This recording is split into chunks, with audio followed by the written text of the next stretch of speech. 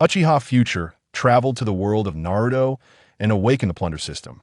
With every opponent he defeats, he can steal their attributes, ninjutsu, and even bloodline limits. Physique 1. Chakra 1. The notification sounds continuously in his mind, and techniques like would release, flying thunder god, and double Kamui's unattainable powers now become his possessions. His originally ordinary days suddenly brim with possibilities. Chapter 1. Difficulties will not spare you because of your fear and weakness. Brain storage. Front row warm reminder. Throw away your brain for better flavor. Patting head. The autumn wind howls, and the once dense leaves are blown into a sea of gold. Passers-by on the road occasionally hurriedly wrap their clothes tighter as they walk by. A young boy leans against the trunk of a large tree. Deep in thought. 12 years have passed since he crossed into the Naruto world. Apart from the initial excitement, the boy spends time every day contemplating how to survive in the future. The reason for his distress is quite simple. He has become a member of the Uchiha clan. Even setting aside the looming night of the massacre, the imminent third great ninja war poses a grave danger to him. As a time traveler, the boy knows that even if he possesses excellent talent, it is still far from enough. In this world, what is most abundant is genius. Apart from a few monsters, others can only serve as background characters, no matter how hard they try. Unfortunately, the way Uchiha clan members serve as background characters is death. Although the conflict between the Uchiha and the Konoha F4 has not yet reached an irreconcilable point like the Night of the Nine Tails, the malice from the village's higher-ups towards the Uchiha clan has already begun to surface. Once war breaks out, he is likely to become cannon fodder, dying in some unknown mission. So annoying. The boy, feeling a bit irritated, raked his fingers through his hair, his eyes revealing a hint of indifference. Sarutobi Hiruzen, Shimura Danzo. Until these two are dealt with, the Uchiha clan will never find peace. Suddenly, a commotion arises, and the boy furrows his brow, looking down at the alley. Kurenai, I heard a new barbecue restaurant opened in the village. Do you want to go eat barbecue together tonight? A square-faced boy blocks a delicate-looking girl with his outstretched arms. Seeing the displeasure in the girl's eyes, the boy quickly adds, "It's on me." Asuma, can you be quiet? I told you I'm not in a good mood today. The girl, called Kurenai, frowns as she speaks. Not in a good mood? Who upset you? Tell me, and I'll make them pay. Sarutobi Asuma immediately responds with vigor after hearing Kurenai's words. Seeing his demeanor, Kurenai can't help but roll her eyes. This guy always acts so self-righteous, which makes him annoying. But there's nothing she can do. After all, he is the son of the Hokage. Kurenai doesn't want to offend Sarutobi Asuma too much, so she just prepares to walk around him and leave after silently complaining a few times. Unexpectedly, Sarutobi Asuma directly reaches out to grab Kurenai's arm. What are you doing? Kurenai steps back and jumps away, glaring at Sarutobi Asuma. Hee. Kurenai, I just want to treat you to a meal that if you don't like that, we can go for dessert. Shopping is fine too. Sarutobi Asuma continues to block Kurenai's path with a grin, as if he doesn't see the anger on her face. Asuma, get out of my way. You're really annoying like this. Hearing Kurenai's sudden declaration, Sarutobi Asuma's expression darkens. The boy's pride ignites a surge of nameless anger within him. Not moving you. Tears well up in Kurenai's eyes. This is too much. Even if he is the Hokage's son, he shouldn't be so domineering, right? Move. Not moving. Move. Not moving. Listening to their quarrel, the boy in the tree, who is already in a bad mood, becomes even more irritated. Shut up. I'm thinking. Hearing the voice, Kurenai and Sarutobi Asuma immediately look up. They realize that a handsome young boy is leaning against the branches of a tall tree several meters high. Uchiha Future. Sarutobi Asuma and Kurenai immediately recognize the identity of the boy. He is Uchiha Future, their peer, bearing the title of the new genius of the Uchiha clan. Sorry, I didn't mean to. Kurenai involuntarily apologizes under Uchiha Future's gaze. She did raise her voice a bit just now. Were you? Just don't act so arrogant in front of me. If you find it noisy, just leave. Sarutobi Asuma snorts coldly. His goddess is apologizing to someone else in front of him, making him feel humiliated. Moreover, this person is Uchiha Future, whom he already has a bad impression of. Leave? Hearing Sarutobi Asuma's words, Uchiha Future's lips curve into a dangerous arc. I can't beat you, but I can't deal with you? Uchiha Future gathers chakra in his feet, positions his body parallel to the ground, and takes steady steps along the branch, walking down to the ground. Seeing this, Kurenai and Sarutobi Asuma both stare in shock.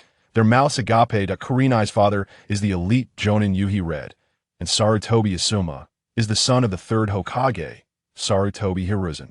Thus, both of them have high standards. From Uchiha Future's movements, they can tell that his control over chakra is absolutely not to be underestimated. What do you want? Feeling the pressure from Uchiha Future, Sarutobi Asuma can't help but take a half step back. Simple.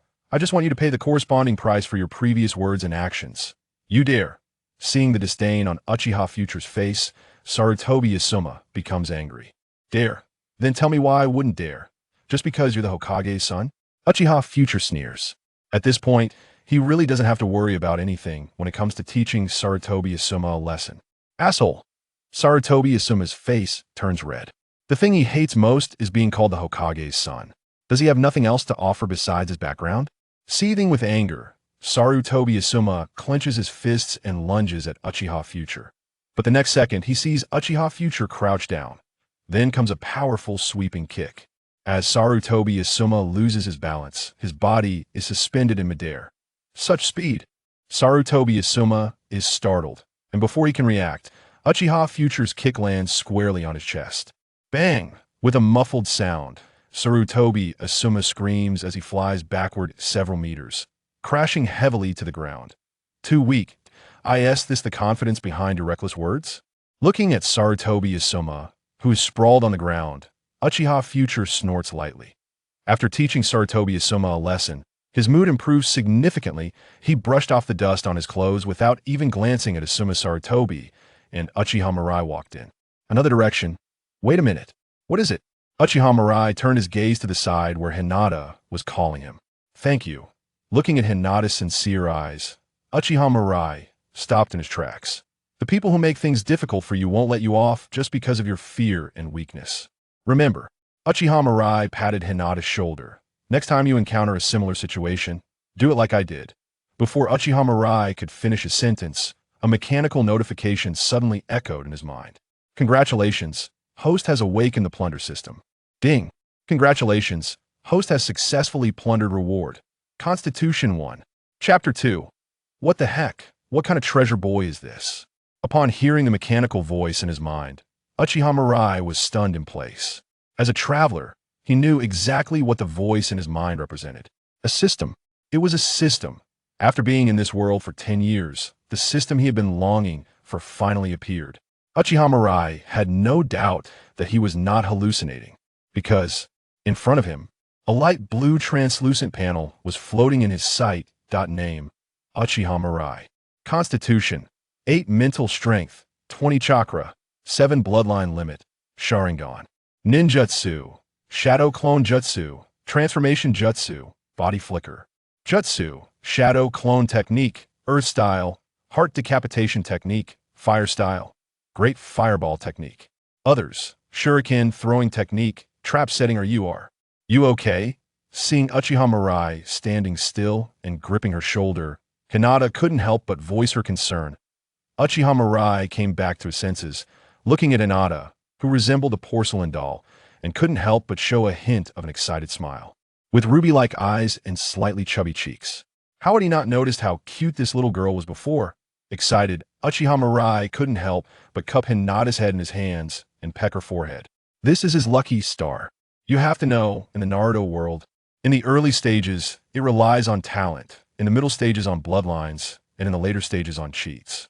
With a system, won't he just take off? Uchiha Mirai, you bastard. Bang! Just as he regained his senses, Asuma Sarutobi, who had just gotten up from the ground, opened his eyes to see his goddess being kissed by Uchiha Mirai and immediately fainted from anger that he hadn't even touched Hinata's hand. Yet Uchiha Mirai went straight for a kiss. Right in front of him, Asuma Sarutobi felt like he was about to explode. You. Hinata took 2 steps back, pointing at Uchiha Mirai with her face flushed, unable to speak. She was kissed?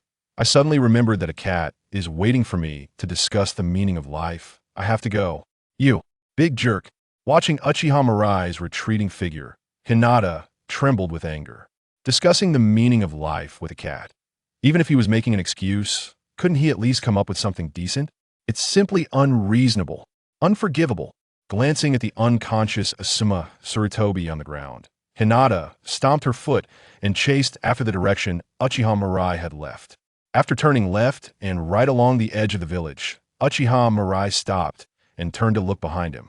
Seeing him turn around, Hinata immediately puffed out her cheeks. So cute. Uchiha Mirai couldn't help but exclaim. Although he wanted to find a quiet place to study the system immediately, seeing Hinata following him, Uchiha Mirai forced himself to calm down.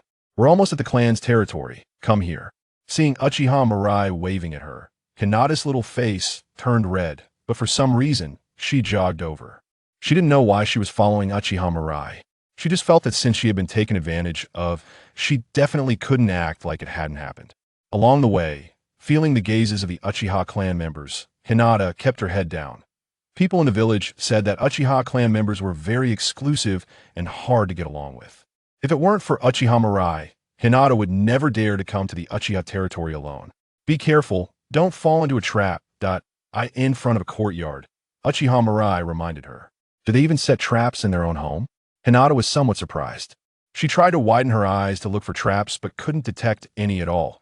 Recalling the scene where Uchiha Mirai easily defeated Asuma Sarutobi, Hinata couldn't help but be amazed. Her classmate truly deserved the title of genius. Perhaps only Kakashi Hitaki among the same generation could surpass him. Arriving at the courtyard, Hinata's expression turned a bit puzzled. The courtyard did not have the various beautiful flowers she had seen in other courtyards, but was filled with many unknown plants. These are some vegetables, Uchiha Mirai explained as if he had eyes on the back of his head. Hearing this, Hinata looked around, her eyes filled with curiosity. The vegetables she ate every day came from these plants? Stay close to my footsteps, don't zone out. Sorry, Hinata instinctively apologized. She almost forgot that traps were set here. Carefully following Uchiha Mirai's footsteps into the living room, Hinata sighed in relief, feeling an inexplicable excitement. Why did it feel so thrilling? She looked around. It was a very simple house. Aside from some necessary furniture, there was hardly anything extra, and the floor was spotless. One could tell that the owner of the house was a very neat and tidy person. Hinata looked at Uchiha Mirai with a bit more admiration. Uchiha Mirai was an orphan, so he must have taken care of the room himself. I'm really sorry about what happened today. I didn't know what came over me. I just felt a rush of blood and did something out of line. What do you want me to do? I will do my best to accommodate you. Uchiha Mirai sat opposite Hinata and spoke first. Hinata was momentarily at a loss for words. She hadn't thought about asking Uchiha Mirai for any compensation, and after arriving at his home, she had even less of such thoughts. Someone who grows vegetables in the courtyard must live a very frugal life. Anyway, he had helped her teach Asuma a lesson. As for the kiss, let's just pretend it never happened. But a rush of blood? Could this be a subtle confession? That was too sudden, right? Although they had known each other for a long time, today seemed like the first time they had interacted, right? Should she refuse or agree? Oh no, what a dilemma. Just as Hinata was lost in her thoughts, her stomach suddenly let out a series of grumbles. Hinata pressed her stomach in embarrassment. Why was it so loud? So embarrassing. Wait a minute. Seeing Hinata's flushed face, Uchiha Mirai revealed a hint of a smile. What a cute little girl. As she took a bite of the steaming food in front of her, Hinata couldn't help but widen her eyes. So delicious. Since she was young, she had never eaten such delicious food. It was so good that she almost wanted to swallow her own tongue. What dish is this? Why is it so delicious? Yai Kurinai couldn't help but ask. Fish-flavored shredded pork and braised pork ribs with scallions. Just something I messed around with as long as you like it. Uchiha Mirai casually replied. He wasn't surprised by Kurinai's reaction. In this world of constant warfare, the cuisine from the other world, Huaxia, was definitely an astonishing existence. You made this yourself? That's amazing. Kurinai looked incredulous. Being able to make such delicious food was already impressive enough, not to mention having developed such culinary skills on his own. Wow, what a treasure a guy. Chapter 3, I don't understand Naruto, but I understand the will of fire. After finishing dinner, Kurinai Yuhi patted her slightly bulging belly with satisfaction. This was the fullest she had ever been in her life. With strong abilities, she could even skillfully set traps. Not only could she grow her own vegetables, but her cooking was also delicious. Why does it feel like Uchiha Mirai is good at everything? Really, she is clearly the same age as me. Kurenai looked at Uchiha Mirai, filled with curiosity. She noticed that this handsome boy in front of her seemed completely different from the rumors. It was getting late. Seeing Kurenai lost in thought, Uchiha Mirai couldn't help but remind her. Is it already this late? Kurenai looked outside and realized it had already turned dark, feeling a strange heat on her face. It's all Uchiha Mirai's fault for making such delicious food that she lost track of time. Seeing Kurenai suddenly glare at him, Uchiha Mirai was puzzled. Wasn't everything fine just a moment ago? How could her mood change so quickly? Taking Kurenai outside the courtyard. Just as Uchiha Mirai was about to close the door, he noticed Kurenai looking at him timidly. What's wrong? Can you walk me out of the clan grounds? I'm a bit scared, Kurenai said softly. This was Uchiha territory. Running around at night might lead to something terrifying happening. What can I do with you? Uchiha Mirai sighed helplessly and could only walk with Kurenai outside. Just after stepping out of the Uchiha clan grounds, Kurenai stopped on her own. Thanks for today's hospitality. After saying that, Kurenai turned and ran into the night. After she left, Uchiha Mirai frowned slightly. If even Kurenai was so afraid of the Uchiha clan grounds, it was clear how bad the Uchiha clan's reputation had become. It would be a long way to save the Uchiha clan. With this thought, a cold glint flashed in Uchiha Mirai's eyes. Sarutobi Hiruzen, Shimura Danzo, Just you wait. Back in the courtyard, Uchiha Mirai went to the training area he usually used and immediately began his daily training as usual. Today, he had stolen a bit of physical ability from Asuma Sarutobi. Now, he finally had time to feel the difference. After nearly 2 hours of exercise, Uchiha Mirai lay exhausted on the ground, a slight smile on his lips. Unlike the attribute points in games from his past life, in this real world, improving physical ability was not just about increasing health points. It was an overall enhancement of strength, speed, endurance, and even damage resistance. Although he had only gained a little now, the difference in his body was enough for Uchiha Mirai to feel the improvement. System? What abilities do you have? Answer me. Hello? After trying various ways to mumble quietly for a while without getting any response, Uchiha Mirai completely gave up on the idea of communicating with the system. The plundering system. Just from the name, it should be able to steal things from others. Today he plundered physical ability, but that doesn't mean he could only plunder physical ability. Perhaps he could also steal other attribute points. Even forbidden techniques and bloodline limits were not impossible. Uchiha Mirai silently analyzed in his heart. In his past life, he was an avid reader, having read countless novels, just hoping that one day when he crossed over, he could stay clear-headed and not act like a headless chicken. So, he could roughly guess the functions of the system. However, there were still some things that needed to be confirmed. For example, is plundering only triggered through combat? Or are there other triggering methods? Can he plunder something from every battle? Or is it just a matter of chance? Can he repeatedly trigger the plundering system from one person? Is there a limit to the number of times he can plunder within a certain time?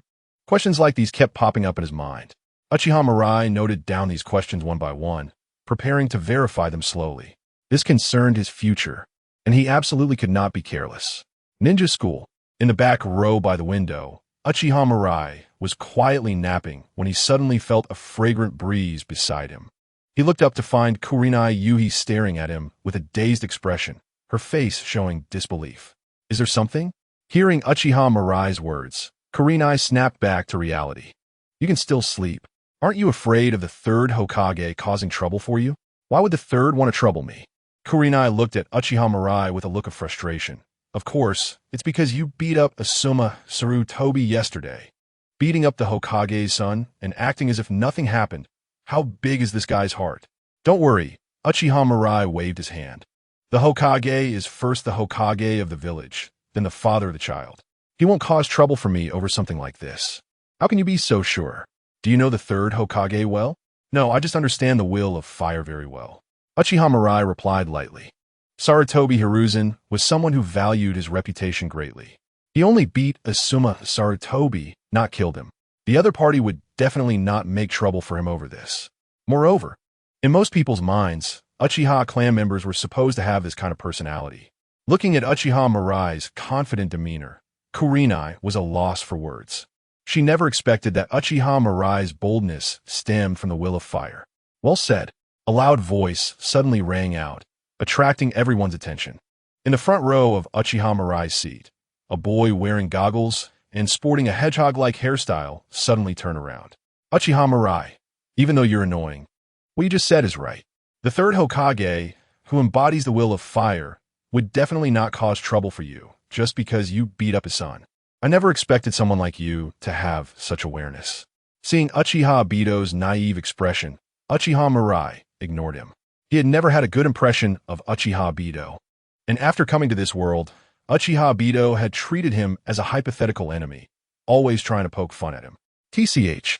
Feeling bored, Uchiha Obito angrily sat back down, but the classroom erupted because of his words. What did Uchiha Obito just say? The third Hokage's son? That's Asuma Sarutobi, right? Uchiha Mirai beat up. Asuma Sarutobi? Is that true? It must be true. Look at the bruises on Asuma's face and hands. It seems he really does have some injuries. It can only be said that as expected of an Uchiha, so arrogant that he even dared to hit the Hokage's son. Listening to everyone's discussions, Asuma Sarutobi could only bury his head in the table and become a turtle. He swore that if there were a crack in the ground, he would definitely crawl into it without hesitation. It was already embarrassing enough to be beaten in front of the goddess, and now the whole class knew. The naturally evil Uchiha. Chapter 4, Suddenly Rising Malicious Interest Hokage Building. Hokage Office. Sarutobi Hiruzen exhaled a puff of smoke and reached out to wipe away the image in the crystal ball. First, the village's Hokage, then the child's father. He doesn't understand me, but understands the will of fire. One interesting little guy. Just as Uchiha Future predicted, Asuma Sarutobi didn't take the beating to heart. Nothing in the village escapes his notice. What happened yesterday was Asuma's fault. If someone can teach him a lesson, that wouldn't be a bad thing. With this in mind, Sarutobi Hizashi found a scroll beside the table and wrote Uchiha Future's name on it. Originally, he intended for Uchiha Future to join the Konoha police force after graduating from the Ninja Academy, but now he changed his mind. He wants to keep Uchiha Future under his watch for a while. Uchiha Future, you who think you understand the will of fire, let's see how much awareness you truly have. Sarutobi Hizashi's gaze gradually became profound, as he gradually faded from the core power structure of the village. The dissatisfaction within the Uchiha clan grew louder. Although at this stage, only a few Uchiha members were complaining, it was time for him to prepare for the worst outcome. Uchiha Future was the needle he intended to plant in advance. Ding ding ding. The class bell rang, and the classroom immediately became noisy. Uchiha Future opened his drowsy eyes, thought for a moment, and walked over to Hinata Yuhi's side. Go away. Feeling someone approach, Hinata Yuhi was tidying up her desk without looking up. However, after waiting for a while, the person next to her remained still. Hinata Yuhi raised her head, about to explode, only to see Uchiha Future silently looking at her. Future? Sorry, I thought it was. Uchiha Future waved his hand. No need to explain. Do you want to train with me? Hearing Uchiha Future's invitation, Hinata Yuhi was somewhat surprised. The usually solitary Uchiha Future actually took the initiative to invite her to train together. Am I dreaming? Or does he really have some other thoughts about me? Hinata Yui's heart couldn't help but race. Seeing Uchiha Future's expression gradually becoming impatient, she remembered that she hadn't given him a response, so she quickly nodded. I'm willing. Didn't you say you wanted to compensate me? I've already thought of it. Then let's go. Uchiha Future saw Hinata Yuhi agree and immediately turned to walk outside. Watching the two leave, Asuma Sarutobi silently clenched his fists. Uchiha Future, just wait. I will definitely defeat you in front of everyone and repay the humiliation you gave me 100-fold. Crossing through the streets of Konoha, Uchiha Future stopped in a dense forest behind the village. In front of him was a clearing of several dozen meters, surrounded by a few wooden stumps. Further ahead was a clear little river. Future, do you usually train here? Hinata Yuhi curiously asked, looking at the site. Yeah, attack me. Let me see your strength. Uchiha Future said without any small talk, directly waving to Hinata Yuhi. He had tried various methods throughout the day, but none had triggered his plundering system. Remembering yesterday's events, Uchiha Future guessed that only through battle could he obtain rewards. This was also the reason he actively invited Hinata Yuhi to train together. Then you better be careful, Hinata Yuhi confidently said. A few seconds later, ding! Congratulations to the host for successfully plundering the reward. Mental Power 1. Hearing the system's prompt in his mind, Uchiha Future's mouth curled into a smile. It worked. It seemed his guess was correct. Only through battle could he trigger the plundering system. Uchiha Future felt a wave of clarity wash over him, as if a warm current flowed through his eyes. Future, your eyes. Huh? Hearing Hinata Yuhi's words, Uchiha Future was somewhat puzzled. Hinata Yuhi took out a small mirror and handed it over. And Uchiha Future then realized that his eyes had transformed into the double Tomo Sharingan. So it seems that mental power not only strengthens the mind, but also increases visual prowess and recovery speed. Not bad. After each evolution of the Sharingan, there would be a period of adaptation. During this time, the Sharingan couldn't be actively closed. So Uchiha Future didn't pay too much attention to it and waved to Hinata Yuhi. Again, 10 minutes later, Hinata Yuhi, with red eyes, squatted on the ground. I'm not doing it anymore. What the heck? You said it was sparring, but it was completely one-sided beating. This guy doesn't understand what it means to cherish the fair sex. Moreover, even though I've already lost, he still keeps pulling me to spar. If it weren't for him rescuing me yesterday and treating me to such delicious food, I would have turned and left long ago. The flower that cannot withstand the torment can only wither before dawn. If you can't even endure this little difficulty, I suggest you give up on being a ninja. Uchiha Future said lightly. Based on his previous life's experience, he knew that at this moment, he absolutely couldn't comfort her, or it might become even more troublesome. Who says I can't endure it? One day I will defeat you. Hearing Uchiha Future's words, Hinata Yuhi immediately wiped her tears and stubbornly put away her previously aggrieved expression. She didn't even notice that she had unconsciously been won over. I'm looking forward to that day. Rest for now. Children who haven't gone through 9 years of compulsory education are innocent. Uchiha Future quietly breathed a sigh of relief, sitting next to Hinata Yuhi, and began to ponder about the system. In the recent 10-plus battles, only the first time successfully plundered a reward. This showed that the plundering system could only be triggered once a day. This also completely dispelled Uchiha Future's thought of wanting to quickly grind rewards through continuous battles. However, Uchiha Future wasn't too disappointed. Although he could only obtain 1 reward each day, that was already quite good. After all, this was a substantial and permanent attribute increase. Thinking of this, Uchiha Future silently called out the system panel. Name, Uchiha Future. Physique, 8. Mental Power, 21. Chakra, 7. Bloodline Limit, Sharingan Ninjutsu. Others, for no other reason. Watching the attributes on the panel increase every day was simply a pure enjoyment. By the way, didn't you say you already thought of how to compensate me? Tell me. With his strength having risen again, Uchiha Future was in a good mood and took the initiative to ask Hinata Yuhi beside him. I like the food you make. If you can cook for me like you did yesterday, then I won't hold the thing about you kissing me against you. Just thinking about yesterday's meal made Hinata Yuhi unable to help but drool. It was so delicious. As a foodie, she couldn't resist at all. Is that it? MHM. Hinata Yuhi nodded seriously while unable to help but swallow her saliva. What a cute little girl. Seeing Hinata Yuhi's silly look, Uchiha Future suddenly felt a surge of mischief. He grabbed her chubby cheeks and quickly pecked her forehead several times before saying generously, I'll cover your meals for a week. Oh, you're killing me. Hinata Yuhi's face turned completely red as she jumped back. What kind of brain circuitry does this bad guy have? I'm not talking to you anymore. Watching Uchiha Mirai's mischievous smile, Hinata Kurenai turned and ran away. Do you still need me to cook for you? We'll settle this if you skip a meal. Seeing the other party's panicked retreat, Uchiha Mirai touched his lips. Not to mention, girls really do smell nice. Chapter 5. The Clever Child, Plunder, Uchiha Swordsmanship. Back at the Uchiha clan's territory, Uchiha Mirai saw a clan ninja standing at his door early on. Uchiha Mirai, the clan leader wants to see you. Understood. After a quick wash, Uchiha Mirai followed the clan ninja to the home of the current Uchiha clan leader, Uchiha Taijima. Taijima-sama, Mirai, have a seat. Looking at the elderly Uchiha Taijima, Uchiha Mirai sat on the floor, quietly waiting for him to speak. Sensing his composure, Uchiha Taijima showed a hint of appreciation on his face. Good child. No wonder you caught the attention of the third Hokage. The third? That's right. I called you here today for this matter. The third sent someone today, wanting to assign you to a ninja team in the village after you graduate from the Ninja Academy. What do you think? Uchiha Taijima asked Uchiha Mirai. I'll follow the clan leader's arrangements. Uchiha Mirai replied directly.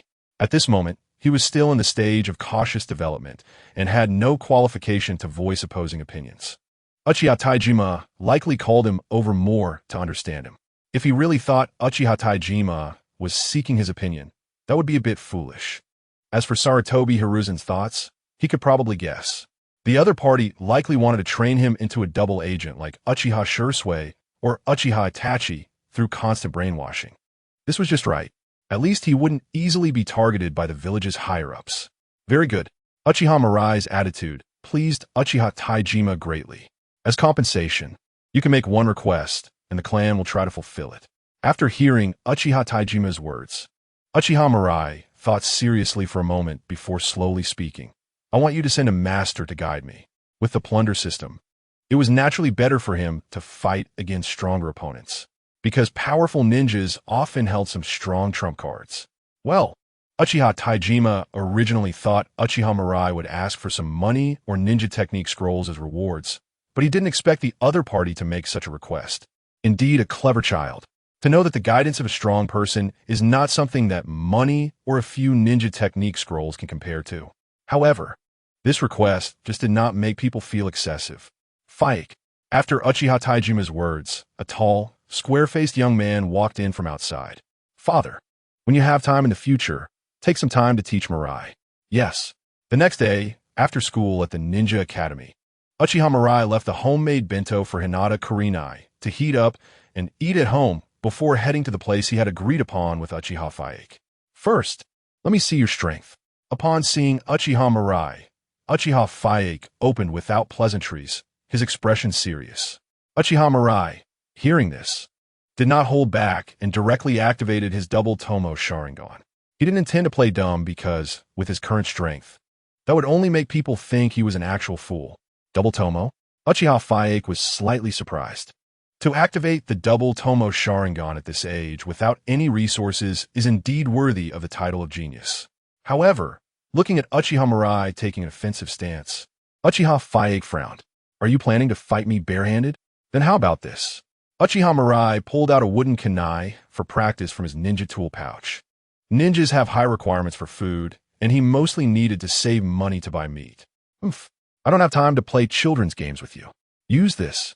A hint of disdain flashed in Uchiha Physique's eyes as he threw a steel kunai at Uchiha Mirai.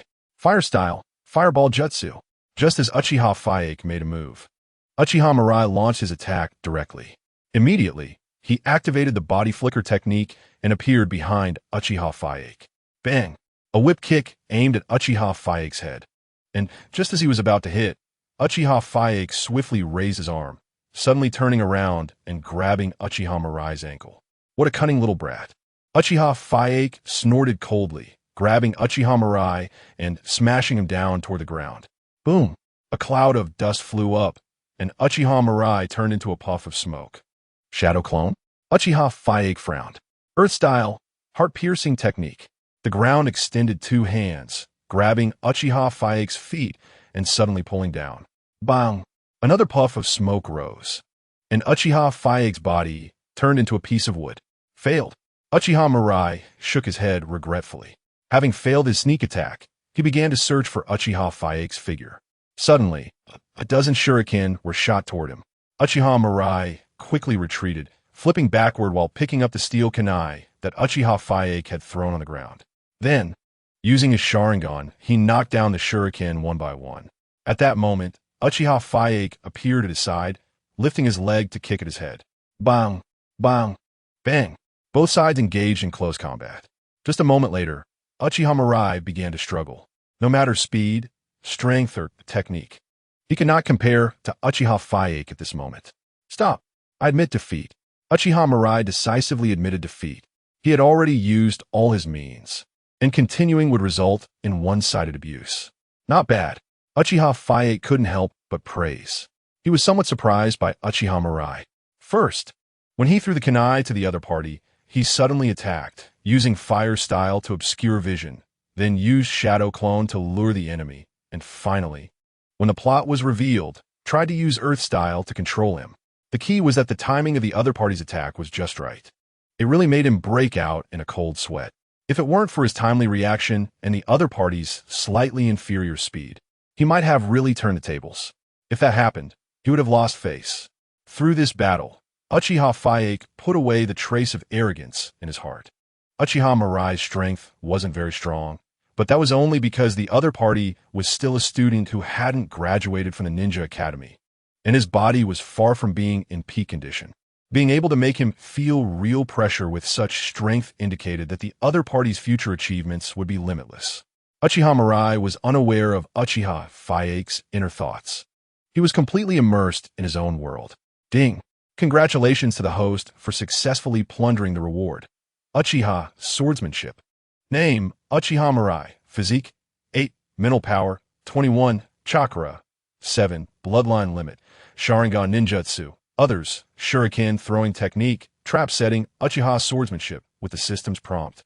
A wealth of information flooded into Uchiha Mirai's mind. In addition to the content related to Konoha swordsmanship, there was also a wealth of combat experience and insights. In just a few seconds, Uchiha Mirai had attained a swordsmanship level comparable to Uchiha Fugaku. Truly impressive. The system is so formidable. Uchiha Mirai couldn't help but exclaim. At a time when chakra was still insufficient, this reward had directly elevated his combat power to a new level. After calming down, Uchiha Mirai noticed Uchiha Fugaku staring at him. How did you consider what I just said? What did you say? You brat. Uchiha Fugaku gritted his teeth. A true ninja should have a weapon of his own. What weapon do you want to use? Hearing Uchiha Fugaku's question, Uchiha Mirai smiled slightly. Do I even need to think about it? I want to use a sword. Chapter 6, Rapidly Enhancing Attributes, Power Source. In the dense forest of Konoha, Uchiha Mirai wielded a long sword, continuously swinging it in the open training ground. His attacks were like a torrential storm, yet Uchiha Mirai's form danced like a butterfly. Combined with the Sharingan, the unique elegance of Uchiha-style swordsmanship was vividly manifested in Uchiha Mirai. Clang! With the sound of the sword ringing, Uchiha Mirai stood still with the sword retracted. A nice sword, Uchiha Mirai silently praised. As expected of Uchiha Fugaku, generous with his gifts. This long sword, which has chakra conduction properties, is quite expensive. Even a Nin might not be able to afford it. He just gave it to me. One can only say, what a lavish generosity. At that moment, a girl ran out from the bushes in the back. Mirai, have you been waiting long? Looking at the porcelain doll-like Hinata, Uchiha Mirai smiled and shook his head. That's good. Hinata breathed a sigh of relief, curiously looking at Uchiha Mirai. Are you wanting to train with me again? With my strength, can I really help you? Of course. Uchiha Mirai smiled. Hinata, training with you is what I look forward to the most every day. Uchiha Mirai was not lying. After continuously plundering rewards from Uchiha Fugaku for 3 days, which were all high-level ninjutsu, Uchiha Mirai decisively chose to give up on Uchiha Fugaku. Uchiha Fugaku mastered many things, but that also meant his power was too mixed. The probability of him plundering good rewards was not high. Moreover, even if he did plunder some powerful ninjutsu, he couldn't easily use them in front of others, as the source would be hard to explain. In contrast, plundering permanent attribute points from Hinata was clearly a more cost-effective choice at this time. What are you talking about? Be mindful. Hinata blushed and playfully chided. This guy is getting bolder with his words. All right, Hinata, let's start today's sparring. Uchiha Mirai urged. Hearing this, Hinata clenched her fists. This time, I won't lose so badly. 3 minutes. Hinata looked at the long sword crossing her neck, unconsciously swallowing. At such a close distance, she could clearly feel the chill emanating from the long sword. I concede. Hinata decisively admitted defeat. Just now, facing Uchiha Mirai's attack, she had no power to fight back at all. Ding! Congratulations to the host for successfully plundering reward. Chakra 1. Feeling the increase of chakra within her body, Uchiha Mirai retracted his long sword. As expected, fighting against Hinata, who doesn't have any random ninjutsu, was indeed the right decision. Hinata, today's training ends here. I'm going to catch fish and I'll grill some for you later. Upon hearing Uchiha Mirai's words, Hinata immediately nodded obediently. Uchiha Mirai's cooking skills are unmatched. Everything he makes is delicious. What she looked forward to the most every day was having dinner with Uchiha Mirai after school. Soon, Uchiha Mirai returned with 2 half-meter-long, already processed big fish. Skillfully taking out his homemade seasoning from his waist, Uchiha Mirai began to grill the fish. The enticing aroma constantly stimulated Hinata's taste buds. All right, it's ready to eat. Hearing Uchiha Mirai's words, Hinata eagerly took the fish from his hands. Wow, it's delicious. Hinata frowned, raising her small hand to fan herself at her mouth. It was obvious she had burned herself. Seeing Hinata's cute appearance, Uchiha Mirai silently smiled. From today on, power and girls, I want them all. In the following month, Uchiha Mirai sparred with Hinata every day in the training ground. With the system's rewards, his strength underwent tremendous changes. Name, Uchiha Mirai. Physique, 25. Mental power, 25. Chakra, 17. Bloodline limit. Sharingan ninjutsu. Shadow clone technique. Transformation technique. Body flicker technique. Shadow clone technique. Earth release. Heart-beating decapitation technique. Fire release. Great fireball technique. Fire release. Phoenix fire technique. Fire release. Dragon fire technique. Wind release. Wind blade. Others. Shuriken throwing technique. Trap setting. Uchiha style swordsmanship. Compared to the beginning, all of his attributes had significantly improved, especially his physique. The attribute points had more than tripled compared to the start. This means an overall increase in speed, strength, and endurance. Moreover, his chakra attribute points had also increased by 10 points. Now, his chakra was already more than twice what it was just before awakening the system. Additionally, the recovery speed of chakra had also improved significantly. Uchiha Mirai conservatively estimated that his overall strength had increased at least 4 to 5 times compared to the beginning, and this was only after a month. This rate of progress is simply ridiculous. If given some time, what Uchiha Madara, what Otsutsuki, all will be trampled underfoot. Mirai, the graduation exam is tomorrow. Are you nervous? Swallowing the grilled meat in his mouth, Hinata looked at Uchiha Mirai and asked, "It's just an exam, nothing to be nervous about." Indeed. Hearing Uchiha Mirai's response, Hinata nodded. For a genius like you, there is no need to worry about exams at all. Over the past month, Hinata was increasingly amazed by Uchiha Mirai's strength. No matter how much her own strength improved, she still faced a crushing defeat against Uchiha Mirai. You don't need to be nervous either. With your strength, passing the exam will be no challenge. Uchiha Mirai, seeing Hinata's anxiety, took the initiative to comfort her. After all, the reason she was lacking confidence now was closely related to being beaten by him recently. Really? I never lie. Hearing Uchiha Mirai's reassurance, Hinata felt much better. She didn't know why, but whenever she looked into Uchiha Mirai's pitch-black eyes, she found herself deeply agreeing with everything he said. All right, it's getting late. See you tomorrow. After parting with Hinata, Uchiha Mirai went straight to the Uchiha clan's area. In front of the courtyard where he lived, Uchiha Fugaku was standing at the door, quietly waiting for him. You finally arrived. Is there something you need?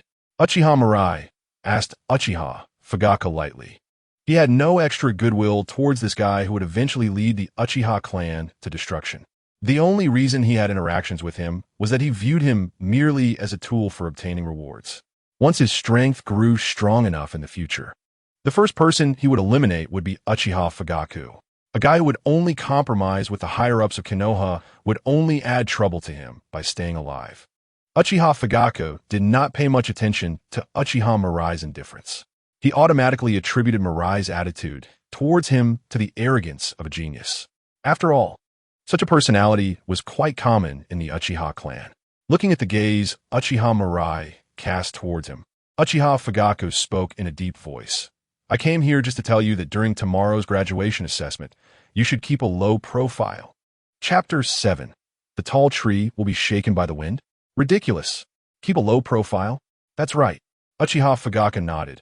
I know that with your strength, crushing those classmates is a simple matter, but the tall tree will be shaken by the wind. Your talent may very well provoke the village's wariness towards our clan. So during the assessment tomorrow, tone it down a bit. Upon hearing Uchiha Fugaku's words, Uchiha Mirai understood the other party's thoughts. Although he had long known that beneath Uchiha Fugaku's seemingly calm exterior lay a weak heart, he never expected the other party to be this weak. He actually wanted him to deliberately show weakness during the graduation assessment. The tall tree will be shaken by the wind? Ridiculous.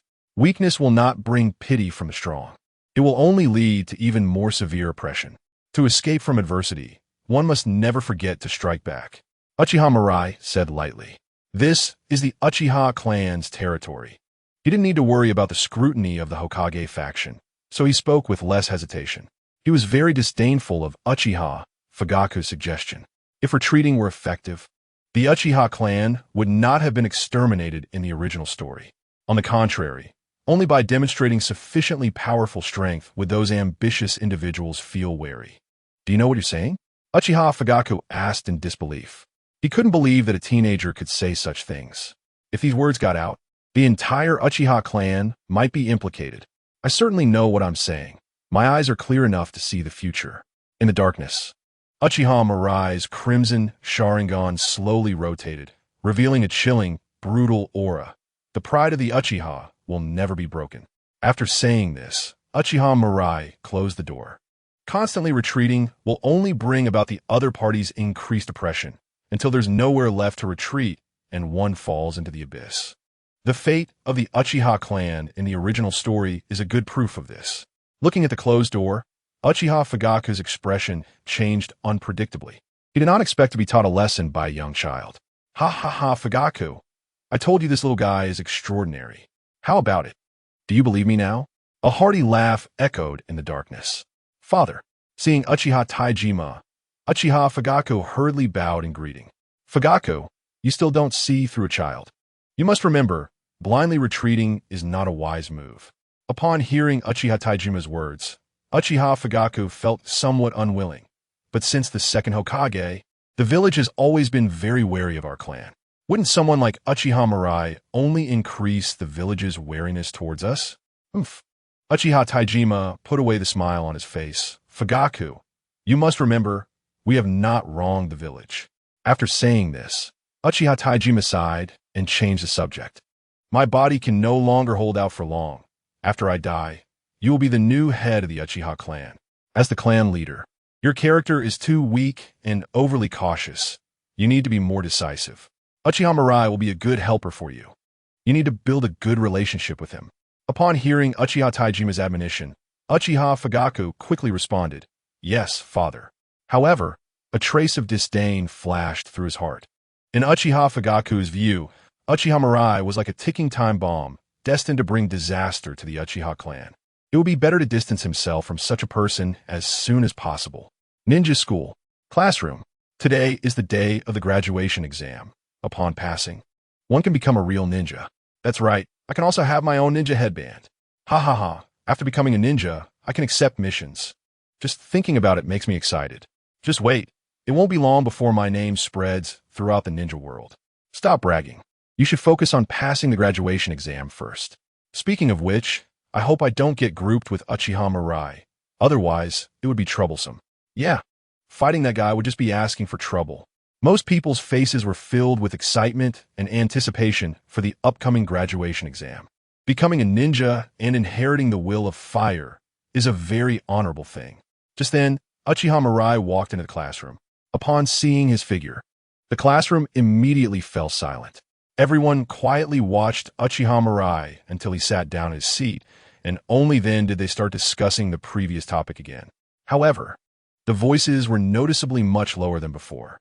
TCH, it's because of guys like him that the Uchiha clan's reputation is so bad. Uchiha Obito couldn't help but mutter. Who is he showing this indifferent facade to all day? Obito. Lin Yahara frowned slightly. Don't talk about your classmates behind their backs. Upon hearing Yahara Lin speak, Uchiha Obito reluctantly nodded, but still turned around to make a face at Uchiha Mirai. You better not run into me during this graduation exam, or you might not even graduate. Unlike the original story where the 12 strong graduated, this time the graduation exam did not assess basic ninjutsu like the shadow clone technique or transformation technique. Instead, it adopted a draw-and-fight approach. With two people competing against each other, the examiners would decide whether the candidates could graduate based on their performance in battle. Facing Uchiha Obito's provocation, Uchiha Mirai slightly opened his mouth and spat out 3 words. Last place. What did you say? Uchiha Obito immediately got angry, dreaming of becoming Hokage. The title last place was the one he hated the most. Obito, calm down. Looking at Uchiha Obito standing on the desk, Yohara Lin helplessly advised. Lin, let me go. Today I must teach this guy a lesson. Uchiha Obito shouted loudly. Oof. Obito, do you have the strength to fight Mirai? Sitting beside Uchiha Mirai, Yuhi Kurenai looked at Uchiha Obito with disdain. If you get grouped with Mirai, you might not even have a chance to make a move. Nonsense. Uchiha Obito said indignantly. I have a secret weapon prepared recently. There's no way Uchiha Mirai can be my opponent. Secret weapon? Are you scared? You better pray you don't get grouped with me. Otherwise, I won't go easy on you. Just as Uchiha Obito was feeling proud, the homeroom teacher, Onoki, strode in. Quiet. Now follow me to the playground. The exam is about to begin. Chapter 8. I love to speak the truth ninja school. Playground. The teachers of a ninja school were on high alert, directing the candidates participating in the graduation exam to stand in an orderly manner. The third Hokage and a group of elite jonin stood on the viewing platform not far away.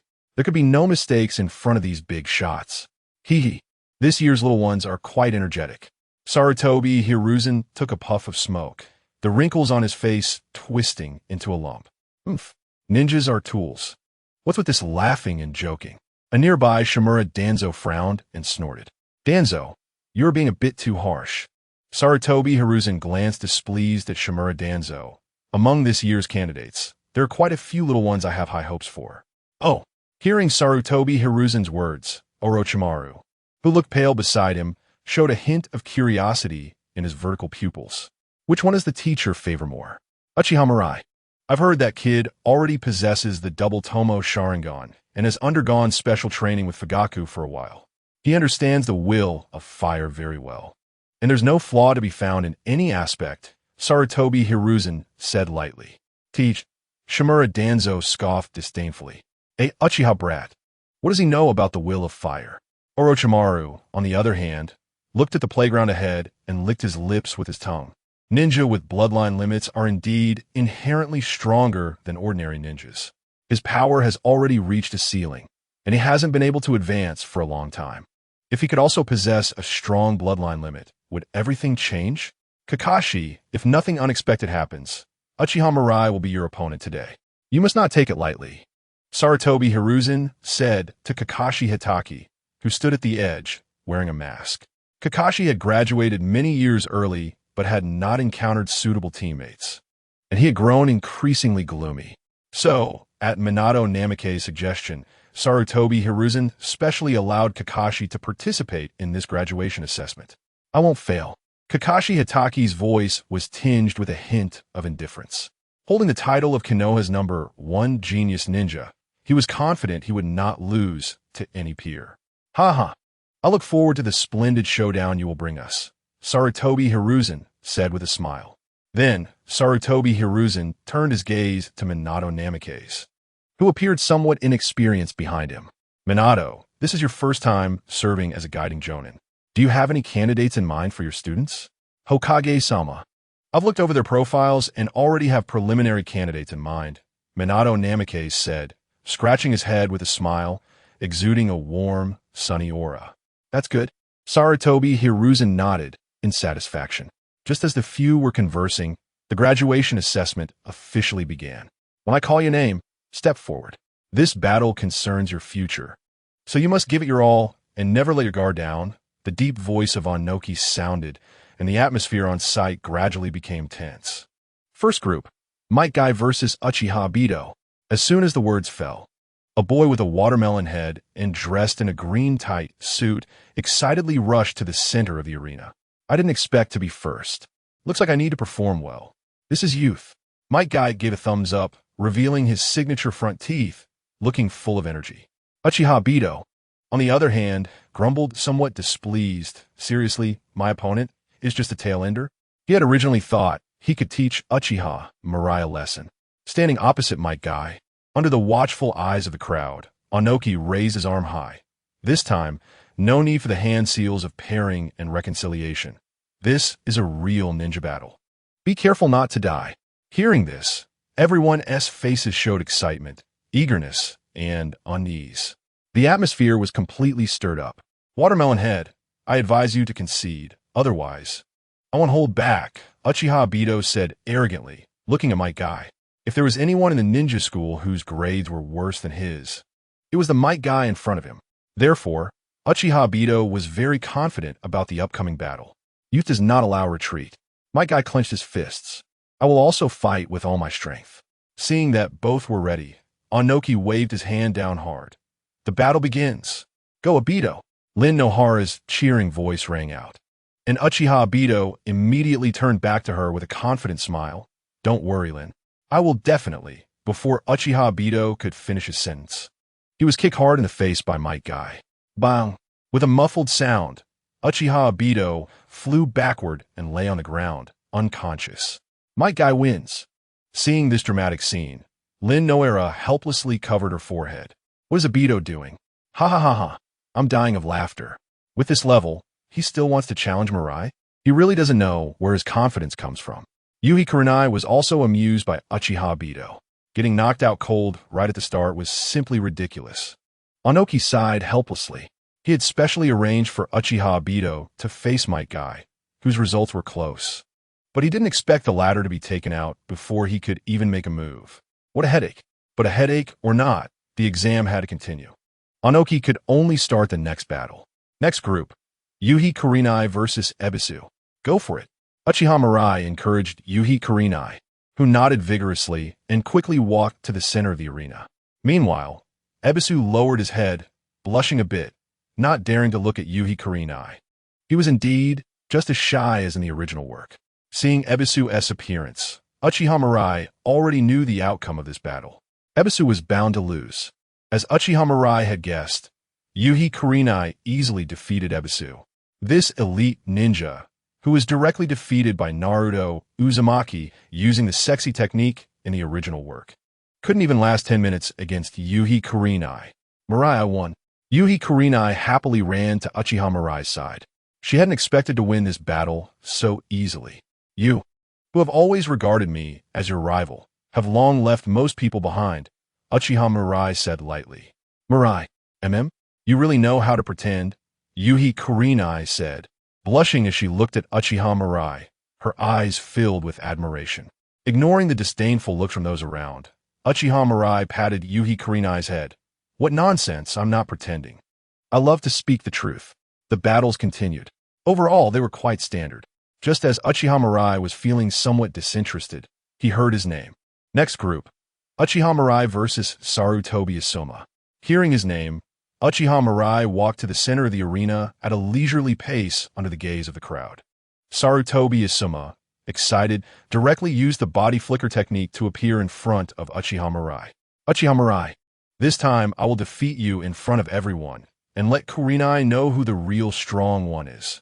Since being easily defeated by Uchiha Mirai last time, Sarutobi Asuma had changed from his previous dejection and had been training hard every day, all for this moment, to personally defeat Uchiha Mirai in front of everyone. However, compared to Sarutobi Asuma's excitement, Uchiha Mirai still wore an expression as calm as a still pond. Asuma, you're too naive. Strength is not the only standard to attract a girl's attention. No matter how strong you are, Kurenai won't like you. After saying this, Uchiha Mirai revealed a hint of a disdainful smile. Moreover, in front of me, no matter how much you shout, you are just a buzzing fly. I've already been studying my next opponent. Hearing Uchiha Mirai's words, Sarutobi Asuma clenched his fists, his eyes filled with anger. A fly? Studying your next opponent before we even start? This was completely looking down on him. You arrogant bastard. All right, are you ready? The battle begins. Dayan Junshan suppressed a smile. Uchiha Mirai was indeed too sharp-tongued. To prevent Sarutobi Asuma from losing his composure before the fight even began, he quickly announced the start of the match. Whoosh, whoosh, whoosh. As soon as the Yin Junshin's voice fell, several sounds of cutting through the air immediately rang out. Multiple shurikens rushed towards Uchiha Mirai from all directions. Sarutobi Asuma, following closely behind, took the opportunity to stab at Uchiha Mirai with a steel kunai while he was dodging the shurikens. Too slow. Uchiha Mirai snorted lightly and kicked towards Sarutobi Asuma's chest. Sarutobi Asuma seemed to have anticipated this, crossing his arms in front of his chest and using Uchiha Mirai's attack to perform a backflip in midair, quickly forming hand seals with both hands. Fire release. Ash pile burning. A mass of high-temperature ash instantly engulfed Uchiha Mirai's figure. Immediately after, Sarutobi Asuma bit down hard, igniting the entire mass of ash with a spark. Boom! A violent roar echoed continuously, and the ground began to tremble slightly. Is this ninjutsu? As expected of the Hokage's son, he can release such a powerful ninjutsu at this moment. This is too chaotic. Uchiha Mirai won't be killed, will he? Is this what battles between ninjas are like? Watching Sarutobi Asuma's fire release, all the examinees displayed expressions of shock. Could it be that the battle is already over in just a few seconds? Even Hinata Kurenai, who usually has great confidence in Uchiha Mirai, looked nervously at the center of the arena, beads of sweat forming on her forehead. Mirai, you mustn't get hurt. Ha, I won. Sarutobi Asuma showed a smug smile. Having been hit by that ninjutsu, Uchiha Mirai must have lost his fighting ability. Oomph, arrogant guy. Let's see if you dare to be as arrogant as before. Did you celebrate too early? Suddenly, the mocking voice of Uchiha Mirai rang in Sarutobi Asuma's ears, and he instantly turned pale with shock. How was that possible? How could Uchiha Mirai appear behind him? Before he could figure out, Sarutobi Asuma felt his legs leave the ground, being kicked away hard. Immediately after, a long knife, exuding coldness, was accurately pressed against the side of Sarutobi Asuma's neck. Gulping, Sarutobi Asuma couldn't help but swallow hard the blade so close to him. If the blade were shift just a little, his neck would probably have been pierced by now. The battle is over. The winner is Uchiha Mirai. Da Yin Junshan shouted, announcing the result of the match. The scene immediately became agitated. No one expected the reversal to come so quickly. Sarutobi Asuma, who had just been confident of victory, was now lying on the ground in an instant. As expected of the Uchiha clan's genius, so powerful. I really shouldn't have hoped for Asuma. Someone like Uchiha Mirai could never lose. One can only say Asuma is strong, but unfortunately, Uchiha Mirai is stronger than him. Uchiha Mirai silently walked off the field, and in front of him, a translucent panel reappeared. Ding! Congratulations to the host for successfully plundering the reward. Physique 1. Name, Uchiha Mirai. Physique, 26. Mental strength, 25. Chakra, 17. Bloodline limit. Sharingan, ninjutsu. Others, with the increase in physique. Uchiha Mirai felt his physical quality had strengthened again, making him sigh a little. The feeling of having a cheat is really nice. Mirai, are you hurt? Seeing Uchiha Mirai walk over, Hinata Kurenai immediately asked with concern. She had truly been scared just now. If someone like that could pose an obstacle to me, then my path would come to an end here. Uchiha Mirai said lightly. Hearing his words, Hinata Kurenai's eyes sparkled. As expected of Mirai, so cool. The exam continued for the next period. Losers fought against losers, and winners fought against winners. Uchiha Mirai crushed his way to first place. The exam was approaching its conclusion. As expected of the first place, Uchiha Mirai was too strong. No one was his opponent. Sigh, although I really don't want to admit it. I have to say he really has strength. Damn, why don't I have such good talent? Watching Uchiha Mirai take first place, no one was surprised. Even Uchiha Obito had to admit that Uchiha Mirai's strength had surpassed him by a lot. Wait a minute, there's still one more battle. Hearing the Yin Junshin's words, everyone was a bit puzzled. There's still one more battle? Didn't it already end? Cough. According to the instructions of the third Hokage, Kakashi Hatake, who graduated early, will also participate in this graduation exam. According to the rules, his opponent will be Uchiha Mirai, who just took first place. What? The Yin Junshin's words stirred up a storm in the crowd. Kakashi Hatake? The one hailed as the #1 genius ninja of Konoha, Kakashi Hatake? He also participated in this graduation exam. Chapter 10. There are gaps even among geniuses. I knew things wouldn't end so simply. Uchiha Mirai walked slowly to the center of the arena with his hands in his pockets. As Kakashi Hatake, who graduated long ago, there was no need for him to participate in this graduation exam. Sarutobi Hiruzen likely arranged this because he guessed that I would take first place, wanting to use Kakashi to suppress the momentum of the Uchiha, thus sending a signal to the Uchiha. The power of the Hokage's faction far exceeds that of the Uchiha, whether now or in the future. However, feeling the power surging within his body, Uchiha Mirai couldn't help but smile slightly. Sarutobi Hiruzen would probably be disappointed. Once Uchiha Mirai was in position, Kakashi Hatake also arrived at the center of the arena. The moment he appeared, the crowd of onlookers immediately became chaotic. This orphan of the Hatake clan, carrying the title of Konoha's #1 genius ninja, certainly had a lot of popularity. Now there's a good show to watch. I bet Uchiha Mirai will lose terribly. Of course, Uchiha Mirai has some talent, but it's completely insufficient compared to Kakashi, right? Kakashi has graduated for so long, and now he's coming back to participate in the graduation exam. Isn't that bullying honest people? Oof. I can't wait to see Uchiha Mirai being crushed hard. Kakashi, go for it. Let Uchiha Mirai know that there are gaps even among geniuses. Kakashi Hatake's appearance tilted the scene overwhelmingly. No matter how strong Uchiha Mirai was, he couldn't possibly be Kakashi Hatake's opponent. This was the consensus in everyone's hearts. Fugaku, I arranged for Kakashi to battle Mirai. You won't have any emotions about it, right? Sarutobi Hiruzen asked Uchiha Fugaku. Of course not, because Mirai, being overly confident due to his high talent, could use a setback. It's for the best. Uchiha Fugaku replied respectfully.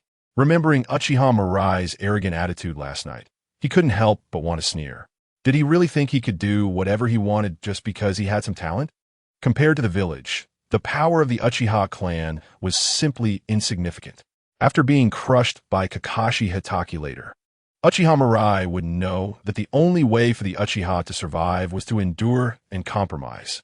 Seeing Uchiha Fugaku's anxious appearance, Sarutobi Hiruzen nodded in satisfaction.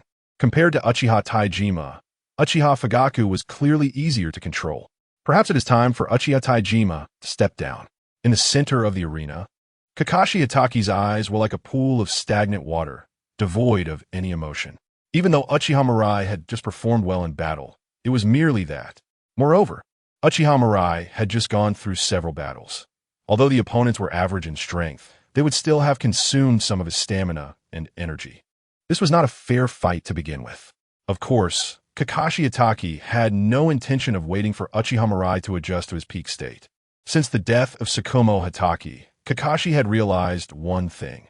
Everything is insignificant in the face of a mission. Compared to Kakashi Hatake, Uchiha Mirai's face showed a hint of excitement. Kakashi's strength was formidable, and he was just the right person to test the results of his training during this period. Get ready, the match begins. Seeing that the two had no intention of exchanging words, Oyen Kunshin could only reluctantly give up his favorite trash-talking segment and slightly disappointedly announce the start of the battle. As the battle commenced, Kakashi Hatake drew the short blade from behind him, his body transforming into an afterimage as he rushed towards Uchiha Mirai.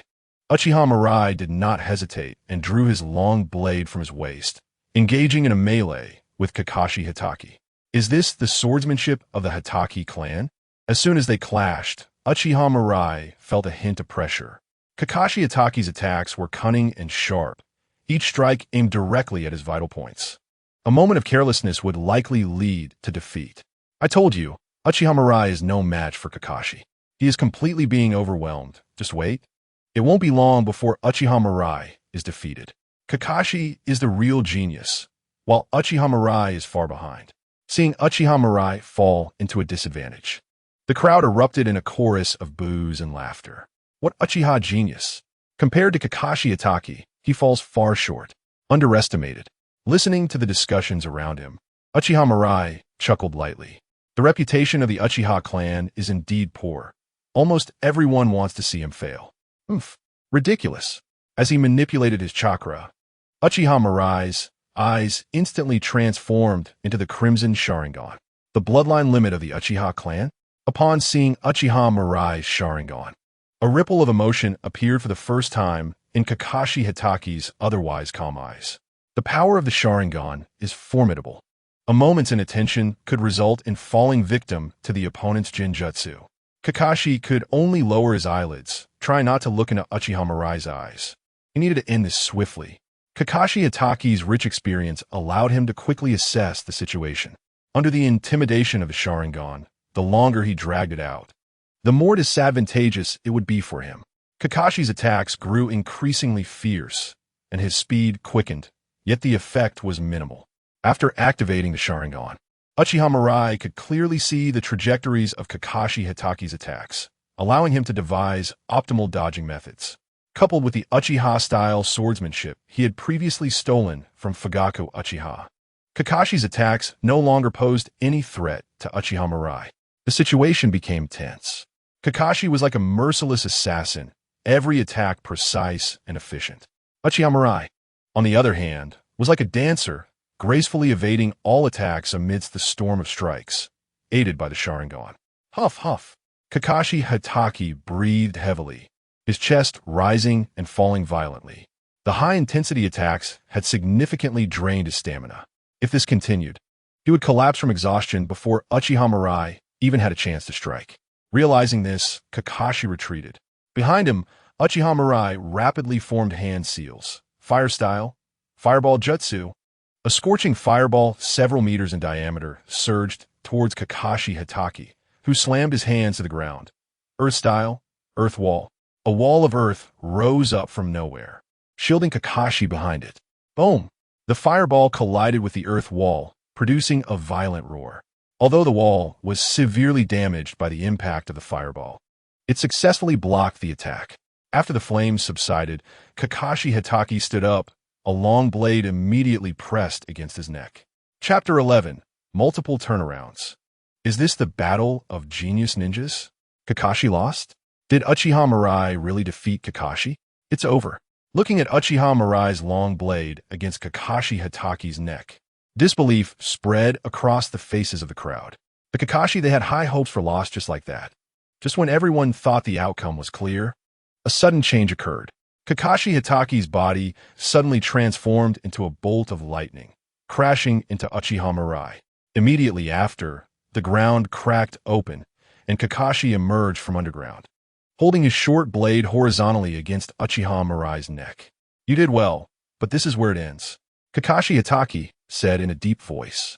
He had originally thought this would be a battle without suspense, but unexpectedly, Uchiha Mirai had been able to put him under such pressure.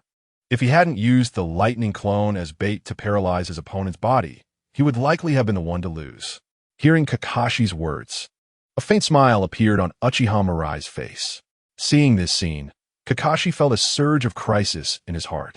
Before he could react, Uchiha Mirai in front of him transformed into smoke and vanished.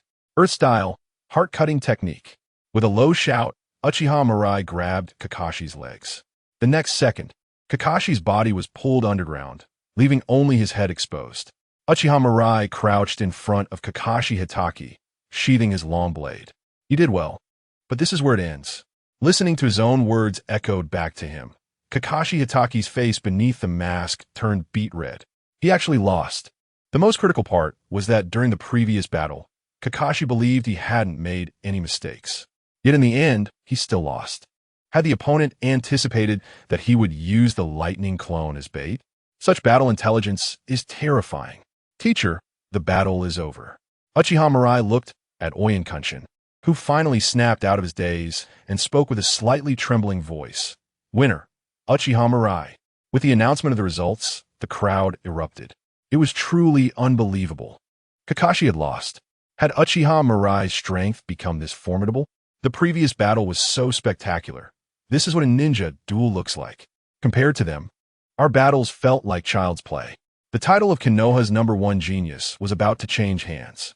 For these students who had not yet graduated from the Ninja Academy, the recent battle between Uchiha Mirai and Kakashi Hitaki had completely reshaped their understanding. Taijutsu clashes, ninjutsu duels. One used a lightning clone as bait. while the other used shadow clones to turn the tables. Layer upon layer of turnarounds, it was simply exhilarating. Damn, this guy has grown to such a level? Sarutobi Isoma, who was still feeling pleased about mastering the fire style, ash pile burning, was overwhelmed by a great sense of defeat. Uchiha Mirai's demonstrated strength left him feeling outclassed. Uchiha Obito also gritted his teeth. Uchiha Mirai's performance today was exactly the person he dreamed of being. Watching the excited flush on Noura Rin's face beside him, Uchiha Obito couldn't help but start to fantasize. If he has that kind of power, then Lin would definitely agree to be his girlfriend, right? Is this the strength of a genius? It seems my efforts are still not enough. I'll do a handstand and run around the village today. This is what youth is all about. Might Guy's eyes were filled with fighting spirit. Unlike others, Might Guy was astonished by the level of taijutsu displayed by Kakashi Hatake and future Uchiha. The only thing he knew and was good at was taijutsu. And if he couldn't succeed in what he was best at, he had no idea what the meaning of his life was. Therefore, Might Guy decided that he must work even harder to train his taijutsu. This little guy has really surprised me. Hiruzen Sarutobi smiled as he took a puff from his pipe upon seeing Kakashi Hatake defeated. Today's performance by future Uchiha even surprised him a little. It seems that not letting future Uchiha join the Konoha police force was indeed a wise decision. A genius like this is much safer under his watch. Lord Third, it was just Kakashi's carelessness this time. Otherwise, with his strength, he wouldn't have lost to future Uchiha. Uchiha Fugaku explained stubbornly. He knew very well the purpose behind Hiruzen Sarutobi arranging for Kakashi Hatake to participate in the graduation exam. Now that Kakashi Hatake had been defeated by future Uchiha, Fugaku was afraid that Hiruzen Sarutobi would be dissatisfied with the Uchiha clan. Fugaku, a loss is a loss. There's no need to make excuses for Kakashi. I'm still very happy that such a genius has appeared in Konoha, Hiruzen Sarutobi said with a smile. He had seen too many geniuses. Back then, Uchiha Kagami, Hatake Tsukumo, Orochimaru, Tsunade, each one of them was a rare talent, as long as they did not grow to the heights of Hashirama Senju and Madara Uchiha. He was confident he could keep them under control. All right, today's exam is over. We should head back. After Hiruzen Sarutobi finished speaking, he turned and walked toward the stage. Uchiha Fugaku, Minato Namikaze, and Yugao Yuzuki followed closely behind. Only Orochimaru stayed in place, watching future Uchiha with curiosity in his eyes.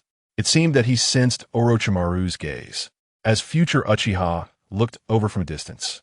Really perceptive, Orochimaru excitedly stuck out his long tongue to lick his face. What a great body. Once the Impure World reincarnation research is successful, I'll use him as the first vessel. Watching Orochimaru turn away, future Uchiha silently withdrew his gaze. Although Orochimaru was extremely dangerous, at this stage, he should only be targeting orphans and death row inmates. He shouldn't have to worry too much until the Impure World reincarnation is completed. After some time, when he grows to a certain height, Orochimaru will no longer be a concern. Future Uchiha was quite confident about this. Just by spending a little over a month, he was already able to defeat Kakashi Hatake. If given more time, even a shadow-level powerhouse like Orochimaru would find it difficult to pose a threat to him. This is the power of a cheat. The crowd dispersed.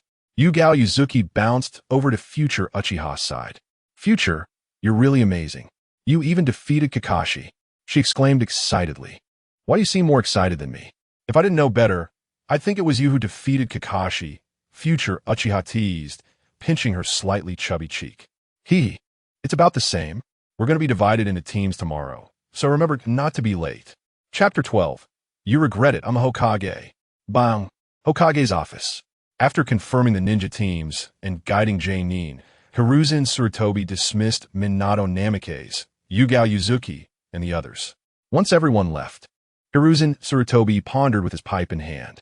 To be honest, future Uchiha's performance today was somewhat unexpected. Many people thought future Uchiha had narrowly won. But Hiruzen Sarutobi knew that in both swordsmanship and ninjutsu, Kakashi Hatake was completely overwhelmed by future Uchiha. In other words, future Uchiha's power had already surpassed Kakashi Hatake in all aspects. This performance reminded him of his old teammate, Uchiha Kagami.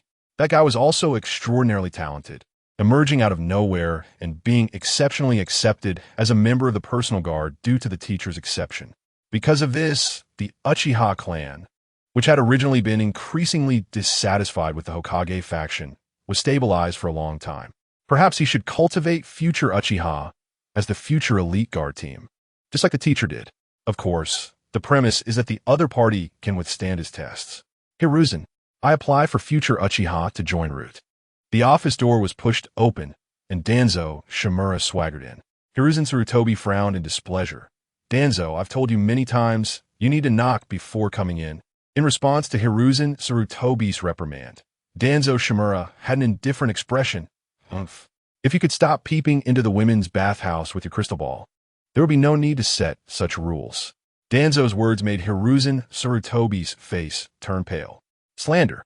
This is outright slander. I only want future Uchiha from this year's newly promoted genin. Danzo, not forgetting his purpose for coming, reiterated his request.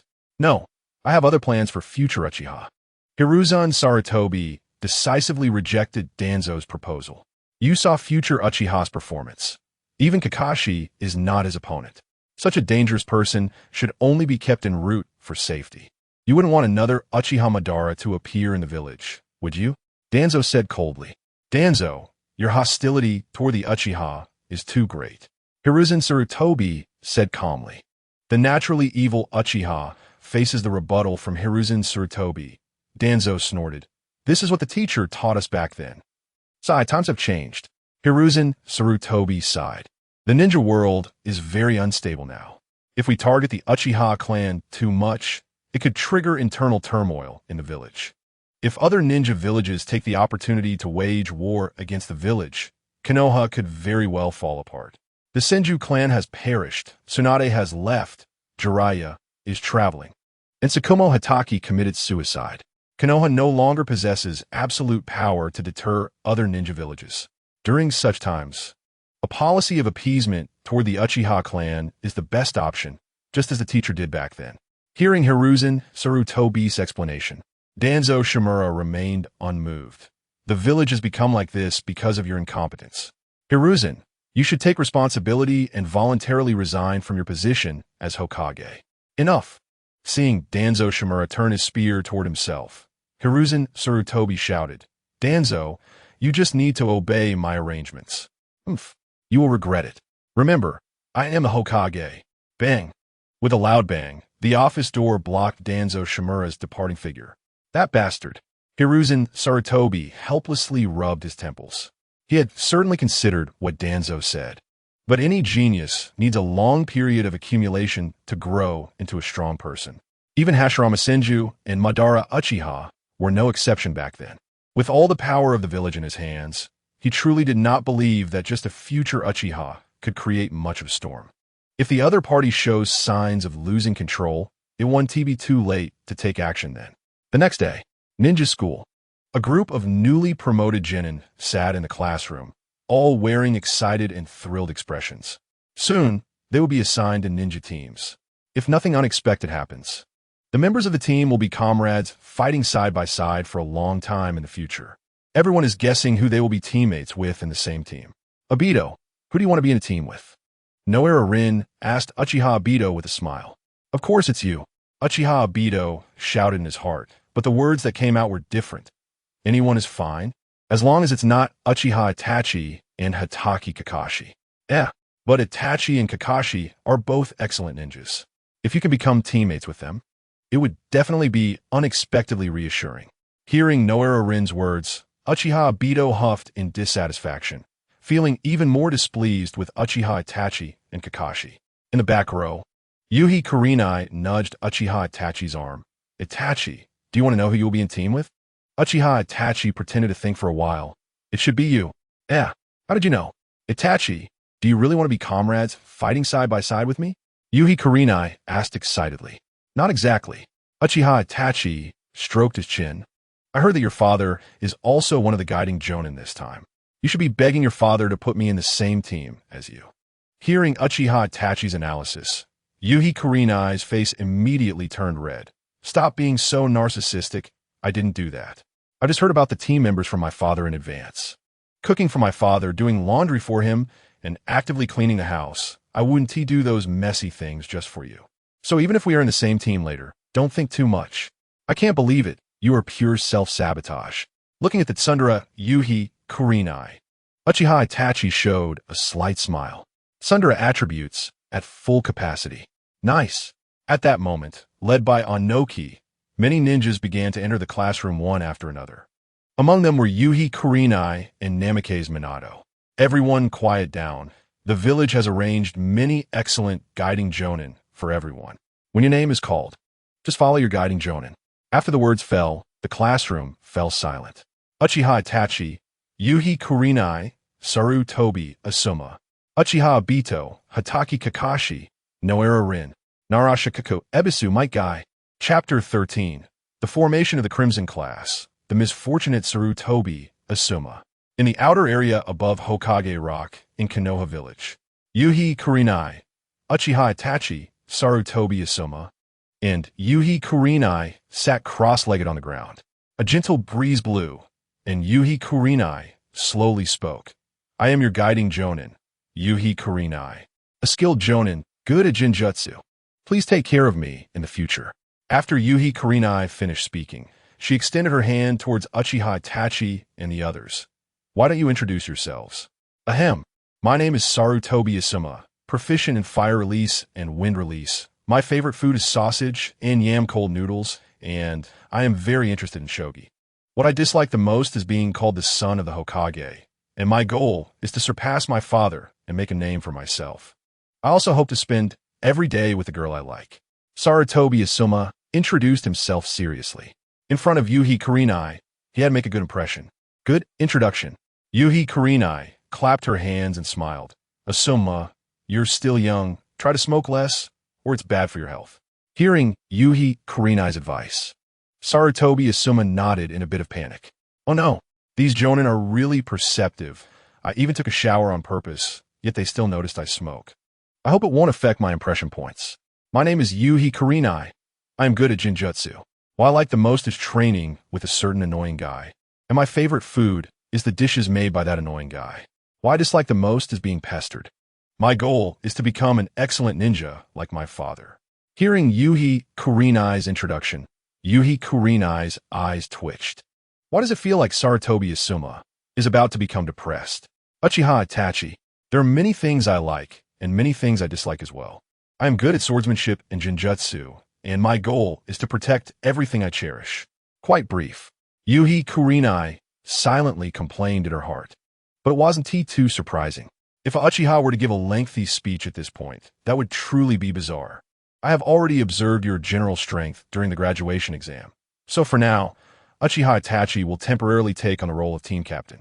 While I'm not around, everything will be based on Itachi's orders.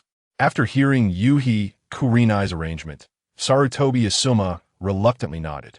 All right, to celebrate the formation of the Crimson Class, I'll treat everyone to barbecue today. Yuhi Kurenai smiled heartily and waved her hand as she walked towards the village. Uchiha Itachi, Yuhi Kurenai, and Sarutobi Asuma followed behind. Yuhi Kurenai ran to Uchiha Itachi's side. Hey, what I just said was just to make Asuma give up. Don't take it seriously. Got it.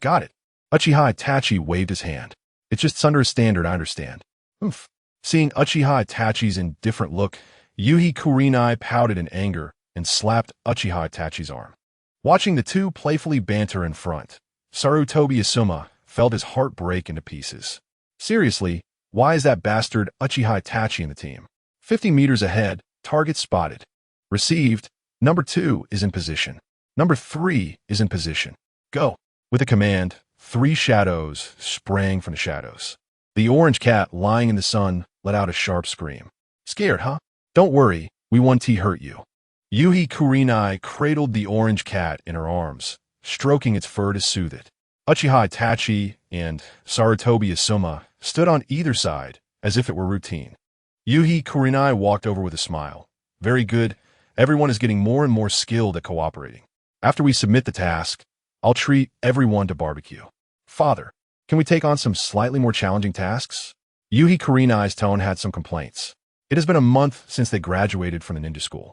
During this month, their team had completed more than a dozen tasks, but all were tasks like finding cats and dogs, cleaning up trash, and babysitting. Completely different from the ninja missions they imagined.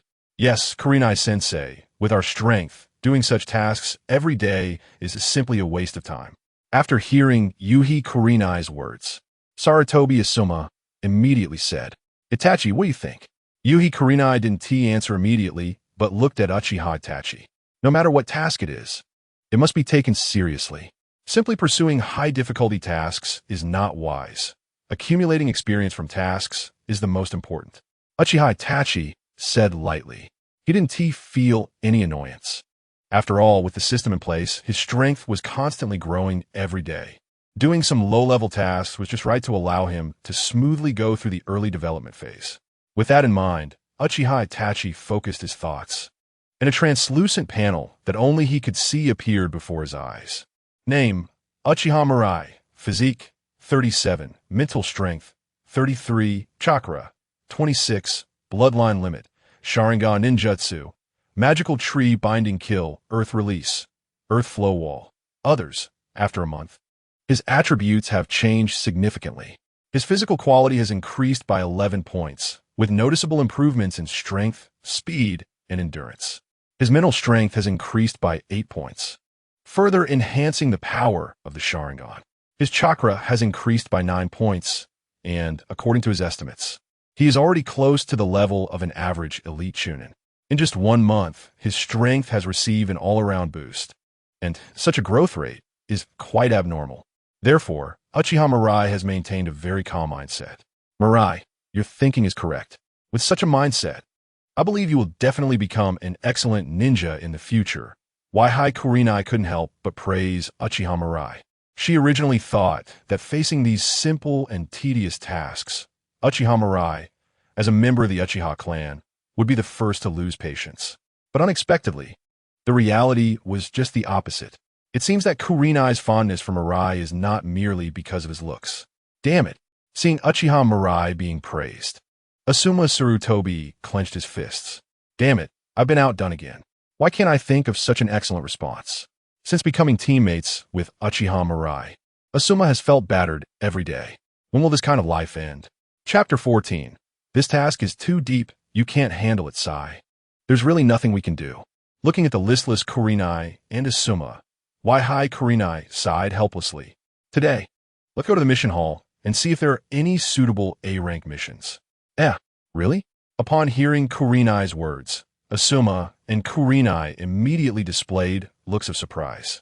Are we finally going to take on A-rank missions? That's great. Unlike B-rank missions, A-rank missions not only offer higher rewards, but are also several times more dangerous than B-rank missions. Escorting, subduing fierce beasts, and transporting confidential documents are tasks that may involve life and death struggles with others. Let's go. Seeing Uchiha Mirai's unchanged expression, Kurenai felt a hint of relief. She had originally thought that Mirai, as a member of the Uchiha clan, would be a headache, but after getting to know him, she found that Mirai was actually the most worry-free in the team. Kurenai was very happy to have such an excellent disciple. Under Kurenai's lead, the group arrived at the mission hall. The hall was crowded with people. Recently, the ninja world has become increasingly unstable, and as the strongest ninja village, Konoha's mission volume has surged. Hello, please check if there are any suitable A-rank missions for our team. Kurenai directly asked at the mission counter. Upon seeing Kurenai, the receptionist immediately smiled. It's Lady Kurenai, please wait a moment. Soon, the staff flipped through the thick mission book and pulled out a mission slip. In the northern part of the Land of Fire, a small village has sent a request saying that there is a group of mountain bandits causing trouble nearby. Please take a look at the specific mission. Kurenai took the mission slip from the staff, quickly scanned it, and nodded. Okay, thank you. You're too polite. Just as the two were talking, Uchiha Obito suddenly ran over. Hey, you guy, didn't you just say there were no suitable missions for us? Why not assign us the mission to eliminate the mountain bandits? Hearing Obito's loud voice, the staff waved their hand impatiently. Mission assignments are evaluated in detail. If you're not satisfied, then don't take it. What? You bastard. Watching Obito get angry, Uchiha Mirai sighed lightly. Survival of the fittest It's the same everywhere. The more powerful a ninja is, the better resources they can have. So in the world of Naruto, besides having an advantage, the most important thing is inheritance. Obito. It might be because your team's strength is lacking that they assign such tasks to us. As long as you become excellent enough, you will eventually be able to take on such missions. Seeing Obito's furious expression, Asuma spoke with a hint of superiority. Oof. You're just relying on being the Hokage's son. Don't talk big in front of me. Obito didn't spare Asuma any mercy and directly pointed out his weakness. What? You, the tail end Charlie, do you want to fight? Let us fight. You think I'm afraid of you? Damn it, bastard. Watching the two seem to be on the verge of fighting, Minato Namikaze and Rin Noara quickly rushed over. Kurenai-senpai. I'm really sorry, Obito's personality is a bit reckless. I will teach him properly. Minato apologized with a smile. Rin then grabbed Obito's ear. Obito, I told you not to cause trouble. It hurts. I got it, Rin. Please be gentler. Facing Rin, Obito had no temper at all. Idiot. Seeing Obito's reaction, Kakashi Hatake couldn't help but comment. I really don't understand why such an excellent ninja like Minato-sensei would choose an idiot like Obito as a student. Kakashi, who are you calling the tail end Charlie? Obito's previously calmed anger was reignited as he shouted again. It's because of your deadpan attitude that we can only take on missions like the Widow is afraid of thunder and wants someone to keep watch at night. Excuse me, are you looking to take on the mission to eliminate the mountain bandits? A man dressed in a green jumpsuit with a beard approached. Seeing the man, Uchiha Mirai's heart stirred. With such a distinctive outfit, this man should be my guy, right? Yes, what's the matter? Obito looked at my guy and asked. Well, that's quite a coincidence. I happen to have a suitable mission that I can exchange with you. Really? Upon hearing Might Guy's words, Obito's eyes lit up. Of course it's true. Let me give you a piece of advice. Your mission is too deep for you to handle. Only a seasoned ninja, like me, can perfectly complete such a task. Might Guy stated with a serious expression. After hearing Might Guy's words, Obito looked at Minato. Minato nodded slightly. A mission like eliminating mountain bandits not only allows newly promoted genin to adapt to killing, but also does not pose too much risk. It's a great training mission. Given such a request, he had no reason to refuse. After seeing that Minato had no objections, Obito exchanged mission slips with Might Guy. Uncle, you're really nice. I've decided to be your friend. Obito said with a happy smile. Well, good luck. Now I finally don't have to do those annoying A-rank missions anymore. I can finally show my skills. After Obito and the others left, Might Guy approached Uchiha Mirai. You must be Uchiha Mirai, right? I often hear Lee talk about you. He considers you a lifelong rival. Might Guy said with a friendly smile. Actually, compared to you, Kakashi is more suitable to be Lee's rival, Uchiha Mirai replied. Being seen as a target to surpass by Kai is not something to be pleased about. This kind of thing is more suitable for Kakashi. If even Kakashi can't surpass you, then you really don't have the qualifications to challenge him, right? No wonder he's a genius who can even defeat Kakashi. Just thinking about it makes my blood boil. This is youth. I'll relay your words to Kai, so I won't disturb you any longer. After saying this, Might Guy quickly left with the mission list. Watching his back, Uchiha Mirai's mouth twitched. Was that what he meant? Is this the legendary Eternal Genin? He really does seem a bit silly. Asuma Sarutobi couldn't help but comment. Asuma, never underestimate anyone. Red Yuhi said solemnly. For Might Guy, he sensed a dangerous aura. The other party was definitely not as simple as he appeared. I'm just speaking the truth, Asuma Sarutobi retorted. At his age, still a genin, what is so worthy of his attention? Mirai, what do you think? Hearing Asuma's reply, Red Yuhi turned his gaze to Uchiha Mirai. As a time traveler, Uchiha Mirai certainly knew Might Guy's strength. He was someone who could almost wipe out the 7 ninja swordsmen. So without thinking, he spoke directly. Ignorance is not an obstacle for a ninja to survive. Arrogance is. Chapter 15. To not want to lose to anyone. One must first recognize their own weakness. Ignorance is not an obstacle for a ninja to survive. Arrogance is. Repeating Uchiha Mirai's words. Red Yuhi couldn't help but feel a spark in his eyes. As a ninja who had experienced countless life and death situations, he knew the value of Mirai's words. Over the years, he had seen many ninjas die due to arrogance. whether weak or strong. The ninjas who survived were always cautious, never letting their guard down even against the weakest opponents. No wonder he hardly exhibited the common personality flaws of the Uchiha clan. It turned out he already had such awareness. Red Yuhi found himself liking Uchiha Mirai more and more. Wasn't this the perfect ninja template? Talent, strength, and character. There was no flaw in any aspect. The things he said were often beneficial even to him. Suddenly, Red Yuhi had a thought. Perhaps the Uchiha clan, or even Konoha, would undergo transformation in Mirai's hands. Asuma, Red, you should learn well from Mirai and strive to become excellent ninjas, understood? Yes, I understand. Even Red Yuhi was taken aback by Uchiha Mirai's words. Let alone Red Yuhi, who nodded repeatedly like a chick pecking at grains. Watching the admiration and joy in their eyes, Asuma Sarutobi felt incredibly frustrated. The feeling of being shown off in front of others every day was even worse than eating dirt. Damn it, when would he also be able to show off in front of Uchiha Mirai? In the dense forest within the land of fire, for figures were swiftly moving about. Looking at the scenery retreating around them, both Red Yuhi and Asuma Sarutobi showed excited expressions. This was their first time leaving the village since birth, and they were doing so as ninjas. Although these trees were no different from those in the village, they still felt very novel. Uchiha Mirai, on the other hand, was quietly adjusting his breathing, keeping himself in peak condition. As evening approached, Red Yuhi finally stopped. Let's take a break and camp here for the night. Hearing Red Yuhi's arrangement, Asuma Sarutobi plopped down on the ground. The long journey had made his legs tremble slightly. If he weren't afraid of being outdone by Uchiha Mirai in front of Red Yuhi, he might not have been able to hold on until now. Red Yuhi felt the same way. Only Uchiha Mirai, after the team stopped, quickly began setting traps around the campsite.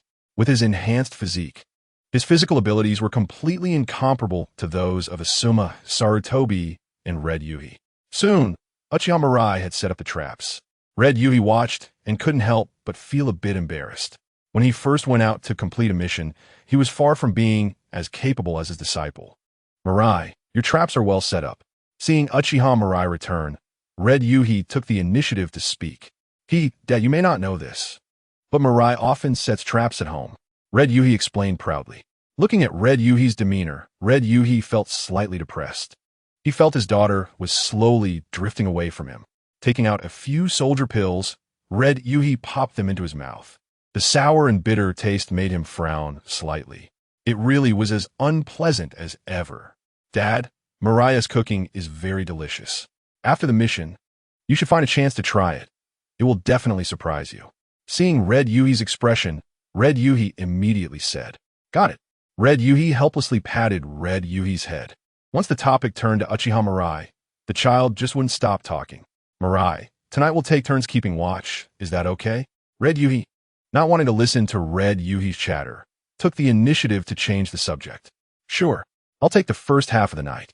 Uchiha Mirai hugged his long sword and sat down on a suitable tree branch. Keeping watch? I can too. Asuma Sarutobi, not wanting to be outdone by Uchiha Mirai, actively requested to keep watch. Asuma, your body is already reaching its limit, right? If you don't rest well, you could run into trouble tomorrow on the journey. Red Yuhi advised.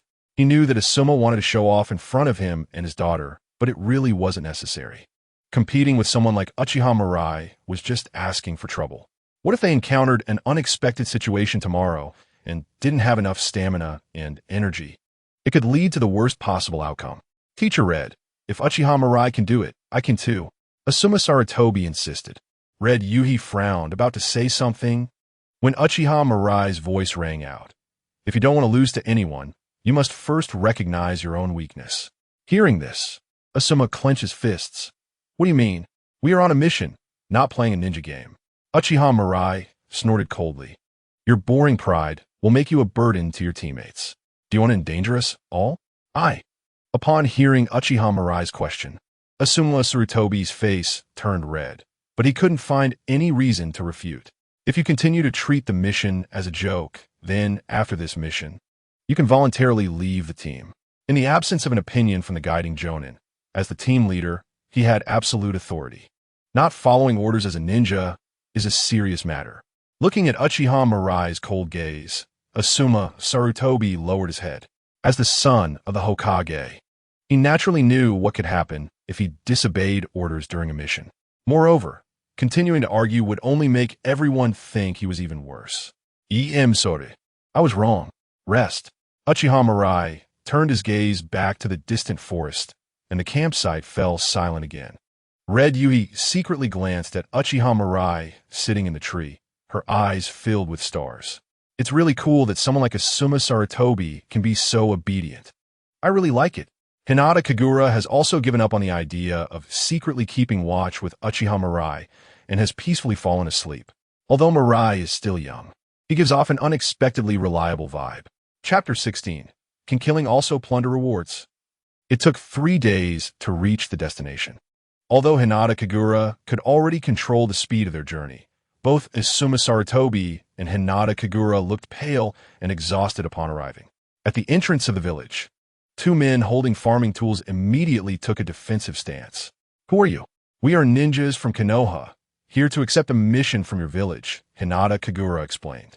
Upon hearing his words, the 2 exchanged glances, and one of them immediately ran into the village. After a moment, the sound of hurried footsteps approached. Led by an old man with white hair, a group of people came over in a disorganized manner.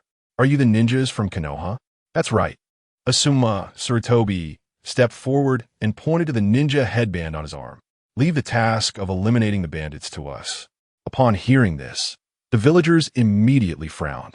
The old man in the lead looked at the few of them and revealed a dissatisfied expression. Can you really deal with the bandits? Of course.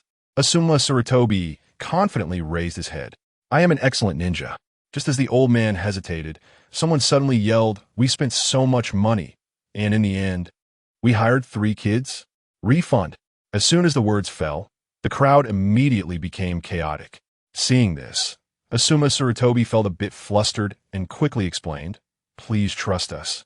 We will definitely help you deal with the bandits. Moreover, Teacher Kagura is a jonin. Upon hearing Asuma Sarutobi's words, the crowd quieted down. Jonin? If a jonin is leading, then that makes sense.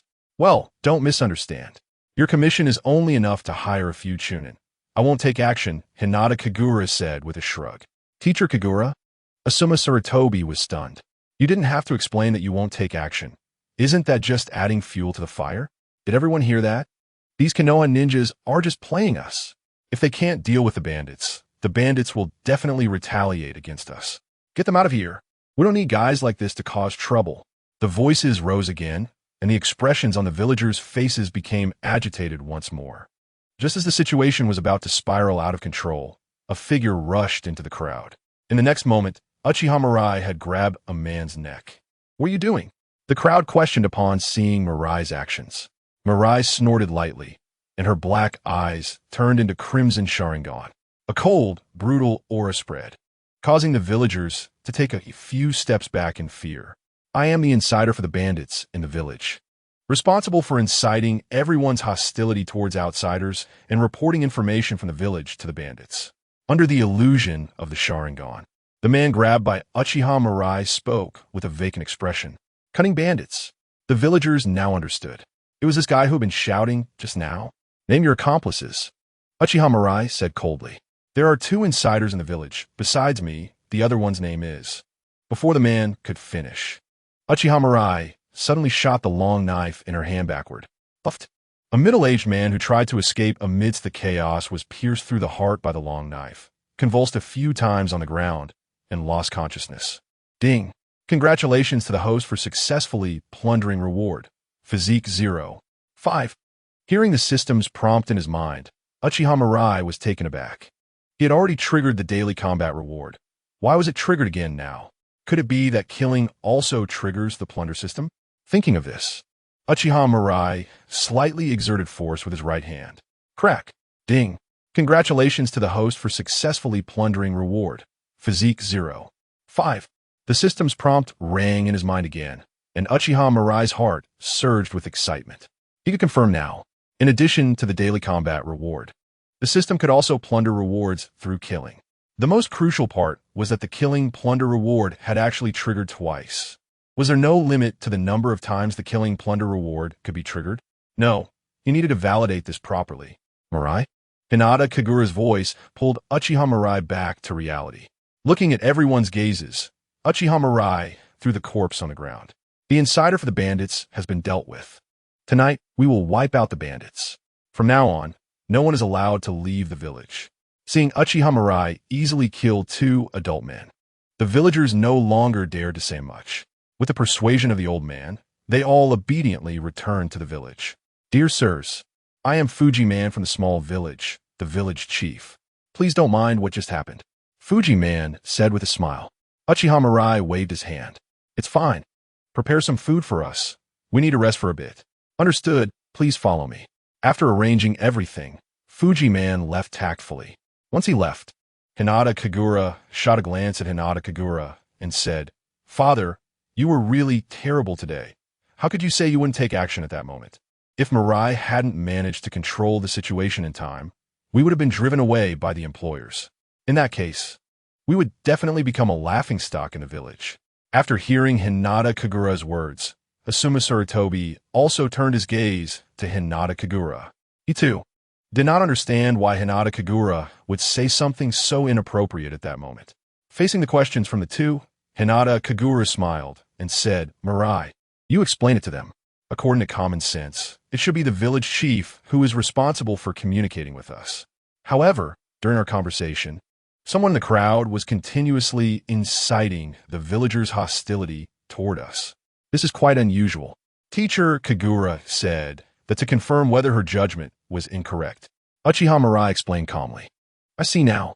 Hinata Kagura suddenly understood. No wonder Uchiha Mirai could accurately identify that insider for the bandits. It turned out there was such a hidden reason. Ha! So you still have a lot to learn. Hinata Kagura laughed heartily. He hadn't experienced such a tacit cooperation in a long time. After understanding the sequence of events, Asuma Sarutobi felt a sense of frustration. He had never thought that he was actually so lacking. Why was Uchiha Mirai so excellent in every aspect? After eating and drinking enough, Uchiha Mirai began to rest with his eyes closed. Although he didn't show any abnormality after his first kill, he still felt a bit nauseous and uncomfortable inside. He needed to adjust his mindset to prepare for the impending slaughter tonight. Chapter 17. The slaughter begins in the dead of night. Uchiha Mirai suddenly opened his eyes. Outside the room, Hinata Kagura and Asuma Sarutobi had already been waiting for a while. Uchiha Mirai greeted them. You guys are early. Hinata Kagura rubbed her hands together. I'm a bit nervous. Asuma Sarutobi snorted, looking up. Before long, Hinata Kagura also walked out of the room. The few of them exchanged glances, and in the next second, they disappeared into the night. More than 10 miles away from the village, climbing up the steep mountain path, there is a mountain stronghold resembling a village on the flat land at the top. Flickering lights are scattered all around, and occasional sounds of commotion can be heard. Uchiha Mirai and the other 3 stopped at the outskirts of the stronghold. Sunset Red spoke in a serious tone.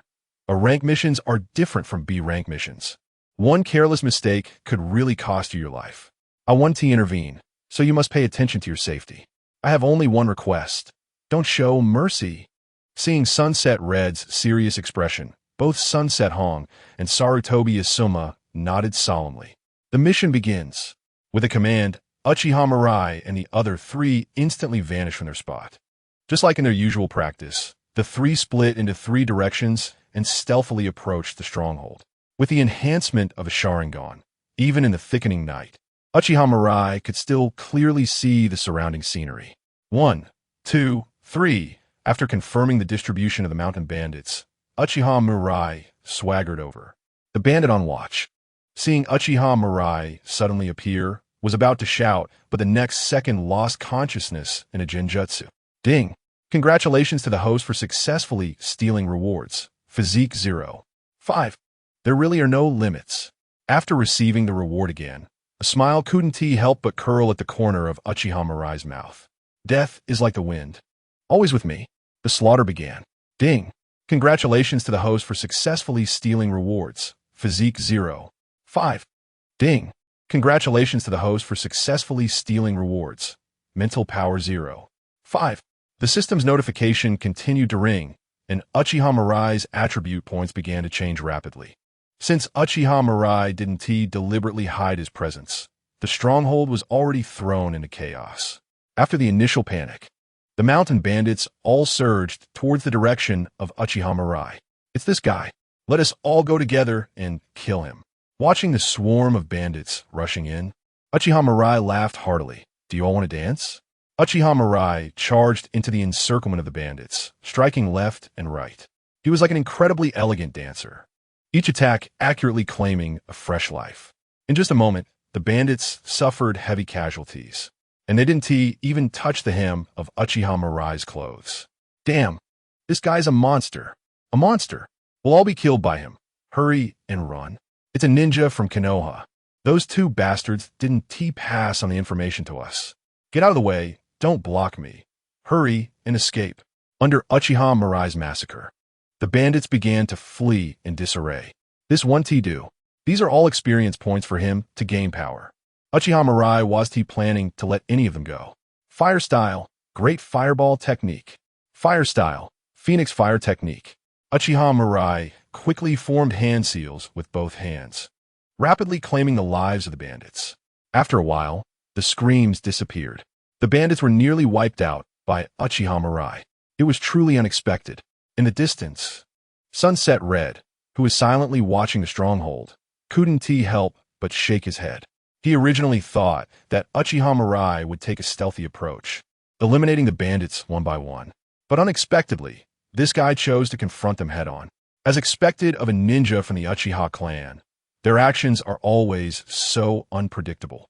Upon reaching the center of the stronghold, Uchiha Mirai saw Sarutobi, Asuma, and Sunset Hong. Both of them were dirty and looked quite distressed. It seemed they had suffered quite a bit. At this moment, seeing Uchiha Mirai looking spotless, both Sunset Hong and Sarutobi Asuma felt a bit ashamed. If it weren't for Uchiha Mirai attracting most of the bandits, they probably would have been in an even worse situation. What do you mean by this? Looking at the group of elderly and disabled people squatting in front of the two, Uchiha Mirai frowned. Mirai, they have already surrendered. These people aren't a threat even if we don't kill them, Sunset Hong explained. Have you forgotten what Teacher Shinhong said earlier? Uchiha Mirai said coldly. Having a savior's heart towards enemies will get you killed. Hey, how can you be so cold-blooded? Do you want us to kill these old people and children? Sarutobi Asuma questioned loudly. The elderly and disabled squatting on the ground began to cry in unison. You two come over here, Uchiha Mirai said lightly. A terrifying aura surged from him. Having just killed dozens of people, he made both Sunset Hong and Sarutobi Asuma hesitate to meet his gaze. Mirai, I'll listen to you. Sunset Hong lowered his head and admitted his mistake while Sarutobi Asuma clenched his fists but didn't dare to disobey Uchiha Mirai's orders. Just as the two were preparing to leave, an unexpected incident occurred. The bandits on the ground suddenly grabbed dirt and threw it towards Sarutobi Asuma and Sunset Hong. You little brat are really ruthless. Two clouds of white mist rose, and among the squatting crowd, two old women with twisted faces attacked Sunset Hong and Sarutobi Asuma simultaneously. Not good, it's ninjas. Sarutobi Asuma and Sunset Hong's expressions changed. They never expected that among these seemingly harmless elderly and disabled individuals, there were actually two ninjas using transformation jutsu. There's no dodging. Sarutobi Asuma and Sunset Hong closed their eyes in despair. At such a close distance, and with the enemy attacking when they were completely unprepared, they had no chance to react. Puchi! Puchi! The sounds of blades piercing flesh rang out as Uchiha Mirai arrived just in time, using the long knife in his hand to slit the throats of the two attacking ninjas. Bang! With the sound of two corpses hitting the ground, the system's notification rang in Uchiha Mirai's mind again. Ding! Congratulations to the host for successfully stealing rewards. Chakra 1. Ding! Congratulations to the host for successfully stealing rewards. Win style. Great breakthrough. Temporarily ignoring the voice in his mind, Uchiha Mirai turned his gaze to Sunset Hong and Sarutobi Asuma. You take care of the rest. Although he could gain rewards by killing the remaining enemies, if he could help Sunset Hong and Asuma adapt to their identities as ninjas more quickly, a few attribute points were nothing. After all, They would be his teammates for a long time in the future. Chapter 18. Full of gains under Uchiha Mirai's watch. Sunset Hong and Sarutobi Asuma picked up their kunai and killed the remaining bandits cleanly. After doing all this, Sunset Hong cautiously approached Uchiha Mirai. Mirai, I want to do this again in the future. Please don't be angry, okay? I'm not angry, as long as you can remember today's lesson. That's enough, Uchiha Mirai said softly as he patted Sunset Hong's head. He didn't feel much anger towards Sunset Hong and Sarutobi Asuma's actions. Unlike him, they were only in their teens and experiencing such things for the first time. It was normal not to be able to act. As long as they could learn their lesson, that was sufficient. Mirai, thank you this time. I'll listen to you from now on, Sarutobi Asuma said, still feeling apprehensive. If it weren't for Uchiha Mirai's intervention, he might have died. What did you say? I said thank you. I'll listen to you from now on. Louder. Didn't you eat? I said thank you for saving me. I'll never disobey your orders again. Sarutobi Asuma shouted loudly. Uchiha Mirai patted Sarutobi Asuma's shoulder. I still prefer your previous rebellious self. Please go back to that. Sarutobi Asuma gritted his teeth. As expected, it's impossible to get along well with this bastard. As the few of them talked, Sunset Red also hurried over. He gratefully patted Uchiha Mirai's shoulder. If it weren't for Mirai's timely intervention, this time would likely have been troublesome. You teach those two a lesson first. I'll take a break over there. Uchiha Mirai walked over to an empty spot nearby and sat down, opening the system panel. Name, Uchiha Mirai. Physique, 45. Mental power, 42. Chakra, 29. Bloodline limit. Sharingan ninjutsu. Wind release. Great breakthrough. Others. Compared to before, his physique increased by 7 points. Mental power by 8 points, and chakra by 1 point. A total of 16 attribute points, and he even acquired a wind release ninjutsu. Great breakthrough. It was equivalent to the rewards from half a month's battles. Feeling the surge of power within him, Uchiha Mirai took a deep breath and forcibly suppressed the killing intent in his heart. He wanted to become stronger, but he didn't intend to harm innocent people unless pushed to the brink. Otherwise, he feared he might become a machine that only knew how to kill. He would only kill those enemies who opposed him. He needed the system to gain power, but that didn't mean he had to become a slave to it. After making this decision, Uchiha Mirai began to contemplate his future path. Initially, he planned to develop quietly during the upcoming Third Shinobi World War. But what happened today changed his mindset. Since there was no limit to the rewards gained through killing, it would be a pity not to quickly enhance his strength during the Third Shinobi World War. He wondered if killing White Zetsu could trigger a plunder reward. If killing White Zetsu also granted rewards, that would be fantastic. How much reward could one get from killing 100,000 White Zetsus? The key was that White Zetsu was different from humans. Even if he killed them all, he wouldn't have any psychological burden. For some reason, Uchiha Mirai suddenly thought of a phrase that suited him well. I bloom in the midst of slaughter, just like flowers in the dawn. One day, his name would be renowned throughout the shinobi world. In Konoha Village, after submitting the mission report, Uchiha Mirai and others received a reward of 70,000 ryo for the mission. Among them, Yugao received 40,000 ryo, and the remaining 30,000 ryo was split among Uchiha Mirai and the other two. After parting ways with Yugao, Uchiha Mirai bought some fresh meat and headed towards the Uchiha clan's compound. As soon as he entered the compound, he saw a boy with a bandaged arm helping an elderly lady cross the street. The boy was wearing goggles, but Uchiha Mirai easily noticed the dark circles under his eyes. Hey Obito, it's been a few days. What's with that look? Hearing Uchiha Mirai's voice, Uchiha Obito's face showed anger. Uchiha Mirai, you bastard, stop making sarcastic comments. This is my ninja medal. After taking on a mission to eliminate bandits, Uchiha Obito had recklessly ended up surrounded by them. If it weren't for Minato, he would have been minced into meat paste. However, this did not stop Obito from viewing his injuries as a mark of honor. During the time he couldn't train, he wandered around the village every day, wanting everyone to see that he, Uchiha Obito, was also an excellent ninja who had experienced life and death. Ah, a ninja medal, that's quite special. Uchiha Mirai gave a thumbs up. Too bad I don't have a trophy. Otherwise, I'd definitely give you an award. Uchiha Mirai, I'm going to kill you. Seeing Uchiha Obito getting so worked up, the elderly lady beside him smiled helplessly. Mirai, don't bully Obito. He's a very kind boy. Hearing the old lady's words, Uchiha Mirai shrugged. I didn't bully him. I was just greeting him, but he looks like he wants to kill me. Ah, bastard. I'm going to die from anger. Uchiha Obito stomped his feet in frustration. For some reason, every time he spoke to Uchiha Mirai, he couldn't control his temper. A ninja who couldn't control their temper would end up suffering greatly. After teasing Uchiha Obito, Uchiha Mirai turned to leave. He really had no good feelings for the guy who chose to kill his own master and destroy his own clan. A complete madman. In fact, if it weren't for awakening the plunder system, Uchiha Mirai would probably have already been looking for an opportunity to deal with Uchiha Obito. Back home, Uchiha Mirai skillfully prepared the ingredients and made several delicious dishes for himself. Sweet and sour cabbage, spicy chicken, twice-cooked pork, dompa pork, and even roasted a whole rack of lamb. He filled a large table. After being outdoors for so long, he was starving. Those soldier pills were not meant for humans to eat. After a hearty meal, Uchiha Mirai lay contentedly on his bed. His biggest gain this time was not the several attribute points obtained from killing bandits, but rather the knowledge that he could quickly enhance his power through killing.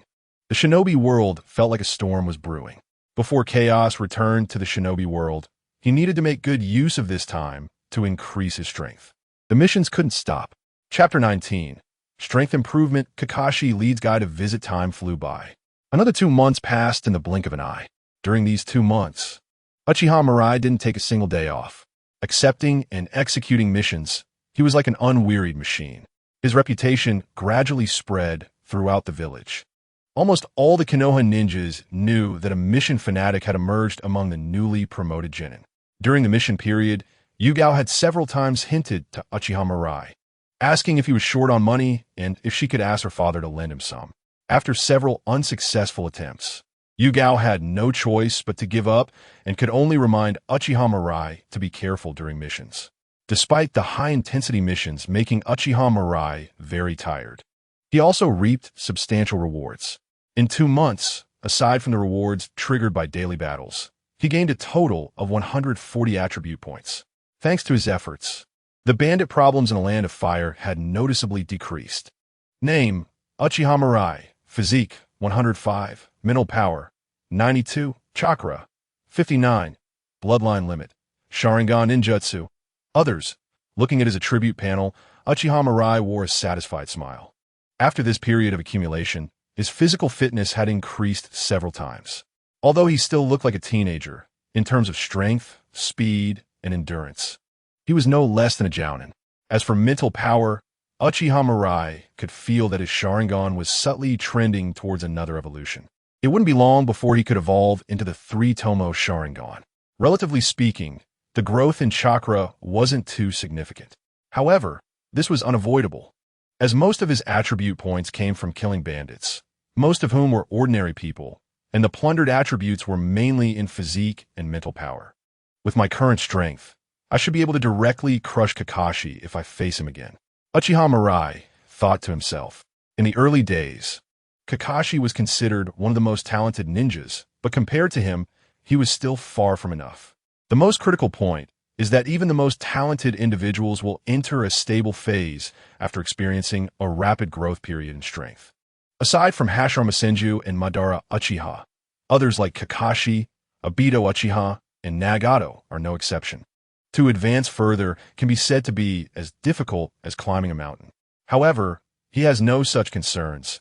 He just needs to continuously seize attribute points, and his strength can keep growing. This is the charm of leveling up. Unfortunately, the recent bandit missions have ended, and higher difficulty missions require a ninja team to execute together. Asuma Sarutobi and Kurenai Yuhi clearly do not have such strength yet. Therefore, for the time being, he should slow down his pace. However, Uchiha Mirai is not too troubled. After his strength increases, he also needs some time to adapt. Otherwise, like Kagaya Otsutsuki, possessing great power but lacking the ability to utilize, it would be a waste. Knock, knock, knock. A series of knocking sounds at the door pulled Uchiha Mirai's thoughts back to reality. Kakashi? Seeing the white-haired boy standing outside the door, Uchiha Mirai looked a bit surprised. Why does it feel like Kakashi's gaze towards him is filled with resentment? If you don't defeat me, you won't qualify to challenge me? Kakashi Hatake said, his displeasure evident in his tone. Uchiha Mirai then noticed that on one side outside the door, Might Guy was standing awkwardly in a green jumpsuit. Hey. Mirai, Kakashi insisted on bringing me to find you. Looking at the two, Uchiha Mirai understood. Kakashi must have heard about his conversation with Might Guy during their last mission, which is why he brought Might Guy along. Although his meaning is completely different from what Might Guy understood, there is no need to explain in this situation. Last time I lost, but that doesn't mean you're stronger than me. Today, let's have a match. Whoever loses will be considered Guy's sparring partner from now on. Kakashi Hatake said solemnly, looking at Uchiha Mirai. As the former #1 genius ninja of Konoha, he has his own pride. Just because Uchiha Mirai was able to defeat him once does not mean he can always win. Last time, it was because he didn't expect Uchiha Mirai to see through his tactics. This time, Kakashi does not believe he will lose to him again. Really can't help it. Let's go. Uchiha Mirai looked at Kakashi's aggressive gaze and said nothing more, turning to lead the two to an open training ground. Watching the two stand face to face, Might Guy's face was filled with excitement. Two geniuses facing off, a showdown. This is youth. So moving. Tears welled up in Might Guy's eyes. Uchiha Mirai had no doubt that if Might Guy were here, the father and son would definitely put on a scene of embracing and crying. This time, unlike last time, I will give my all, so be careful. Kakashi Hatake drew a short blade and held it in hand, his eyes sharply fixed on Uchiha Mirai. Uchiha Mirai said nothing, only drew his long blade and waved at Kakashi. Damn it! Kakashi snorted coldly, activating the body flicker technique and instantly appearing in front of Uchiha Mirai, launching a continuous attack. Too slow, Uchiha Mirai thought to himself as he observed Kakashi's movements. Although Kakashi's actions were faster than last time, it was easier for him to handle. Last time, he needed to activate his Sharingan to catch Kakashi's movements, but this time he could see it clearly without even activating it. A few casual counterattacks left Kakashi struggling to keep up. Impressive. For Might Guy, Uchiha Mirai and Kakashi's strength far exceeded his own. Watching the two quickly exchange blows felt like a visual feast to him. Did this guy deliberately hide his strength last time? Might Guy couldn't sense it, but Kakashi became increasingly alarmed as he fought.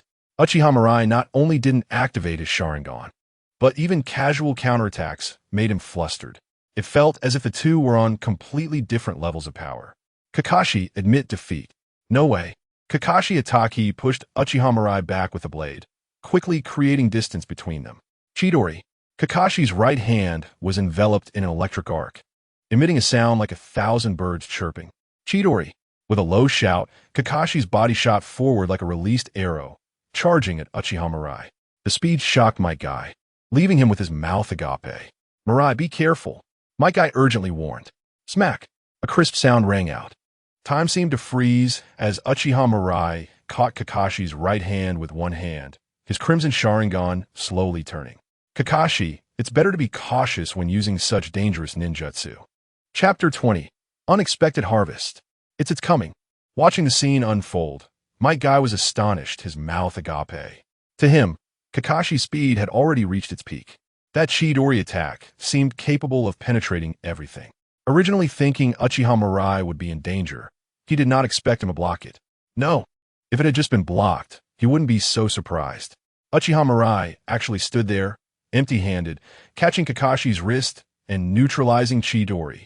That confident demeanor combined with the unique, eerie Sharingan of the Uchiha clan was simply too cool. Kakashi Hatake looked at his captured right hand in disbelief, feeling parched. He had considered that his attack might be dodged by Uchiha Mirai, but he never imagined that the other party would block his attack in this way.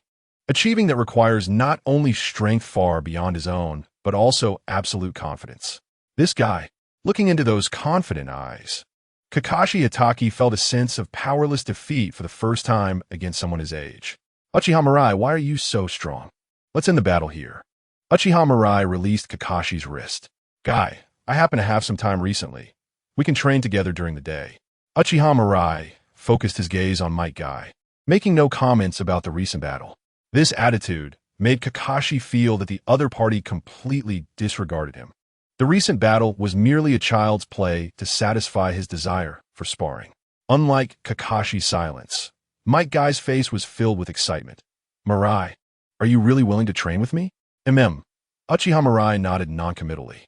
The task of eliminating the bandits was nearly done, and he needed some time to consolidate his strength. Moreover, training with Guy might give him a chance to learn the 8 gates.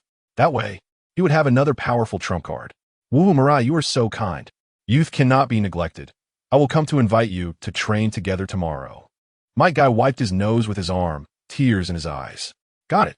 If there's nothing else, you two can leave. I need a rest. After Uchiha Mirai said that, he prepared to turn and leave. Suddenly, Kakashi Hatake spoke up. One day, I will defeat you. Upon hearing Kakashi's declaration, Uchiha Mirai did not look back, but simply raised his right hand and waved casually. I'll give you time to catch up until you can no longer see me. Kakashi responded with a confused him. He felt that Mirai looked really cool. TCH. Uchiha Mirai did not go home, but instead arrived at a remote forest in the Uchiha clan's territory. After checking that there was no one around, Uchiha Mirai formed hand seals. Ugly Rabbit. Chidori. Just like Kakashi, the sound of 1,000 birds chirping echoed as Uchiha Mirai activated his Sharingan and charged forward, severing a giant tree that several people could barely embrace. Boom! With a loud crash, the giant tree collapsed. A satisfied smile appeared on Uchiha Mirai's face. Indeed, Chidori and the Sharingan were a perfect match. Right after finishing the battle with Kakashi, he had heard the notification sound for successfully acquiring Chidori in his mind. That's why he chose to leave after a brief explanation, eager to come here and test it out. As a prerequisite for mastering Chidori, it seemed he had simultaneously grasped both Chakra form transformation and Chakra nature transformation. Uchiha Mirai sensed it, and a look of surprise appeared on his face. To master these 2 changes in Chakra at the same time would require a lot of effort. He didn't expect to grasp them so easily now. This harvest was indeed somewhat unexpected. Suddenly, Uchiha Mirai thought of a very powerful ninjutsu. Rasengan, a ninjutsu that could be activated instantly without hand seals. And it also had various powerful variant forms. In battle, it often caught opponents off guard, making it difficult for them to defend. In the original work, Rasengan's expressiveness was definitely among the top. Thinking of this, a pleasing smile curved on Uchiha Mirai's lips. As a time traveler, he was already very familiar with the training methods for Rasengan, and now he had also mastered the transformation of Chakra's form and nature in advance. Even though Rasengan was a high-level ninjutsu, it shouldn't be too difficult to practice. After some idle thoughts, Uchiha Mirai sat cross-legged on the ground and began to train his hand seal speed. In ninja battles, hand seal speed was crucial. The faster one's hand seals, the more control they could have in battle. Uchiha Itachi could even perform 7 seals in 1 second. In these foundational aspects, Uchiha Mirai would never slack off. In the morning, Uchiha Mirai opened his eyes, and as he opened the door, he saw the energetic Might Guy. Mirai, let's train together today. Sure. Great. Let's run 10 laps around the village first, then meet up with my father. After saying this, Might Guy turned into a green flash and ran ahead. After warming up, Uchiha Mirai quickly followed. Running 10 laps around Konoha was not an easy task, even for Uchiha Mirai now. It took him the entire morning to finish. Guy's speed was much slower. By the time Mirai completed the laps, Guy had only just finished 5. Phew. No wonder you're a genius who can defeat Kakashi. It's like you have no weaknesses. I need to work even harder. Might Guy panted, holding his knees. With his current physical condition, completing 5 laps in such a short time was already close to his limit.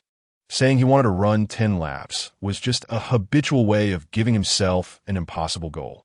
After resting for a while, Might Dewey appeared in front of the two.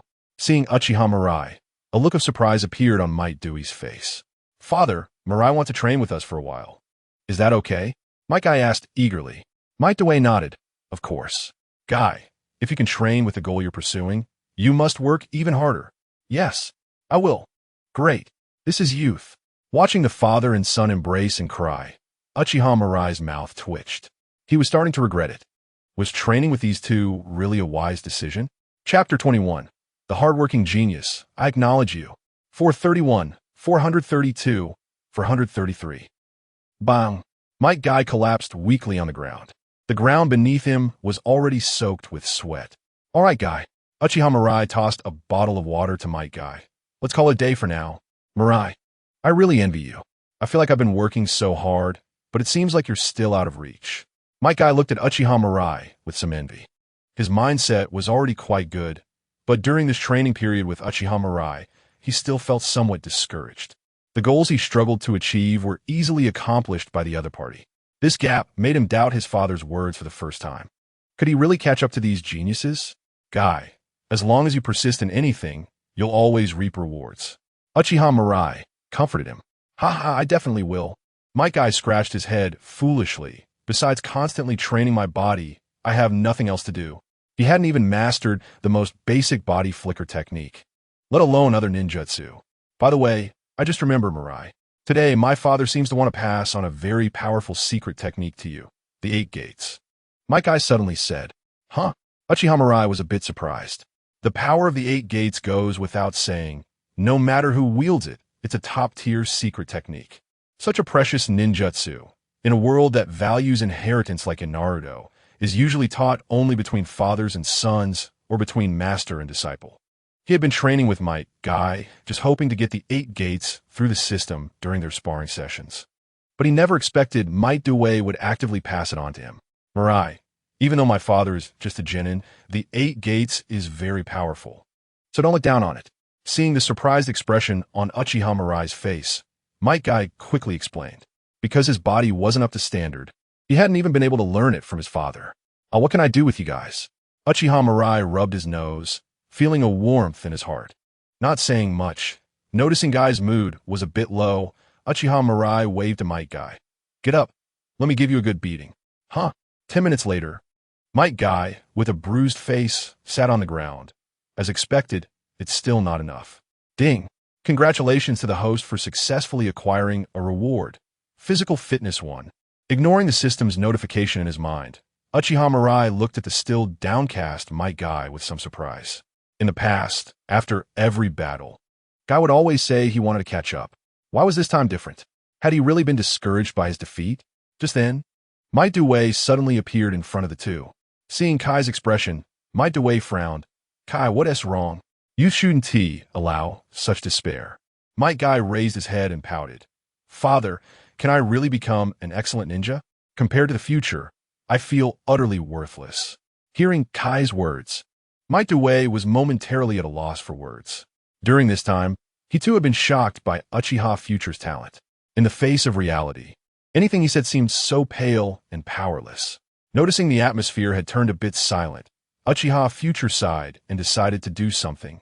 Kai, do you know why I train with you? Why? Because you're also a genius. Upon hearing Uchiha Future's words, both Might Guy and Might Due were stunned. Originally, Might Guy thought Uchiha Future was joking, but seeing the serious expression on his face, Kai helplessly smiled. Future, please don't comfort me. Someone like me, who can't even learn ninjutsu, what kind of genius am I? No. Uchiha Future walked up to Might Guy, who says only ninjutsu can measure a person's talent. In my eyes, you are a 1 in a million genius. Looking into Uchiha Future's sincere gaze, both Might Due and Might Guy, who had always regarded themselves as talentless, began to feel a bit insecure. Could Kai really be a genius? In these past few days of training, I have clearly seen your talent. No one works as hard as you do. Uchiha Future's voice gradually grew louder. Kai, you are a hardworking genius. Among all the ninjas I have met, no one can match your effort. I acknowledge you. Uchiha Future's words left Might Guy and Might Due dumbfounded. A hardworking genius? What a novel perspective. However, despite the odd angle, why did it feel so persuasive? Might Due was the first to react, slapping Might Guy's shoulder emphatically. Kai, did you hear that? You have been recognized by Future. You have received the acknowledgement of Konoha's #1 genius ninja. Future is right. Ninjutsu talent does not represent everything. You are a hardworking genius. The more Might Due spoke, the more excited he became. He had never heard such invigorating words. Just thinking about it made him feel energized. Might Guy came back to his senses, staring blankly at Uchiha Future. Future, have I gained your recognition? Yes. Uchiha Future replied solemnly. Keep going. The future you will definitely surprise everyone. Wah! Father, Kai. Might Guy hugged Might Dway, crying bitterly. For so long, this was the first time he had received recognition from someone other than his father. And that person was the acknowledged genius ninja, Uchiha Future. Might Guy felt as though another dazzling light had been added to his life.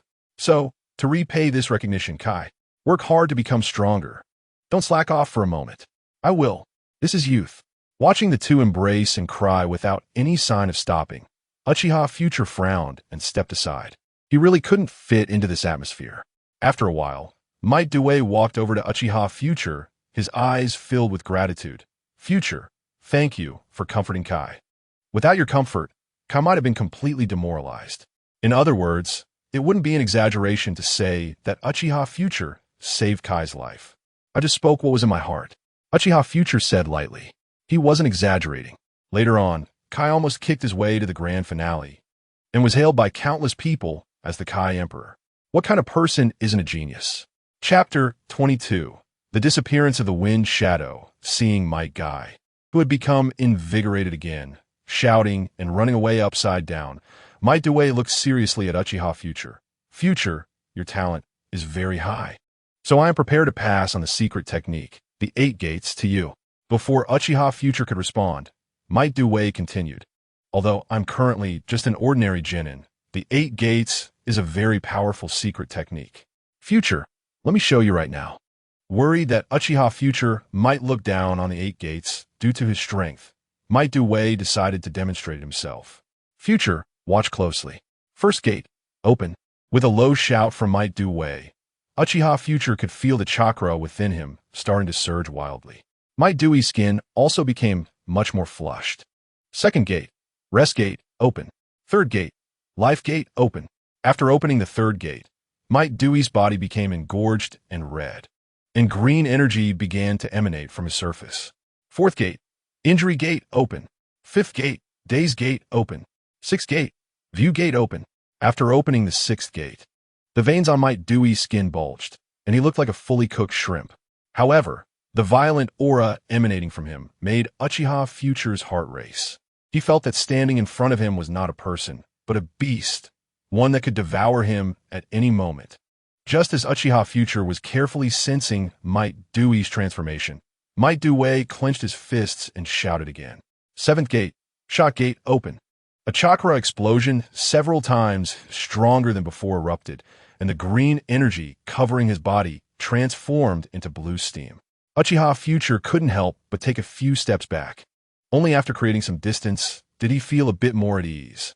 Indeed, the 8 gates is terrifyingly powerful. Uchiha Future couldn't help but exclaim. Might Dewey's chakra level was only that of an ordinary genin, far inferior to his own. But now, the chakra he displayed had reached an extremely terrifying level. Moreover, compared to chakra, Might Dewey's body was even more frightening. Uchiha Future couldn't help but activate his Sharingan, but still felt a blur as Might Dway was already in front of him. He couldn't even catch his movements. Huff, huff, huff. Future, this is the 8 gates. Might Dway panted heavily and said with difficulty, even I, after opening the 8th gate, will gain 10 times the power of the 5 Kage. However, opening the death gate also means death, so I can't demonstrate to you now. After saying this, the blue steam around him gradually dissipated, and he collapsed onto the ground. Future, although opening the 8 gates can bring a huge boost in power in a short time, it also places a great burden on the body. You must remember this. Hearing Might Dewey's advice, Uchiha Future silently nodded. When he used to read the manga, the power of the 8 gates had already amazed him. Now that he had seen it with his own eyes, Uchiha Future felt a fire burning in his heart. This technique that sharply enhances one's own power is truly too overpowered. After Might Dway shared some insights about using the 8 gates, he began to teach Uchiha Future the mantra for the 8 gates. The training method for the 8 gates is actually quite simple. As long as one's physical quality reaches a certain level, there isn't much difficulty in training. So, in just one afternoon, Uchiha Future was already able to open the 8 gates up to the 5th gate. This speed left Might Dway dumbfounded again. What kind of monster is this? Late at night, Uchiha clan territory. Uchiha Future took the last bite of barbecue.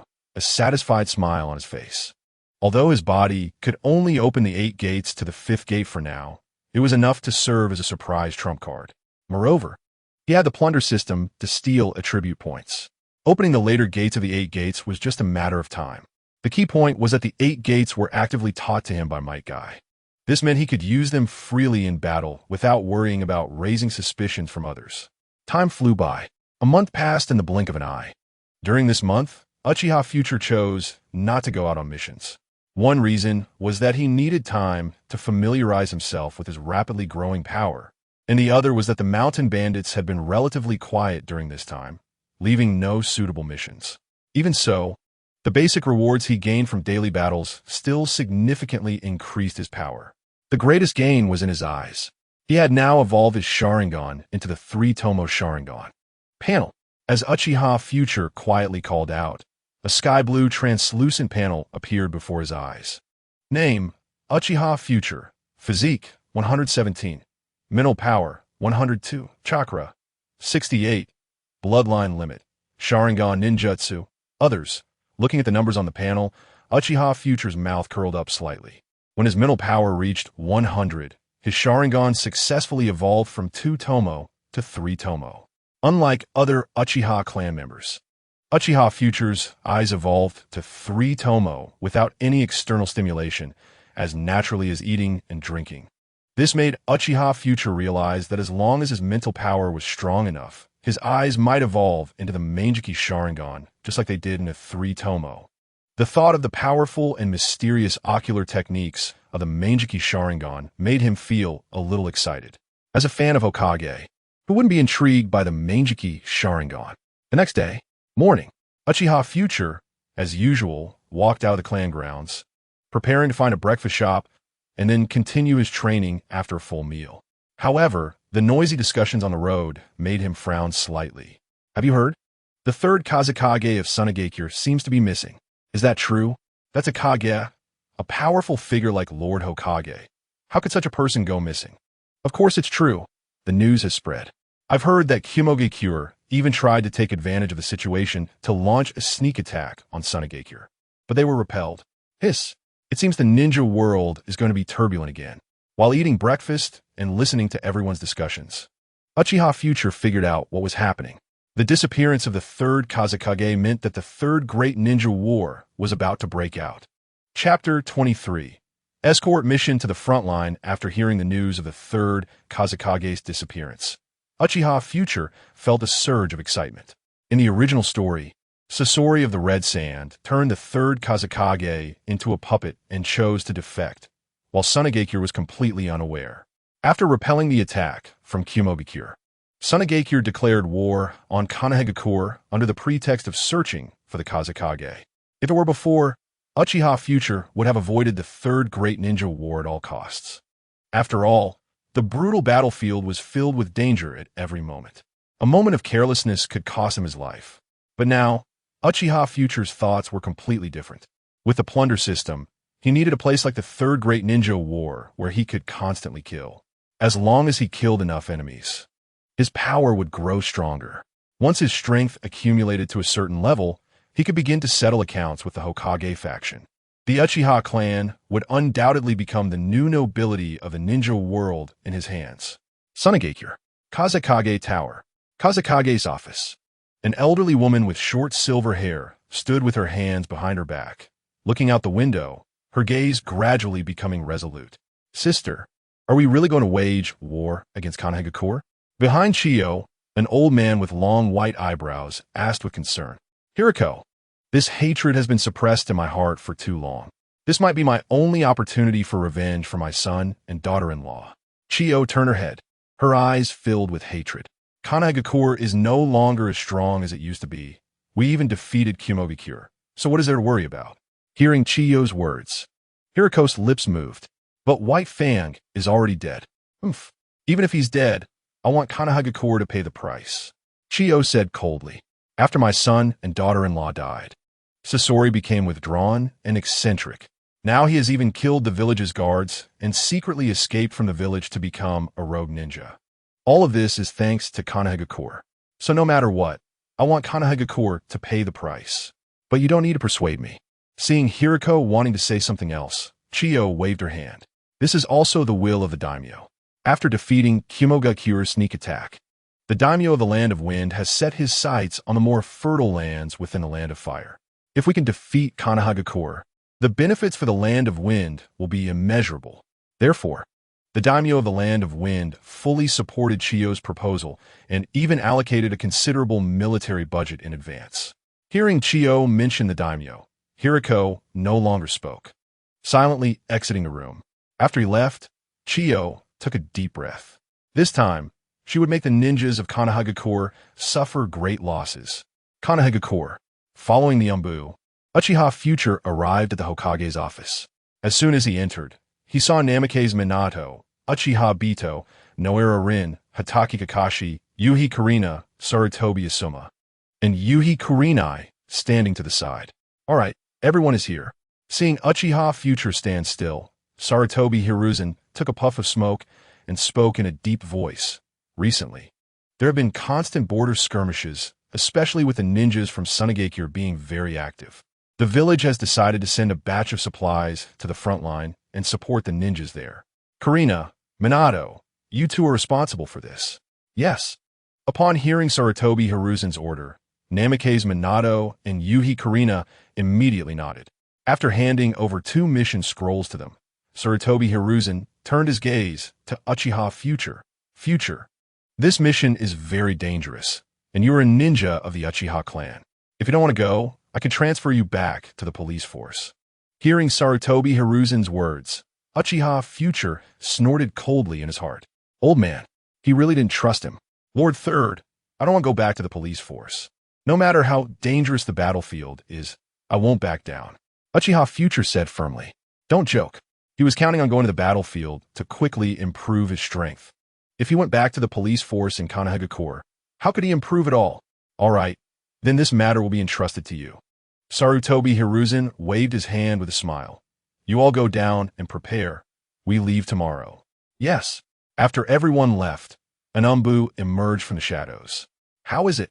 Sarutobi Hiruzen asked the Umbu. Hokage-sama, based on our perception, Uchiha Future's mental and chakra waves show no fluctuations. What he just said should be his true thoughts. Understood. Hearing the Umbu's response, Sarutobi Hiruzen felt greatly relieved. It seemed his judgment was not wrong. Uchiha Future was indeed a trustworthy asset. The next day, at the village entrance, Ohio, Uchiha Future strolled over leisurely, greeting the others who had already arrived. Hey, why did you come so late? Everyone has been waiting for you. Uchiha Bito said to Uchiha Mirai with annoyance.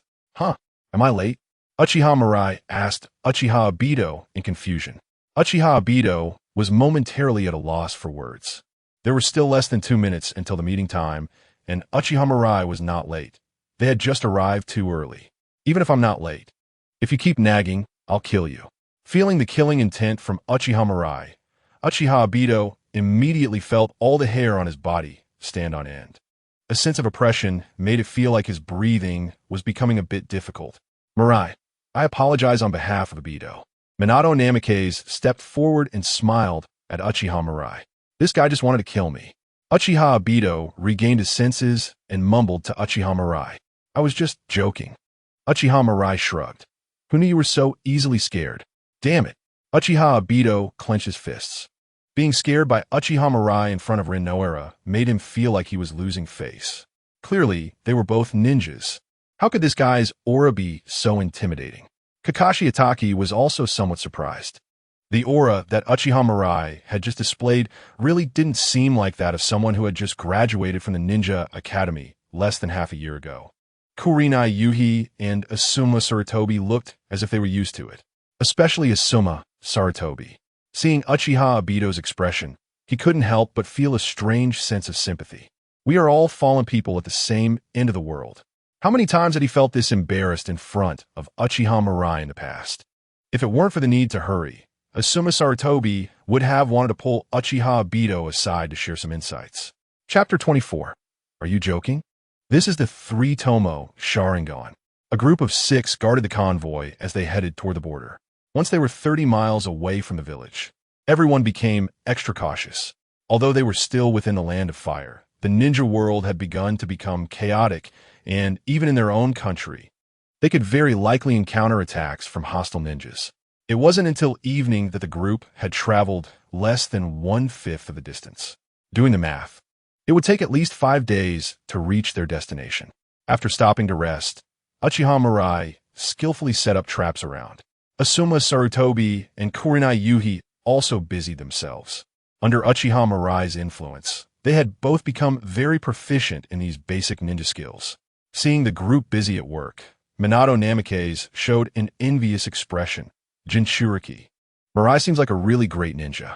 Both members of the Uchiha clan, Uchiha Mirai and Uchiha Bito, were two extremes. Mirai really is worry-free. A large part of the reason why Kurenai and Asuma had become what they were now was due to Mirai's influence. Kurenai Yuhi sighed.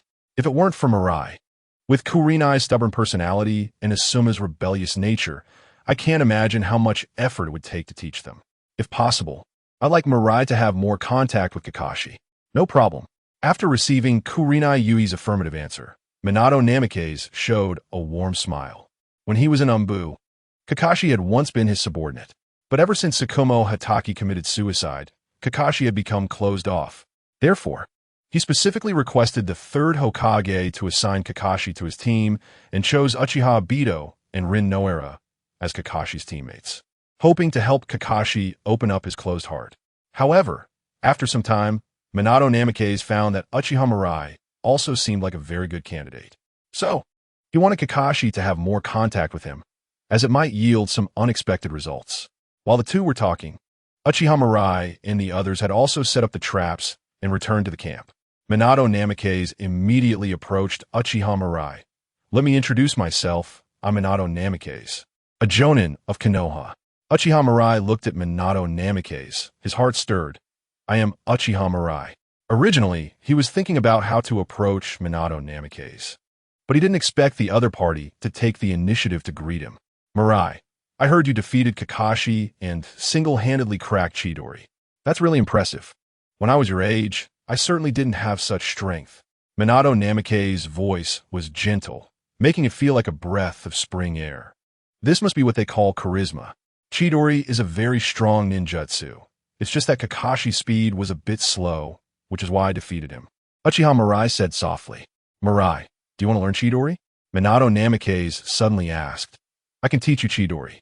Chidori was developed by Kakashi, inspired by Rasengan, and he had provided Kakashi with a lot of guidance during the process. Therefore, if he wanted to pass Chidori on to others, Kakashi wouldn't have any objections. Hearing Minato Namikaze's words, Uchiha Mirai raised an eyebrow. What's the condition? It's nothing, just that you should help guide Kakashi more often. You should know that Kakashi's situation is not beneficial for his growth if it continues like this. Minato Namikaze stated his purpose. Chidori? No need. Huh. When Minato Namikaze heard Uchiha Mirai's words, he was somewhat surprised. Chidori was a high-level ninjutsu. So many people would fight over such a precious ninjutsu. Even among the noble ninja clans, high-level ninjutsu was extremely rare. Mirai, Chidori is a very powerful ninjutsu.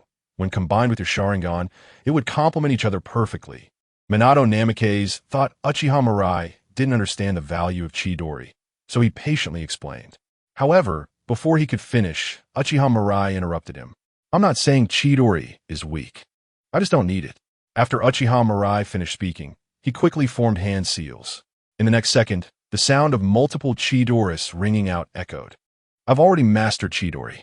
Uchiha Mirai waved his hand, dissipating Chidori, and said, Minato Namikaze, Kakashi Hatake, Uchiha Bito, and the others were all dumbfounded and stood there in shock. Although the ninjutsu just now was fleeting, there was no mistake. It was indeed Chidori. Kakashi, wasn't Chidori developed by you? Mirai, when did you learn Kakashi's ninjutsu? After the shock wore off, Uchiha Bito was the first to shout. Kakashi Hatake also looked shocked. The last time he sparred with Uchiha Mirai, he used Chidori once. Could it be that Uchiha Mirai learned it from that one time? If that's true, that would be too abnormal. Just by demonstrating it once in front of him, he was able to master such a difficult high-level ninjutsu. Kurenai Yuhi and Minato Namikaze were equally astonished. Chidori was different from ordinary ninjutsu. Releasing Chidori required mastering both the transformation and nature change of Chakra simultaneously. These two abilities were quite challenging, even for Jonin. When did Uchiha Mirai master it? Looking at Kakashi's expression, it seemed that Kakashi didn't actively teach Mirai. Only Kurenai Yuhi and Asuma Sarutobi, since they were unaware of what Chidori represented, were momentarily confused and couldn't understand why everyone was showing such expressions. Hey, answer my question. Seeing everyone stunned in place, Uchiha Obito looked angrily at Uchiha Mirai and questioned him again. Obito, don't be so agitated. After reprimanding Uchiha Obito, Minato Namikaze turned his gaze to Uchiha Mirai. Mirai, what exactly is going on? About a month ago, Kakashi challenged me and used Chidori. What nonsense are you talking about? Uchiha Obito waved his hand in dissatisfaction. We're asking you why you can use Kakashi's ninjutsu. Looking at Uchiha Obito's excited demeanor, Uchiha Mirai snorted disdainfully and pointed to his own eyes. As someone at the bottom, you probably haven't experienced the terror of the Sharingan, right? In front of these eyes, no ninjutsu has secrets. In the astonished gazes of everyone, Uchiha Mirai's black eyes immediately turned scarlet. Watching the slowly rotating Sharingan, Uchiha Obito was momentarily stunned and sat down on the ground. His face was filled with disbelief, muttering, "No way, this is the three-tomo Sharingan." Chapter 25, Uchiha Mirai's Condition, Treasure Boy. Looking at the scarlet three-tomo Sharingan before him, Uchiha Obito's face was filled with disbelief. As a member of the Uchiha clan, he understood too well what this pair of eyes meant. Three tomos, the ultimate form of the Sharingan. Every ninja with a three-tomo Sharingan was undoubtedly an elite of the clan, with strength at least at the Jonin level. In one-on-one situations, few ninjas could defeat a Uchiha ninja with a three-tomo Sharingan. It could be said that the Uchiha clan's bloodline limit can only be perfectly displayed when the Sharingan evolves into the three-tomo form. However, evolving the Sharingan into a three-tomo Sharingan is an incredibly difficult task. Most Uchiha clan members can't even awaken their eyes, let alone possess a three-tomo Sharingan. According to Uchiha Obito's knowledge, currently, there were only a few dozen people in the Uchiha clan who had a three-tomo Sharingan.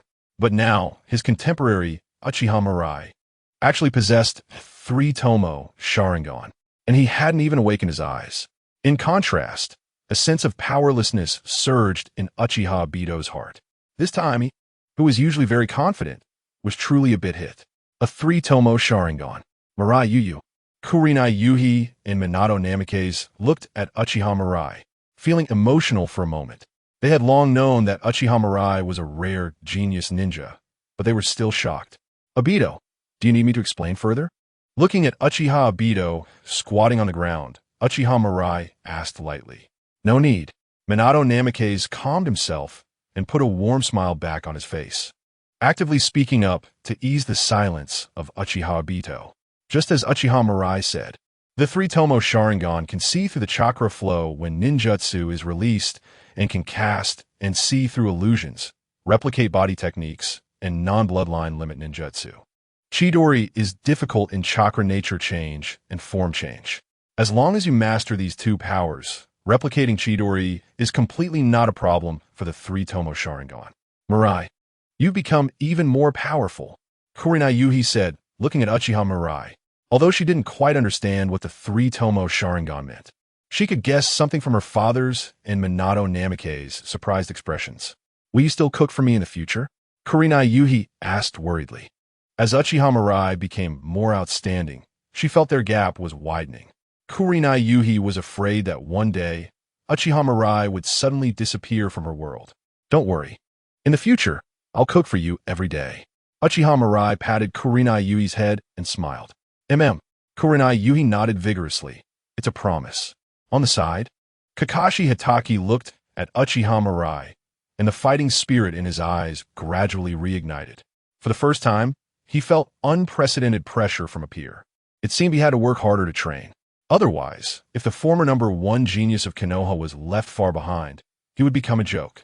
Minato Namikaze keenly noticed the change in Kakashi Hitaki's eyes and continued.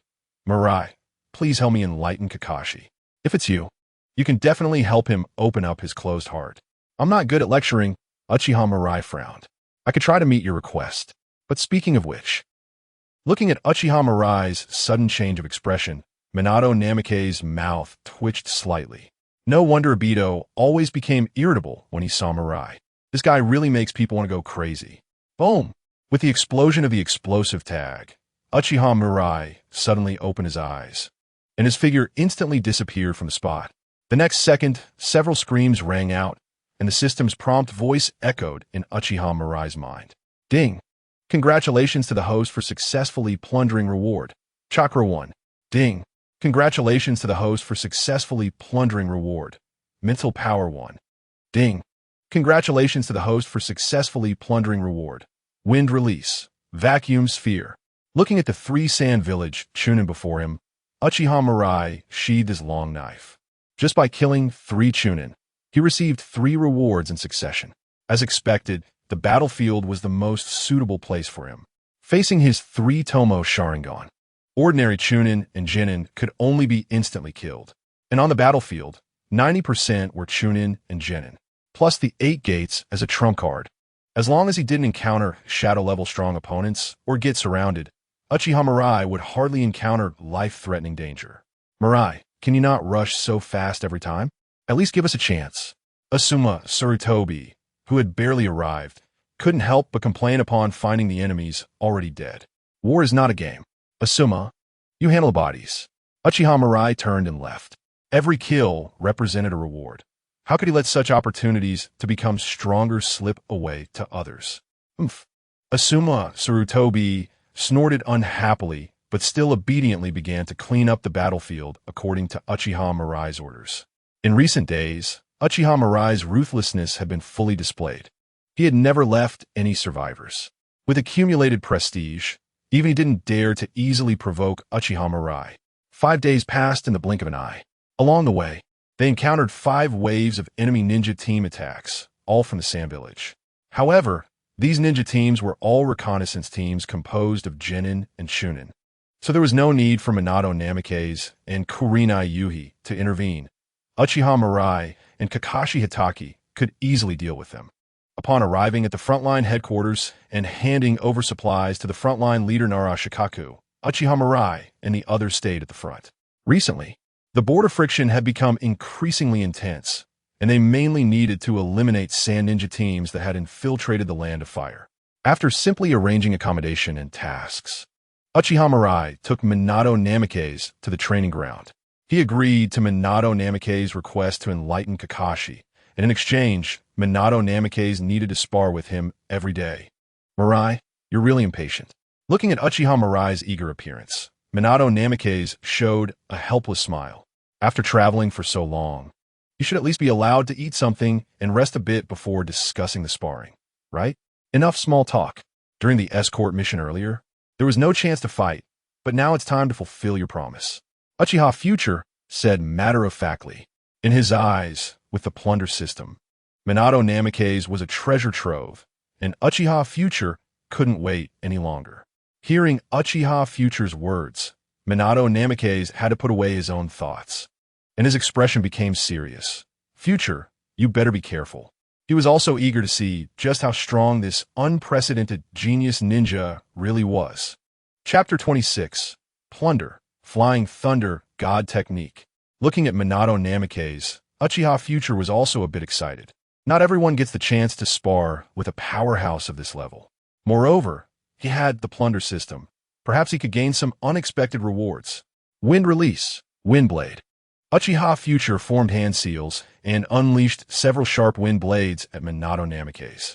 He didn't choose to use the fire release ninjutsu, which the Uchiha clan excelled at. After all, with Minato Namikaze's speed, fire release would be hard to land and would instead obstruct his own vision, which would be counterproductive. Facing the incoming wind blades, Minato Namikaze's figure flickered and vanished from spot.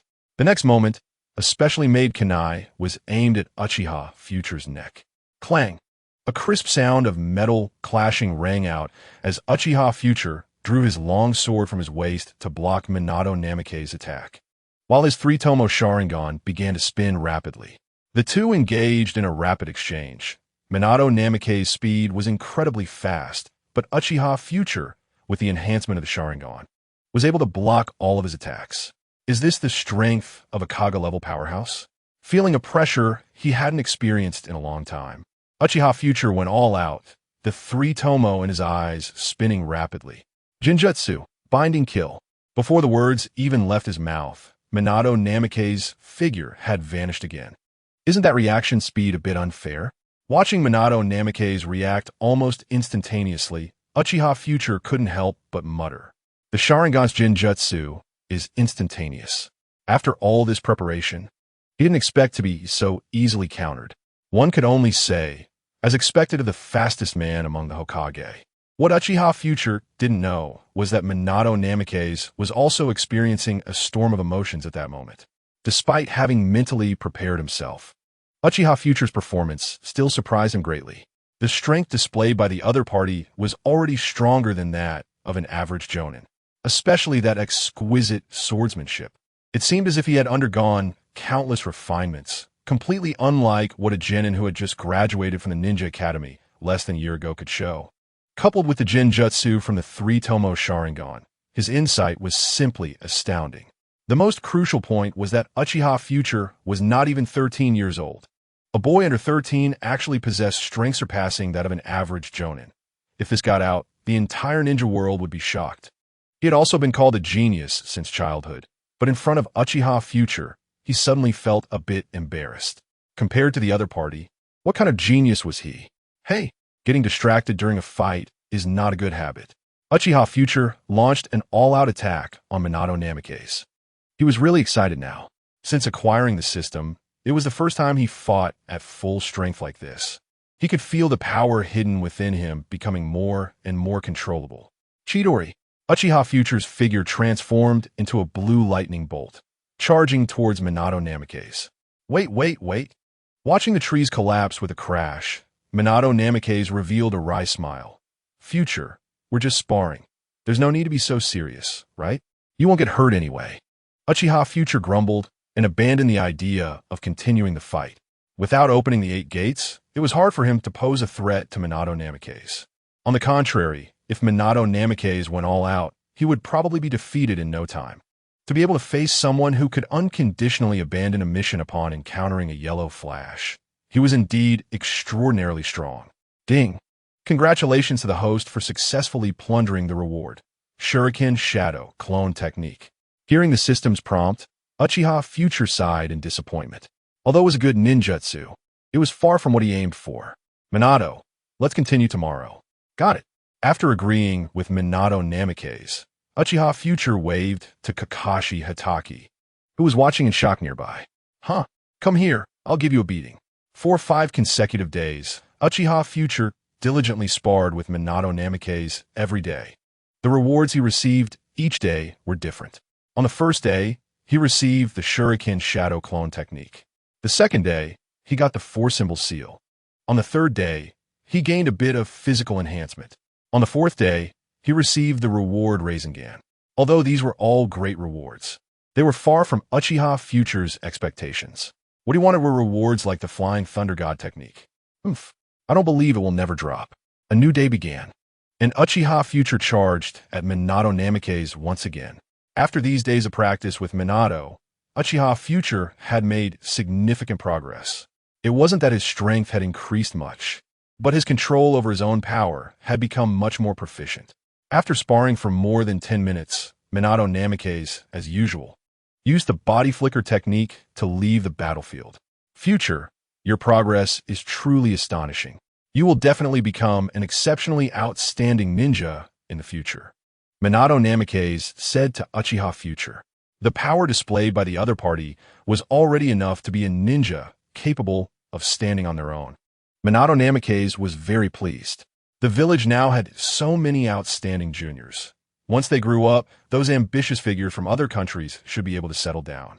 However, Uchiha Future did not respond to Minato Namikaze. His attention was entirely drawn to the system prompt ringing in his mind. Ding! Congratulations to the host for successfully plundering the reward. Flying Thunder God Technique. Name, Uchiha Future. Physique, 120. Mental Strength, 105, Chakra. 78, Bloodline Limit, Sharingan, Ninjutsu, Wind Release, Vacuum Sphere, Lightning Release, Chidori, Flying Thunder God Technique. Others, Shuriken Shadow Clone Technique for Symbol Seal. He finally got the Flying Thunder God Technique he had been longing for. Future? Seeing Uchiha Future lost in thought, Minato Namikaze walked in front of him and waved his hand. Cough, it's nothing. Let's call it a day. Uchiha Future snapped back to reality and forced a smile. He just wanted to quickly find a place with no one around to experience the reward he had just obtained. Huh? Aren't you going to beat Kakashi today? Minato Namikaze asked in surprise. In the past, after every spar, Uchiha Future would choose to fight Kakashi. What was going on today? Hearing Minato Namikaze's words, Uchiha Future looked towards Kakashi Hitaki, who was waiting nearby, and waved at him. Kakashi Hitaki walked over, somewhat confused. Smack! Uchiha Future suddenly poked his forehead. Kakashi, forgive me. Let's spar again next time. Chapter 27. Life is only one. Regretting is too late. Returning to his room, Uchiha Future casually activated the barrier arranged around the room. After carefully pulling the curtains and taking precautions, Uchiha Mirai finally closed his eyes and sat on the ground, beginning to reflect on the reward he had just obtained. After a while, Uchiha Mirai opened his eyes in surprise. This reward exceeded his expectations. Just like the Uchiha-style swordsmanship he had plundered from Uchiha Fugaku. This time the reward he plundered from Minato Namikaze was not merely the Flying Thunder God technique. It also included Minato's long-term understanding and insights into the Flying Thunder God technique. Those rich experiences, along with the training methods for the Flying Thunder God technique, surged into Uchiha Mirai's mind. Even more so, similar to when he obtained Chidori, he now had a much deeper understanding of the concept of space, indirectly gaining the talent for space-time ninjutsu. It is worth noting that in the original work, even though the Flying Thunder God technique was quite impressive, only Senju Tobarama and Minato Namikaze could master it proficiently. This shows how difficult it is to cultivate space-time ninjutsu. But now Uchiha Mirai, through the reward of the Flying Thunder God technique, had unexpectedly gained the talent to cultivate space-time ninjutsu. This reward was truly generous. Let's try it out. After fully absorbing the information in his mind, Uchiha Mirai took a kunai from the ninja tool pouch at his waist. With a thought, a complex Flying Thunder God seal appeared on the blade of the kunai. Go! After the seal appeared, Uchiha Mirai threw the kunai to the side. The kunai shot out rapidly. The next second, Uchiha Mirai's figure disappeared from the spot and appeared beside the kunai at the same time. It worked. Grabbing the kunai, a look of excitement appeared on Uchiha Mirai's face. Putting aside the bizarre and unpredictable offensive nature of the Flying Thunder God technique, just as a means of self-preservation, the Flying Thunder God technique could already be considered the pinnacle of the ninja world. It can be said that as long as one masters the Flying Thunder God technique, they are inherently in an invincible position. In the original work, if Minato Namikaze had not chosen to perish with the Nine Tails to protect Konoha, Uchiha Mirai truly could not think of any way to kill Minato. Now he could go out and have fun with peace of mind. Uchiha Mirai chuckled softly. As long as he had enough Flying Thunder God seals, no one could threaten his life. If he wanted to fight, he would fight. If he didn't want to fight, he would run. Home, Minato. Now it's home, Mirai. At the main camp on the border of Konoha, Nara Shikako looked at Uchiha Mirai and the others, revealing a hint of fatigue in his eyes. It is now certain that Sunagakure is preparing to provoke war against Konoha. The village has ordered that any Sunagakure ninja entering the land of fire will be killed without mercy. From today, you will patrol near the border as a team. Upon hearing Nara Shikaku's orders, Uchiha Mirai nodded and was the first to walk outside. Watching his back, Nara Shikaku's gaze was somewhat complex. He still couldn't believe that the Uchiha clan could produce such a ninja who was willing to lead by example in everything. In the dense forest at the border, Uchiha Mirai watched as Yuhi Kurinai and Sarutobi Asuma carefully set up traps while he leisurely sat on a branch, discreetly leaving a Flying Thunder God mark. It didn't consume much chakra anyway. Leaving more marks was definitely not a bad thing. Just then, an explosion sound of a detonation tag suddenly erupted nearby. Before Asuma and Kurenai could react, Uchiha Mirai's figure disappeared from the spot. 1,000 meters away, 3 Mangekyō ninjas immediately leaped back as soon as the trap was triggered. They were just genin, and since they had been discovered, retreating as quickly as possible was the right choice. But before they could run far, a boy wielding a long knife rushed toward them. Seeing the boy, the 3 Mangekyō ninjas exchanged glances, revealing cruel smiles. They stopped in place, waiting for Uchiha Mirai to approach, and immediately surrounded him. What luck! A little brat has come to us. Oomph. I've seen many such ignorant fools who chase after their enemies without thinking when they see them retreating. They are all self-righteous idiots. Unfortunately, life is only one. It's too late to regret. The 3 sand ninjas closed in on Uchiha Mirai, their expressions carrying a hint of excitement. This little brat looked like he had just graduated from the ninja academy and was alone, simply a little white rabbit delivered to their door. You're not wrong. Huh? The 3 sand ninjas looked at Uchiha Mirai's words with confusion. The next second, a flash of the blade passed. 1 sand ninja's head fell to the ground. What? So fast. The remaining 2 sand ninjas, seeing their comrade killed, were all stunned. Just a moment ago, they hadn't even caught the opponent's movement, and their comrade was already dead. The remaining 2 sand ninjas immediately realized that they seemed to have provoked someone they shouldn't have. This seemingly reckless kid was far stronger than them. Definitely a genius ninja with exceptional talent. Split up and retreat. Realizing Uchiha Mirai's strength, the 2 ran in different directions, aiming to ensure at least one of them could escape and safely relay the information. Just after running a few dozen meters, 1 sand ninja had his throat cut by a long knife and fell helplessly to the ground. He could feel his life rapidly slipping away. However, looking at his comrade who had already run hundreds of meters in the opposite direction, a hint of relief appeared in his eyes. His sacrifice was worth it. Konoha has such a genius ninja. They must send someone to assassinate him before he grows. Such information is far more important than his life. But just as his consciousness began to fade, the sand ninja lying on the ground suddenly saw a kunai shooting toward his comrade, reaching him in the blink of an eye. The sand ninja's heart tightened, but after seeing his comrade knock the kunai away, he let out a long sigh of relief. However, the next moment, the sand ninja lying on the ground widened his eyes. He saw the boy, who was originally beside him, suddenly appear beside his comrade and stab through his heart. How'd he do that? Damn it, such important information. The sand ninja's heart sank, and his consciousness could no longer hold on, dissipating into darkness. Uchiha Mirai wiped the long knife clean, stored the kunai on the ground, and the system prompt sounded in his ears. Ding! Congratulations to the host for successfully plundering the reward. Chakra 1. Ding! Congratulations to the host for successfully plundering the reward. Chakra 1. Ding! Congratulations to the host for successfully plundering the reward. Chakra 1. Chapter 28. I only follow my own. Well, by the time Uchiha Mirai had cleaned up the battlefield, Yuhi Kurenai and Sarutobi Asuma had just arrived. Mirai, are you hurt? Kurenai immediately asked with concern upon seeing Uchiha Mirai. No, Uchiha Mirai smiled. Just 3 genin, I took care of them. Seeing Uchiha Mirai's nonchalant demeanor, Kurenai and Asuma couldn't help but feel speechless. Just 3 genin? You're just a genin too. Okay. Sarutobi Asuma frowned. Uchiha Mirai, you're being too reckless. We operate as a team. You shouldn't act alone. Hearing Asuma's questioning, Uchiha Mirai snorted lightly. What I want to do doesn't require your interference. You. Asuma Sarutobi was greatly angered by Uchiha Mirai. Can we also act alone like you in the future? Have you forgotten what you said to us earlier? War is not a game. Never let yourself become a burden to your companions. Didn't you say that yourself? Facing Asuma's question, Uchiha Mirai glanced at him coldly. Asuma, rules are made for the weak. Until you defeat me, you just need to follow orders. Right or wrong? Morality? Ninja rules? He didn't care about any of that.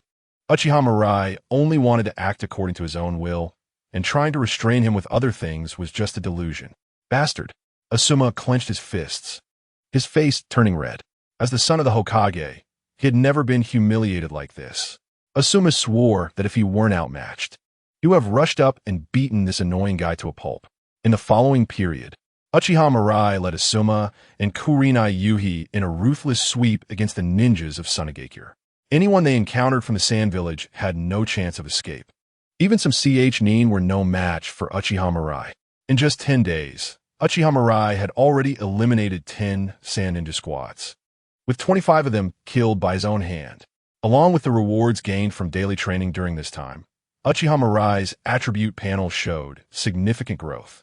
Name: Uchiha Mirai, Physique, 130, Mental Power, 110, Chakra, 101, Bloodline Limit, Sharingan Ninjutsu. Others, looking at his three-dimensional attributes, all exceeding 100, Uchiha Mirai nodded to himself.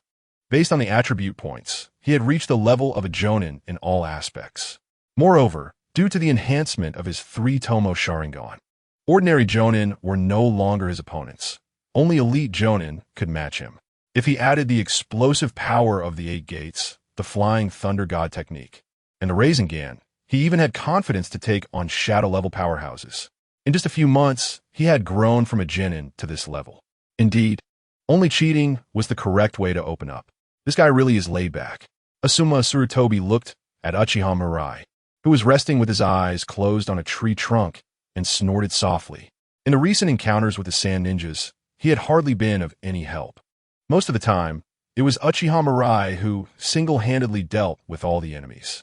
This made Asuma, who had always wanted to prove himself, very unhappy. In his view, Uchiha Mirai had taken all the limelight that originally belonged to him. Even Uchiha Obito next door now dared to laugh at him loudly. How could he prove himself to his father like this? No, next time he had to make a performance before Uchiha Mirai. Asuma clenched his fists. During this time, he believed he had made significant progress. Maybe not as stunning as Uchiha Mirai, but he should not be lacking either. Those ninjas from Sunagakure were just some weaklings. They were not worth worrying about. Just then, a sound of bells rang out ahead.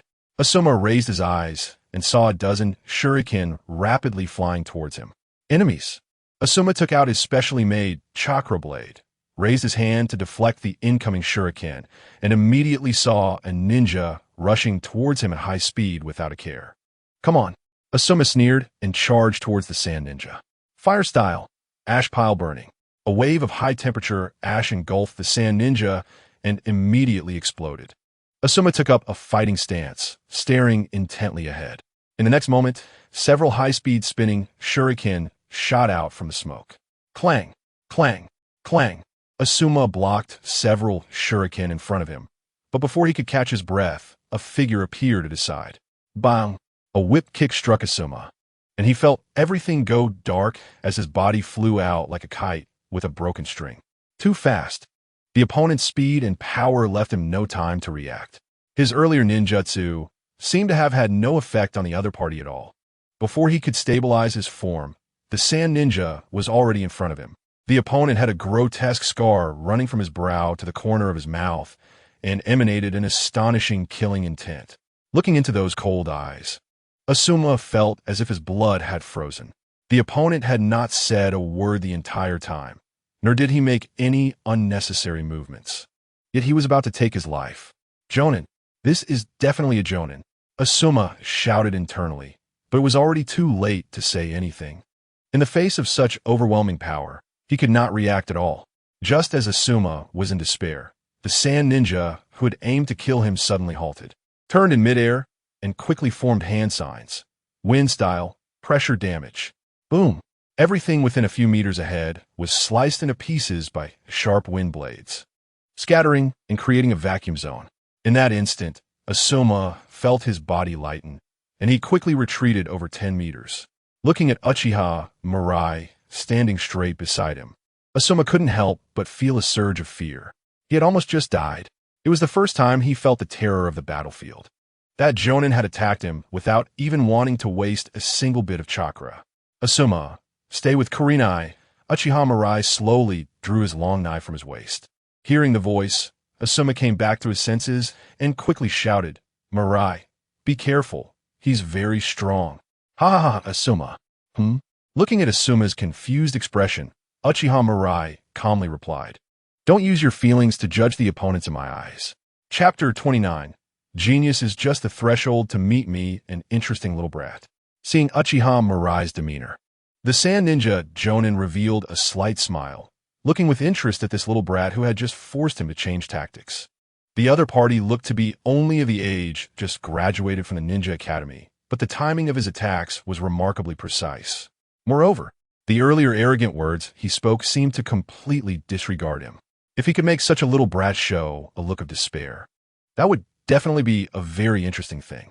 Thinking of this, the Sand Ninja coldly spoke. Brat, your strength is indeed good, but facing a Jonin, that cannot be your capital for arrogance. Tremble. Fear. Ha ha. The Sand Ninja continuously exuded a strong, killing intent, actively revealing his strength. However, the boy across from him did not show any of the reactions he expected. He merely looked at him with an expressionless snort. Idiot. Dumb brat. I'll let you know who the real idiot is. Enraged, the Sand Jonin no longer hesitated and charged at Uchiha Mirai with a kunai. Wind style, wind blade. Earth style, earth flow wall. The sharp wind blades collided with the earth wall, sending dust flying and a cloud of smoke rising. In the next moment, the Sand Ninja's figure appeared beside Uchiha Mirai. Clang! The kunai clashed with the long knife, sparking as they met. The Sand Ninja's face showed surprise. The other party's reaction speed was astonishing. Before he could make any further move, Uchiha Mirai had already drawn his knife and aimed it at his neck. But in the next second, the expression of the Sand Ninja changed. The steel kunai in his hand was effortlessly severed the moment it came into contact with the opponent's long sword. Puchi! At the last moment, the Sand Ninja leaned back with all his might, but a deep gash that could be seen to the bone was left on his chest. Bang! With a dull sound, the Sand Ninja felt a spasm in his stomach as his body was kicked away forcefully. Run! The Sand Ninja made a quick decision. The strength of this little brat was beyond his expectations. Continuing the fight would only lead to death. Preserving his life was the priority. The Sand Ninja fixed his gaze on Uchiha Mirai, Chakra flowing within him, and his hands immediately prepared to form seals to use body flicker technique and substitution technique to escape. But just then, an unexpected change occurred. In his eyes, the black-eyed boy's eyes had turned crimson without him noticing. 3 Tomo Sharingan. The Sand Village Jonin's heart trembled. Before he could react, he felt his mind go hazy. In the next second, a flash of lightning passed by. Chidori. As he looked at his heart pierced through, the Sand Village Jonin coughed up a mouthful of blood mixed with organ fragments, his shocked and unwilling gaze gradually fading. Ding! Congratulations, host. You have successfully plundered the reward, Chakra 1. Hearing the system's prompt in his mind, Uchiha Mirai felt a bit frustrated. He originally thought that killing a Jonin would yield better rewards, but it turned out to be the same as killing a Chunin. In terms of cost-effectiveness, it was simply ridiculous. We won. Seeing the Sand Ninja lose consciousness, Yujito Red cheered and rushed to Uchiha Mirai's side. This was a Jonin. To think he was killed so easily by Mirai. So strong. Mirai, how did your sword cut through that Jonin's kunai so easily? Yujito Red asked curiously. This was a decisive turning point in the battle. If it weren't for the weapon breaking, the Sand Ninja wouldn't have been seriously injured. Yujito Red was very curious about how this was accomplished. After all, in the previous exchanges, the Sand Ninja's weapon was clearly able to block Uchiha Mirai's longsword. Red? By attaching Wind Release Chakra to the weapon, you can greatly increase its cutting power. In battle, when you suddenly attach Wind Release Chakra to your weapon, it often produces unexpected effects. Uchiha Mirai patiently explained to Yujito Red. Even a steel kunai, in front of his long sword with Wind Release Chakra attached, was no different from tofu. To think it could be done this way, Mirai, you truly are a genius. Hearing Yujito Red's admiration, Uchiha Mirai ruffled her hair, making it messy. Genius?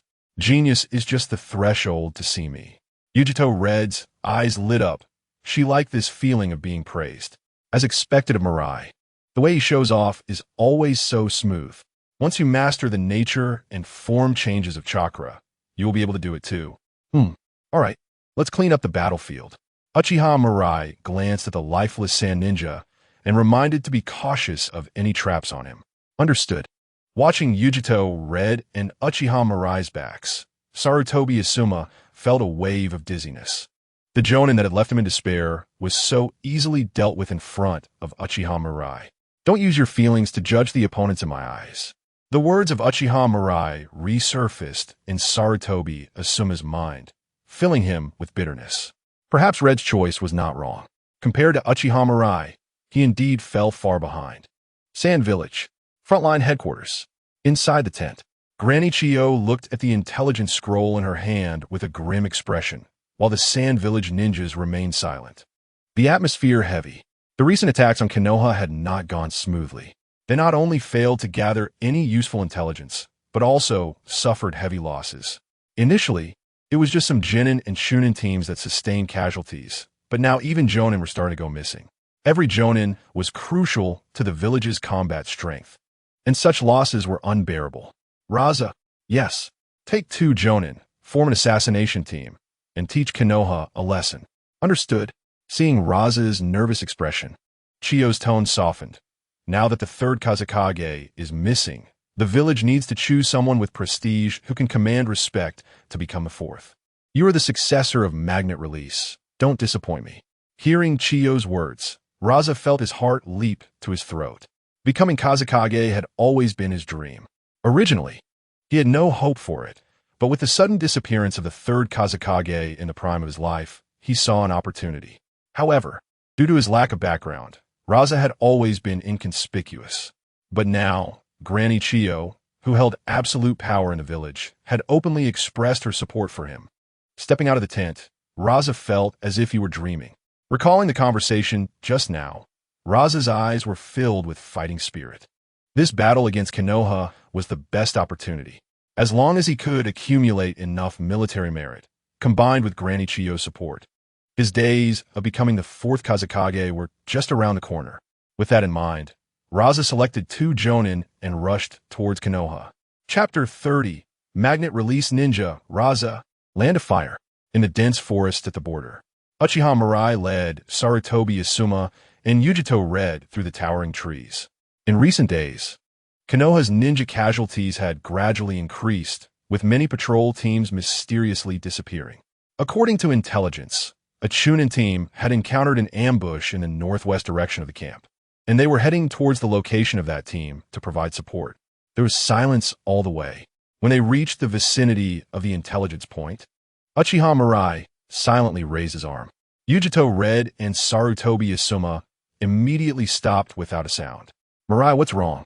Yujito Red whispered. Something feels off here. If anything changes, you 2 retreat immediately. After hearing Uchiha Mirai's orders, Yujito Red and Sarutobi Asuma nodded simultaneously.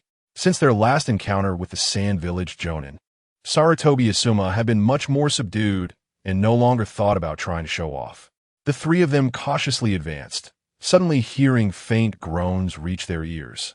The 3 exchanged glances and took a few steps forward. They soon saw 3 Konoha ninjas lying in a pool of blood, with one of them moaning. It's our village's ninjas.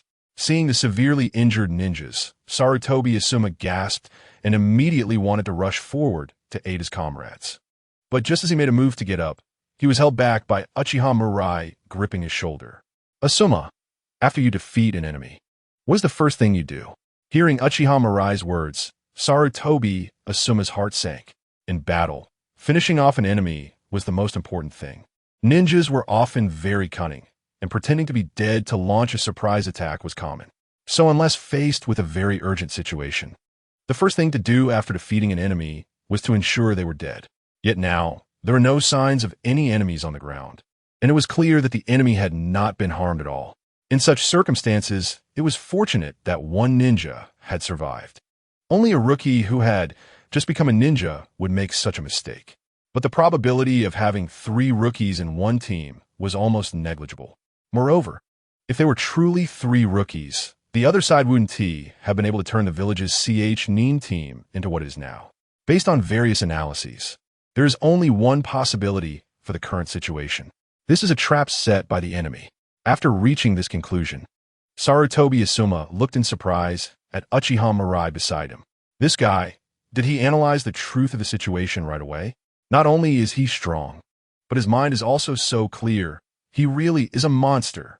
Retreat. Uchiha Mirai ordered in a low voice. Surround and attack the reinforcements. It's a common yet effective tactic. Since they already know that this is a trap set by the enemy, he certainly wouldn't stubbornly charge in. Mirai, we're leaving like this, but Sarutobi Asuma looked at his moaning companions ahead, his expression somewhat conflicted. Even knowing it was a trap set by the other side, leaving behind living companions like this felt very wrong to him. Hesitating will only lead to losing everything. If it makes you feel uncomfortable, then kill more enemies to avenge your companions. Uchiha Mirai said flatly. Just then, 3 figures appear behind them. What a cold-hearted guy. Are the lives of your companions so insignificant in your eyes? The leading Raza looked flirtatiously at Uchiha Mirai and the others. Since that's the case, suddenly, a large amount of gold sand surged from beneath the severely injured Konoha Nin, instantly engulfing him. Puchi. As the gold sand dispersed, a pool of thick blood and chunks of flesh remained on the ground. Seeing this scene, Sarutobi Asuma and Yuhi Kurenai clenched their fists. Damn bastard. Don't let such a low-level provocation make you lose your reason. Uchiha Mirai drew his long knife, his eyes vigilant. From the enemy's earlier actions, he had already guessed the identity of the ninja before him. The 4th Kazekage Raza, possessing the magnet release Kekkei Genkai, he is terrifyingly powerful. For him now, he is a very tricky opponent. It seems today as luck is good, I actually encountered such an interesting little guy. Raza showed a surprised expression upon seeing Uchiha Mirai's performance. Remaining calm in such a situation is not something just anyone can do. This enemy is not easy to deal with. You guys find an opportunity to run first. No, we are a team. We should advance and retreat together. Kurenai, if you stay, I have to divide my attention to protect you. It's better to go to the camp for help. But this is an order. Understood, understood. Yuhi Kurenai and Sarutobi Asuma saw Uchiha Mirai's serious expression and didn't dare to say anything more. This was the first time they had seen Uchiha Mirai look so serious. The enemy opposite must be incredibly strong. Run! Uchiha Mirai shouted softly and threw out several shuriken. Shuriken Shadow Clone Technique. In mid-air, the shuriken transformed from 1 into 2, 2 into 4, and in the blink of an eye, they became overwhelming, densely rushing towards Raza and the others from all directions. Seeing this scene, Raza snorted lightly, and countless grains of sand surged from the ground, blocking all the shuriken. Taking this opportunity, Sarutobi Asuma and Yuhi Kurenai quickly retreated in the opposite direction. Maki, Yamashita, you go chase the other 2. Yes. Hearing the order, the 2 Nin who had come with Raza began to pursue the direction in which Yuhi Kurenai and Sarutobi Asuma had fled. Raza controlled the sand and rushed towards Uchiha Mirai. Shadow Clone Technique. Fire release. Great fireball technique. Wind release. Great breakthrough. Uchiha Mirai and his shadow clone attacked simultaneously. Fire borrowed the wind's strength, and the flames instantly engulfed Raza. Useless. Raza hid his body behind the gold sand, completely unconcerned about Uchiha Mirai's attack, and continued to launch an assault on Uchiha Mirai. The 6th gate of the 8 gates. Open. Uchiha Mirai didn't continue to tangle with Raza, but directly opened the first 6 gates of the 8 gates. Maki and another Nin named Yamashita were both upper ninjas. He had to stop the opponent, or else Yuhi Kurenai and Asuma would be in danger. After opening the 8 gates, Uchiha Mirai's entire body was enveloped in green steam. His speed increased several times, and he vanished from his original position in a flash. As he moved, the ground was lifted by the air. Instantly arriving beside Yamashita, Uchiha Mirai swung his long knife, and Yamashita immediately ducked his head. A strand of hair was cut off, and before Yamashita could breathe a sigh of relief, Uchiha Mirai's hand was already pressed against his chest. Rasengan. Boom! Under the effect of the Rasengan, Yamashita's body spun and flew out, crashing into several sturdy trees before heavily landing on the ground. Seeing this scene, Raza and Maki were all extremely shocked. Yamashita was a battle-hardened upper ninja, yet he was killed in an instant by a kid? What a joke. Chapter 31. Limit. Magnet Release Kekkei Genkai. Uchiha Mirai Mirai-'s instant kill of Yamashita left Raza and Maki utterly astonished. A child who looked to be only in his teens possessed such strong power, even though the other party clearly used a secret technique. Being able to achieve this level was enough to demonstrate their strength. Ding! Congratulations to the host for successfully plundering the reward. Wind release. Pressure damage. After killing an upper ninja from Sunagakure, Uchiha Mirai didn't stop and continued to charge at Maki. Wind release. Wind blade.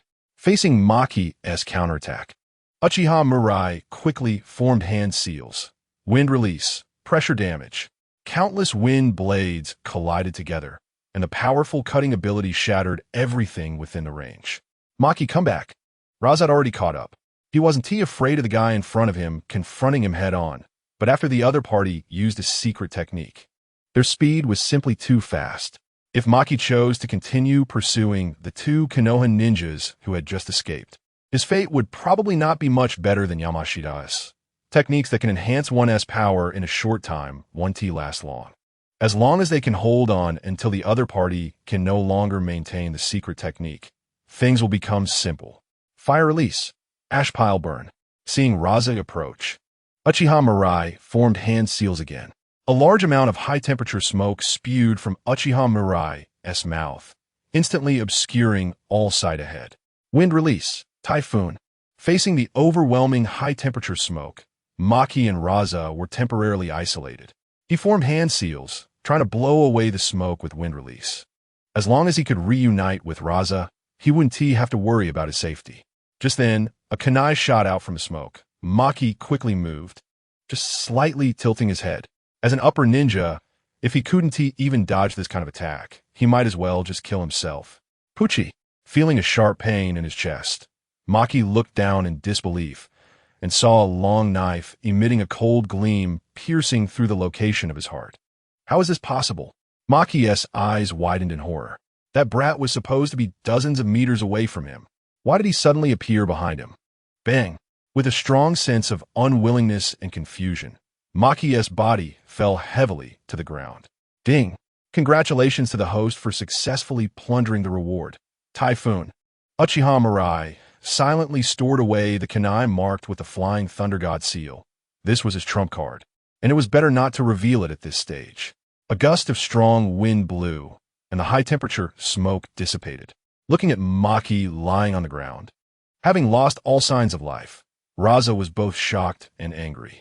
Maki was one of his most outstanding upper ninjas, and he had a good chance of becoming an elite upper ninja, yet now he had died here. After consecutively losing two upper ninjas, Raza felt as if his heart was bleeding.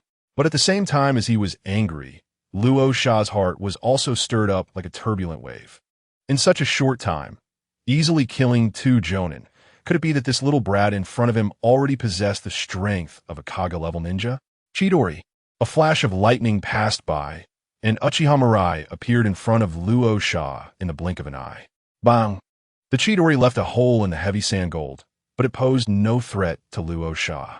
With the attack proving ineffective, Uchiha Mirai began to launch continuous assaults on Luo Sha from different angles, trying to exploit weaknesses like Lee did against Gaara in the original story, using his super high speed. However, it was clear that Luo Sha was not comparable to Gaara during the Chunin exams. Luo Sha was like a turtle without any vulnerabilities, and Uchiha Mirai's attacks had no effect whatsoever. 3 Tomo Sharingan. So you're a little brat from the Uchiha clan. Seeing the crimson 3 Tomo Sharingan in Uchiha Mirai's eyes, Luo Sha's face showed excitement again. Such a genius boy, and he possesses the bloodline limit of the Uchiha clan. If he could bring back the other party's corpse, the mistake of losing 2 jonin under his command would be negligible. Magnet release. Gold sand wave. Countless grains of sand gold surged towards Uchiha Mirai, who could only retreat. As he watched the sand gold grow more numerous, covering a radius of 100 meters, Uchiha Mirai's eyes turned cold. He was almost at his limit now. Not to mention the side effects of the 8 gates, his own chakra was almost exhausted. Sure enough, Kaga-level ninjas and ordinary ninjas were not on the same level. He could easily kill jonin like Maki, but against a Kaga-level powerhouse like Luo Sha, it was difficult to inflict any damage. Magnet release. Sand gold barrier.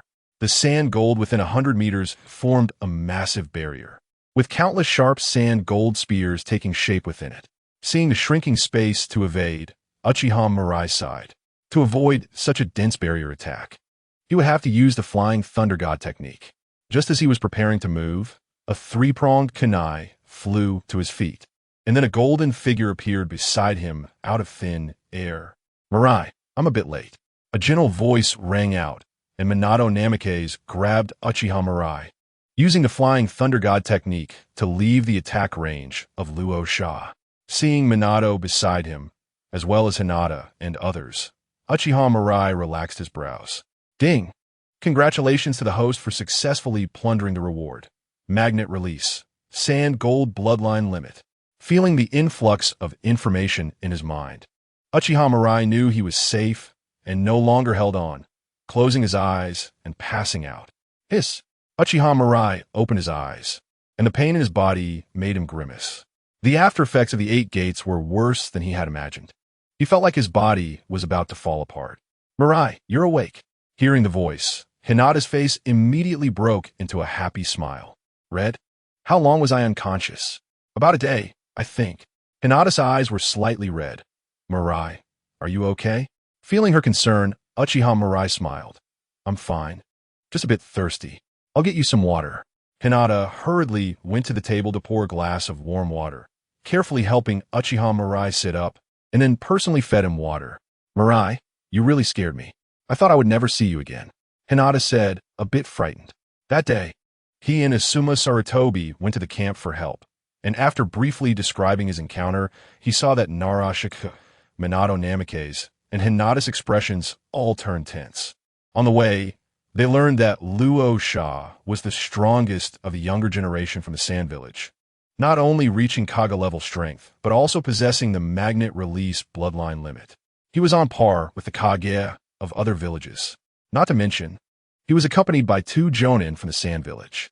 Although Minato and the others rushed to the place where Uchiha Mirai was attacked at the first opportunity, everyone felt a layer of gloom in their hearts. Although they knew Mirai was strong, encountering such an enemy, he was likely in grave danger. Chapter 32. What is happening to this world? But what no one expected was that when they arrived, they immediately saw the 2 lifeless bodies of the Sand Village ninjas lying on the ground. Not far away, the ninja named Luo Sha was controlling a sea of gold sand, preparing to unleash a big move. Fortunately, Senior Minato mastered the Flying Thunder God technique. Otherwise, Uchiha Mirai might have been killed by that move. Mirai, you don't know how dangerous it was at that time. If we were any later, I would never have seen you again. Even now, Hinata felt a bit of lingering fear. The situation was too dangerous. It couldn't be helped. If I hadn't held them off, you would have been in danger. Uchiha Mirai squeezed Hinata's face and smiled. At that time, he was indeed on the verge of exhaustion. But the reality was far from as dangerous as Hinata imagined. After all, with the Flying Thunder God technique, he could transfer himself to a completely safe place at any time. Of course, he wouldn't proactively mention this. Mirai, you're so good to me. Hinata was touched by Uchiha Mirai's words. Clearly, he was a genius ninja with infinite possibilities in the future, yet in the most critical moment, he chose to hold them off alone for her. Hinata suddenly threw herself into Uchiha Mirai's arms. After a while, ahem, seeing his daughter leaning in Uchiha Mirai's arms, Hinata's father coughed a few times loudly. Hinata woke up and turned around to see her father, Naruto, Minato Namikaze, and others. Mirai, you're finally awake. Are you hurt? Seeing Hinata's shy demeanor, Naruto took the initiative to break the awkward silence. Uchiha Mirai discreetly released his hold on Hinata. I'm fine, just a bit fatigued. The others were even more surprised to see that Uchiha Mirai seemed to have suffered no injuries. A 13-year-old boy, facing an attack from a Kaga-level powerhouse and 2 Jonin, not only remained unscathed but also killed 2 enemy Jonin. Such a record would surely shock the entire ninja world. Naruto walked to Uchiha Mirai's bedside. Mirai, can you tell us in detail about the battle? At that time, I judged that the enemy's strength was very strong, so I directly let Hinata and Asuma retreat first. To prevent them from being pursued, I directly opened the 8 gates. That was how I managed to hold on until you arrived. Hearing Uchiha Mirai's explanation, Hinata nodded. When we were in the village, Mirai trained for a while with a ninja named Might Guy. The 8 gates technique was passed on to Mirai by Might Guy. Hearing Hinata's explanation, Narashikaku was somewhat surprised. Is it the Might Guy who is called the Eternal Genin? Exactly. Narashikaku gasped. He considered himself to be fairly quick-witted, but now he felt a bit confused. A secret technique taught by an Eternal Genin helped another Genin withstand an attack from a Kaga level and 2 Jonin, and even counter-killed 2. Why did it feel like this world suddenly became unrecognizable to him? By the way, what happened after I passed out that day? It's a bit embarrassing to say, but the ninja named Luo Sha got away. Hearing Minato's words, Uchiha Mirai nodded noncommittally. The setting sun is crimson, and Shikaku is skilled in illusion techniques, but his strength has not yet reached that of an elite Jonin, so he probably won't be much help in a battle against Rasha.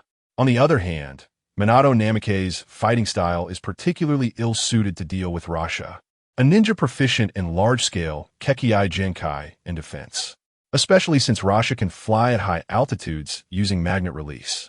Therefore, it's not surprising that the opponent could escape. After reviewing the events of the day in detail, Narashikaku and others confirmed that Uchiha Mirai was indeed fine and then left one after another. Once everyone had left, a glimmer of brilliance flashed in Uchiha Mirai's eyes. In the battle with Rasha, he acquired the magnet release, Sand Gold Kekkei Genkai. This is the first time he has plundered a Kekkei Genkai reward since awakening his system. To have obtained a Kekkei Genkai in his first battle with Rasha is just too lucky. It seems I need to find time to dig for some sand gold in the desert as a backup, Uchiha Mirai murmured. In the battle with Rasha, he personally experienced the power of the magnet release Kekkei Genkai, as long as he doesn't face attacks like Susanoo or True Thousand Hands.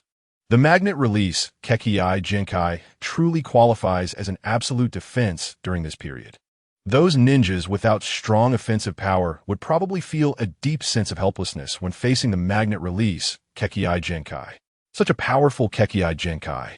Uchiha Mirai, of course, intends to use it as his trump card. After all, with the Flying Thunder God technique, his whereabouts shouldn't be easily discovered. With this in mind, Uchiha Mirai left a shadow clone behind and directly vanished from the room. Wind Country. Frontline base. Looking at the grim-faced Chiyo, Rasha knelt on one knee, lowering his head and not daring to speak.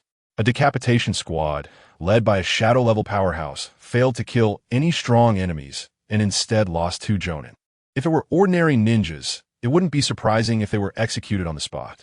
You mean a genius ninja from the Uchiha clan appeared in Konoha? That's right. Upon hearing Chiyo's words, Rasha quickly nodded. That little brat has a 3-tomo Sharingan and has mastered some special secret techniques that can multiply his power several times. Maki and Uyama died at that brat's hands. Originally, that brat had been pushed into a corner by me, but at the crucial moment, Konoha's reinforcements arrived. No need to explain. Chiyo interrupted Rasha with a frown. Send my orders from now on. Sunagakure officially declares war on Konoha? Yes. Rasha. Every Kazekage has possessed the magnet release Kekkei Genkai, but not only ninjas with a magnet release Kekkei Genkai can become Kazekage. I understand. After reprimanding Rasha, a hint of fatigue appeared in Chiyo's eyes. Why does Konoha keep producing batches of exceptionally talented ninjas every once in a while? A teenager in his teens can actually possess strength to rival Rasha. If he grows, he might become the next Tsukumo Hatake. No, that little brat might even be stronger than Tsukumo Hatake. After all, the original Tsukumo Hatake didn't have a powerful Kekkei Genkai like the Sharingan. Such a guy must be nipped in the bud. Chapter 33. Those who do not cherish their companions are even worse than trash. Fire Release. Great Dragon Fire Technique. Wind Release. Pressure Damage. The combination of Fire Release and Wind Release instantly cleared a large area on the battlefield ahead. Ding. Congratulations to the host for successfully plundering reward. Chakra 1. Ding. Congratulations to the host for successfully plundering reward. Mental Power 1. Ding. Congratulations to the host. Continuous prompt sounds rang out as Uchiha Mirai grabbed Kakashi's shoulder and quickly flew back. Kill him. Uchiha Mirai is over there. Hurry up. That damn guy. Don't think you can escape this time. Dozens of Sunagakure ninjas rushed to attack Uchiha Mirai, and in the distance, some sand ninjas were rushing towards them at an extremely fast speed. Countless shurikens, kunai, and ninjutsu were hurled at them recklessly, engulfing everything, causing the ground to tremble. Mirai, you run first, I'll hold them off. Seeing the approaching sand ninjas, Kakashi gritted his teeth. Stop talking nonsense. Uchiha Mirai snorted coldly. Multiple shadow clone technique. Fire release, great fireball technique. Wind release, great breakthrough. With his hands quickly forming seals, Uchiha Mirai unleashed several combined ninjutsu using shadow clones and directly opened the first 3 gates of the 8 gates, sharply increasing his speed. Mirai, you really attract hatred, huh? Kakashi looked at the frenzied sand ninjas and couldn't help but sigh. Stop with the sarcastic remarks. If you act impulsively like this again, I won't come to save you next time. Uchiha Mirai detonated the prepared explosive tags, and with a series of bangs, he left the sand ninjas far behind. Back at the camp, Uchiha Mirai threw Kakashi to the ground and pulled out a few soldier pills to replenish his stamina. Feeling the chakra slowly increasing within him, Uchiha Mirai finally breathed a sigh of relief. It had been 2 months since arriving at the front lines, and such things happened almost every day. Since the last encounter with Rasha, Sunagakure had officially declared war on Konoha, initiating a full-scale war. At the same time, news of him single-handedly resisting Rasha, Maki, and others spread like wildfire, causing a huge sensation in the ninja world. Almost all ninjas knew that Konoha's Uchiha clan had produced an exceptionally talented young man. Uchiha Mirai was certain that this was Sunagakure's open conspiracy. The goal was to put him in the spotlight, making him the target of everyone. Uchiha Mirai believed that once this news spread, not only Sunagakure, but other ninja villages would also consider him a thorn in their side. After all, nipping a genius in the bud is the most cost-effective approach. On the battlefield against Sunagakure, Uchiha Mirai also received special treatment. Whenever he was recognized, the sand ninjas would begin to attack him frantically. If it weren't for Konoha village setting a trap in advance using Uchiha Mirai as bait to severely counter Sunagakure's attack, the pursuit by the sand ninjas would have been even more frenzied today. Of course, on the flip side, during this time, Uchiha Mirai's strength improved rapidly. He had plundered over 200 attribute points. In addition, he had acquired dozens of various ninjutsu. Compared to when he first arrived at the front lines, Uchiha Mirai's power had undergone earth-shattering changes. Name, Uchiha Mirai. Physique, 200. Mental power, 180. Chakra, 192. Kekkei Genkai. Sharingan magnet release, sand gold. Ninjutsu, lightning release, Chidori. Flying thunder, god technique. Wind release, pressure damage. Wind release, great typhoon. Others, looking at the attribute panel where all 4 dimensions were close to 200. Uchiha Mirai's mouth curled up slightly. Indeed, the battlefield is the best place for him to enhance his strength. Unfortunately, he currently hasn't obtained any abnormal physique, and he falls short in terms of endurance and recovery. If he could acquire a physique similar to Sage Mode, his strength would undergo a qualitative leap. However, speaking of special physiques, Uchiha Mirai indeed had a target in mind. You can still smile? Seeing Uchiha Mirai's expression, Kakashi couldn't help but comment. Living every day under such high-pressure conditions on the battlefield, and being a key focus of attention, if it were someone else, they would have probably fallen into mental exhaustion by now. Yet Uchiha Mirai is full of vitality, always excitedly running to the battlefield. Kakashi Hatake was quite suspicious that Uchiha Mirai might have some psychological issues. Kakashi thought, "You don't understand the fun of cheating, don't try to guess my thoughts." Hearing Uchiha Mirai's disjointed words, Kakashi was somewhat baffled. This guy was spouting nonsense again. However, recalling the recent dangerous situation, Kakashi solemnly said to Uchiha Mirai, "In the future, if you encounter such a dangerous situation, just escape on your own. For the village, it's most important that you survive and grow to your peak." Upon hearing Kakashi's words, Uchiha Mirai glanced at him. "Are you being dramatic again?" "Who is being dramatic?" Kakashi's face turned red. "Be serious. This is a very serious matter. For ninjas, all actions must prioritize the interests of the village. Just like ninjas who fail missions are called worthless, everything can be sacrificed for the village's benefit. Even comrades. Smack! A crisp slap left Kakashi frozen in place. Kakashi, you got the logic all wrong. People don't live to protect the village. On the contrary, the village exists to protect everyone. Uchiha Mirai spoke lightly. Ninjas who fail missions are called worthless? Then those who don't cherish their comrades are even worse than worthless trash. One must have small love before one can have great love, if one can't even manage small love. The so-called great love is merely the slogan of refined opportunists sacrificing others. Compared to his predecessor Shikaku, your behavior of only daring to act within rules is far behind. Seeing Kakashi in a daze, Uchiha Mirai turned and returned to his room.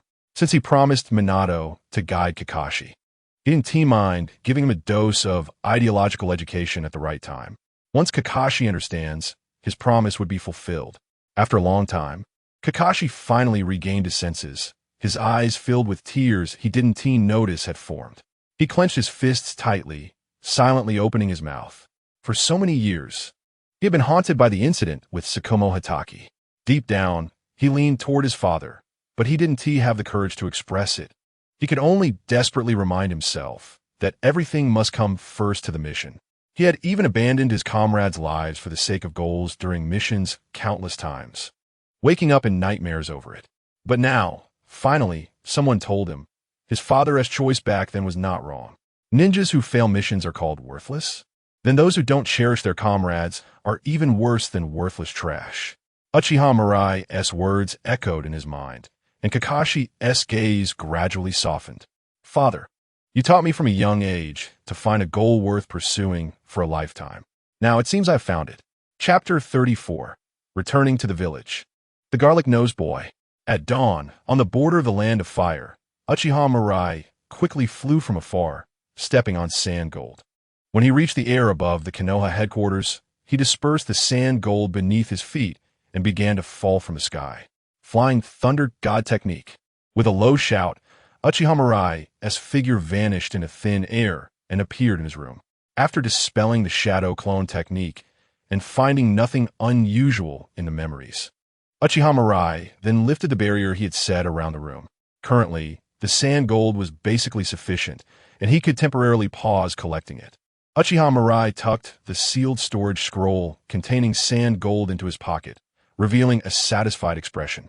Most areas within the Land of Wind are deserts, rich in sand gold reserves. In just 2 months, Uchiha Mirai had collected a sufficient amount of sand gold, enough to deal with tailed beasts. Additionally, the magnetic release bloodline limit was indeed very convenient. Besides providing exceptional defense and a wide area attack capability, it also allowed Uchiha Mirai to control the ability to fly for extended periods in the air. In the ninja world, the ability to fly is quite rare. Most ninjas have no means to counter flying ninjas. In the original story, Deidara was able to defeat Gaara and Sunigakure single-handedly because he had the ability to fly, leaving the other sand ninjas helpless during the battle. Uchiha Mirai was able to turn dangers into opportunities under the targeting of Sunigakure time and again because he could see the traps set up by Sunigakure from high above every night, allowing him to avoid the enemy's main forces on the battlefield. Knock, knock, knock. There was a series of knocks on the door. Uchiha Mirai tidied up his clothes, and as soon as he opened the door, he saw the chubby little face of Yuhi Kurenai. Kurenai, why are you so happy? Uchiha Mirai asked curiously. Mirai, there's news from the village. We can go back today, Kurenai said excitedly. Go back? Yes. Lord Narashikaku said that the ninjas on the front lines can return for a break every 2 months. Here, every day is filled with killing and death. If you can't rest in time, over time, people will go insane. Got it. Let us go. Although he could earn rewards every day by killing enemies, this long time had indeed worn his spirit down. It would be good to go back and change his mood. The two arrived at the tent where Minato Namikaze, Kurenai Yui, Obito Uchiha, Asuma Sarutobi, and others were already waiting. Seeing the two enter, Narashikaku smiled and said, "Thank you all for your hard work during this time. I will report your performance at the front lines to Lord Hokage truthfully, especially you, Mirai." Narashikaku Uchiha's gaze settled on Uchiha Mirai. You've earned a lot of merits. Not to mention that Uchiha Mirai had killed so many sand ninjas. Just using himself as bait to trap hundreds of sand ninjas in Konoha's ambush was already a great achievement. Listening to Nara Shikaku's words, Asuma Sarutobi, Obito Uchiha, Kurenai Yuhi, and others felt it was somewhat surreal. They were clearly peers who graduated at the same time. Yet Mirai had already become an excellent ninja capable of standing alone. As for them, it was better not to mention. In Konoha Village, looking at the bustling buildings and crowded streets, Uchiha Mirai and the others all showed relaxed smiles. Compared to the front lines, this place was simply paradise. The tension that had been taut finally relaxed completely at this moment. Mirai, you guys go back first. We'll have dinner together tonight, Kurenai Yuhi said. As the lead Jonin, he still needed to report the detailed information to the third Hokage. Mirai, I'll head back first. See you tonight. Kurenai waved to Uchiha Mirai. After staying on the front lines for so long, she could finally take care of herself properly. Asuma Sarutobi nodded to Uchiha Mirai and quickly left as well. Once everyone was gone, Uchiha Mirai walked alone on the streets of Konoha, feeling somewhat bored. Although Konoha is already considered the most prosperous village among all the ninja villages, as a transmigrator, it seemed to him just a larger town. Arriving at a dessert shop, Uchiha Mirai ordered a few skewers of dango. Just as he sat down, he saw a boy wearing Uchiha clothing walk in. The boy had a garlic-shaped nose, big eyes, and didn't he possess the usual handsomeness of Uchiha clan members, but he looked somewhat simple-minded. Please give me 2 skewers of dango. Thank you. The boy politely received 2 skewers of dango from the clerk, glanced around, and found a table with people to sit down. But as soon as the boy sat down, the villagers who were eating at the table immediately got up and left with their food. The boy continued to search for his next target, and 3 times in a row he faced the same situation. Sighing, the boy helplessly found an empty seat and sat down alone. He couldn't remember how many times this had happened. No matter how much goodwill he showed, the villagers still avoided him. Clap! Seeing the plate placed in front of him, the boy looked up in surprise, but his expression turned slightly disappointed when he saw that the person in front of him was wearing the same clothes as him. What's your name? Uchiha Mirai asked, looking at the boy who seemed strangely familiar. The boy shyly replied, Uchiha Shursui. Hearing the boy's words, Uchiha Mirai was somewhat surprised. He didn't expect to encounter Uchiha Shursui here. This was the formidable wielder of the single-eyed Susanoo, known for having the strongest Jinjutsu, Kodo Amatsukami. Even compared to Uchiha Itachi, his talent was not inferior. Unfortunately, he ultimately fell victim to a sneak attack by Shimura Danzo and chose to end his own life in despair. You are? Seeing the boy staring at him, Uchiha Shursui was a bit confused, thinking he wasn't here to trouble him. Uchiha Mirai. Your senior Mirai? Uchiha Shursui exclaimed, his mouth agape. As a member of the Uchiha clan, he was well aware of Uchiha Mirai's achievements on the front lines over the past 2 months. However, unlike others who focused on Mirai's strength and talent, Shursui admired his selfless actions in the face of life and death, choosing to sacrifice himself for his comrades. Such selfless dedication resonated with his understanding of the will of fire. Senior Mirai, please take care of me. Uchiha Shursui stood up and bowed respectfully. Looking at Uchiha Shursui, Uchiha Mirai felt a stir in his heart. At such a young age, Shursui had not yet formed his worldview. If he could intervene properly, he might become a valuable assistant. With this thought, Uchiha Mirai revealed a faint smile. Nice to meet you. Please take care of me. Chapter 35. Why not think about changing the village? After quickly finishing the dango in his hand, Uchiha Mirai walked outside. Uchiha Shursui hurriedly followed. He was quite curious about this outstanding senior from his clan. Soon, the two arrived at the clan's territory. The time was around 11 in the morning, and after a busy morning, most people were about to take a break, wearing relaxed smiles on their faces. Upon seeing Uchiha Mirai, many Uchiha clan members greeted him with smiles. Mirai, I heard you recently achieved great merit on the front lines. Haha, as expected of our clan's genius ninja. You really brought honor to the Uchiha clan. There are rumors outside that you faced a Kaga-level opponent and 2 Jounin, and not only were you unharmed, but you also managed to kill 2 Jounin. That's amazing. Mirai, you are the pride of our Uchiha clan. Please be careful in the future. Although most Uchiha clan members had a rebellious nature, they held a natural admiration for strong individuals. Uchiha Mirai's achievements made many clan members feel proud. Therefore, Uchiha Mirai was quite popular among the Uchiha clan members now. After greeting everyone, Uchiha Mirai took Uchiha Shursui to his room. "Wait a moment, I'll go make some food." After saying this, Uchiha Mirai turned to get busy. During his time on the front lines, he mostly relied on soldier pills to replenish his energy. Now that he had finally returned home, he wanted to treat himself well. Soon, a delicious aroma wafted through the air as Uchiha Mirai brought all the prepared dishes to the table. Braised pork, steamed base, spicy stir-fried chicken, twice-cooked pork, a whole roasted leg of lamb, and a few simple cold dishes. Looking at the sumptuous meal before him, Uchiha Shursui's eyes widened in surprise. "So fragrant. You haven't eaten yet, right?" Uchiha Mirai placed a pair of chopsticks in front of Uchiha Shursui. "I just got back today and didn't prepare too much, so let's make do with this." Uchiha Shursui nodded blankly. "Even though it's so lavish, you say you haven't prepared much? Then I'll dig in." Uchiha Shursui initially wanted to hold back, but the enticing aroma ultimately got the better of him. He picked up his chopsticks, grabbed a piece of fatty braised pork, and put it in his mouth, his eyes widening in astonishment. It melted in his mouth, savory yet not greasy.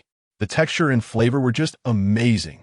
Seeing Uchiha Shursui's reaction, Uchiha Mirai also couldn't help but dig in eagerly. Ninjas typically had large appetites, so soon all the dishes were devoured by the two. After eating his fill, Uchiha Shursui came back to his senses, feeling a bit embarrassed as he scratched his head. "Thank you for the hospitality, Senior Mirai." This meal opened the door to a new world for Uchiha Shursui. He had never imagined that such delicious food existed in the world. When I just came back, I noticed that everyone's gaze towards you didn't seem very friendly. "What's going on?" Uchiha Mirai asked Uchiha Shursui. Uchiha Shursui hesitated for a moment and sighed. "Everyone thinks I've been flattering and trying to please the people in the village, calling me a disgrace to the Uchiha clan." Connecting this with Uchiha Shursui's behavior at the dessert shop today, Uchiha Mirai immediately understood the situation. "Senior Mirai, I just want the clan members and the villagers to get along harmoniously." Uchiha Shursui felt a bit wronged. "Everyone says that we Uchiha clan members are hot-tempered and proud. I want to change their perception of the Uchiha clan." After listening to Uchiha Shursui's explanation, Uchiha Mirai stroked his chin. "Shursui, what you're doing is just futile effort." Uchiha Shursui's expression of disappointment became more evident. "Even you, Senior Mirai, think so? I'm just stating the facts. But what should I do instead?" Uchiha Shursui looked up, his eyes filled with confusion. The villagers did not accept him, and his clan members also viewed him with hostility. Should he just let the village and the clan remain at odds? "Shursui, what do you think of me?" Hearing Uchiha Mirai's question, Uchiha Shursui respectfully replied, "Senior Mirai is an excellent ninja. Not only is he the pride of our clan, but even the people in the village speak highly of him." Uchiha Shursui said enviously, "I wish I could be like you, Senior. Should I flatter others like you?" Uchiha Shursui seemed to understand Uchiha Mirai's meaning and quietly replied, "No, no." Uchiha Mirai nodded. "Cowering and flattering will only lead to others treating you with even less respect. If you don't respect yourself, how can you expect others to respect you?" Uchiha Shursui fell silent for a moment, but still felt a bit puzzled. "But if we don't actively change, the gap between the village and the Uchiha clan will only grow wider. If this continues, the village and the clan might become irreconcilable." Hearing Uchiha Shursui's concerns, Uchiha Mirai's expression froze. The children in the Naruto world really are mature. Has Shursui already foreseen future events? Senior Mirai, what do you think? Looking at Uchiha Shursui's hopeful gaze, Uchiha Mirai smiled faintly. "Shursui, why not consider the problem from a different perspective? You always think about changing the Uchiha clan. Why not think about changing the village instead?" Hearing Uchiha Mirai's words, Uchiha Shursui was stunned in place. "Change the village?" Uchiha Shursui said, a bit confused. "Senior Mirai, I don't quite understand what you mean. Isn't changing the village too radical?" "Shursui, do you think the current state of the village and the Uchiha clan is all because of our clan?" Uchiha Mirai said solemnly. "In other words, do you think all the blame lies with us?"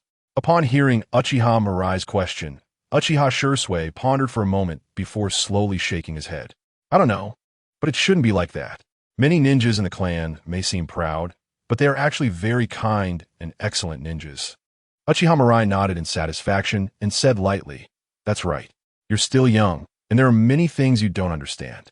If you're willing to listen, I can tell you the reason why the village and the Uchiha clan have become what they are today. Now that his strength had grown, he no longer had to be as cautious as before.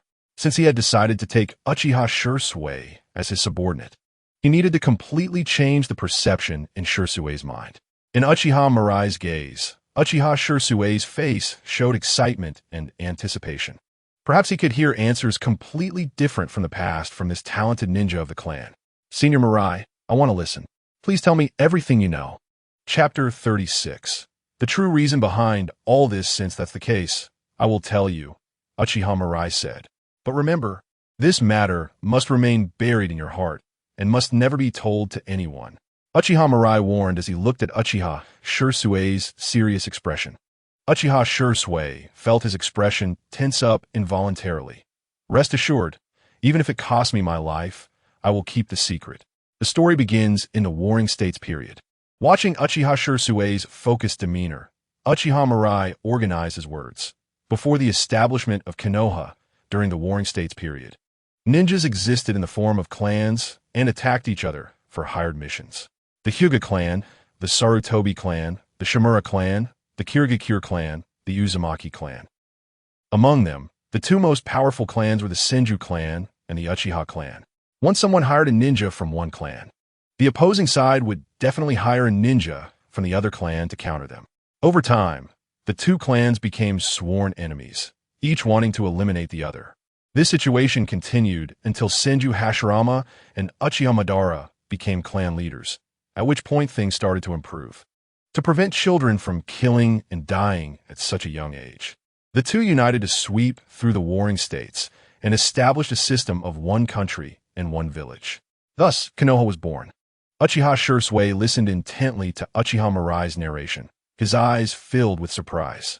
Although these things were recorded in the clan's secret scrolls, he had not yet come into contact with this information. Uchiha Mirai's words made him feel as if his horizons had been broadened. After Konoha was established, Senju Hashirama was elected as the first Hokage. After living for a while, Uchiha Madara keenly realized that the system they had established had significant flaws and would inevitably breed darkness over time, so he chose to leave Konoha. It is worth mentioning that when Uchiha Madara left Konoha, he commanded the Uchiha clan members to leave with him. But the clan members who had become accustomed to a stable life did not follow their former leader. Everyone had already considered themselves part of the village. So that's how it is.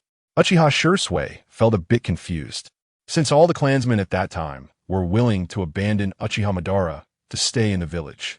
Why has the situation changed to this extent now?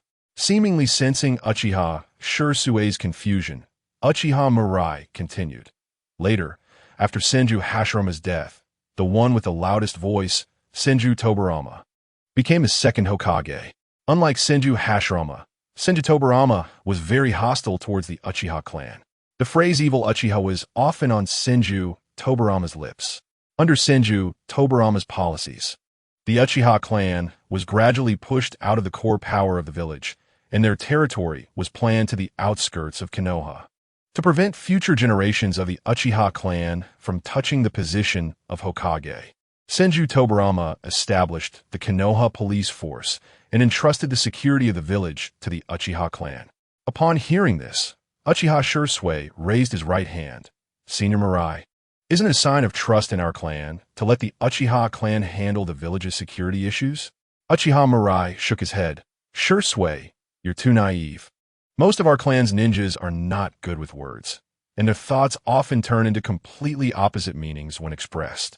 Senju Tobarama recognized this, which is why he allowed the Uchiha clan to establish the Konoha police force. The village's security was managed by the Hokage's direct umbu. The so-called maintenance of public order was more about dealing with trivial matters of the villagers.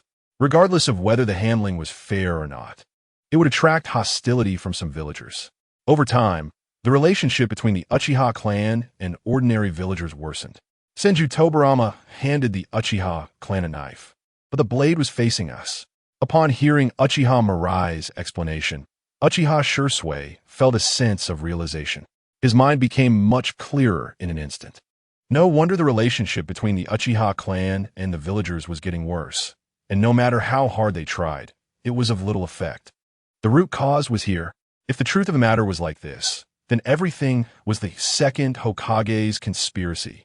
After silently waiting for Uchiha Shursui to contemplate for a while, Uchiha Mirai took a sip of tea and continued explaining. Later, before Senju Tobarama died, he directly designated the position of Hokage to Sarutobi Hiruzen. The so-called upper ninja voting system became a mere formality. As the founders of the village, the Uchiha clan completely lost their voice. After Sarutobi Hiruzen and Shimura Danzo, who inherited Senju Tobarama's ideology, came to power, the oppression of the Uchiha clan became increasingly evident, leading to the current situation. Shursui, the truth of the matter is like this. Whose fault do you think it is? Upon hearing Uchiha Mirai's question, Uchiha Shursui was silent for a moment before firmly stating, "It's the village's fault. It's clear. The reason for the current tense situation between the village and the Uchiha clan is entirely due to the prejudice of the second Hokage and his successors. Therefore, changing the Uchiha clan is just a futile effort." Uchiha Mirai said solemnly, "What truly needs to change is Konoha. My eyes have seen the future. If this continues, the Uchiha clan will ultimately walk the path of destruction." "Senior Mirai, what should we do then?" Uchiha Shursui asked, somewhat flustered. Now the power of the village is entirely in the hands of the third Hokage. How could it be easy to change such a huge entity? The solution is simple. As long as we have absolute power, everything will naturally change. Looking at Uchiha Mirai's calm expression, Uchiha Shursui exclaimed in shock, "Senior Mirai, are you planning to lead the Uchiha clan in rebellion?" "Shursui, it's called rebellion if it fails. If it succeeds, it's called reform. But with our strength, can we really stand against the village? And once we launch a coup, many people will die." Hearing Uchiha Shursui's concerns, Uchiha Mirai snorted lightly. "Shursui, you must remember, all the blame lies with them. They are the ones who have forced us to a dead end. And with me here, things might not be as serious as you imagine. When we can demonstrate the power that brings despair to the Hokage lineage, they will naturally collapse." Observing Uchiha Mirai's confident demeanor, Uchiha Shursui felt completely convinced by his opponent's capacity. He never imagined that this boy, who was only a few years younger than him, harbored a fierce tiger within. "All right, you already know everything. Tell me your thoughts."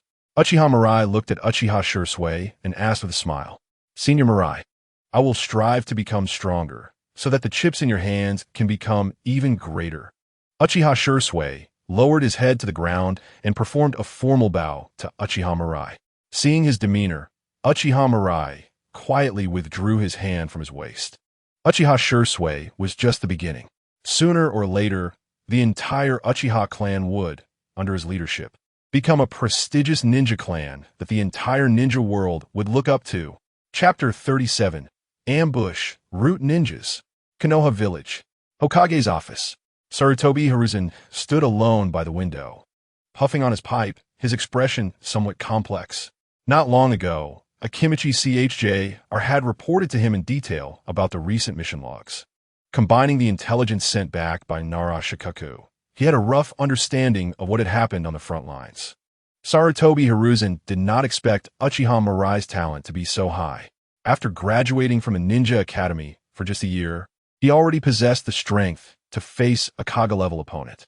Although according to the intel, Uchiha Mirai had temporarily increased his power by using the 8 gates technique, and he was barely holding on against Rashi's attack, almost dying at the opponent's hands. It was enough to demonstrate his talent. Even a mirror of that year paled in comparison to Uchiha Mirai.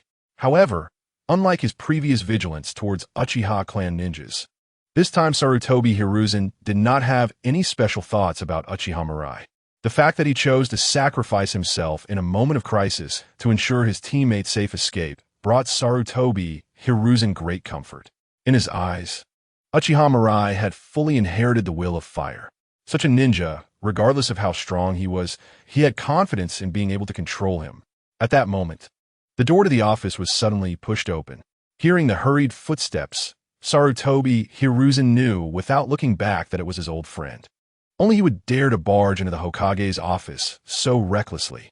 "Hiruzen, Uchiha Mirai has returned to the village, and I request that the root ninjas take him into custody," Shimura Danzo stated directly. Hearing his words, Sarutobi Hiruzen turned around, tapped his pipe on the desk a few times, and then slowly spoke. "Danzo, I've already told you, Mirai is a ninja I have high hopes for. His personality is not suited for the shadows of the root." "Oomph. I think you become senile," Shimura Danzo coldly retorted. "With Uchiha Mirai's talent so high, do you want Konoha to have another Uchiha Madara?" "Danzo, don't be alarmist. I know exactly what you're thinking.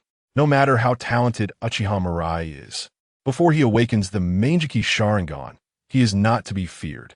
Shimura Danzo immediately said, "But what if he awakens the Mangekyō Sharingan?" Sarutobi Hiruzen took a puff of his pipe and smiled relaxedly. "Even if he awakens the Mangekyō Sharingan, it doesn't matter. According to records, the Mangekyō Sharingan is a cursed eye. Every Uchiha who possesses the Mangekyō Sharingan ultimately loses their sight. The village is under our control, and a pair of Mangekyō Sharingan is nothing." A powerful aura emanated from Sarutobi Hiruzen. As a Hokage, he was confident in controlling everything. Uchiha Mirai had no siblings, so he was destined not to possess eyes like Uchiha Madara. He had many elite subordinates: Orochimaru, Jiraiya, Tsunade, Minato Namikaze, and numerous powerful ninja clans and ANBU elites, coupled with his own strength, who in Konoha could rival him. After hearing Sarutobi Hiruzen's words, Shimura Danzo looked puzzled. "Hiruzen, there are obviously simpler ways to control him. Why do you want to take the long way around?" "Danzo, you just need to focus on your own responsibilities. There's no need to question the rest. One day, you will regret this. You've said this many times already." "Oomph."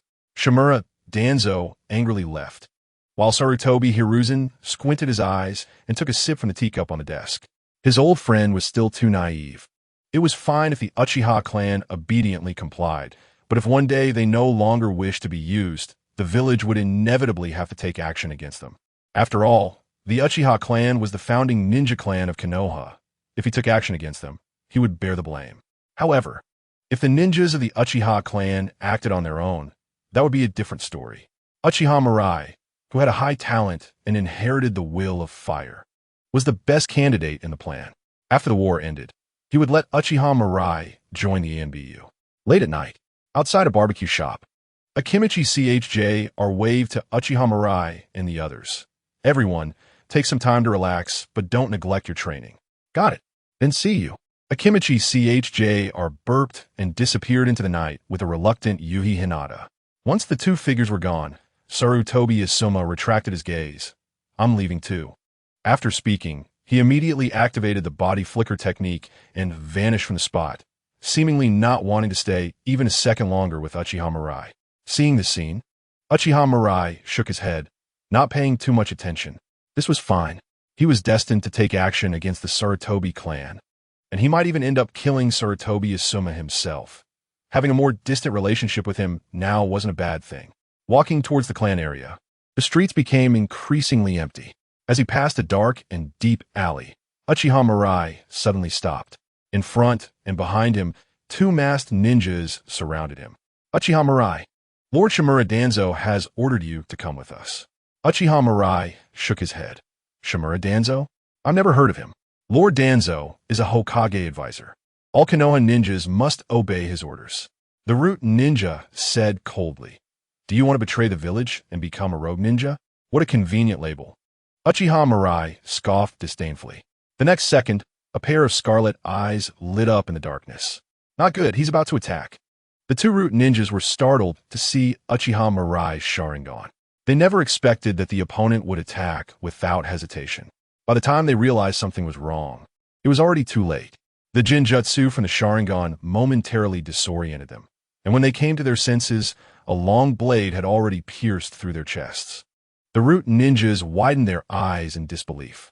They had never thought that this boy before them would be so ruthless striking with lethal moves without any hesitation. Uchiha Mirai. Lord Danzo will not let you go. Don't worry, I never intended to let him go either. Ding. Congratulations to the host for successfully plundering the reward. Secret technique. Shadow imitation technique. Ding. Congratulations to the host for successfully plundering the reward. Secret technique. Partial multiplication technique. Hearing the system's prompt in his mind, Uchiha Mirai smirked. Using the mind search technique to obtain some intelligence about the root from the minds of the ninjas. To avoid being bothered by Shimura Danzo from time to time, Uchiha Mirai decided to give him something to do. After properly handling the dead root ninja's body, Uchiha Mirai secretly arrived at a temporary base of the root organization. According to his memory, there were 2 teams of root ninjas on duty inside, with the strongest being 2 special jonin. Once confirmed that he was not discovered, Uchiha Mirai formed hand seals and used the transformation jutsu to disguise himself. At the same time, he created a shadow clone, rushing into the root base one after the other. Chapter 38. Contract Summoning Beast. Crow. Kanahigakure. Uchiha Clan District.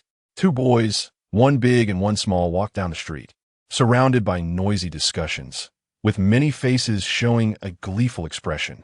Seeing this, the younger boy took the initiative to explain, "Mirai-senpai, something strange happened in the village last night." Upon hearing the boy's words, Uchiha Mirai raised an eyebrow nonchalantly. "Shursui, I went to bed early last night. What happened?" Uchiha Shursui leaned closer to Uchiha Mirai and lowered his voice. "I heard that someone attacked a root base last night and killed several root ninjas." "Is that so?" "Yeah, but it's not that simple." Uchiha Shursui continued. "I heard this incident is related to the Nara and the Akimichi clans. Is there any evidence?" "A severely injured root ninja escaped last night. He witnessed them using the secret techniques of the Nara and Akimichi clans." After finishing, Uchiha Shursui sighed. "They're all ninjas from the Hokage's lineage. I didn't expect them to fight among themselves." After accepting Uchiha Mirai's ideology, Uchiha Shursui's understanding of the village became much clearer. Hearing such news now made him more supportive of Uchiha Mirai's desire to change the village. If internal strife could happen at such a time, it showed that the rulers had already been corrupted by darkness. "How do you know so much?" Uchiha Mirai asked in confusion. Shimura Danzo took root ninjas to stir up trouble in the Akimichi and Nara clan districts early this morning. Everyone knows. "Mirai-senpai, you don't know at all?" Looking at Uchiha Shursui's questioning gaze, Uchiha Mirai shook his head. He certainly knew. He was the one who did it. After robbing the secret techniques of the Akimichi and Nara clans from the root ninja who attacked him, he went to the root base and killed a few guarding ninjas. The severely injured escaping ninja was also deliberately let go by him. His power was not yet enough to confront them openly, so to avoid further harassment, he had to give Shimura Danzo something to do. The family secret techniques are solid evidence. Given Danzo's character, he would definitely not let this matter rest easily. He could also enjoy some peace for a while. Without further words, the two arrived at Uchiha Taijima's home. "Clan leader, you're here, come in and sit." Uchiha Taijima greeted Uchiha Mirai and Uchiha Shursui with a friendly smile. "Mirai, I've heard about your performance in the village recently. You've done well and not brought shame to our Uchiha clan. Here, as a little money and some ninjutsu scrolls as the clan support for you." Feeling Uchiha Taijima's goodwill, Uchiha Mirai smiled and took the items on the table into his arms. No one would ever complain about having too much money or ninjutsu scrolls. "Mirai, if you have any requests, feel free to bring them up. The clan will do its best to fulfill them." Everyone could see Uchiha Mirai's potential, and as the clan leader, he naturally wanted to maintain a good relationship with him. After thinking for a moment, Uchiha Mirai suddenly had an idea. "Clan leader, I want to contract a summoning beast." Upon hearing Uchiha Mirai's request, Uchiha Taijima laughed a few times. "That's simple. Most of the clan's ninjas have signed summoning contracts with the Nikko clan. Although the Nikko clan is not good at combat, they are very convenient for delivering messages and gathering intelligence. If you want, I can arrange for you to sign a summoning contract right now." What Uchiha Taijima did not expect was that Uchiha Mirai slightly shook his head, rejecting his suggestion. "Does the clan have any other summoning beasts?" "Well," Uchiha Taijima frowned and thought for a moment. "Aside from the Nikko clan, there's one other option. Crows. Hearing the answer he wanted, Uchiha Mirai immediately nodded. That's it. Crows with a summoning beast Uchiha Mirai had decided on early on. No other reason, just because they were cool. After confirming the summoning beast matter, Uchiha Taijima turned his attention to Uchiha Shursui. Shursui, since you're here too, what kind of summoning contract do you want to sign? I also like crows. Uchiha Shursui immediately replied. I see. For the son of an old friend, Uchiha Taijima was generous and agreed to his request, also handing over several ninjutsu scrolls to Uchiha Shursui. If you have any needs, feel free to tell me. The clan will do its best to meet your requests. Uchiha Taijima emphasized again. Uchiha Mirai and Uchiha Shursui nodded simultaneously. Understood, clan leader. After chatting for a bit longer, Uchiha Taijima had someone take Uchiha Mirai and Uchiha Shursui to sign the summoning scroll for crows. Once the two left, Uchiha Taijima's complexion became flushed, and he coughed heavily a few times. Looking at the bright red blood in his palm, Uchiha Taijima silently sighed. His time was running out, and before he died, there was little he could do for the clan. He hoped that after Mirai and Shursui grew up, they could bring some change to the clan situation. After leaving Uchiha Taijima's house, Uchiha Mirai and Uchiha Shursui arrived in a dense forest in the back mountain. While Uchiha Mirai was training, he also guided Uchiha Shursui. His combat experience was already rich, and he had gained some insights from Uchiha Fugaku and Namikaze Minato. So just a few simple words greatly benefited Uchiha Shursui. Thank you so much, Mirai-senpai. In the future, can I ask you if I have any questions? Looking at Uchiha Shursui's expectant gaze, Uchiha Mirai nodded. Of course. Then, Uchiha Mirai changed the subject. Shursui, you know being a ninja is a dangerous profession, right? Yeah. What do you mean, Mirai-senpai? Your current strength is too weak, but you know too many secrets.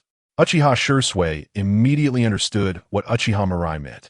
He looked at Uchiha Mirai with determination in his eyes and said, Mirai-senpai, if you have any ideas, just say it. I can do it. Then I'll be straightforward. Uchiha Mirai slowly began. To prevent you from accidentally revealing our secrets, I need to place a sealing technique on you. Although he trusted Uchiha Shursui quite a bit, it was better to be cautious about some matters. Coincidentally, last night when he killed the root ninja, he had obtained the curse of tongue sealing technique. This sealing technique was specifically developed to prevent the person it is cast on from revealing confidential information.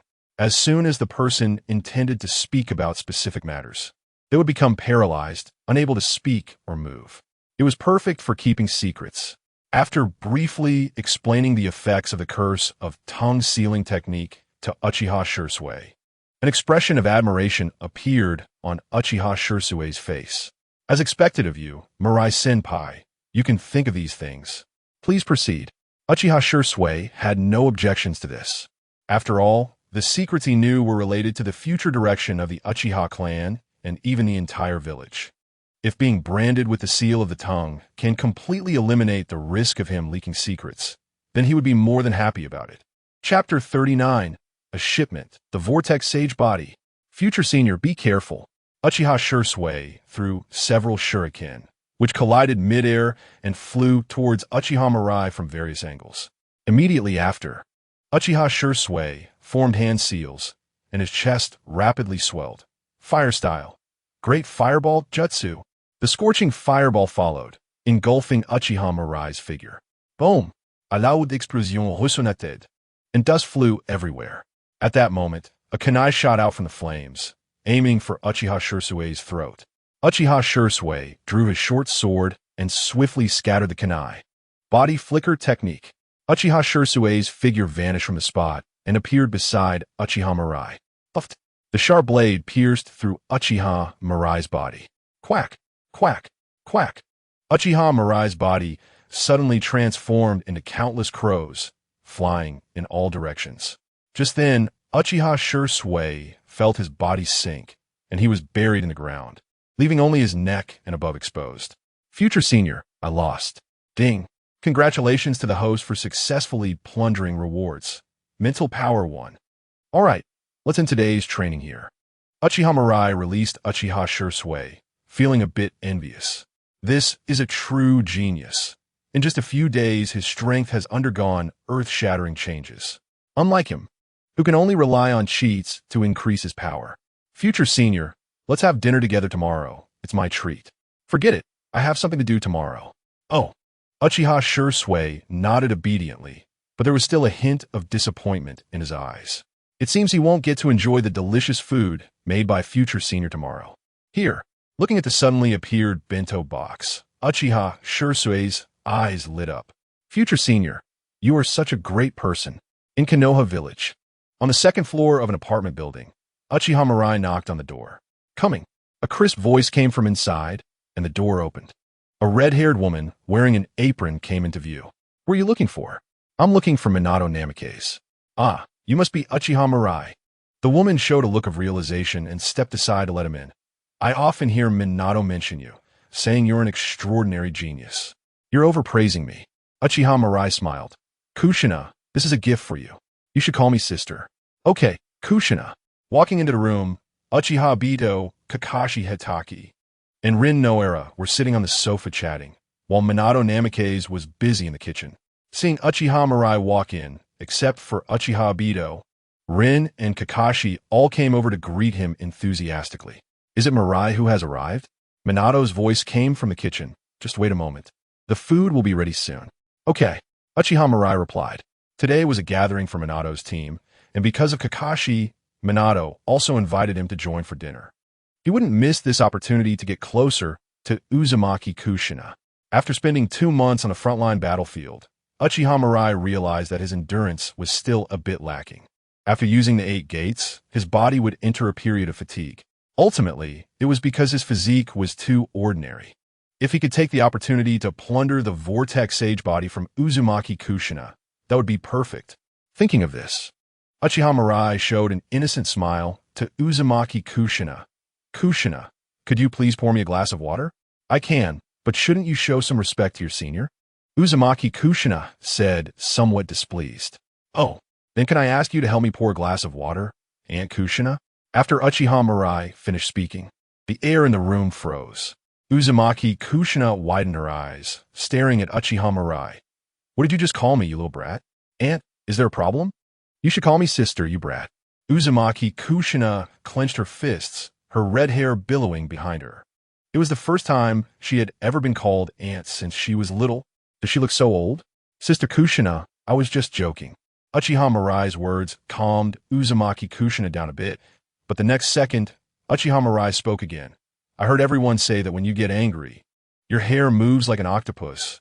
Seeing it today, it really is like that. Silence. An endless silence.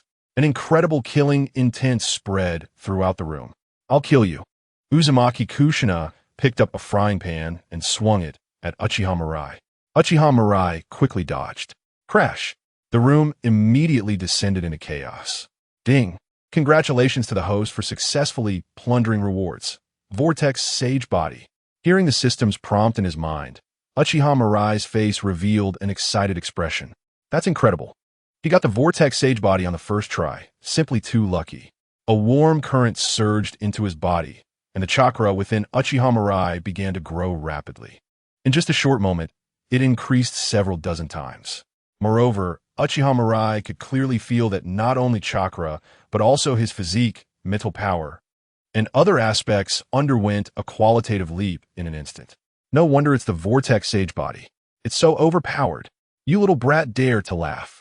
Seeing the smile on Uchiha Mirai's face, Uzumaki Kushina could no longer hold back, and a powerful chakra erupted. Not good. Flying Thunder God technique. A golden flash passed, and Minato Namikaze and Uzumaki Kushina both disappeared from the room. After a while, a bruised Minato brought Uzumaki Kushina back into the room.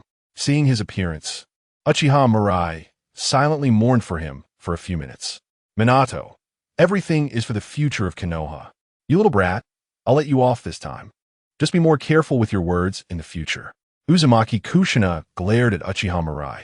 Uchiha Mirai nodded obediently. Sister Kushina, I won't play pranks anymore. Now that he had already obtained the most desired reward, he naturally wouldn't intentionally provoke Uzumaki Kushina. Compared to Obito, you are really not likable at all. Uzumaki Kushina snorted lightly and pulled Uchiha Obito to the dining table. Obito, you're at the age of growth, so eat more. Seeing Uzumaki Kushina's demeanor, Uchiha Mirai's evaluation of Uchiha Obito dropped even further. Among Minato's 3 disciples, Uzumaki Kushina favored Uchiha Obito the most and usually cared for him a lot. But what did Uchiha Obito do? He forcibly extracted the 9 tails from the weakest time of Uzumaki Kushina, stuck explosive tags on the newly born Naruto, causing Minato and Kushina to suffer a tragic fate. The most absurd part was that he even blamed Minato for not recognizing him at that time. If it weren't for wanting to wait until Uchiha Obito awakened the Mangekyō Sharingan to plunder Kamui from him, he would have wanted to find an opportunity to deal with him. After finishing the meal and promising Uzumaki Kushina that he would bring her gifts next time to apologize, Uchiha Mirai went straight back to his room. Having just acquired the Vortex Sage Body, he needed to feel the changes in his body. Chapter 40. The Powerful Sage Body. The CH-9 exams approaching. In the room, Uchiha Mirai sat cross-legged, closing his eyes in contemplation. After a long time, he opened his eyes, and a flash of brilliance passed through them. Is this the power of the Vortex Sage Body? It is indeed powerful, Uchiha Mirai murmured with some excitement. After his body transformed into the Sage Body of the Uzumaki clan, the chakra within him multiplied several dozen times. From being an ordinary elite Genin, he leaped to exist like a humanoid-tailed beast. If he were to face Raza now, he was completely confident he could outlast him. Moreover, in terms of mental strength and physical constitution, his body underwent earth-shattering changes. Overall, even though his 3-dimensional attributes did not increase, Uchiha Mirai's strength had qualitatively jumped compared to before. The most crucial point was that his constitution was now the Sage Body of the Uzumaki clan, which meant that every attribute point he would later acquire would be enhanced based on the Sage Body. In other words, every point he gained in constitution, chakra, and mental strength would likely be several times more effective than before. Uchiha Mirai recalled a battery advertisement that was quite fitting. Batteries, 1 is stronger than 6. After feeling the changes in his body, Uchiha Mirai stood up, activated the barrier he had set up in the room, and directly opened the 8 gates. First gate, open. Second gate, rest. Third gate, life. Fourth gate, shock. Fifth gate, limit. Sixth gate, view. As he opened 6 gates in succession, a violent aura filled Uchiha Mirai's body. If he hadn't activated the barrier beforehand, such a raging chakra would have likely caused panic in the village. In fact, Uchiha Mirai faintly felt that with his current physical state, he should be able to challenge the 7th gate, the gate of shock. However, the energy unleashed by the 7th gate was simply too immense. Even with the barrier in place, Uchiha Mirai could not guarantee that outsiders wouldn't notice. Thus, after some thought, he decided to abandon the idea. After a while, Uchiha Mirai took a deep breath and deactivated the 8 gates. A wave of fatigue swept over him. Yet he still wore a satisfied smile. Compared to the last time, this time he maintained the 8 gates for longer, and the side effects were much reduced. He would check again tomorrow. After experiencing this, Uchiha Mirai didn't continue to exert himself, but lay down on the bed and fell into a deep sleep. The next day, Uchiha Mirai got up and moved around a bit, finding no abnormalities in his body aside from slight soreness. As expected of the Sage Body of the Uzumaki clan, this recovery speed was truly monstrous. Uchiha Mirai couldn't help but exclaim. He remembered that after his last battle with Raza, it took him over half a month to recover to his peak state. But now, he had only slept 1 night and was back to normal. The difference was self-evident. If the Sage Body of the Uzumaki clan was already this strong, how powerful would the legendary perfect Sage Body be? As the last golden leaf returned to the soil, the cold winter wind began to make pedestrians on the street instinctively shrink their necks. On such a bleak day, 2 green figures steaming with heat ran out from the distant woods upside down. Okay, the CH9 exams are about to be held. You must work even harder. I will, father. Come on. We're almost at the finish line. Hang in there. I'll treat you to ramen. What? The 2 shouted as they rushed into Ichiraku Ramen. Boss, for bowls of large chashu ramen, please. Okay, please wait a moment. After placing their order, Might Guy and Might Die found a corner to sit down, and soon 4 steaming, Hefty bowls of ramen were served. Enjoy your meal. The sound of slurping noodles filled the air, and before long, the 4 bowls of ramen were cleaned up, leaving not a drop of broth. After they finished eating, a cool-looking black-haired boy walked in. Mirai. Might Guy stood up excitedly and waved. Ki, Uncle Dai. Seeing Might Dai and his son, Uchiha Mirai, sat down next to them. Mirai, what a coincidence. I didn't expect to run into you here. I'll cover this meal. Might Dai waved his hand generously. Uncle Dai. You should save your money to buy some meat for nutrition. I have my own money. Uchiha Mirai shook his head, refusing Might Dai's kind offer. The price at Ichiraka Ramen wasn't cheap, and the father and son lived quite frugally. He didn't want to burden them. Mirai, my father has money now. What did you two strike it rich recently? Hearing Uchiha Mirai's teasing, Might Dai laughed a few times. It's actually because of you. Because of me?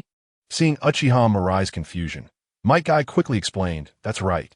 Because of you, father can now earn a lot of money. What do you mean? Uchiha Mirai was even more puzzled. He hadn't done anything, had he?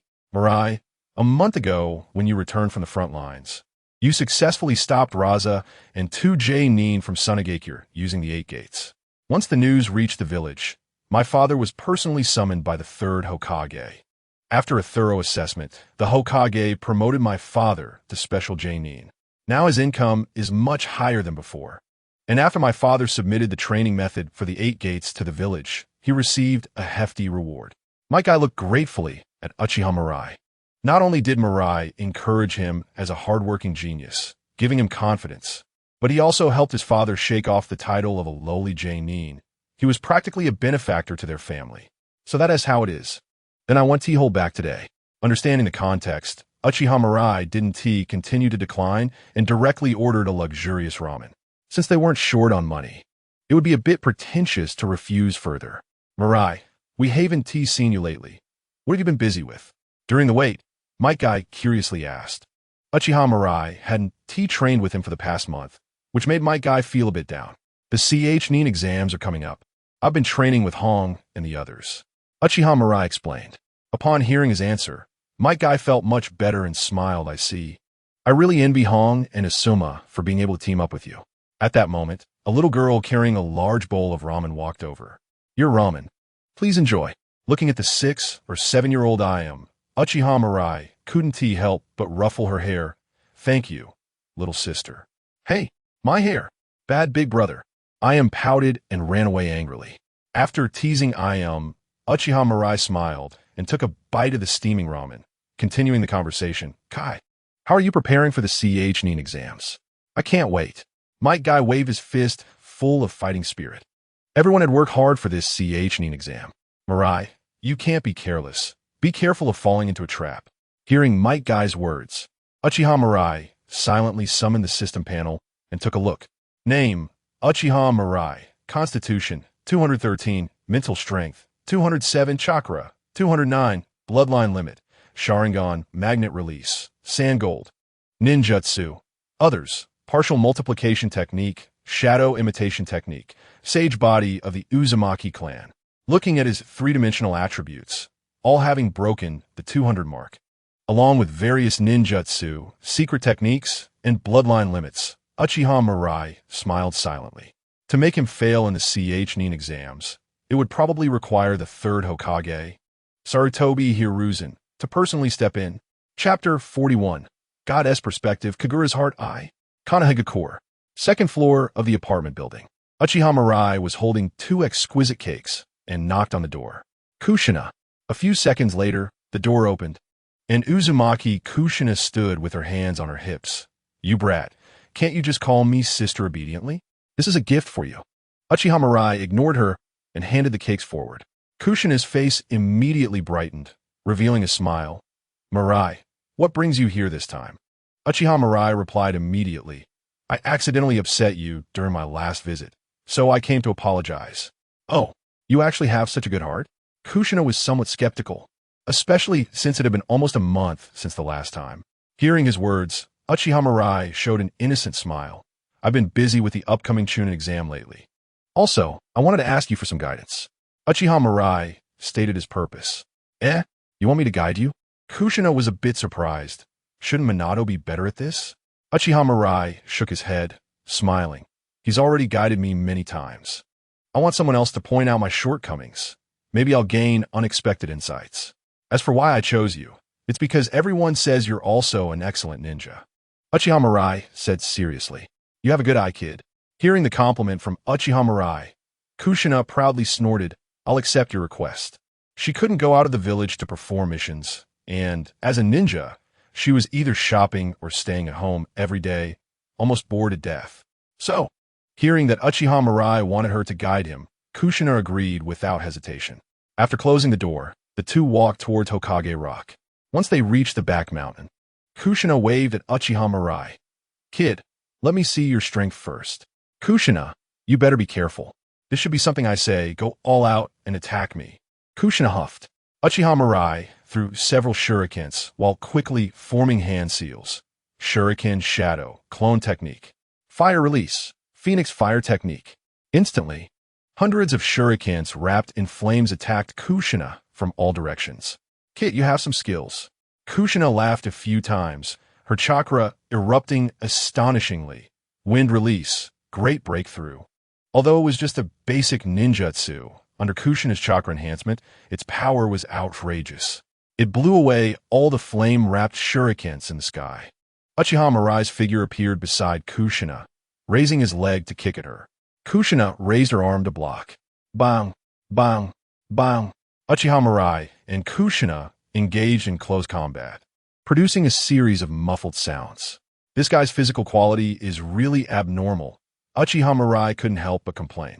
His physical abilities had already far surpassed that of ordinary people. But when fighting Kushina with taijutsu, he still felt slightly at a disadvantage.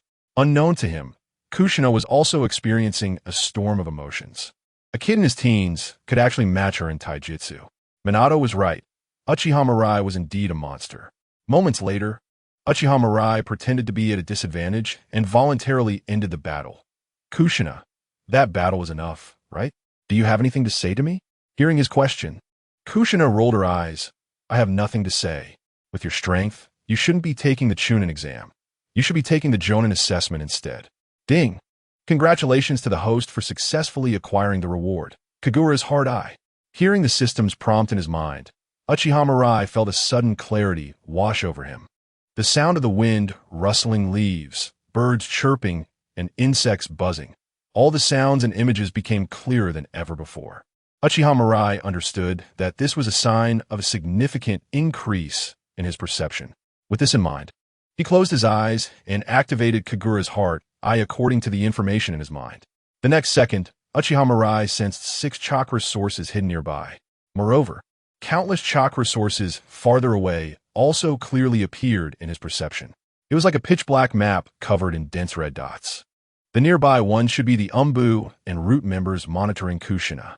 The chakra sources scattered in the distance likely represented individual ninjas. Uchiha Mirai was secretly amazed. Based on his estimation, after activating Kagura's hard eye, he could perceive a range of nearly 10 kilometers.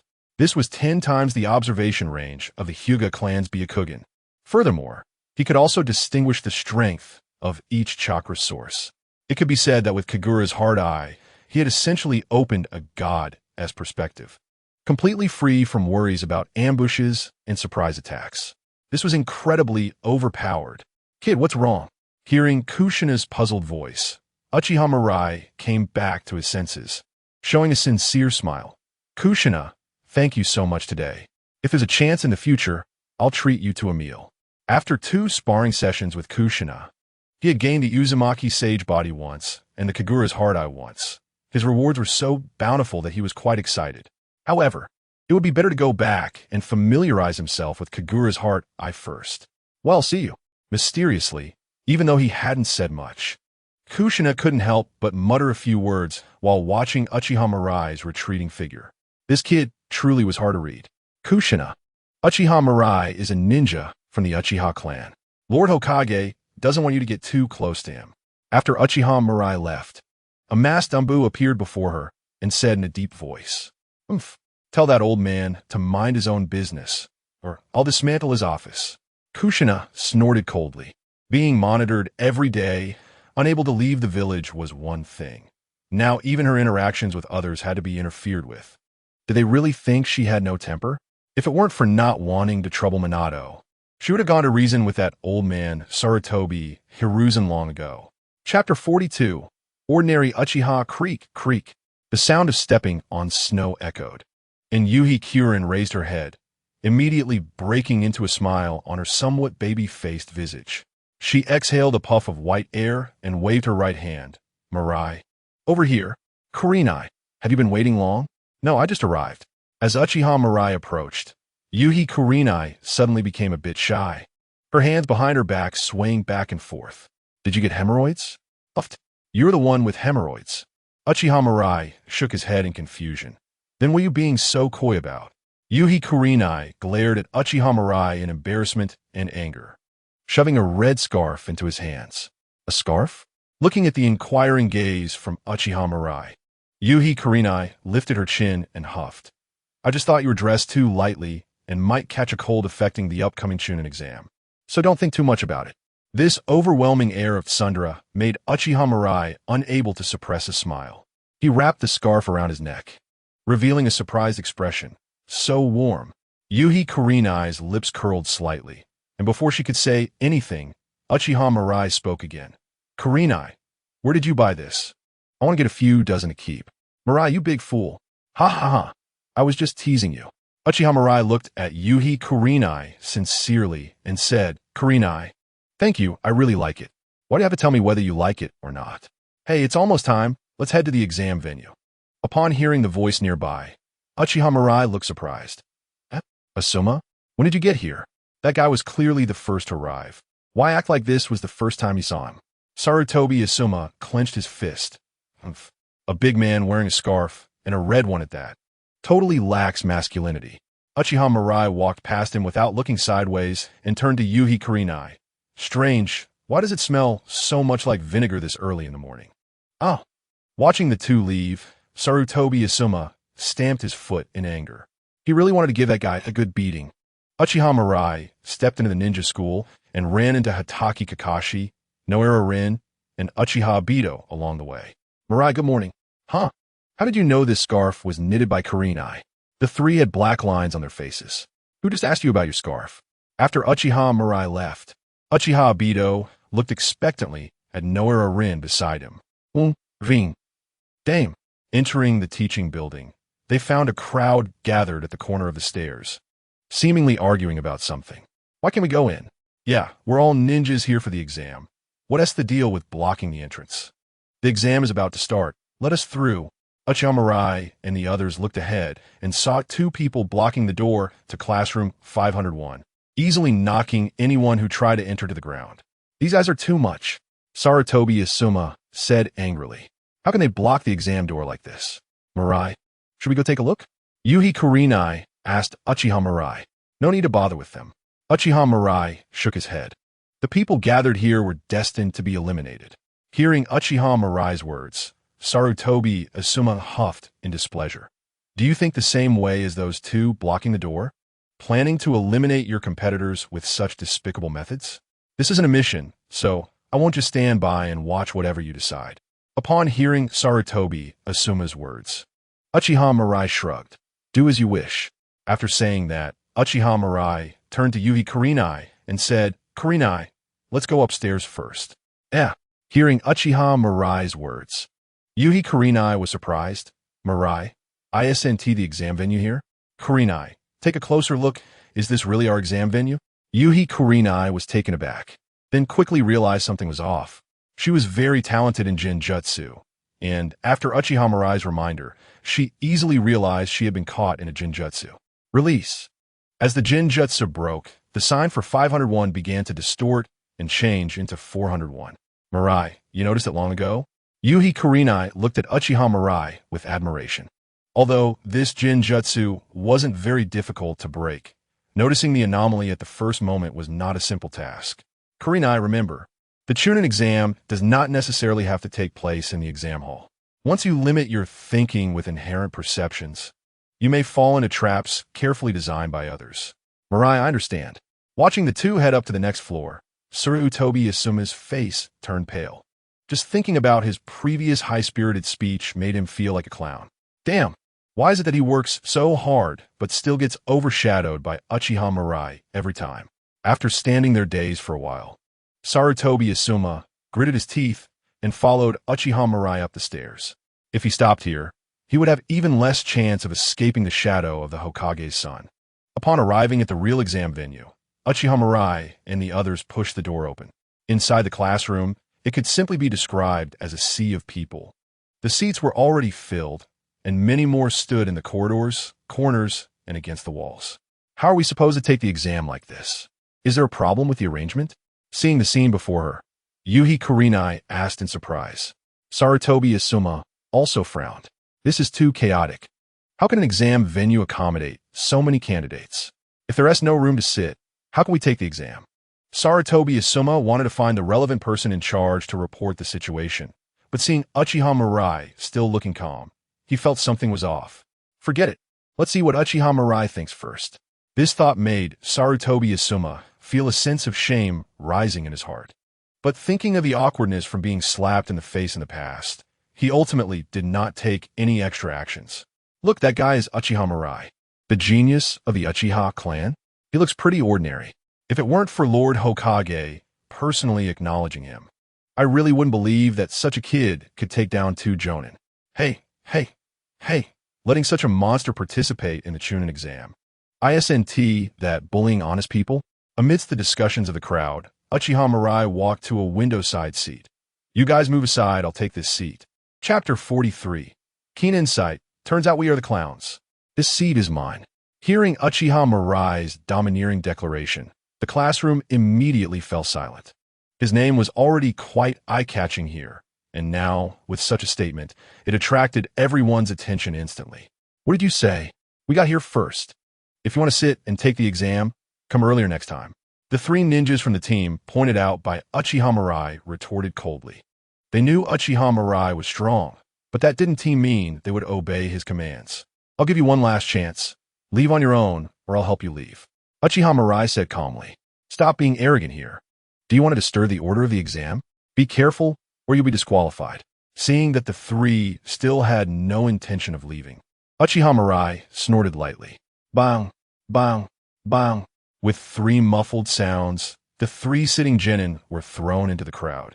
Uchiha Mirai quietly sat down in the seat he had just taken, while Yuhi Kurenai and Sarutobi Asuma also sat down silently. Seeing Uchiha Mirai actually choose to take action, the classroom immediately erupted. This is a ninja from the Uchiha clan, too arrogant. How dare he openly attack his comrades? Doesn't he fear disqualification? He is a genius ninja from a prestigious clan, and his teammate is the Hokage's son. Even the chief examiner wouldn't dare to provoke him, right? But Uchiha Mirai's movements were really fast. I didn't even see clearly, and those 3 unlucky ones were already thrown out.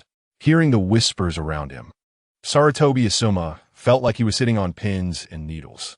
Because of Uchiha Mirai's actions, he was already labeled as the arrogant and tyrannical second Hokage. If it weren't for the deep impression of being slapped in the face before, he would have angrily questioned Uchiha Mirai about what he was doing.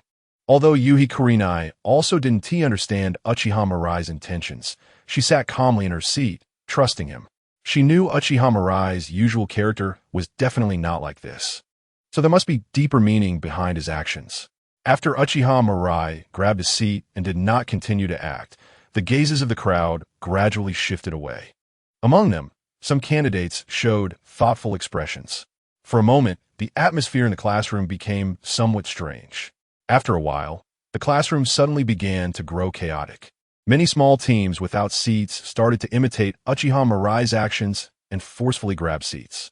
Except for the area where Uchiha Mirai was, almost everywhere else was affected. In the monitoring room, Sarutobi Hiruzen, Yuhi Kurenai, and Minato Namikaze, along with a group of guiding jonin, all had shocked expressions on their faces. Kurenai, your disciple is really perceptive, Sarutobi Hiruzen said with a complex expression. This time, he personally set the rules for the Chunin exam, designing many tests that he thought were interesting. Initially, Sarutobi Hiruzen was quite pleased with his design, but he never expected Uchiha Mirai to guess his intentions in such a short time. Recalling Shimura Danzo's previous advice, Sarutobi Hiruzen suddenly felt a bit uneasy. Could it be that he had really raised a tiger that would harm him? No. Sarutobi Hiruzen suddenly chuckled self-deprecatingly. He realized he had indeed been influenced by that guy. Danzo. The Leaf Village had already become a fortress under his management, and a mere Uchiha could not stir up any waves. Kurenai-senpai is really lucky to have such a worry-free disciple. Minato Namikaze also praised with a smile. Having spent time together, he had developed a good impression of Uchiha Mirai. Facing the teasing of others, Yuhi Kurenai felt mixed emotions. This kid was not great at all. His daughter was about to be taken away. Just thinking about the scarf she knitted overnight that was not meant for him made Yuhi Kurenai feel like his heart was bleeding. Ding ding ding.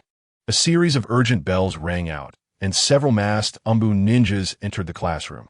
Silence. With a low shout, the classroom gradually quieted down.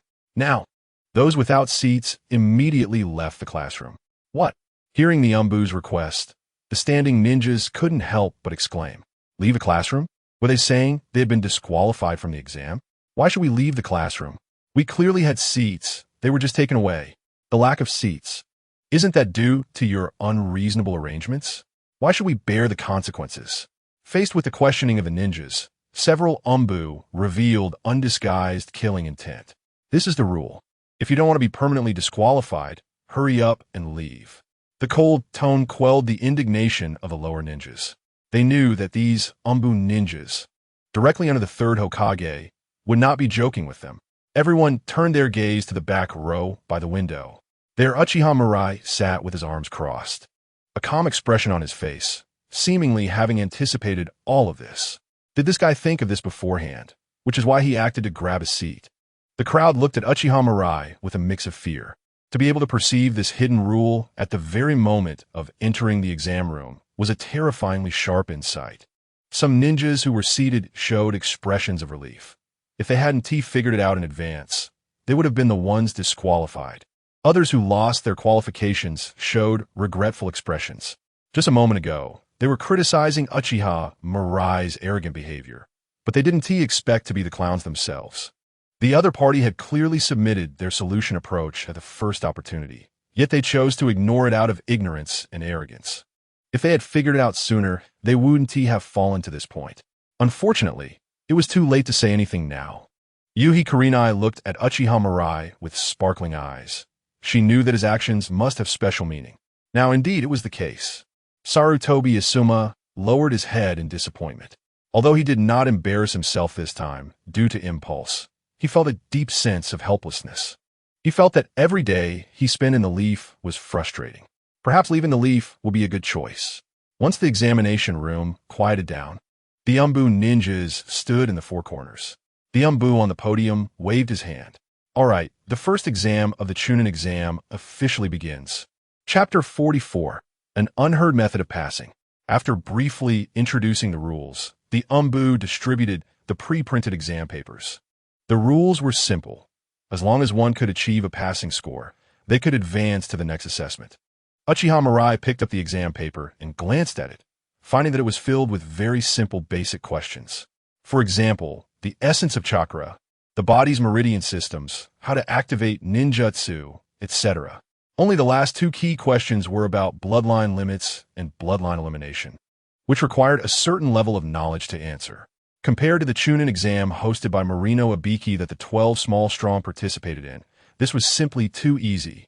It seemed that in times of war, the theoretical knowledge required of ninjas was much more lenient. Uchiha Mirai finished answering the questions in a very short time. Scanning the examination hall, he noticed that everyone appeared relaxed, showing no signs of pressure. Soon, the exam time ended. The Umbu responsible for monitoring graded the papers on the spot, and only 5 people were eliminated for failing to achieve a passing score. Only 2 were eliminated for cheating. This shows that the difficulty of this exam was indeed quite average. The candidates who passed the exam were to gather in the Forest of Death 3 days later. After sharing some information about the next exam, the Umbu ninjas left with the exam papers. The first Chunin exam was over. Uchiha Mirai's name reappeared in people's sights after a period of silence. 3 days later, outside the Forest of Death, A group of ninja teams participating in the Chunin exam signed death warrants and received one of the Heaven and Earth Scrolls. This exam was conducted in teams. As long as they could gather the Heaven and Earth Scrolls and successfully enter the Central Tower, it would count as a success. The Forest of Death was filled with ferocious beasts and poisonous insects, and the environment was harsh, with life-threatening dangers lurking at every turn. To simulate the brutal conditions of the battlefield, this assessment allowed teams to do whatever it takes to win, including engaging in mutual slaughter. Of course, if a team chose to surrender their scroll before being killed, the other teams could not continue to attack. Such cruel rules made all the candidates participating in the exam look serious. Except for Uchiha Mirai's team. Nearly all the teams reached a consensus. If they encountered Uchiha Mirai's team, they could only consider themselves unlucky. At noon, various ninja teams enter the Forest of Death from different entrances. The second stage of the Chunin exam officially began. In the Forest of Death, it was winter, so there were bare trunks and withered yellow vines everywhere. Compared to spring and summer, it was very difficult to find suitable hiding places in the Forest of Death now. Additionally, there had recently been snow, covering the ground in a blanket of white. It was nearly impossible to hide one's tracks. Mirai, what is your plan? After observing the surrounding environment, Yuhi Kurenai habitually sought Uchiha Mirai's opinion. Uchiha Mirai waved his hand forward. Let's go straight to the Central Tower. Yuhi Kurenai was somewhat puzzled. But if we can't gather the Heaven and Earth Scrolls, even if we reach the Central Tower, we won't be able to pass the exam. We will definitely encounter other teams along the way.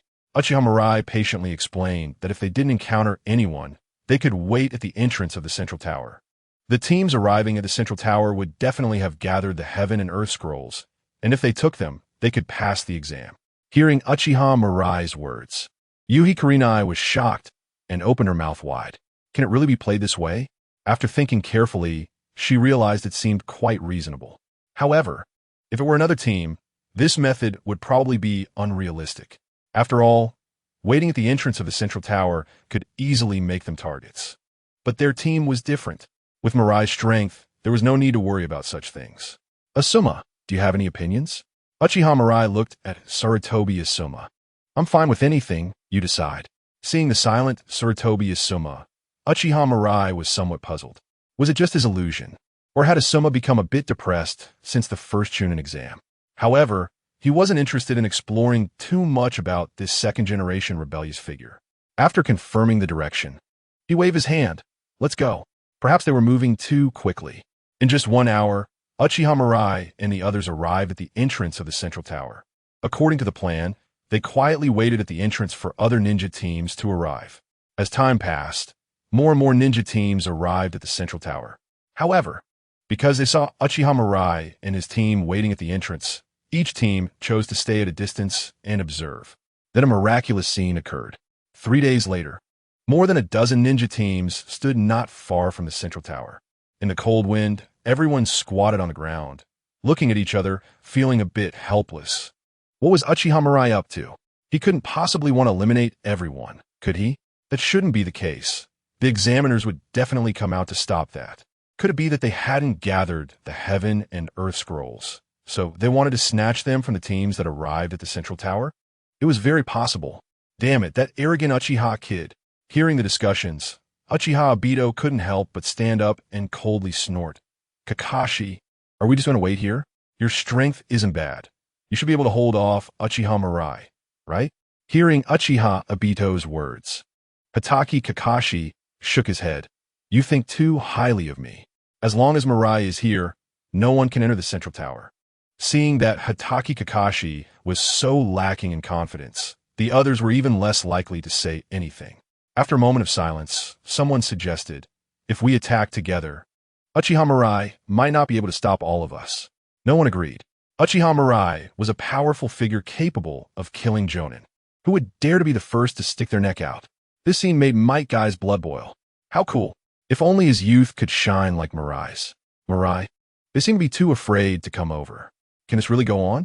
Yuhi Kurenai looked at Uchiha Mirai with some concern. The exam in the Forest of Death lasted 5 days. 3 days had already passed. She initially thought that as long as they stole the teams that wanted to pass, It would be over, but she didn't expect that after such a long time, not a single team had come over. Would the village just sit back and watch? Don't worry, Kurenai. Someone will eventually lose patience, Uchiha Mirai said calmly. Before his words fell, there was a commotion ahead. Soon after, 2 scrolls were thrown from a distance. Look, we can pass. Uchiha Mirai stood up, took the scrolls in hand, and turned to walk into the central tower, leaving Yuhi Kurenai in a daze. Was there really such a way to pass? Just sitting and resting at the entrance for 3 days, and someone actively brought the scrolls over. Incredible. So incredible. Chapter 45. The third match. Individual battles. When Uchiha Mirai entered the central tower and submitted the Heaven and Earth scrolls, the ninja teams waiting outside rushed in eagerly. Seeing this scene, everyone couldn't help but twitch their lips. Such a bizarre scene. Even if the Chunin exam were held for another 100 years, it would probably be impossible to replicate. After passing, Uchiha Mirai moved aside to rest with his eyes closed. There were still 2 days left until the end of the competition, and before the time was up, they still had to patiently wait here. 2 days later, as the last team of ninjas submitted their Heaven and Earth scrolls, the assessment in the Forest of Death was declared over. Immediately, a wave of exclamations arose. The third Hokage, Sarutobi Hiruzen, arrived in front of everyone with the support of many jonin. Everyone worked hard. Being able to come here proves that everyone is a strong ninja. However, to become an excellent ninja, strength is not the only measure. Where leaves flutter, fire continues to thrive. The flames will continue to illuminate the village and allow new leaves to sprout. Listening to Sarutobi Hiruzen's passionate speech, Uchiha Mirai snorted disdainfully. How could he have the nerve to say such things with such righteousness in front of everyone?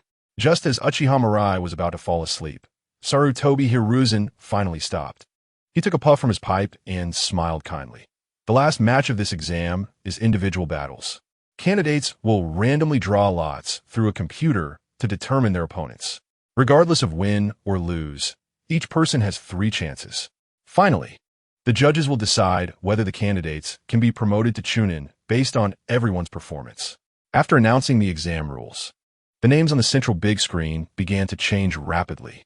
The next moment, the screen froze. Might Guy versus Uchiha Obito. Seeing his name appear on the screen, Might Guy excitedly shouted, "I'm the first to go out. With so many people watching, I have to perform well. Youth cannot be neglected." Compared to the energetic Might Guy, Uchiha Obito walked slowly to the center of the arena with his hands in his pockets, looking cool. "Guy, although my target is not you, I lost to you during the graduation exam due to carelessness, so this time I can take the opportunity to redeem myself. Come on, I won't hold back." Seeing Uchiha Obito's confident demeanor, the crowd started to whisper among themselves. "This guy's also a Uchiha ninja. He looks so arrogant. His strength must be strong, right?" Definitely. The Uchiha clan is not to be trifled with. Just look at Uchiha Mirai. But I heard that Uchiha Obito was at the bottom of his class when he was in ninja school? Huh, no way. Hearing the discussions, Uchiha Obito was filled with fighting spirit. After today, he would let everyone know that Uchiha Obito was no longer the bottom of the class. "Judges, let us begin." Seeing both sides ready, the judge blew the whistle. The next moment, a green figure flashed by. Leaf dance. Bang. Uchiha Obito was kicked in the chin and sent flying. Leaf whirlwind. Uchiha Obito was kicked again in midair and crashed heavily to the ground. That guy Obito. Kakashi and Noara Rin both facepalmed, speechless at Uchiha Obito's performance. They had just seen clearly that when the judge announced the start of the match, Obito hadn't even pulled his hands out of his pockets, which was why he was defeated without even being able to resist. Second match, Noara Rin versus Yuhi Kurenai. Third match, Ebisu versus Noara Shinjian. Chapter 11, Hatake Kakashi versus Uchiha Mirai. Seeing the 2 names on the big screen, everyone present showed expressions of excitement. If we were to choose 2 universally recognized strong ninjas in this Chunin exam, it would definitely be Uchiha Mirai and Hatake Kakashi. Both are acknowledged as genius ninjas.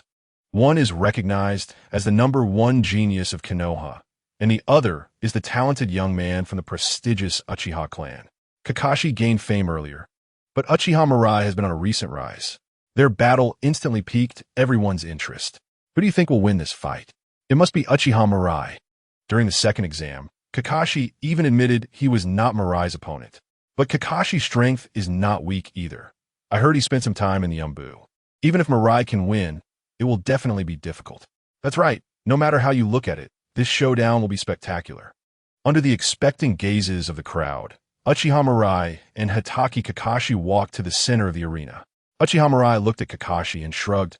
Kakashi, you're not very lucky. No, I should say I'm very lucky. The opponent I wanted to face the most in this Chunin exam is you, Kakashi said, gripping his Chakra short blade tightly. Is that so? Looking at Kakashi's battle-ready gaze, Uchiha Mirai chuckled softly. Then you better take it seriously. I'm not used to holding back. Don't worry. I've mastered quite a few new ninjutsu during this time. I will definitely surprise you, Kakashi replied, and in the next moment his figure vanished from spot. The next instant, a cold light flashed through Uchiha Mirai's body. Quack, quack, quack. Uchiha Mirai's body transformed into dozens of crows flying in all directions. Crow clone technique. Kakashi quickly scanned his surroundings, not finding Uchiha Mirai's figure, and leaped high into the air. Just as he jumped, two arms extended from the ground where he had been standing. I won't fall for the same trick twice. Is that so? Hearing a voice from behind, Kakashi suddenly turned around and found Uchiha Mirai had appeared behind him without him noticing. Bang! An elbow strike slammed Kakashi hard to the ground. Immediately after, the long knife in Uchiha Mirai's hand was pressed against Kakashi's neck. Lose, lost, Kakashi lost. What just happened? How did the battle end in the blink of an eye? It was too fast. We could barely see their movements.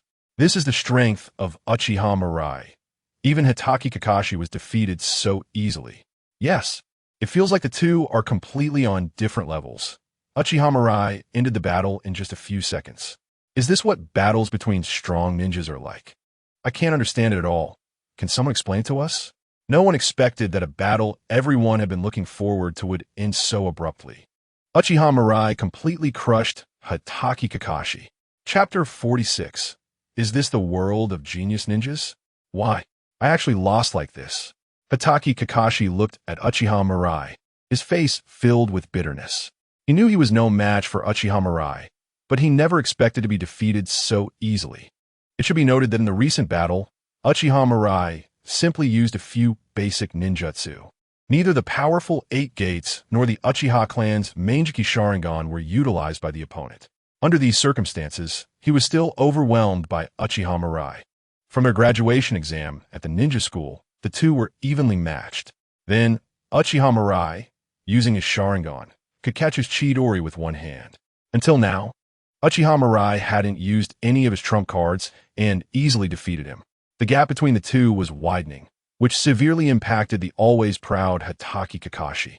Kakashi, don't overly pursue flashy things. Sometimes the most basic methods are often the most effective, Uchiha Mirai advised Kakashi. In the original story, young Hatake Kakashi had remarkable talent. But after acquiring the Sharingan, he chose a different path, gaining fame as Ninja Kakashi through flashy ninjutsu. In Uchiha Mirai's view, this was a complete waste of his talent. If Kakashi could focus all his efforts on mastering the Hatake sword techniques, his achievements would far surpass those of a so-called Konoha technician. At the very least, he wouldn't struggle so much against someone like Zabuza Momochi.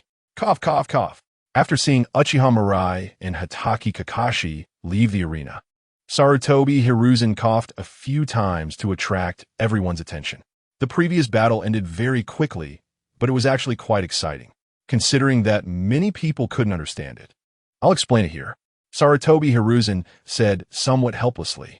This battle clearly exceeded the level of a Chunin duel, causing many people to not comprehend what had happened. To satisfy everyone's curiosity, he could only step up to play the role of a commentator. When the battle began, Kakashi first approached Uchiha Mirai using body flicker technique, and then pierced Mirai's body with his short blade. But that was just Uchiha Mirai's crow clone. After the crow clone was dispelled, it transformed into dozens of crows scattering everywhere. At that moment, Kakashi sensed something unusual under his feet and chose to jump into the air to dodge Uchiha Mirai's decapitation technique. But in reality, The one executing the decapitation technique below was still Uchiha Mirai's shadow clone, merely a feint. Uchiha Mirai's real body was hidden among the crows that were flying chaotically due to the transformation technique. When Kakashi was unable to gain leverage in the air, Mirai appeared behind him and took him down with a single strike. Hearing Sarutobi Hiruzen's analysis, the ninjas present all displayed expressions of shock. They never expected that a battle that ended so quickly could contain so many exchanges in the background. Especially Uchiha Mirai. This guy is incredibly terrifying, with a series of techniques that are hard to defend against. Even from an omniscient perspective, they felt a sense of suffocation. It's too scary. If I encounter an opponent like Uchiha Mirai in the future, I really don't know how I will survive. Shadow Clone, Transformation Technique, and Basic Ninjutsu, which are all quite ordinary, played an unimaginably significant role. Is this the world of genius ninjas? Why do I feel like I could do it too? Next time I encounter an enemy, I want to fight like this. Stop dreaming. Have you thought about it? The battle just now happened in the blink of an eye. To use so many ninjutsu in an instant, do you have that terrifying hand seal speed? That's true. Hearing the discussions of the crowd and Sarutobi Hiruzen's explanation, Hitaki Kakashi felt a sudden realization in his heart. Ever since his father died, he hadn't practiced hand seals, sword techniques, and other foundational skills for a long time. He originally thought that mastering more abilities was better, but it seems that is not the case. To become a true strong ninja, one must have a solid foundation. The third round of individual battles continued, lasting until the afternoon before concluding. Uchiha Mirai yawned in boredom. After defeating Hitaki Kakashi, his subsequent opponents chose to forfeit, making him almost fall asleep. Fortunately, at the end of the exam, it was not Sarutobi Hiruzen who came up to summarize. Otherwise, Uchiha Obito can be sure that old man will definitely give another brainwashing speech. Alright, this Chunin exam has come to a successful end. The ninjas who have received promotion slots will receive relevant documents and tactical vests in the next 3 days. With the voice of the chief examiner, this Chunin exam officially concludes. Except for Uchiha Obito, who did not get promoted, Might Guy, Yuhi Kunai, Sarutobi Asuma, Kakashi, and others all passed the assessment. Shall we have a meal together today? Yuhi Kurinai suggested to Kakashi and the others. Hearing her suggestion, everyone nodded in agreement. They're all classmates, and their relationships are quite good. Now that they have all been promoted to Chunin, it is indeed a good idea to find a place to celebrate. I'm not going. Uchiha Obito shook his head and refused. Not becoming a Chunin made him feel very disappointed. He didn't even feel like having a meal with Noera Rin. Obito, it's okay. The Chunin exam is held once every 3 months. You will definitely be promoted next time. Noera Rin comforted him. Of course I will. After all, I am a man who will become Hokage. Uchiha Obito laughed a few times, turned around, and faced away from everyone. I promised Grandma to go back and help her buy flour, so I'm leaving first. Looking at Uchiha Obito's back, Noera Rin felt a bit helpless. Obito is great, but sometimes he is just too stubborn. Whenever something happens, he wants to close himself off. It really doesn't make it easy for others. Shall we go? Feeling the gazes of everyone, Uchiha Mirai tentatively asked. Why does it feel like he has inexplicably become the backbone of the group?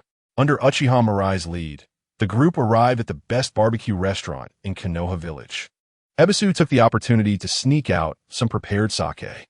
Although there are rules that prohibit underage ninjas from drinking, the atmosphere was already set, and everyone poured themselves a cup. Uchiha Mirai clearly saw Yuhi Kurinai showing an excited smile after taking a sip of the alcohol. That adorable look made Uchiha Mirai's heart flutter. He then remembered that in the original story, Yuhi Kurinai was a woman who, like Tsunade, loved to drink. He wondered how well Kurinai could hold her liquor. If she couldn't hold it well, then he would have good fortune. Just then, a breeze blew by, and Uchiha Mirai looked up to see Kakashi Hitaki coming towards him with a cup. Mirai, you taught me a lesson today. No matter how big our gap is, one day I will make you look at me differently. After saying that, Kakashi Hitaki downed the drink in his hand, and a blush appeared on his face. Looking at Kakashi Hitaki's determined eyes, Uchiha Mirai could sense that Kakashi had undergone significant changes and was gradually becoming more open. Most importantly, Kakashi had regained his desire to become stronger. If this continues, Kakashi might become one of his capable subordinates in the near future. Thinking of this, Uchiha Mirai raised his cup and drank it all. Kakashi, I look forward to that day. Chapter 47, Extreme Reaction Nerve, The Death of Reikage. Uchiha Clanland. In the dense forest behind the ancestral hall, a few wooden stumps stood alone in the clearing, and then a shuriken shot out from afar. Just as the shuriken approached the wooden stump, Uchiha Mirai's figure appeared out of thin air. Rasengan! Boom! Countless wood chips flew, and the wooden stump shattered into pieces. Sigh! It still feels a bit off. Uchiha Mirai stood still, looking somewhat troubled. Ever since he obtained the Flying Thunder God technique, he's been setting aside time every day to practice. However, even until now, he still couldn't achieve the same fluidity as Minato Namikaze when using the Flying Thunder God technique. Because every time he teleports using the Flying Thunder God, he needs a certain reaction time to analyze the positions of both enemies and allies in order to determine the next attack action. Although the time is very short, it doesn't have much impact when facing weaker ninjas. But Uchiha Mirai knows that once he faces strong opponents at the level of Kage and above, this delay will cause the Flying Thunder God technique to lose its intended unpredictability. In battles between strong opponents, even the slightest gap can be infinitely magnified. This flaw is something Uchiha Mirai absolutely does not want to see. It seems that it is unlikely to improve his reaction speed through exercise. In that case, I can only look for Minato Namikaze. Uchiha Mirai murmured. Now he could only pray that Minato also had a special physique. Otherwise, even with the plunder system, it would not be realistic for him to improve his reaction speed. Mirai, you're here? Seeing the lunchbox in Uchiha Mirai's hand, Kushina Uzumaki showed a warm smile. Originally, she was quite unhappy that Uchiha Mirai occupied Minato's time every day. After all, Minato often had to go out on missions, and the time they spent together was already limited. However, ever since she tasted the dishes made by Uchiha Mirai, her attitude had done a complete turnaround. There was no way around it. The new and delicious food that Uchiha Mirai brought was simply too tasty for her to resist. Kushina, you should pay attention to your expression management. Drooling over food is quite unrefined. Hearing Uchiha Mirai's words, Kushina Uzumaki snorted. You should tell that to your little girlfriend. Snatching the lunchbox from Uchiha Mirai's hand, Kushina turned around and shouted, Minato, coming. Minato Namikaze ran out of the room and said to Kushina, Kushina, don't forget to save me some food this time. Got it. The last few times were because I was distracted by reading novels. Looking at Kushina Uzumaki's impatient expression, Minato Namikaze placed his hand on Uchiha Mirai's shoulder. Mirai, let us make this quick. Otherwise, I will be hungry again later. After saying that, he activated the Flying Thunder God technique and took Uchiha Mirai to their usual training ground. Without any unnecessary words, the two immediately started to spar. Half an hour passed, and Minato Namikaze immediately stopped the sparring. Mirai, that's it for today. I'm heading back first. Watching Minato Namikaze disappear from the spot, Uchiha Mirai's mouth twitched. This guy's movements are really smooth. However, Uchiha Mirai wasn't unhappy. After all, Minato Namikaze always put in his best effort when sparring with him. Being able to spar with such a strong person every day was also a great help in improving his abilities in various aspects. Just then, a system notification rang in Uchiha Mirai's mind. Ding! Congratulations to the host for successfully plundering the reward. Extreme Reaction Nerve. Uchiha Mirai's expression suddenly became excited. Extreme Reaction Nerve? The thing he wanted finally arrived. His guess was correct. Minato Namikaze's physique must also be a special physique similar to the Sage Body, which allowed him to plunder it as his own ability through the plunder system as a reward for sparring. Uchiha Mirai looked at his attribute panel. Name, Uchiha Mirai. Physique, 215. Mental power, 207. Chakra, 210. Bloodline limit, Sharingan. Magnet release, Sandgold. Ninjutsu. Others, Corpse Demon Sealing for Symbol Seal. 8 Gates of Doinjia Technique, Kagura Shingon, Bagua Seal, Diamond Lock, Contract Seal, Uzumaki Sage Body, Extreme Reaction Nerve. Looking at the densely packed attribute panel, Uchiha Mirai nodded in satisfaction. Aside from the recently acquired Extreme Reaction Nerve, during this time after the Chunin exam, He also plundered quite a few rewards from the fourth Hokage, Minato Namikaze. Most of them were sealing techniques, which can be considered quite a harvest. In this world, sealing techniques are a very special existence. There's almost nothing that cannot be sealed. Amaterasu flames, tailed beasts, the dragon vein, even reincarnated ninjas from the impure world reincarnation. And even someone as powerful as Kagaya Otsutsuki can also be restrained by sealing techniques. It can be said that every sealing technique is extremely precious. Since he has already received the rewards he wanted, he decided to experience it personally at the Uchiha clan's territory. Uchiha Mirai chuckled softly and rushed towards the Uchiha clan's location. Flying Thunder God Technique. Uchiha Mirai's figure flickered continuously in the dense forest, disappearing immediately after each appearance.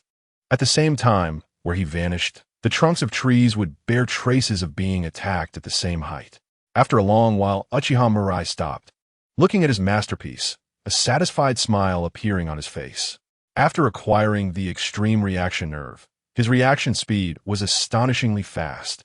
The sense of sluggishness he previously felt when using the Flying Thunder God technique had completely disappeared, smooth to the point of being alarming.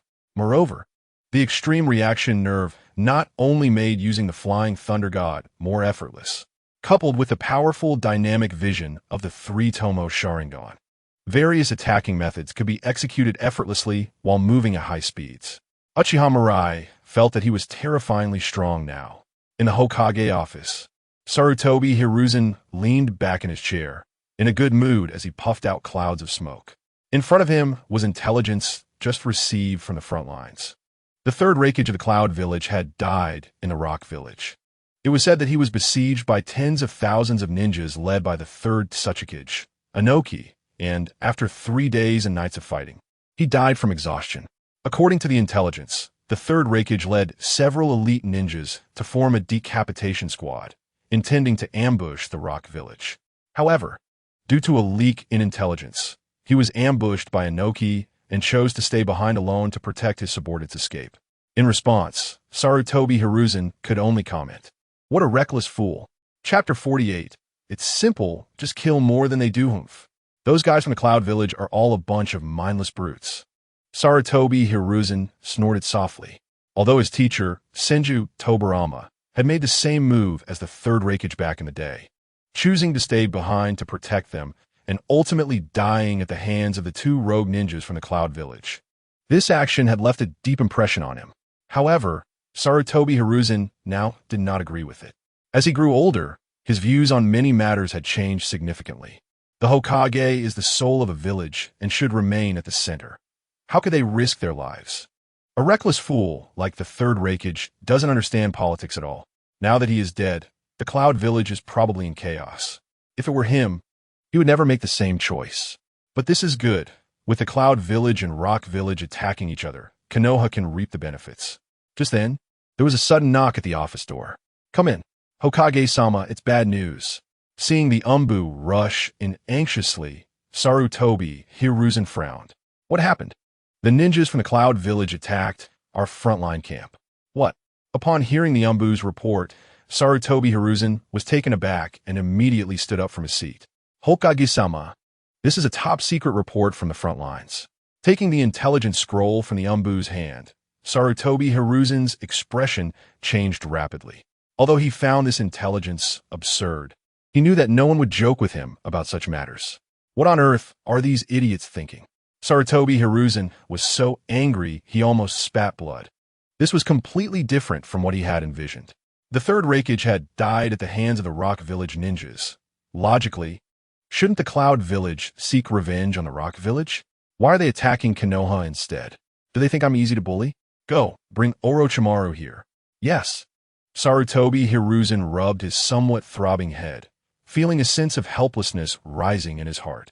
The war with the Sand Village had already given him enough headaches. And now there was also the Cloud Village. In the shadows, the Rock Village and Mist Village were also lurking.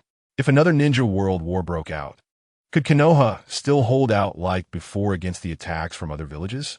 3 days later, after receiving Sarutobi Hiruzen's order, Uchiha Mirai set out for the battlefield of the Cloud Village that very day. During this time, Uchiha Taijima even came to find him specifically, even willing to give up part of the Uchiha clan's benefits to keep Uchiha Mirai in the village. That condition was tempting even for Sarutobi Hiruzen. However, Uchiha Mirai resolutely rejected such requests, insisting on going to the battlefield of the Cloud Village. His eager demeanor made Sarutobi Hiruzen more confident in his plans. That was a meat grinder where one could easily lose their life. No ninja would want to seek thrills on a battlefield, but a genius from a prestigious ninja clan, with strong support from his family, had resolutely chosen to go to the battlefield. Isn't this a manifestation of inheriting the will of fire? Thankfully, he hadn't listened to Danzo's advice back then. Otherwise, such a good seedling would have been wasted. Sarutobi Hiruzen believed that Uchiha Mirai, with this kind of determination, would definitely become a sharp blade that could be thrust at the Uchiha clan at any time.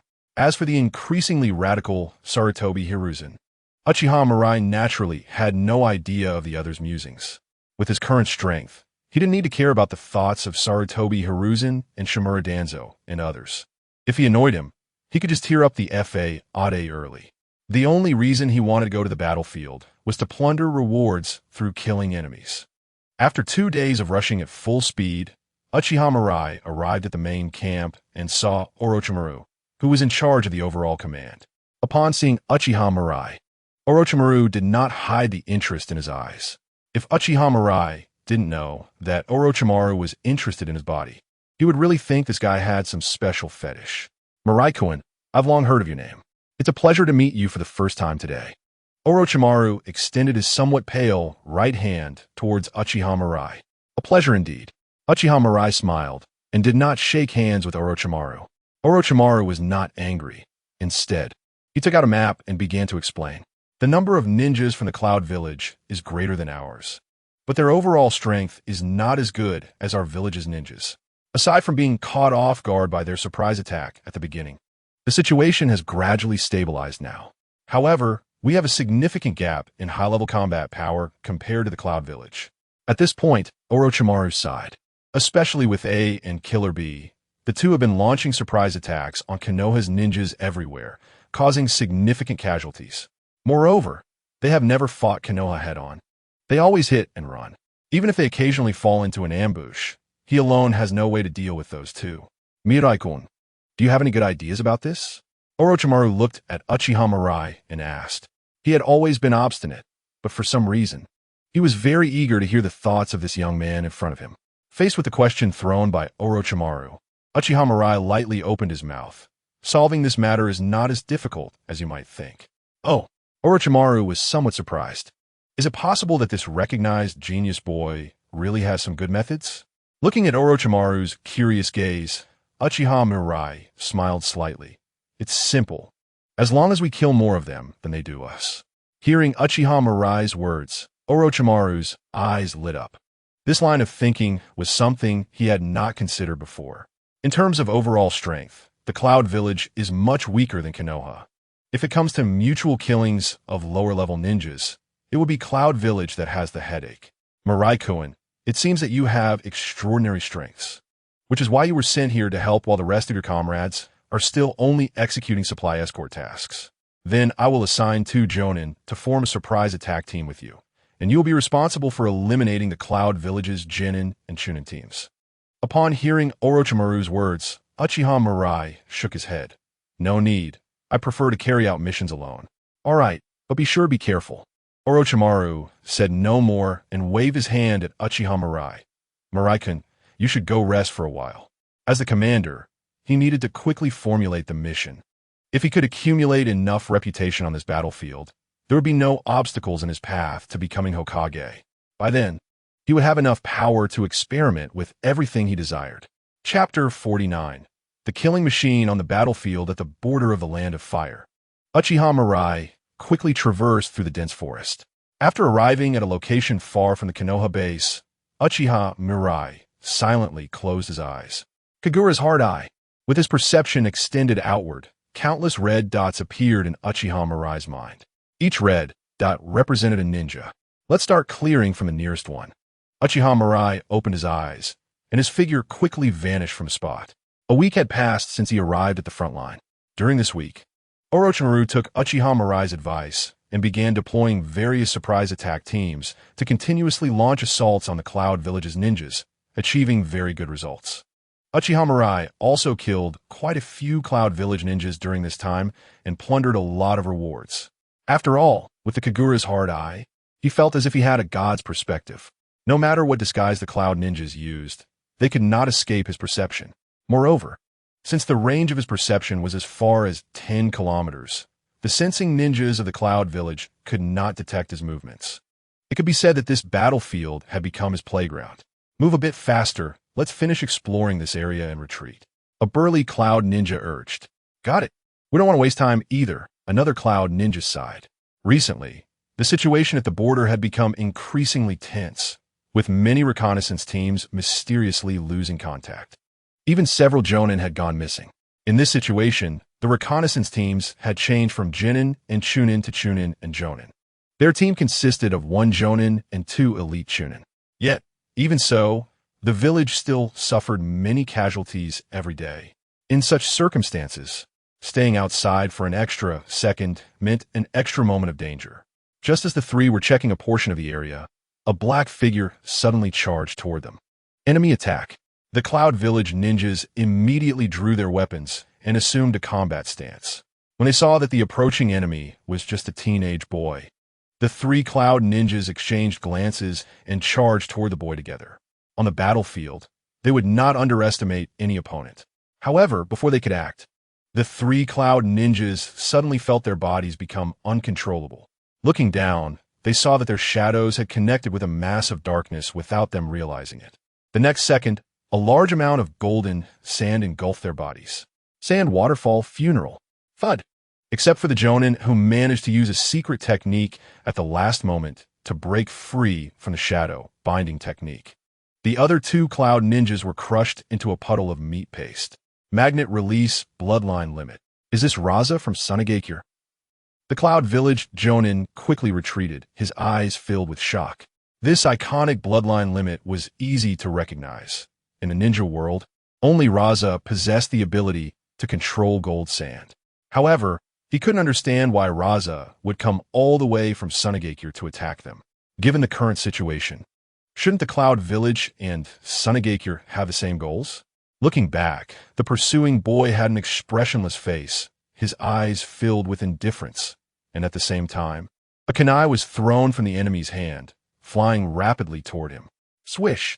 The Cloud Village Jonin sidestepped to avoid it, the kunai flying past him as he maximized his speed. Given that Raza from Mangekyō had appeared nearby and attacked them, this crucial information needed to be relayed back to the village. However, what he did not expect was that the boy, who had just been dozens of meters away, suddenly appeared right in front of him. Rasengan. Ding. Congratulations to the host for successfully plundering rewards. Chakra 1. Ding. Congratulations to the host for successfully plundering rewards. Physique 1. Ding. Congratulations to the host for successfully plundering rewards. Lightning Blade Technique, Thunderstrike. Listening to the system's prompts, the black-haired boy directly used Fire Release to burn the 3 Cloud ninjas' corpses clean. Following that, he rushed toward the next target without stopping. The slaughter continued until after sunset. In just 1 day's time, Uchiha Mirai had eliminated over a dozen ninja squads. The number of Cloud ninjas who died at his hands surpassed 30. This was still because the Cloud Village ninjas were too dispersed. Otherwise, the number of ninjas who would have died at his hands would have been significantly higher. With various powerful trump cards working in tandem, Kagura's Hard Eye, Flying Thunder God Technique, Rasengan, Shadow Binding Technique, Chidori, and Magnet Release Bloodline Limit, Uchiha Mirai was like a god of slaughter, effortlessly cutting down his foes. Even elite Jonin could not withstand his ever-evolving combination techniques. That'll be it for today. Looking at the rapidly increasing attribute panel, Uchiha Mirai left contentedly in the direction of the Konoha base. In just these few days, the reward from attribute points had already approached 300 points. Such a growth rate was something he found somewhat absurd. If he weren't on the battlefield killing enemies, relying solely on battle rewards, it might take him a year to accumulate these attribute points. Cloud Village. Crack. With a furious shout, the massive solid wood desk instantly splintered into pieces. but was enveloped in arcs of electricity, and a murderous aura filled the entire room. Damn it! What the hell is going on? Why we lost so many ninjas? Haven't you gathered any useful intelligence? Originally, with his and Killer Bee's involvement, the war had been progressing smoothly. Konoha had been retreating step by step to guard against their surprise attacks. However, starting a few days ago, their ninjas began to disappear one after another. Up to now, a total of 20 Jonin had gone missing. The number of Genin and Chunin was even more uncountable. If this continued, they might as well just surrender. Lord A, it is very likely that Konoha has adopted the same strategy as us, forming surprise attack teams specifically targeting our reconnaissance teams. That's why we are facing the current situation, Mabui calmly analyzed. Only she dared to speak up while I was in a rage. I know that, but what I find strange is how they managed to do this. Even if the opponent adopts the same strategy as him, finding their ninjas along the long border is not a simple task. The only possibility for such heavy casualties is that Konoha has a clear grasp of their ninja team's locations. This is something I've been puzzled about. Mabui furrowed her brows. Apart from her, as the commander, even A and Kurabi are not very clear about the positions and missions of the various ninja teams from Kumogakure. In this situation, how could Konoha accurately ambush their team? Never mind. Let's pull the ninjas back and prepare for a full-scale assault on Konoha. Hearing A's words, Mabui nodded. Kumogakure cannot afford to sustain losses. Since Konoha has cracked their previous strategy, the only way to win this war is to resolve it quickly. Chapter 50. Whether you can survive depends on your own ability late at night. Uchiha Mirai was somewhat disappointed as he headed towards the Konoha camp. Throughout the day, he had not found a suitable Kumogakure ninja team to target. Those warlike elements seemed to have retreated back into their camp. Had he gone too far during this period? Uchiha Mirai silently reflected. There might have been too many cloud ninjas killed by him recently. So Kumogakure likely would not send out ninja teams to harass Konoha as frequently as before until they devised a countermeasure. After all, losing dozens of ninjas daily, including some Jonin, is something no ninja village can easily bear. While Uchiha Mirai was deep in thought, dozens of venomous snakes swiftly wrapped around his body and bit down hard. Quack, quack, quack. Uchiha Mirai's body transformed into dozens of crows, scattering in all directions. At the same time, a massive fireball descended from the sky, engulfing all the snakes. Smelling the gradually dissipating scent of cooked flesh in the air, Uchiha Mirai turned his gaze to the dense forest beside him. Orochimaru, come out. As expected of you, Mirai-kun, you are indeed sharp. Orochimaru stepped out from the shadows, and under the moonlight, a hint of undisguised killing intent appeared on his exceptionally pale face. What do you want? Uchiha Mirai asked calmly as he looked at Orochimaru. I just want to ask you a question, Mirai-kun. Seeing that Uchiha Mirai was unaffected, Orochimaru retracted his killing intent. According to my intelligence, the ninja losses in Kumogakure have been severe in recent days, and they have even retreated. However, I have investigated the other ambush teams sent out, and although they achieved some results, they have killed less than 100 in total. Such losses are negligible for Kumogakure and unlikely to prompt someone like A to make such a decision. Orochimaru slowly laid out his analysis. I thought and thought, and the only change that could have occurred is with you, Mirai-kun. Uchiha Mirai raised an eyebrow. So?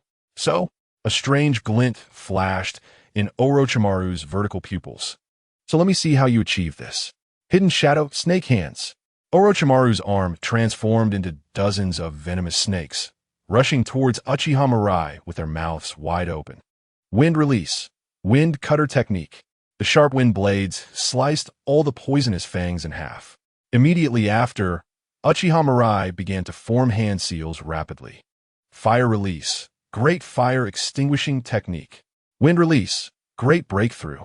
A sea of flames engulfed everything ahead, and Uchiha Mirai quickly retreated.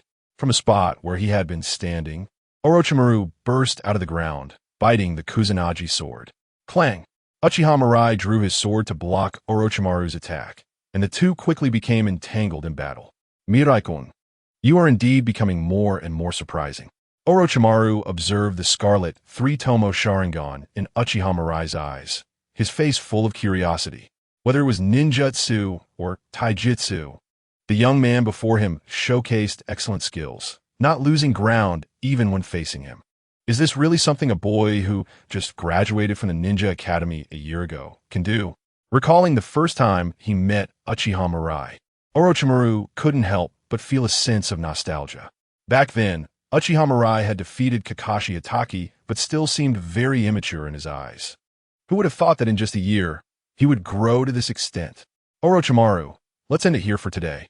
Uchiha Mirai waved his sword, forcing Orochimaru back. Continuing the fight would be meaningless. Hearing Uchiha Mirai's words, Orochimaru licked his lips. Mirai-kun, are you implying that my strength isn't even worthy of forcing you to use your trump card? How underestimated I am. As the apprentice of the third Hokage, it's been a long time since anyone spoke to him like this. 10,000 snakes formation. Orochimaru lay on the ground, and thousands of venomous snakes crawled out from his mouth, quickly surrounding Uchiha Mirai within a radius of several dozen meters. Mirai-kun, each of these snakes is highly venomous. Being bitten by one could very well cost you your life. Whether you can survive depends on your own ability. As soon as Orochimaru finished speaking, the snakes on the ground lunged towards Uchiha Mirai simultaneously.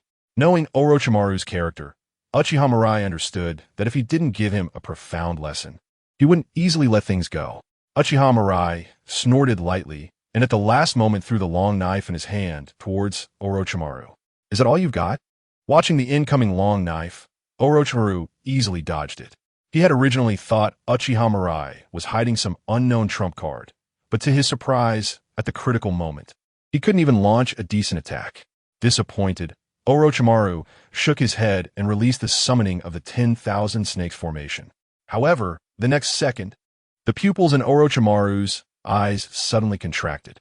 Uchiha Mirai, who should have been lying on the ground, was waiting for him to rescue him, had vanished. A huge sense of crisis surged from the depths of his heart. The instinct that had hovered on the edge of life and death made Orochimaru sense the breath of death. Spiraling sphere. Boom! Orochimaru's body was sent flying, crashing through several giant trees before smashing hard onto the ground. That was really close. I almost died.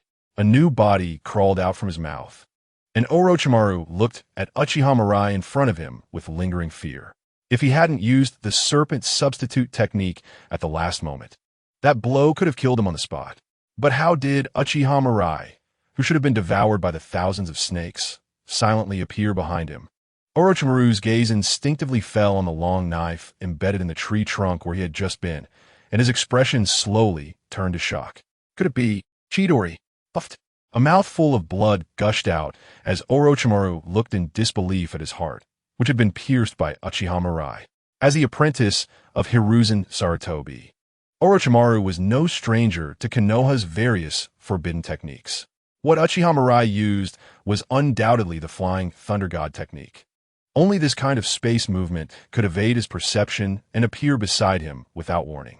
However, Orochimaru didn't consider why Uchiha Mirai was able to master the Flying Thunder God technique, which was sealed in the sealing book. Instead, he pondered another question. If Uchiha Mirai's first use of the Flying Thunder God technique was through his weapon, the long knife, as a medium, then how did he suddenly appear beside him this time? Orochimaru, you've seen my trump card. Whether you can survive now depends on your own abilities. Chapter 51, Orochimaru. You can't become Hokage. Uchiha Mirai had no choice but to kill Orochimaru. It would be a pity for such a scientific madman to die here. Moreover, with Orochimaru's endless life-saving methods, he didn't believe the opponent would be killed so easily. Mirai-kun, you really surprised me, Orochimaru gasped as he crawled out of his original body, shedding another layer of snake skin. Although he looked a bit disheveled, there were no signs of injury on him. However, while the Orochimaru substitution technique could block all the damage taken, the chakra consumption was enormous. After using it twice in a row, even Orochimaru felt a bit fatigued. But compared to the fatigue of his body, Uchiha Mirai's performance today shocked him even more. Not only was he able to hold his ground in physical combat and swordplay, but he also mastered the Flying Thunder God technique and Rasengan. Orochimaru could understand that Uchiha Mirai could use Rasengan. After all, he had close ties with Minato Namikaze. So it was no secret. But Uchiha Mirai using the Flying Thunder God technique was something Orochimaru couldn't comprehend. This was a forbidden technique from the Book of Seals, and without the Hokage's permission, other ninjas would have no chance to practice it. What kind of deal did Uchiha Mirai make with Minato Namikaze that would allow him to teach this technique, risking being labeled a rogue ninja? Seeing the confusion in Orochimaru's eyes, Uchiha Mirai naturally wouldn't explain anything. He sheathed his long sword and slowly spoke to Orochimaru. "Let's make a deal." "What deal?" Orochimaru asked, somewhat puzzled. "After I take control of Konoha village, you will help me with my tasks, and I will provide you with all the resources you desire." Hearing Uchiha Mirai's words, Orochimaru was stunned. "Mirai-kun, do you know what you're saying?" Uchiha Mirai chuckled lightly. "You don't believe what I'm saying?" Orochimaru fell silent. The Uchiha clan's ninjas were indeed a bunch of madmen. He admitted that Uchiha Mirai was strong, but that was it. If he had anticipated that the other party had mastered the Flying Thunder God technique, he definitely wouldn't have been defeated so easily in today's battle. Moreover, no matter how strong one person was, when facing a giant like the village, they would seem very small. Control the entire village? What a joke. Even with the title of Hokage's disciple and having been entrenched in Konoha for decades, he wouldn't dare to say such a thing. Moreover, Orochimaru turned his gaze to Uchiha Mirai. "Mirai-kun, have you forgotten that I will become the next Hokage? Are you mistaken about who you're making a deal with?" Orochimaru reminded him. If Uchiha Mirai wanted to control the entire village, he would inevitably stand on the opposite side of Orochimaru. How could the two possibly cooperate? Hearing Orochimaru's words, Uchiha Mirai couldn't help but laugh. "Orochimaru, you can't become Hokage." "Oh!" Orochimaru raised an eyebrow, a dangerous aura resurfacing around him. "What do you mean by that, Mirai-kun? Is there someone more suitable for Hokage in the village than me?" In response to Orochimaru's question, Uchiha Mirai calmly stated, "You should know Shimura Danzo's ambitions, right? He will definitely spread the things you've done during the Hokage election. Just the fact that you've secretly conducted human experiments is enough to ruin you." Orochimaru's pupils constricted, and the smile on his face stiffened. "Mirai-kun, I underestimated you. You even know about such matters. However, with my prestige in the village, even if Danzo schemes, it won't affect the outcome." Orochimaru said confidently. He had always been careful, and when conducting human experiments, he always did so in the root's experimental base, leaving no evidence behind. Furthermore, after the Second Shinobi World War and the reputation he had accumulated over such a long time, countless ninjas supported him. It's not that Danzo can't ruin his reputation with rumors, but it's not that simple. Only Danzo wouldn't be enough.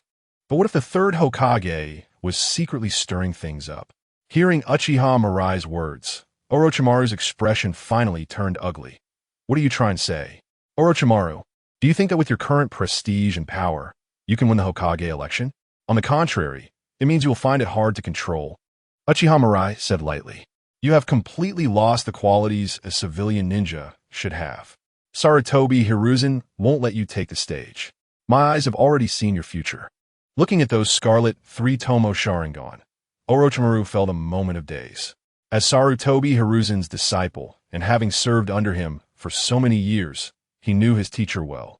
After thinking carefully, Orochimaru felt that what Uchiha Mirai said might indeed happen. "So, will you agree to my terms?" After giving Orochimaru some time to think, Uchiha Mirai spoke again. "You don't need to pay anything, just give me a promise." Orochimaru suddenly smiled. "Mirai-kun, you really impressed me. You almost moved me." Seeing Orochimaru's demeanor, Uchiha Mirai shrugged. "If you don't believe it, that's fine. Time will tell us the answer. One day you will see me sitting on the throne." Hearing Uchiha Mirai's confident words, Orochimaru put away his smile, stood up from the ground, and looked at him meaningfully. "Mirai-kun, aren't you afraid I will spill your secrets? The Hokage is my teacher." Upon hearing this, Uchiha Mirai laughed. "I know, I have to pay more, right?" He joked, "Since I'm telling you these things, I naturally want to be afraid of you spreading rumors." Uchiha Mirai waved his hand and walked in the direction of the camp. "My conditions remain unchanged. You can come to find me anytime." After he left, a strange emotion rose in Orochimaru's heart. Since he had memory, he had never encountered a situation like today. In front of Uchiha Mirai, He felt as if everything was seen through. Could it be that things would really develop, as Uchiha Mirai said? After a while, Orochimaru adjusted his mindset, smiled again, and murmured, "Mirai-kun, since you were so confident, let's wait and see. I will definitely find out what secrets you are hiding." Chapter 52. 10,000 Snakes. You're a bit noisy for me. Panel. Uchiha Mirai focused his thoughts, and a semi-transparent light screen appeared in front of his eyes. Name, Uchiha Mirai. Physique, 315. Mental strength, 302. Chakra, 311. Bloodline limit, Sharingan. Magnet release, Sandgold. Ninjutsu. Others. Looking at the attributes that had all exceeded 300, Uchiha Mirai's lips curled slightly.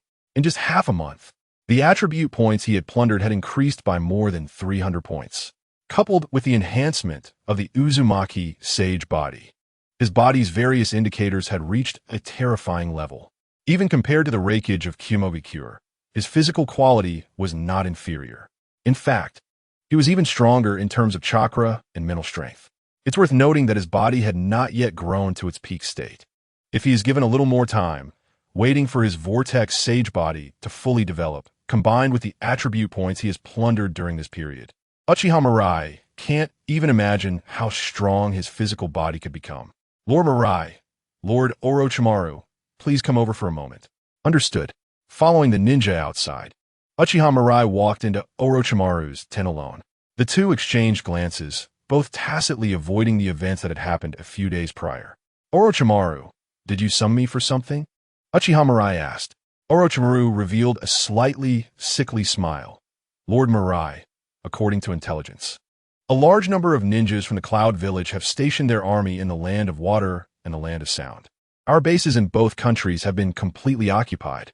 It seems they intend to go to war with us. The Land of Water and the Land of Rice are two countries located between the Land of Thunder and the Land of Fire. As countries without ninja villages, these small nations often become the main battlegrounds during upheavals in the ninja world, in order to prevent the war from spreading to the territories of great powers. This can be seen as a kind of tacit agreement among the great powers. The weak must bear the brunt, a clear reflection of the turmoil in the ninja world.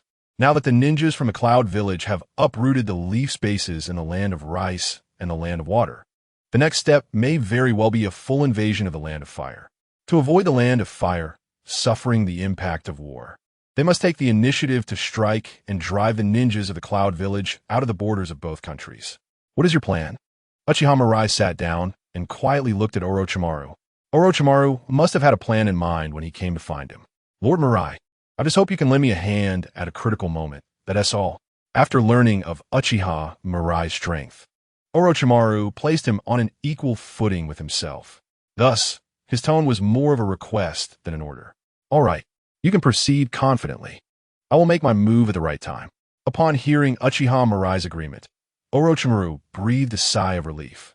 If Uchiha Mirai chose to act, then he wouldn't have to worry about and Killer Bee launching an attack against him. When will we act? Tonight, deep in the night. Heavy dark clouds obscured the moonlight, leaving the ground shrouded in darkness with not a glimmer of light. Uchiha Mirai activated his 3-tomo Sharingan and swiftly moved through the darkness, eliminating the scouts from the Cloud Village with a single strike as he passed. Quick, precise, and ruthless, under the superhuman perception of Kagura's heart, the Leaf's ninja forces drew closer to the Cloud Village's camp. When the two sides were less than a kilometer apart, the Cloud Village's camp suddenly lit up. Soon after, a commotion erupted. Seeing this, Orochimaru pulled out a signal flare from his pocket and fired it into the sky. Bang! The dazzling fireworks illuminated the surroundings, and the Leaf Village ninjas charged forward at the same time. Kill! The battle cries echoed through the sky, and a distance of 1 kilometer was nothing more than a blink of an eye for ninjas. Caught off guard, the formation of the Cloud Village was instantly thrown into chaos by the Leaf ninjas. In an instant, the Cloud Village ninjas suffered heavy casualties. However, as one of the 5 great ninja villages, the quality of the Cloud Village ninjas was still commendable. After sacrificing a certain number of ninjas, they gradually stabilized their formation. Damn it, it's those Leaf ninjas. Kill them. Enemy attack. Everyone get up and prepare to fight. I knew those sneaky rats would come. Let them taste my power. As the Cloud Village ninjas formed their ranks, the two sides clashed, and the war officially commenced. On a nearby hill, Orochimaru watched the ninjas already engaged in battle. His expression serious. Lord Mirai, it's time for us to make our move. Understood. I will act according to the plan, Uchiha Mirai replied calmly. Seeing this, Orochimaru bit his finger, summoning jutsu. Boom! A gigantic serpent covered in purple stripes appeared at Orochimaru's feet. Orochimaru, what do you want from me at this late hour? The serpent, Manda, roared angrily. Do you think I'll eat you? Facing the irritable Manda, Orochimaru was unfazed. After this, I'll help you gather more sacrifices. That is more like it. Hearing Orochimaru's words, Manda snorted. How should we fight? Go to the front line and disrupt the formation of those Cloud Village ninjas, killing as many enemies as possible. Manda glanced in the direction Orochimaru pointed and sneered. Tell your subordinates to stay away from me. I have no intention of distinguishing between these insects. Understood, just take us there. After hearing Orochimaru's words, Manda noticed that there seemed to be more than just Orochimaru on his head. Orochimaru, who is this other kid? Do you think just anyone can stand on my head? Manda roared angrily. Suddenly, he felt a pain on his head, and then he saw a boy with long black hair appear before him. The boy's eyes were blood-red, cold, and an ominous aura emanated from his gaze. Looking at Manda, the boy coldly said, Manda, you're bothering me. Uchiha's eyes. Upon seeing the boy's eyes, Manda felt a prickling sensation in his heart. His keen instincts told him that it was best not to provoke the boy in front of him. In a split second, Manda decided to endure. Without saying a word, Manda twisted his massive body and swiftly crawled toward the location of the Cloud Village. Seeing this, Orochimaru was left stunned. He knew Manda's temperament all too well. Even when facing him, they would fight if they disagreed on something. Yet now, with Uchiha Mirai piercing through his head, Manda showed no reaction at all. The only explanation for this situation is that in Manda's perception, Uchiha Mirai posed a significantly greater threat. Could it be that when Uchiha Mirai fought him that day, he had not yet unleashed his full power? How could this kid have gained such strength in such a short time? Chapter 53, va? Just a game of mowing grass. With a summoning beast like Manda joining the battlefield, it immediately inflicted significant casualties on the Cloud Village ninjas. The attacks from ordinary Genin and Chunin felt like mere tickles to Manda. I'm off. Seeing that the Cloud Village's formation had been disrupted by Manda, Uchiha Mirai no longer hesitated and used body flicker technique to disappear from Manda's head. When the ninjas from the Cloud Village suddenly saw Uchiha Mirai appear, they were first startled and then surrounded him. This arrogant leaf brat dares to come here. Does he look down on our Cloud ninjas? Bastard, kill him. It's a ninja from the Uchiha clan. Haha, what a gift delivered to our doorstep. Dig out his eyes. Then our Cloud Village can have Sharingan too. Hearing the arrogant voices of the Cloud Village ninjas, Uchiha Mirai raised his hand and snapped the neck of a Cloud Village ninja, a disdainful expression appearing on his face. Do you want to dance too? The three-tomo Sharingan spun rapidly, and Uchiha Mirai moved like an elegant dancer amidst the encirclement of the Cloud Village ninjas. With each strike, he accurately reaped the lives of Cloud Village ninjas. Ding! Congratulations. Host, you have successfully plundered rewards. Chakra 1. Ding! Congratulations. Host, you have successfully plundered rewards. Mental Power 1. Ding! Congratulations. Host, you have successfully plundered rewards. Physique 1. Too slow. Hearing the system's prompts in his mind, Uchiha Mirai let out a dissatisfied cold snort. It was a hard-earned opportunity, and if rewards could only be harvested at this efficiency, it would be quite a waste. In the next moment, Uchiha Mirai quickly formed hand seals. Multiple shadow, clone jutsu. Bang! A series of white mist dissipated, and Uchiha Mirai, along with a dozen shadow clones, formed a circle and began to seal simultaneously. Fire style, great fire annihilation. Wind style, great breakthrough. The flames, enhanced by the wind style technique, turned into a sea of fire, engulfing everything around. A multitude of screams erupted, and a charred scent filled the air. At the same time, the system's notification echoed in Uchiha Mirai's mind. This efficiency is more like it. Uchiha Mirai smiled with satisfaction. However, to the ninjas of Kamui, his smile looked like that of a demon from hell, filled with madness and slaughter. Don't be afraid. Even if he is strong, he can't possibly take on all of us. As long as we hold on, this little brat will run out of chakra, eventually, shouted a commander like Kamui. Just as his words fell, his heart was pierced by Uchiha Mirai. Your idea is good, but unfortunately, you will never see that moment. At that instant, a blue lightning bolt pierced through the darkness. Following that, a gigantic monster with the head of an ox and the body of an octopus charged towards the 10,000 snakes. Orochimaru, you bastard, tonight is your death day. The elder brother is right. Konoha will be pushed back by us. Maybe tonight will be a bit of struggle, but if we don't fight back, we might be labeled as criminals. Shut up. Boom. And the fully tailed beastified killer be charged towards Orochimaru and the 10,000 snakes. With the addition of these two, Kamui finally halted the one-sided decline. On the contrary, Orochimaru and the 10,000 snakes were being forced to retreat step by step. Just a glance was enough for Uchiha Mirai to withdraw his gaze and focus on harvesting the lives of the surrounding ninjas. Perhaps because Orochimaru and the 10,000 snakes were being held back, the elite ninjas of Kamui began to gather towards him. Haha! Lord A and Lord Killer B have come to support us. Konoha is bound to lose. Kill that arrogant Uchiha brat. You killed so many of our comrades. Today, you can't escape. Go die, bastard. Although these elite ninjas couldn't put any pressure on Uchiha Mirai, they significantly reduced his killing efficiency. Uchiha Mirai simply stopped entangling with them and directly used the Flying Thunder God technique to teleport to another location. What's going on? Why did this guy suddenly appear here? At a time when the Flying Thunder God technique hadn't yet made its mark. Very few in the ninja world understood its power. In the eyes of these Kamui, Uchiha Mirai was like a ghost, appearing in weak spots every time he was surrounded. Ding! Congratulations, host, for successfully plundering rewards. A large number of ordinary Kamui died at the hands of Uchiha Mirai, and the elite Kamui were so furious they nearly ground their teeth to dust. Every time they were about to surround Uchiha Mirai, he would appear in another location. After several attempts, they achieved nothing and only grew tired. Seeing this, Uchiha Mirai gradually became excited. A war had turned into a grass-cutting game for him. The rapidly increasing attribute points kept his body in peak condition. Given some time, Uchiha Mirai even felt that he could single-handedly kill all the tens of thousands of Kamui present. As casualties increased, the Kamui near Uchiha Mirai finally broke down.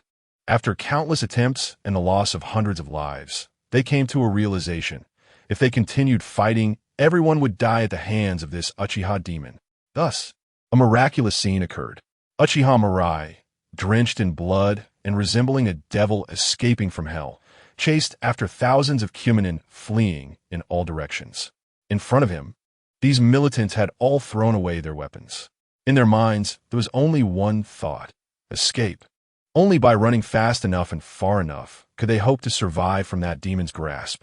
Their collapse triggered a chain reaction. Those uninformed Kamui, seeing their comrades desperately fleeing, could only turn and run to avoid being trampled. This scene left the Konoha ninjas dumbfounded. What is going on? The ninjas of Kamui have actually been broken by Uchiha Mirai alone. Boom! The massive body of the 10,000 snakes was once again knocked away, dragging a deep trench in the ground. Orochimaru, I've done my best. Remember your promise. If the sacrifice doesn't satisfy me, you can wait to die. After saying this, the 10,000 snakes transformed into a cloud of white mist and vanished.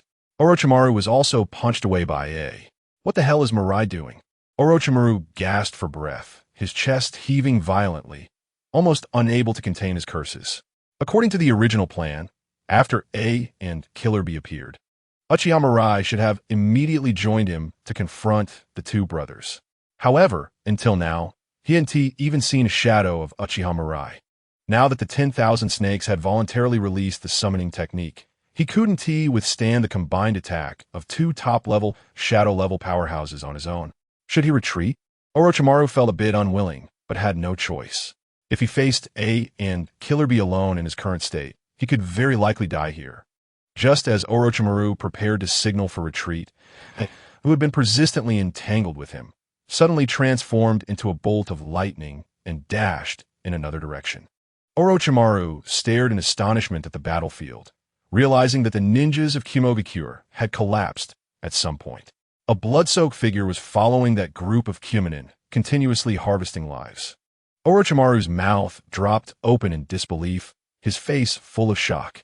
During the time he had been fighting A and Killer B, Mirai had single-handedly caused the collapse of Kumogakure's ninja army. Chapter 54. One punch.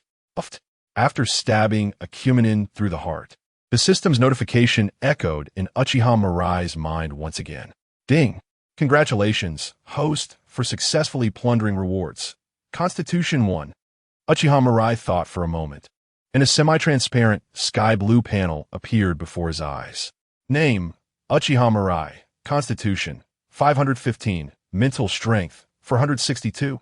Chakra: 461. Looking at his three-dimensional attributes on the panel, Uchiha Mirai's face was filled with excitement. In just a single night, his attributes had skyrocketed by nearly 600 points. Among them, the Constitution attribute had even surpassed 500. The explosive increase in power left Uchiha Mirai feeling somewhat dazed. He even had the illusion that he could punch through the ninja world. Additionally, Uchiha Mirai could feel that his three-tomo Sharingan had undergone significant changes. The tingling and swelling sensation had persisted for a long time, and at the same time, his ocular power had seen a huge boost. Uchiha Mirai had a strong intuition that it wouldn't be long before his three-tomo Sharingan would undergo evolution once again. Uchiha Mirai knew very well that the next evolution of the three-tomo Sharingan would be the Mangekyō Sharingan. Just thinking about the strange and powerful ocular techniques of the Mangekyō Sharingan made Uchiha Mirai unable to resist a sense of yearning. Tsukuyami, Amaterasu, Kodoemitsukami, Susunu. If he awakened the Mangekyō Sharingan, what ocular techniques would he receive? As for Chakra, there's no need to say more. Even if he wanted to take the path of a humanoid self-propelled machine gun, he wouldn't have to worry about a lack of Chakra. Thinking about the humanoid self-propelled machine gun, Uchiha Mirai touched his nose. With his current reserve of ninjutsu, he couldn't even compare to some famous technician from the original work. If he were to take the route of continuously releasing ninjutsu to bombard the enemy, it wouldn't be a big problem. However, just thinking about it, Uchiha Mirai decisively abandoned this idea. Continuously releasing ninjutsu would likely wear out his hands in no time, unless he could one day be like Hashirama Senju, shouting and having whatever he wants. He wouldn't attempt this method of combat. Indeed, large-scale battlefields are the most suitable places for me. However, after this time, he would probably need a rest for a while to adjust his mindset and adapt to the suddenly increased power. After feeling the gains of the night, Uchiha Mirai murmured to himself. Although his system is a killing-type cheat, he doesn't want to become a heartless killing machine. If he doesn't adjust his mindset in time after killing so many people, Uchiha Mirai fears he might become so indifferent that he feels he is not of the same species as others. Even if the entire ninja world were to bow at his feet, he probably wouldn't feel much joy. This isn't some saintly heart acting up. As a human, once you lose your emotions, what's the difference from being a walking corpse? At that moment, a sonic boom sounded, followed by an angry voice from behind. Damn Konoha brat. I'm going to kill you. It was like a bolt of blue lightning, instantly appearing in front of Uchiha Mirai. He raised his strong arm, clenched his fist, and smashed it towards Uchiha Mirai. With a super long-distance sprint, A's speed had reached its peak, and his attack, boosted by both speed and power, fell with the might of thunder. Boom! With a loud noise, a powerful shockwave spread out. The ground trembled continuously, and dust rose. But in the next second, to everyone's shock, A's body flew backward like a cannonball, plowing a nearly 1,000-meter trench in the ground. How is this possible? Lord A was actually knocked back. This must be a joke. Even the 8 tails would be knocked away by Lord A's punch. I must be under a genjutsu. There's no way that thin-bodied Konoha brat could do this. The ninjas of Kumogakure exclaimed in unison. As the son of the third Reikage, they were very familiar with A's strength. Back when the 8 tails went berserk, A was able to withstand the 8 tails with his physical power. Now, After launching such a terrifying attack, he was instantly knocked back by his opponent. How could such a freak exist in this world? Unlike the ninjas of Kamui, the ninjas from Konoha were all beaming with joy. When they saw it transform into lightning and charge at Uchiha Mirai from behind, their hearts almost jumped to their throats, fearing that such a talented ninja would fall here. But what everyone didn't expect was that A flew back at the same speed he charged forward. This rapid reversal surprised many Konoha ninjas, who couldn't help but show signs of delight. Haha, this is too funny. That guy from Kamui came to find trouble with Uchiha Mirai, and I really thought he was strong. Idiot is the son of the third Raikage, the recognized candidate for the fourth Raikage, a monster with physical abilities comparable to the tailed beasts. Do you really think he's weak? A is actually this strong? Then how did Uchiha Mirai do that just now? I don't know. Maybe he's stronger than A? Gulp. Upon hearing this conclusion, the ninjas of Konoha exchanged glances, unable to suppress their gulping. Speaking of which, Uchiha Mirai was able to scare those brainless cloud ninjas into fleeing in panic all by himself. That was truly terrifying. Looking back carefully, it seems that the reason we won so easily today is because of Uchiha Mirai. That's right, fortunately, he is on our side. If he were on the opposite side, I really can't imagine what would have happened. Just as everyone was discussing, they struggled to stand up from the ground. With a crack, he popped his dislocated arm back into place. His face looked grim, and his eyes were filled with disbelief. With the enhancement of the lightning release chakra mode, his physical abilities had reached an extremely terrifying level. He was very aware of how terrifying his previous attack was. To put it bluntly, even Orochimaru would be smashed to pieces if he tried to take that punch head on. But just now, he was knocked back so far by that Konoha brat with a single punch. The key point was that it could sense that the brat hadn't used any secret techniques. He had relied entirely on his own physical strength during their exchange. How could someone in this world possess such freakish physical qualities? Could the other party be a monster? Even if you are a monster, after killing so many ninjas from our village, I will make you pay the price. Full power lightning release chakra mode. A's body was covered in lightning, and his hair stood on end. The next second, it transformed into lightning again, charging towards Uchiha Mirai with a fist. Thunder Fight Ninja Encounter. Chapter 55, Severed Arm, Defeated Escape. Watching a rush towards him in an instant, Uchiha Mirai casually tossed a kunai. For someone with extreme reflexes and the 3-tomo Sharingan, time seemed to slow down as he focused all his energy. He could even see A's ferocious face and the yellowed teeth in his gaping mouth. A roared, but just as his fist was about to hit Uchiha Mirai's head, Uchiha Mirai suddenly disappeared. How could this be? A's attack missed, and he immediately looked around, only to find Uchiha Mirai inexplicably appearing behind him. Seeing the long blade imbued with wind release chakra raised high, A's heart sank. In his high-speed movement state, it was already too late for him to evade Uchiha Mirai's attack. He could only channel his chakra to the fullest, desperately twisting his body. Puffed.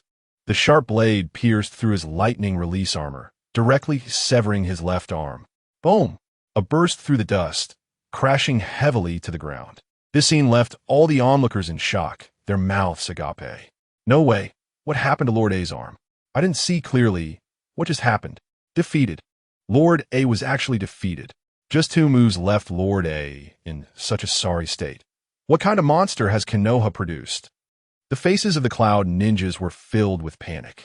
When A charged at Uchiha Mirai, dust was flying everywhere, so no one knew exactly what happened.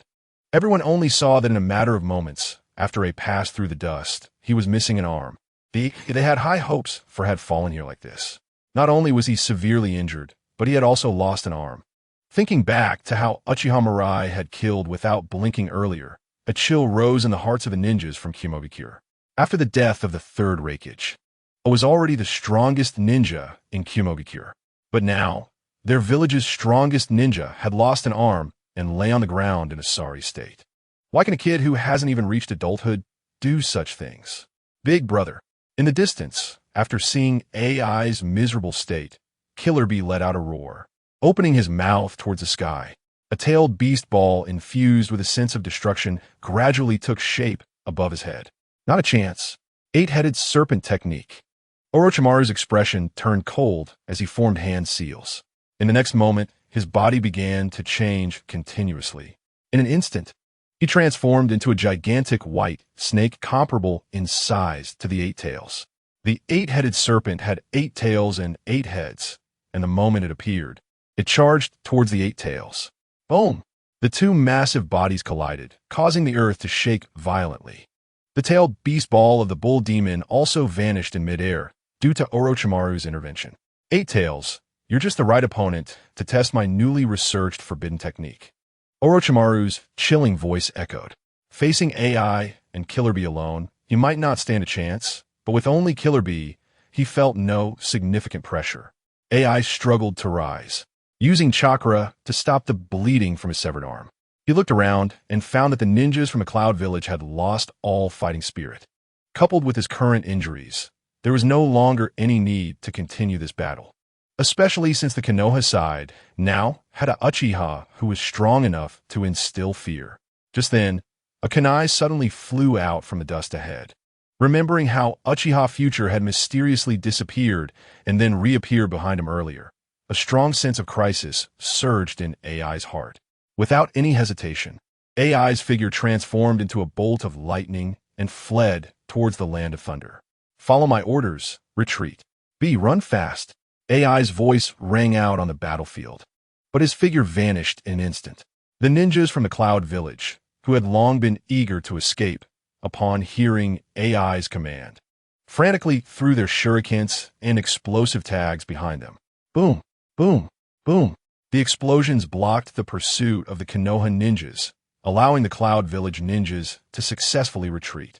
Killer Bee also escaped from Orochimaru's entanglement by severing his own tail, quickly disappearing from the battlefield. We won. We won. Ha ha. Those guys from the Cloud Village were scared out of their wits. It's so satisfying to see them flee in such disarray. Oomph. Let's see if those brainless brutes dare to provoke us in Konoha again. Orochimaru released the 8-headed serpent technique and returned to his human form. Watching the fleeing figures of the Cloud Village ninjas, he waved his hand. Pursue. Eliminate all of the Cloud Village's strongholds. Yes, under Orochimaru's orders. The Konoha ninjas began to chase after the direction the Cloud Village ninjas had fled. After everyone had left, Orochimaru slowly walked to where Uchiha Future was located. His gaze towards Uchiha Future was quite complex. Although he already knew that the boy before him possessed terrifying power, tonight's display of strength still surprised him greatly.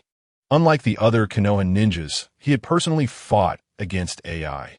Therefore, he knew just how powerful AI was. It could be said that even looking across the entire ninja world, AI's power was absolutely at the ceiling level. Speed, strength, defense, he found no weaknesses in any aspect of his opponent. Yet, such a powerful ninja was crushed in 2 brief encounters with Uchiha Future. The first time, he was directly sent flying nearly 1,000 meters in a face-to-face punch. The second time, he lost an arm in an instant during their clash. Even he found it hard to accept for a moment. Too strong. Uchiha Future is simply too strong. This kind of strength was gradually beyond his comprehension. Orochimaru suddenly recalled the words Uchiha Future had said a few days ago. The usually self-confident Orochimaru felt a bit flustered. Could it be that the future will really develop, as this kid said?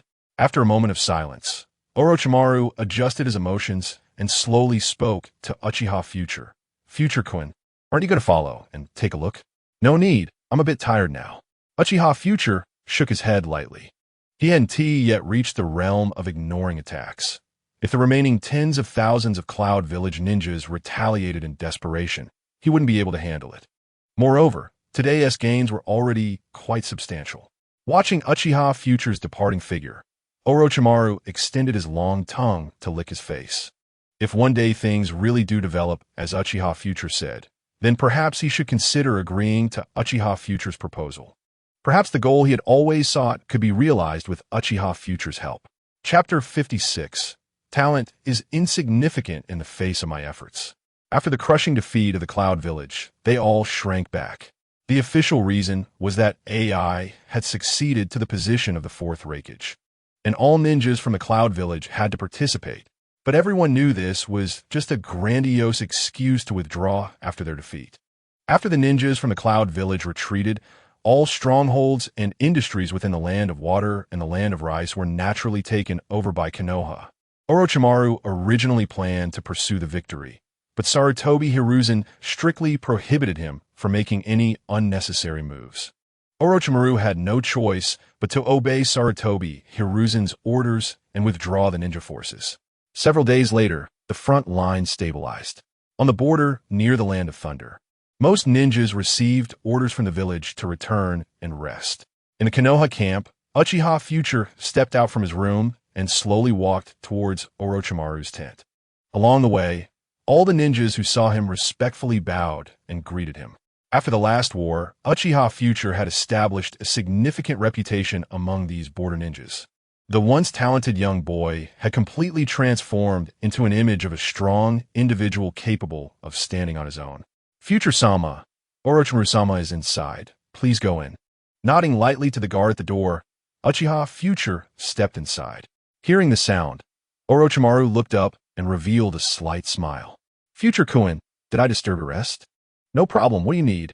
Uchiha Future waved his hand and asked directly. It's nothing much. We're returning to the village today, so I just wanted to let you know in advance. Uchiha Future raised an eyebrow. What do you mean? I have reported everything about your performance here truthfully to the village, so after returning, the Hokage may want to have a talk with you. Orochimaru understood his teacher very well.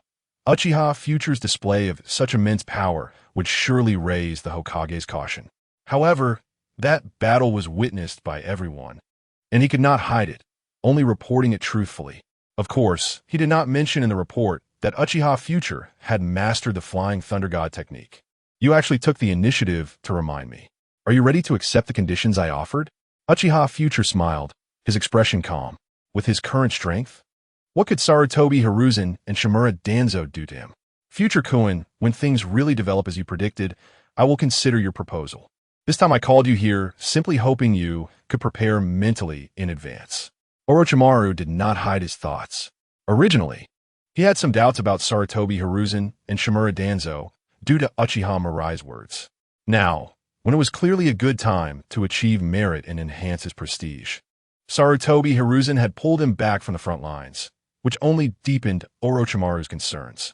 In other words, although the events foretold by Uchiha Mirai had not yet occurred, he had already lost trust in Sarutobi Hiruzen and the others. Perhaps the teacher really did have ideas about cultivating another successor. Hearing Orochimaru's words, Uchiha Mirai shrugged nonchalantly. There's nothing to prepare for. At a time like this, your teacher will absolutely not allow any disorder in the village. Even if he has thoughts about me, he would wait until the war is over. At these words, a meaningful smile appeared on Orochimaru's face. Yes, the teacher once hailed as the hero of shinobi is now old. A week later, Orochimaru led a group of ninjas back to Konohagakure. The front lines had suffered a disastrous defeat against Kumogakure, with heavy casualties among their ninjas. The newly appointed 4th Raikage had lost an arm on the battlefield. This news had already spread back to the village, so the streets of Konoha were filled with villagers cheering for Orochimaru and the others. Everyone regarded them as heroes who had protected the village. Among them, Orochimaru received the loudest cheers, and whenever he passed by, the villagers on both sides of the street would shout his name. Mirai-kun, it seems your achievements haven't been well publicized. Orochimaru teased Uchiha Mirai. Just poor tactics. In a while, ninjas will naturally come to defend me, Uchiha Mirai replied calmly. He certainly wouldn't expect Sarutobi Hiruzen and the others to actively promote his achievements. It was only natural for this situation to arise. Anyway, most of the ninjas from the front lines had returned to the village, and what happened at the front would soon spread throughout the village. By then, his prestige would also be established in the hearts of the villagers. As they walked and stopped, Orochimaru and Uchiha Mirai arrived at the Hokage's office. Pushing the door open, a warm smile immediately appeared on Sarutobi Hiruzen's face. Orochimaru, Mirai, you finally came. Sorry to keep you waiting. No problem. Sarutobi Hiruzen set down the scroll in his hand. You both did well this time, showcasing the style of our Konoha village. Especially you, Mirai. You really impressed me. Hearing Sarutobi Hiruzen's meaningful words, Uchiha Mirai smiled. Not at all. I've only done some trivial things. After all, the village hasn't publicized anything about me. Sarutobi Hiruzen was momentarily taken aback by Uchiha Mirai's remark and awkwardly explained, "Well, it's wartime now, and there are too many things the village has to deal with every day. I overlooked that." Without waiting for Uchiha Mirai to speak, he forcibly changed the topic. "Mirai, can you tell me why you were so strong? If I remember correctly, you just graduated from ninja school a little over a year ago, right?" "Well, perhaps because I'm really a genius," Uchiha Mirai replied, causing Sarutobi Hiruzen to nearly lose his composure. "Genius? Are you kidding me? Who here isn't a genius?" However, he had never seen any genius defeat the fourth Raikage with overwhelming combat power, even severing the opponent's arm. Sarutobi Hiruzen forced a smile. "Mirai, you're just joking. Your strength certainly can't be simply attributed to talent. I believe there must be other reasons." In response, Uchiha Mirai nodded in agreement. "As expected of the third Hokage, you are really sharp. I was just joking earlier.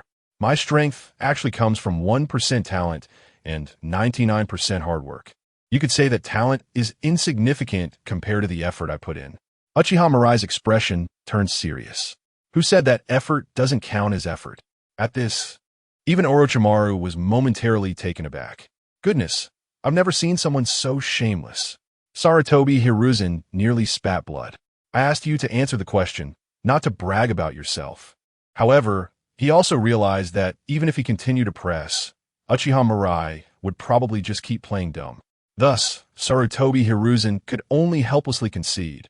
"Orochimaru, Mirai, you two just returned from the front lines. You should take some time to rest in the village." After Uchiha Mirai and Orochimaru left, Shimura Danzo emerged from the shadows. Sarutobi Hiruzen furrowed his brow and took a deep puff of smoke. "Danzo, you heard the conversation just now, right?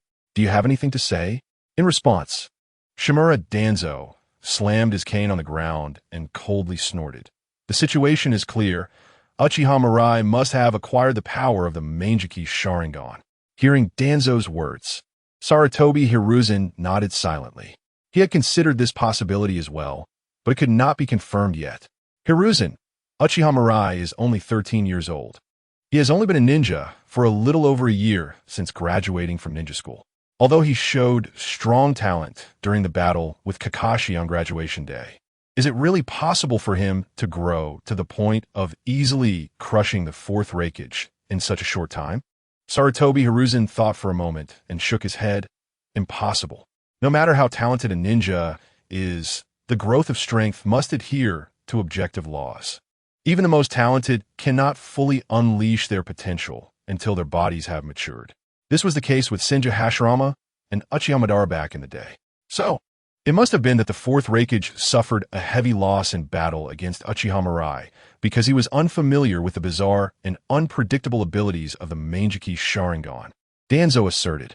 Sarutobi Hiruzen did not refute him, effectively acknowledging Danzo's conjecture, and then asked, "So what do you think we should do?"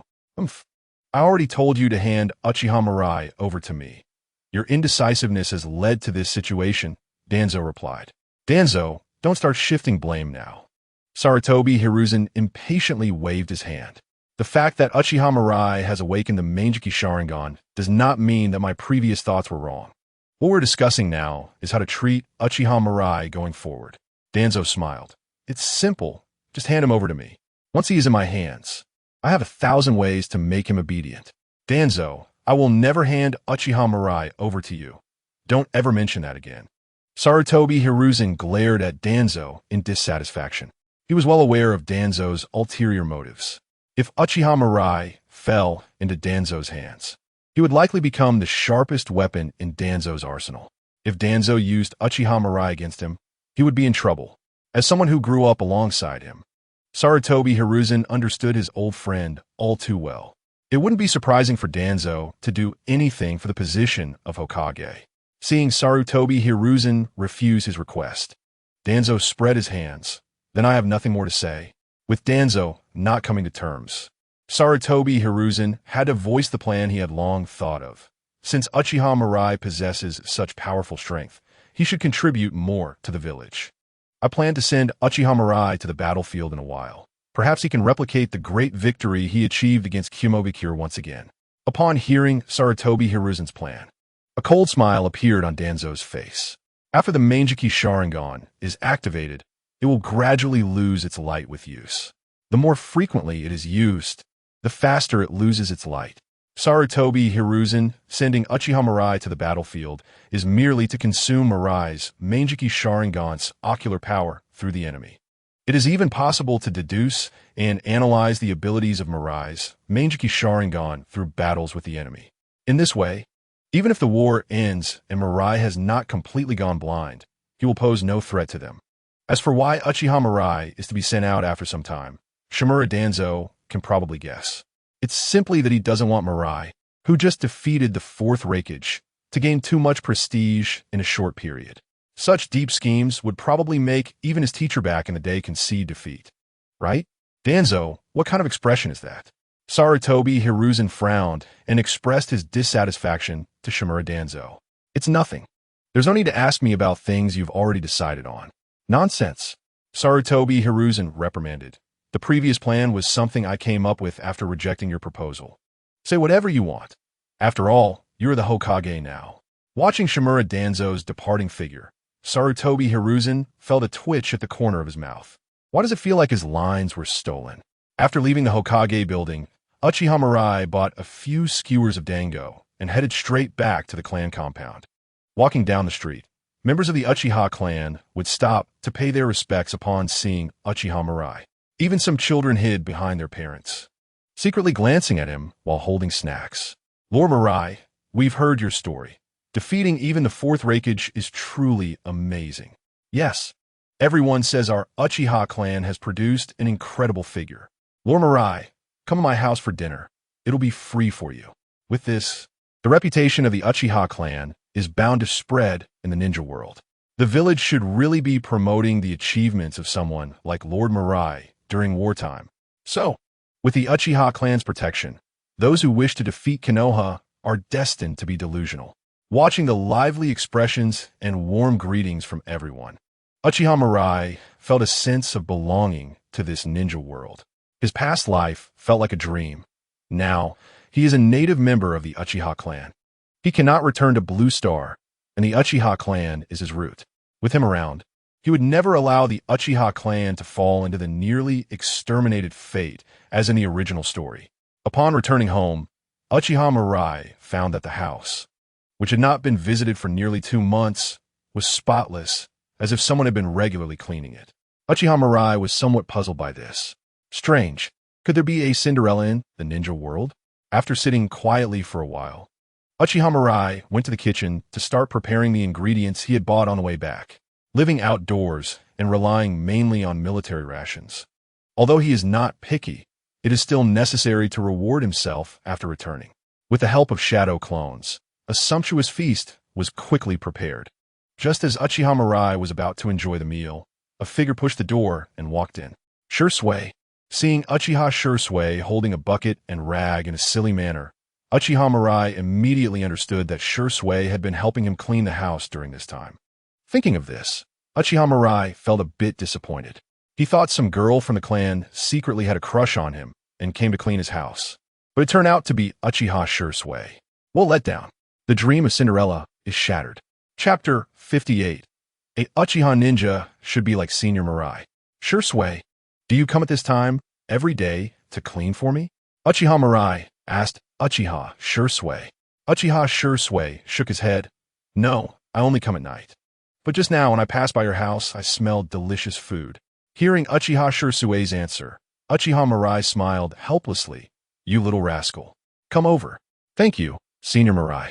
After bowing, Uchiha Shursui quickly ran to the kitchen to get a pair of bowls and chopsticks for himself.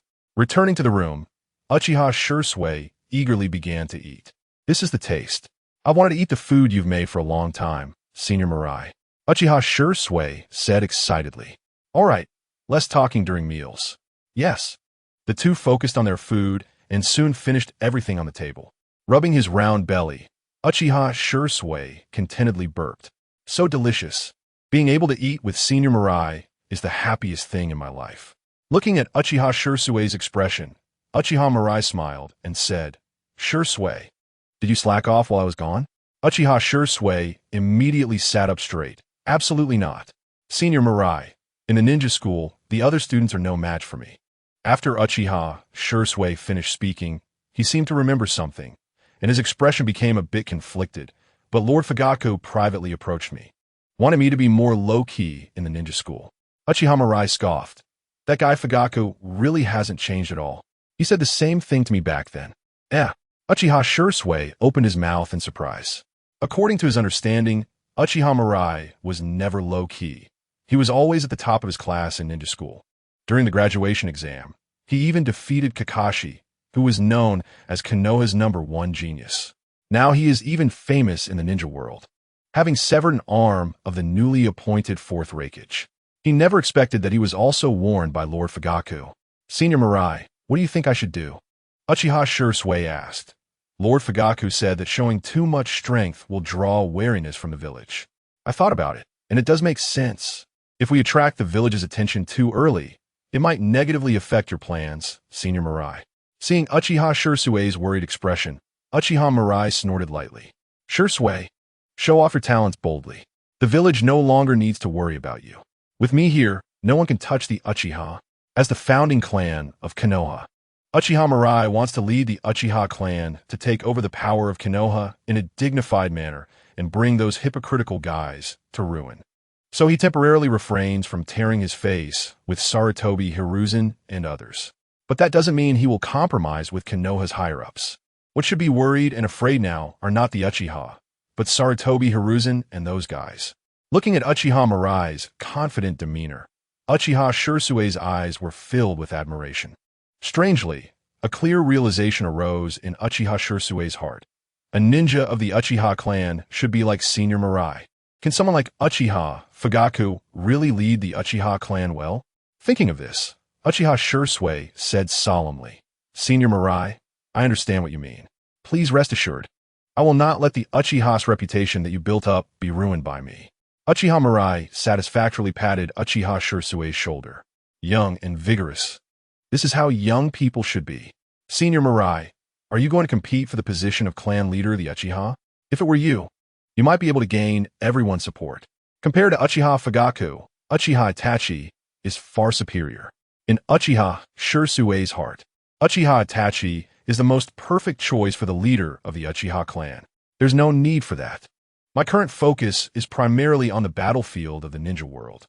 Let's wait until the dust settles from the border war before discussing anything further. Right now, what he wants to do most is to continuously improve his strength through war. These power struggles will only slow down his speed in drawing his sword. By the way, Uchiha Itachi took out a specially made kunai and placed it in front of Uchiha Shirsui. Shirsui, carry this kunai with you. If you encounter danger, channel your chakra into it. I will be able to sense it immediately. With his arrival, the butterfly effect was gradually starting to manifest. Uchiha Itachi was also unsure if Sarutobi Hiruzen and the others would take action against Uchiha Shirsui. Uchiha Shirsui is a rare subordinate, and to prevent any accidents, it was better to give him a kunai for self-defense. As long as Uchiha Shirsui encounters danger, he can use the Flying Thunder God technique to teleport to his side instantly. Senior Itachi, I will definitely not let you down. After finishing his chores, Uchiha Shirsui left with his water bucket, no longer disturbing Itachi. After he left, Uchiha Itachi fell into a deep sleep in his room. After being tense for so long, he needed to relax.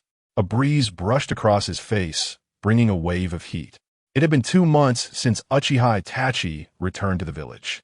During this time, Sarutobi Hiruzen had not sought him out, and he was glad for it.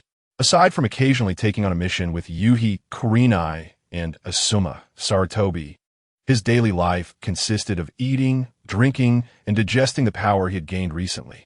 By now, Uchiha Itachi had fully adapted to the strength within him. His emotions, which had grown somewhat numb due to excessive killing, gradually returned to their original state. On the street, Uchiha Itachi held a box of small cakes, eating while looking at his attribute panel. Name, Uchiha Itachi. Physique, 521. Mental strength, 498. Chakra, 503. Both his physique and chakra had surpassed 500 points, and only his mental strength was still a bit lacking, but it was already quite terrifying. Uchiha Itachi estimated that with his current strength, he had already entered the Super Shadow level. During this period where Shadow level was the ceiling, Super Shadow strength was already a unique existence. Moreover, Uchiha Itachi could clearly feel that his three-tomo Sharingan was about to evolve again. Having rested enough, it was time to go to the battlefield and harvest another wave of attribute points. Since everything was already adjusted to the best state, Uchiha Itachi planned to temporarily end his leisurely life. After the dinner with Uchiha Mirai and the others tonight, he would leave the village for the battlefield. By the way, Uchiha Itachi stroked his chin. Before leaving the village, he needed to give a specially made kunai to Might Guy. This way, when Guy encountered the 7 ninja swordsmen of the mist, he could quickly support him using the Flying Thunder God technique. Chapter 59. Change. Ding. Congratulations to the host for successfully plundering reward. Mental Strength 1. Hearing the system's prompt in his mind, Uchiha Itachi sheathed the knife he had placed on Hatake Kakashi's neck. A wailing sound came from his side. It really doesn't work, does it? Kakashi, you idiot. But you're already a Jonin. Uchiha Obito originally thought that after Hatake Kakashi was promoted to Jonin, he might be able to defeat Uchiha Itachi, but unexpectedly, he was still effortlessly beaten by Itachi with one hand. This made Uchiha Obito feel quite frustrated. It's one thing if he couldn't win, but how could Kakashi be so far behind? Obito, Itachi can defeat the Raikage. It's not surprising that Kakashi is no match for him. Noera Rin said with a light laugh. So what if he could defeat the Raikage? When I become Hokage in the future, I will definitely be able to defeat all the other Kage too, Uchiha Obito retorted. However, as soon as he finished speaking, a burst of laughter erupted around him. Obito, I'm not trying to bring you down, but how dare you say such things as a dead last? Yeah, someone who needs 2 tries to pass the CHNIN exams shouldn't be daydreaming here. All right, let's go inside and get something to eat. My stomach is already growling. Hearing everyone's ridicule, Uchiha Obito shouted in frustration. If it weren't for Noera Rin pulling him, he might have exploded right then and there. Walking into the barbecue restaurant, the group found a secluded spot to sit down. This gathering was to celebrate Hatake Kakashi's promotion to Jonin and Uchiha Obito's promotion to CHNIN. Noera Rin, Hizashi, Uchiha Mirai, Asuma Sarutobi, and others all came. Namikaze Minato was absent because he was still fighting on the front lines against the Sand Village ninjas. After everyone was seated, plates of grilled meat were quickly served, and Uzumaki Kushina happened to push the door open and walk in. Did I arrive late? Uzumaki Kushina greeted everyone with a smile and then glanced at the pouting Uchiha Obito, immediately puffing out her cheeks. Did you guys bully Obito again? Everyone quickly shook their heads. Everyone knew Kushina's temper. Aside from Uchiha Itachi, no one else dared to provoke her. Teacher, they just don't believe that I can become Hokage in the future, Uchiha Obito insisted. I will prove to them that becoming Hokage is not just something I say casually. Hearing Uchiha Obito's declaration, Uzumaki Kushina smiled and patted his head. Obito, I believe in you. You will definitely achieve your dreams. But before that, shouldn't you take your feet off the table, you idiot? Bang. A punch on the head made Uchiha Obito cry out in pain, but he wasn't angry at all, because aside from Rin, only his teacher would encourage him seriously and believe in him. Speaking of which, you guys should be extra careful when carrying out missions. The ninja world has started to get chaotic again. I've heard that ninja from the Mist Village have been spotted in the eastern coastal area of the Land of Fire. Of course, except for you, Itachi. Uzumaki Kushina turned her gaze to Uchiha Itachi and smiled.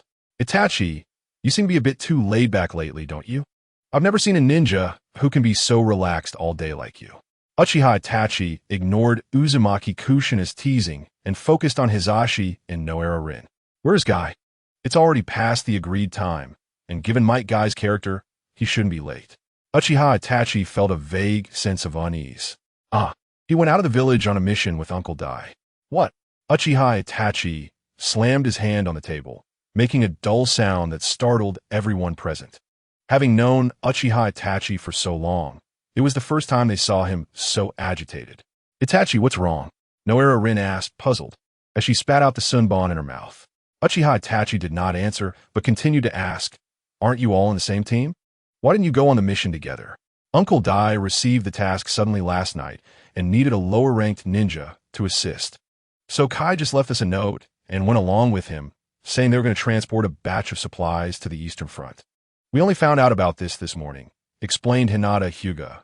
"So that's how it is. What's going on with Future?" Kushina, Uzumaki, and the others looked at Uchiha Future in confusion. Uchiha Future's face returned to its usual calmness. "It's nothing. I just finished making the weapon that Kai asked me to help him craft a while ago, and I originally planned to give it to him tonight. I could just give it to him when he comes back. I was planning to do that too, but after hearing Kushina's words, I felt a bit uneasy. They had only been gone for a day and a night, and since they were escorting supplies, their speed must not have been fast. We should still be able to catch up if we go now." Uchiha Future muttered and showed a faint apologetic smile to everyone. "I'm sorry this time. I'll treat everyone to a meal next time." Seeing Uchiha Future about to leave, Kushina Uzumaki became anxious. "Future, it's so late, without the third Hokage's order. Ninjas can't leave the village without permission." "It's fine. The village guards won't stop me." After Uchiha Future said that, he activated the body flicker technique and instantly disappeared. Kushina Uzumaki slapped her forehead in exasperation. Was she worried about whether the guards could stop him? Leaving the village without permission could easily be classified as a rogue ninja. Even she wouldn't dare to do such an outrageous thing. Future was really too reckless. "Forget it. It doesn't matter. You guys better not go around talking, got it?" "Yes." "Understood." Kakashi Hatake, Ebisu, Asuma Sarutobi, and the others exchanged glances. To sneak out of the village just to deliver a new weapon to Kai. Future really is a good friend. Even Uchiha Obito, who had always clashed with Uchiha Future, had changed his view of him a bit. Only Kushina Uzumaki sighed. Seriously, he just knows how to get her into trouble. However, with Future's achievements, plus they're going to plead with the third Hokage, it shouldn't be too serious. When that brat comes back, she definitely has to make him cook for her a few more times. Kushina Uzumaki didn't know that the things she was worried about were actually of no concern to Uchiha Future. Uchiha Future directly used the Flying Thunder God technique to arrive at the marked point outside the village and hurried towards the eastern direction without stopping. The Eastern Front is the eastern border of the Land of Fire. It faces the Land of Water across the sea and have a long coastline. At this sensitive time, Might Dai took Might Guy there to carry out a mission, and Uchiha Future immediately thought of a plot from the original story. When Team Guy was escorting supplies, they were ambushed by the 7 ninja swordsmen of the mist. In the end, Might Dai opened the 8th gate, the Death Gate, at the cost of his life to pull Might Guy and the others back from the brink of death. Because of this, after returning to the village, he had warned Might Guy to always inform him in advance if he was going to leave the village. Earlier during the day, he was still thinking about giving Might Guy a special Flying Thunder God Kanai after the gathering ended today. But unexpectedly, that guy Kai didn't even tell him and just went off to carry out the mission with Might Dai. Now that they had been gone for a day and a night, if they encountered the 7 ninja swordsmen of the mist on the way like in the original story, it will be troublesome. This time it was my oversight. It seems that in the future, I can't rely solely on experience anymore, Uchiha Future reflected inwardly. Though he didn't know if this mission that Might Guy took was the same as in the original plot, due to his arrival, the ninja world had already undergone significant changes. The plots from the original story can no longer be assumed to happen as a matter of course. Chapter 60, The Death Gate, Burning Youth. In the dense forest within the Land of Fire, numerous corpses lay scattered on the ground. Some corpses were hacked to pieces. Others were covered in black scorch marks. Some had their flesh turned inside out, while others had lost their heads. There were even a few corpses sewn together with steel wire. The scene looked extremely bloody and brutal. 2 Leaf Village ninjas dressed in green bodysuits stood guard in front of the supply cart, their expressions very grim. Facing them were 7 ninjas wearing the headbands of the Mist Village. Their weapons varied, and they all wore bloodthirsty, manic smiles. "Tobarama, how about I take care of these 2 guys? I just heard that kid call the other guy father. If I can sew them together, it would be a fitting end for them." Kurasame Shiranui's cold voice rang out as he flicked the blood from the needle of his long knife. Kurasame Shiranui. You've already killed a lot. These two should be left to me. My decapitation sword has been itching for action. Pabata Juzu twirled his sword. A decapitation blade resting on his shoulder, looking very fierce. This sort of thing should be handled by Tobirama. Isn't that his usual job? Wori-senpai laughed. His weapon was the exploding blade, capable of summoning countless explosive scrolls to attack enemies. Even an immortal would be turned to dust by his attacks. Unfortunately, they were currently on an assassination mission, so it wasn't suitable for him to act. As for the others, like Kurozai Raiga and Tsukasa Yubito, they just quietly stood aside, clearly uninterested in this topic. Upon hearing Wori-senpai's words, Sujitsu Hozuki snorted and slammed his large sword, Samahata, heavily onto the ground. Those two don't have much chakra. I'm not interested in them. If any of you want to take action, better do it quickly. We aren't here for fun. His weapon, Samahata, could absorb the enemy's chakra, but the two leaf ninjas had too little chakra for him to even be interested in attacking. In that case, let's all go together. Whoever gets it first gets it. Kurosame Shiranui looked at Pabata Juzu. Pabata Juzu nodded. No problem, but you'd better stay away from me. If you accidentally cut me, I won't take responsibility. Kurosame Shiranui sneered. I'll send the same words back to you. I wouldn't mind sewing your corpse together with these leaf trash. Father, what should we do now? Might Guy looked at the murderous 7 ninja swordsmen in front of him, his voice trembling uncontrollably. They were too brutal upon appearing. They had killed all of their companions who were on the mission with them. The tragic deaths almost made him vomit on the spot. These Mist Village ninjas were truly too cruel. Might Guy's expression was serious as he shielded Might Guy behind him. Guy, stay away from me. No, father. You definitely aren't their match. I won't run away. Even if I die, I want to fight alongside you to the end. Might Guy declared loudly. To his surprise, Might Guy revealed a warm smile. Guy, I won't lose. Have you forgotten about that move of mine? Hearing Might Guy's words, tears immediately welled up in Might Guy's eyes. Father, maybe we can find another way. Don't cry. If we don't fight with all our might, both of us will die here, Might Guy said solemnly. He had already guessed the identities of the 7 opponents, the 7 ninja swordsmen of the mist. Each of them, along with their respective large swords, possess strengths comparable to elite Genin. It is said that when combined, they can unleash power not weaker than that of shadow-level strongmen. Facing such an enemy, if one does not fight with all their might from the beginning, it is very likely that by the end, it will be too late to even attempt to fight back. Thinking of this, Might Guy turned back and smiled, revealing a row of snow-white teeth while giving a thumbs up. Kai, watch closely. This is my moment to burn my youth. Looking at Might Guy's determined gaze, Might Guy bit his lip and silently stood at a distance. Seeing this scene, the leisurely approaching Kurai Maki burst into a gloomy laugh. Have you finished your last words? What a pity. You're destined to be doing useless work. After all, you will die here today. As soon as Kurai Maki finished speaking, he suddenly saw the honest man with a beard in front of him lift his fist towards his own heart. Immediately, the man's body was enveloped in a layer of red steam. In the next second, the man's body vanished without a trace. Boom! A cloud of blood mist dispersed in the air, and Kurai Maki's upper body disappeared completely. Witnessing this scene, the previously arrogant 7 ninja swordsmen were left stunned. Kurai Maki was actually taken out with a single punch. Feeling the violent and astonishing aura, a chill ran down the spines of the remaining 6. Damn it! Biwa Juzu immediately withdrew, positioning his decapitation sword across his chest. A red light flashed again, and Biwa Juzu felt as if he had been hit hard in the chest, and his body was directly sent flying. The decapitation sword in his hand was even broken in half by a single punch. Damn it, this guy used a secret technique. Everyone attacked together. Seeing the dire situation of Biwa Juzu and Kurai Maki, Suigetsu Zuki immediately drew his sword and charged at Might Guy. The remaining members also immediately picked up their respective weapons and swung them at the red glowing Might Guy. However, compared to Might Guy, who had opened the 8th gate of the 8 gates of death, their speed was simply too slow. Bang, bang, bang. One punch each. In just a moment, Nara Shikaku, Tino SH, and Tsuke T were killed by Might Guy.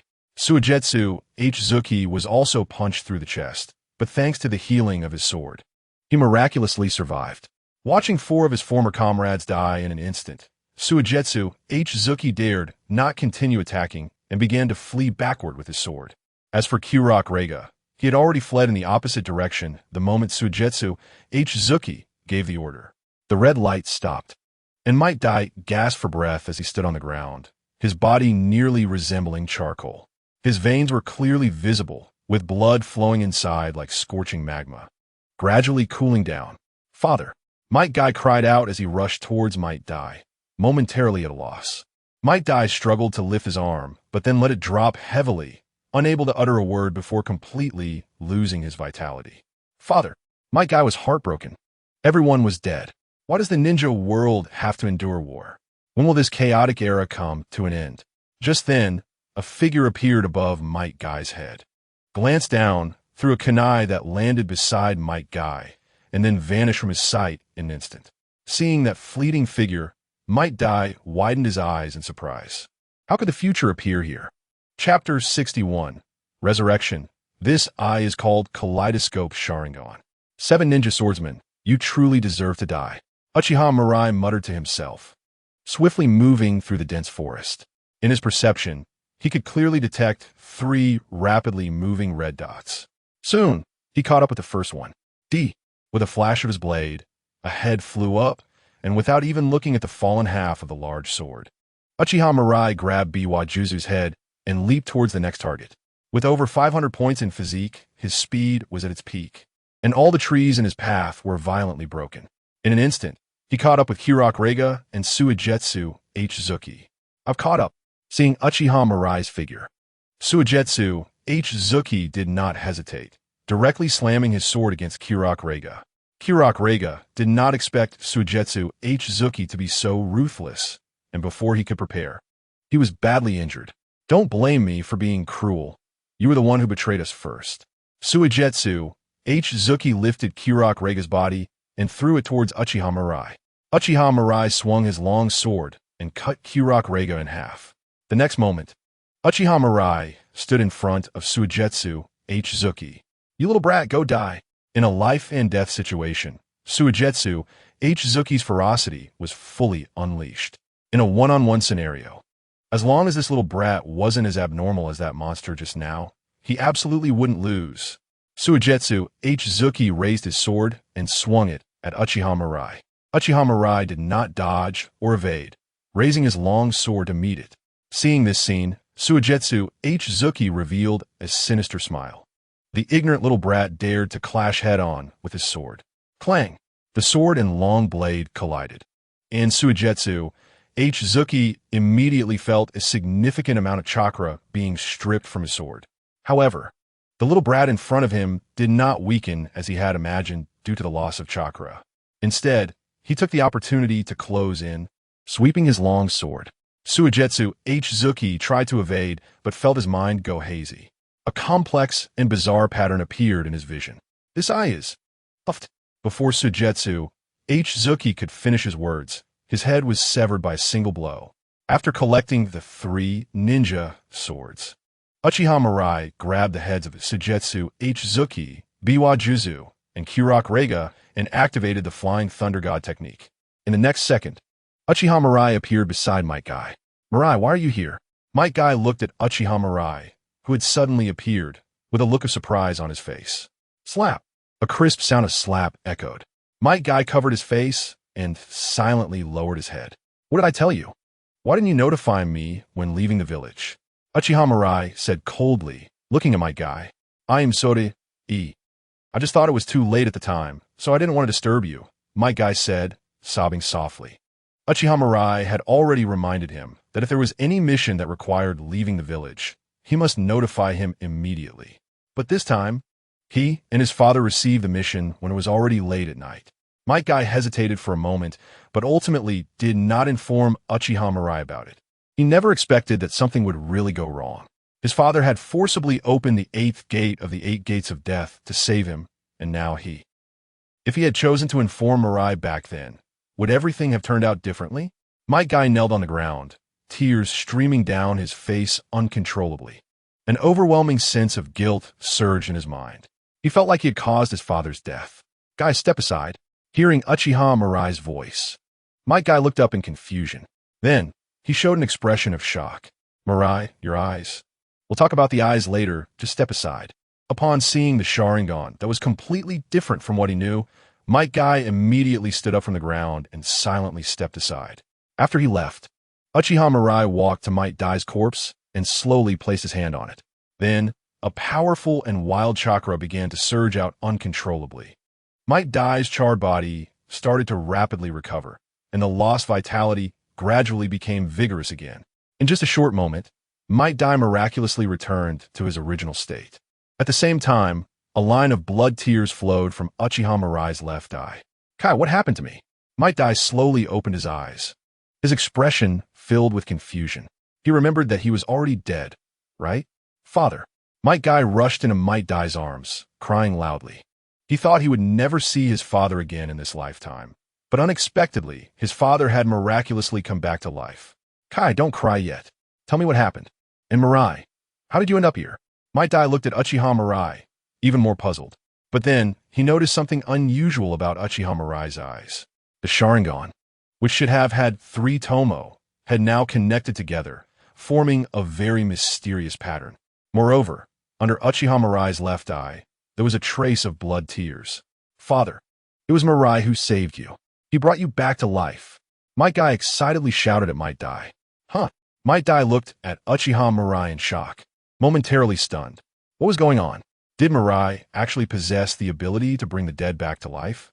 Might Guy also reacted, a little scared as he secretly glanced at Uchiha Mirai. After seeing that the other party's expression was normal, he dared to hide behind Might Dai and quietly said, Mirai, what exactly is going on? In your eyes, they look so strange. Looking at Might Dai and Might Guy, Uchiha Mirai sensed that there was no one else nearby through his Kagura hard eye, and then began to explain. This pair of eyes is called the Mangekyō Sharingan, a power that surpasses the 3 tomo Sharingan. Uchiha Madara possessed this type of eye back in the day. Upon hearing the first part of Uchiha Mirai's statement, Might Dai and Might Guy were still a bit confused, but when they heard the latter part, both of them immediately opened their mouths wide in disbelief. As ninjas of the Leaf Village, they had certainly heard stories about Uchiha Madara and Senju Hashirama. Legend has it that Uchiha Madara possessed power that could rival the first Hokage, Senju Hashirama. The two of them joined forces and swept through the entire warring states. No one could match them. Could it be that Mirai possessed the same eyes as Uchiha Madara? Chapter 62. Awakening, the Eye of Spiritual Reflection. Uchiha Mirai had long anticipated that he could awaken the Mangekyō Sharingan. As his spiritual power attribute approached 500, his ocular power growth began to stabilize gradually. In contrast, the state of his eyes started to fluctuate unpredictably, with a feeling of soreness, numbness, and swelling appearing from time to time. Today, after he killed Kurigen Reiga, he successfully plundered a point of spiritual power attribute. In that moment, his eyes evolved from the 3 tomo Sharingan to the Mangekyō Sharingan. Name, Uchiha Mirai. Physique, 522. Mental power, 500. Chakra, 503. Bloodline limit. Ninjutsu. Hidden miss technique. Others, looking at his attribute panel. A hint of expectation appeared on Uchiha Mirai's face. It required a mental power of 500 to evolve his eyes into the Mangekyō Sharingan. So, how many points of mental power would be needed to evolve into the Rinnegan? Mirai, are you okay? Might Dai's words brought Uchiha Mirai back to reality. He looked at the two with worried expressions and said in a deep voice, Uncle Dai, Kai, you absolutely must not disclose any information about today to anyone else. Especially regarding my eyes, understand? Might Dai and Might Guy knew the seriousness of the matter and immediately nodded seriously. Mirai, don't worry. Even if it costs us our lives, we will never reveal what happened today. That's good. Uchiha Mirai naturally trusted Might Dai and Might Guy's character. Otherwise, he wouldn't have rushed to save them. However, something still needed to be reminded in advance. After we return to the village, there will definitely be people asking you about what happened today. Just say that I saved you from the 7 ninja swordsmen. Uncle Dai, don't mention anything about you opening the 8th gate. This was not about wanting to take credit, but rather to reduce some unnecessary trouble. After all, a special J Nin, who only knew physical techniques and was promoted due to exceptional circumstances, killing 4 of the 7 ninja swordsmen sounded too outrageous. Don't worry, Mirai. Might Dai smiled and patted his chest. We may be a bit dim-witted, but we will listen to you. Might Dai did not refute either. Just a moment ago, Uchiha Mirai passed over his head, and not long after, he appeared beside him with the heads of Sujetsu, Hzuki, and Kurigane Reiga. With this level of strength, even if the other 4 Mist Village ninjas were still alive, they definitely wouldn't be a match for Mirai. Mirai, you still haven't said how you brought my father back to life. Is it because of your special eyes? Might Guy asked curiously. Okay, don't ask random questions. Might Dai scolded Might Guy. The trump cards of ninjas were closely related to their lives, especially abilities that could bring someone back to life.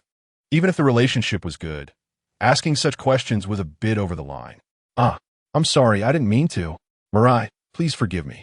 Looking at Might Guy's panicked expression, Uchiha Mirai waved his hand nonchalantly.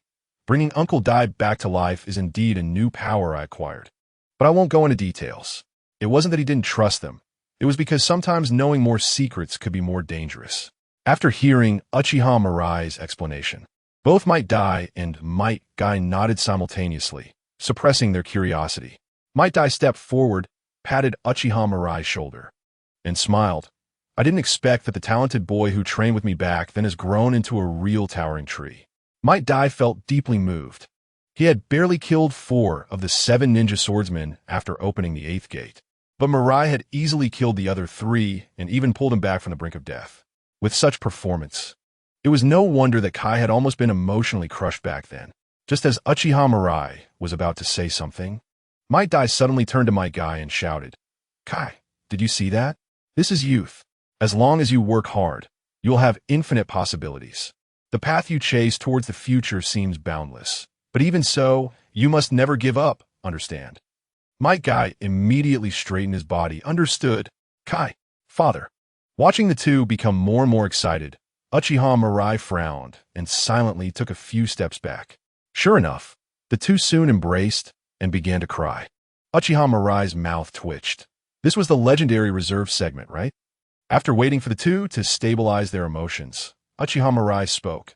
You handle the battlefield first, and then we'll report this matter when we return to the village. Understood. Seeing Might Dai and Might Guy getting busy, Uchiha Mirai sealed the 7 ninja swords in a sealing scroll. If you remember correctly, Hzuki Mangekyō from the Mist Village could summon the ninja swords back using summoning techniques. Although these weapons are of no use to him, if the hidden Mist Village wants to take them back, they must pay a price. After dealing with the matter of the ninja blades, Uchiha Mirai finally has time to properly sort out the abilities of the newly acquired Mangekyō Sharingan. With his eyes closed, a flood of seemingly innate information clearly emerges in his mind. First is the ability of his left eye, called Tank Ritsuzen. It can reverse the time of a certain object or all objects within a certain range, without affecting oneself. The ability he used to revive Might Dai was through his left eye. He utilized his powerful ocular jutsu to turn back Dai's time to the moment before he opened the 8 gates, which is why Dai could be revived intact. The ability of his right eye is called Saratahiko no Mikoto. It allows him to reverse his own time, while everything else in the external world remains unaffected. The Sharingan truly reflects the heart. Even though his Mangekyō was awakened through external means, its abilities are closely related to the desires within him at the time of awakening. Upon realizing the powers of his eyes, Uchiha Mirai couldn't help but sigh. We saw Might Dai had died earlier. His mind was filled with the thought that if he could turn back time just once, he would never make the same mistake and allow someone he cherished to die prematurely. In this state of mind, his Mangekyō Sharingan awakened 2 time-related abilities. One can reverse external time, and the other can reverse his own time. The more ocular power consumed, the longer the time that can be reversed. These 2 ocular techniques, even compared to the so-called strongest Mangekyō Sharingan technique, Kamui, Uchiha Mirai feels they are equally impressive. Moreover, deep down, he has a faint perception that another ocular technique is hidden within the depths of his Mangekyō Sharingan. However, for some reason, he cannot decipher the information related to that technique at this moment. But Uchiha Mirai knows that one day, when his ocular power is strong enough, that hidden technique will naturally become available to him. Chapter 63. Picking up weapons means being prepared for death. Konoha Village. Just after returning not far from the village, Uchiha Mirai, Might Guy, and Might Dai are surrounded by several masked ninjas. Uchiha Mirai, you left the village without permission. Now come with us, the leading ninja said. Mirai just came to deliver weapons. He hasn't betrayed the village. If it weren't for Mirai, we might all be dead. And the supplies we were supposed to escort would have been destroyed by the enemy. Might Guy stepped forward to explain to the masked ninja. Hearing Might Guy's explanation, the leading ninja sneered a few times. Since you two are also related to Uchiha Mirai, then you can come along too. As soon as he finished speaking, several ninjas around prepared to attack Uchiha Mirai and the others. Who the hell are you? Even if you want us to go with you, you should at least show us your orders or something. Might Dai stood in front of Might Guy. We still don't know your identities. Why should we go with you? You just need to obey, the masked leader said coldly. If you want to be rogue ninjas, then just keep resisting. Damn it. Faced with the aggressive masked man, both Might Dai and Might Guy felt a bit of loss. They came from a civilian background and had never encountered such a situation, completely unsure of how to handle it. Seeing the frightened and uneasy expressions of Might Dai and Might Guy, the leading ninja seemed used to it and directly waved his hand to his subordinates. First, seal their chakra. Yes, just as these ninjas were about to make their move, a calm voice rang out. No matter who you are, I'm giving you a chance now. Get out of the way. After the words fell, the leading ninja took out his weapon and laughed loudly. Uchiha Mirai, do you really think you can do whatever you want just because you have a little power? Even if the Uchiha clan leader were standing here, he would have to obediently go with us today. As the leading ninja was about to act, he suddenly realized that his body had been shackled by several huge, rusty iron nails. Magic restraint technique. Uchiha Mirai's mental power, enhanced by attribute points, was already absurdly strong. Now, with the Mangekyō Sharingan activated, his Jinjutsu was not something ordinary people could resist. In an instant, 6 masked ninjas fell under his illusion. Mirai, what do you want to do? Seeing Uchiha Mirai draw his long sword, both Might Dai and Might Guy were shocked. Since I picked up my weapon, I must be prepared for death. Uchiha Mirai raised his arm and lightly waved it. The 6 ninjas in front of him all had their throats slit. Ding. Congratulations to the host for successfully plundering reward. Mental Power 1. Ding. Congratulations to the host for successfully plundering reward. Secret Technique. Hard Transformation Technique. The system's prompt sounded 6 times as Uchiha Mirai shook off the blood on his sword and sheathed it. Seeing the scene, Might Dai and Might Guy were both stunned. It was one thing to teach them a lesson, but Mirai actually killed them all. Mirai, you've really messed up now, Might Dai said in a panic. Even when facing the 7 ninja swordsmen, he had never felt as scared as he did now. Killing ninjas from the same village would truly define them as rogue ninjas. I only killed a few unknown guys. What could possibly happen? Uchiha Mirai didn't intend to explain, but seeing the panic on Might Dai and Might Guy's faces, he found a reason for them. They tried to attack us outside Konoha and didn't reveal their identities. That alone is enough reason for us to act. Moreover, the way these guys operated clearly showed they were members of the Akatsuki. Killing them was just a matter of course. After all, they were loyal to Shimura Danzo, so it was a convenient task. Might Dai and Might Guy were both taken aback. That makes sense. If it weren't for Mirai, we might have been deceived by these guys. Speaking of which, these 6 people's behavior is indeed very suspicious. They could really be spies from other ninja villages. Watching Might Dai and Might Guy come to a realization, Uchiha Mirai silently shook his head. Sometimes, being a little foolish might not be a bad thing. Hokage Building. Hokage's office. After hearing the whole story, Sarutobi Hiruzen waved his hand, allowing Might Dai and Might Guy to leave first. Regarding Uchiha Mirai leaving the village to deliver weapons to Might Guy, Uzumaki Kushina had already informed him in advance. He didn't want to pursue Uchiha Mirai's mistakes over such a trivial matter. In Sarutobi Hiruzen's mind, stabilizing Uchiha Mirai for the time being, allowing him to willingly contribute on the battlefield, was the most important thing. But Uchiha Mirai actually killed all the 7 ninja swordsmen. It's worth noting that the 7 ninja swordsmen have long been famous in the ninja world and could even be considered the signature combat force of the Hidden Mist Village. Yet now they were all wiped out. If Uchiha Mirai had merely defeated the 7 ninja swordsmen, Sarutobi Hiruzen would not have been surprised at all. But killing them all was a bit terrifying. After all, any powerful ninja would have their own means of survival. Defeating an elite ninja and killing one are completely different challenges. Moreover, the 7 ninja swordsmen were seasoned veterans. Yet now Uchiha Mirai had accomplished this. And he did it all at once. Why does it feel like Uchiha Mirai's achievements are becoming increasingly outrageous? Is it because of the Kaleidoscope Sharingan? With this thought, Sarutobi Hiruzen smiled and asked, Uchiha Mirai, I'm very curious. How did you manage to kill all the members of the 7 ninja swordsmen? Uchiha Mirai naturally replied, they were too weak. Killing them wasn't too difficult. Hearing Uchiha Mirai's answer, Sarutobi Hiruzen's mouth twitched. He really inherited the Uchiha's usual style perfectly. The 7 ninja swordsmen are weak? Do you want to listen to what you're saying? Mirai, what I want to know is the detailed battle conditions at that time. 1 punch each. This must be intentional mischief. Sarutobi Hiruzen roared inwardly. 1 punch each? Why don't you say you're already invincible? Looking at Uchiha Mirai's serious expression, Sarutobi Hiruzen decided to end this topic. Otherwise, he was afraid he would be infuriated by this little brat on the spot. Mirai, let's not talk about that for now. Since you killed the 7 ninja swordsmen, their swords should all be in your hands, right? I've heard that those 7 swords have their own special powers, and when used in combination, they can have unexpected effects. Such ninja tools are exactly what the village needs. After finishing his words, Sarutobi Hiruzen looked intently at Uchiha Mirai. Mirai, where are those 7 swords? I sealed them in a sealing scroll.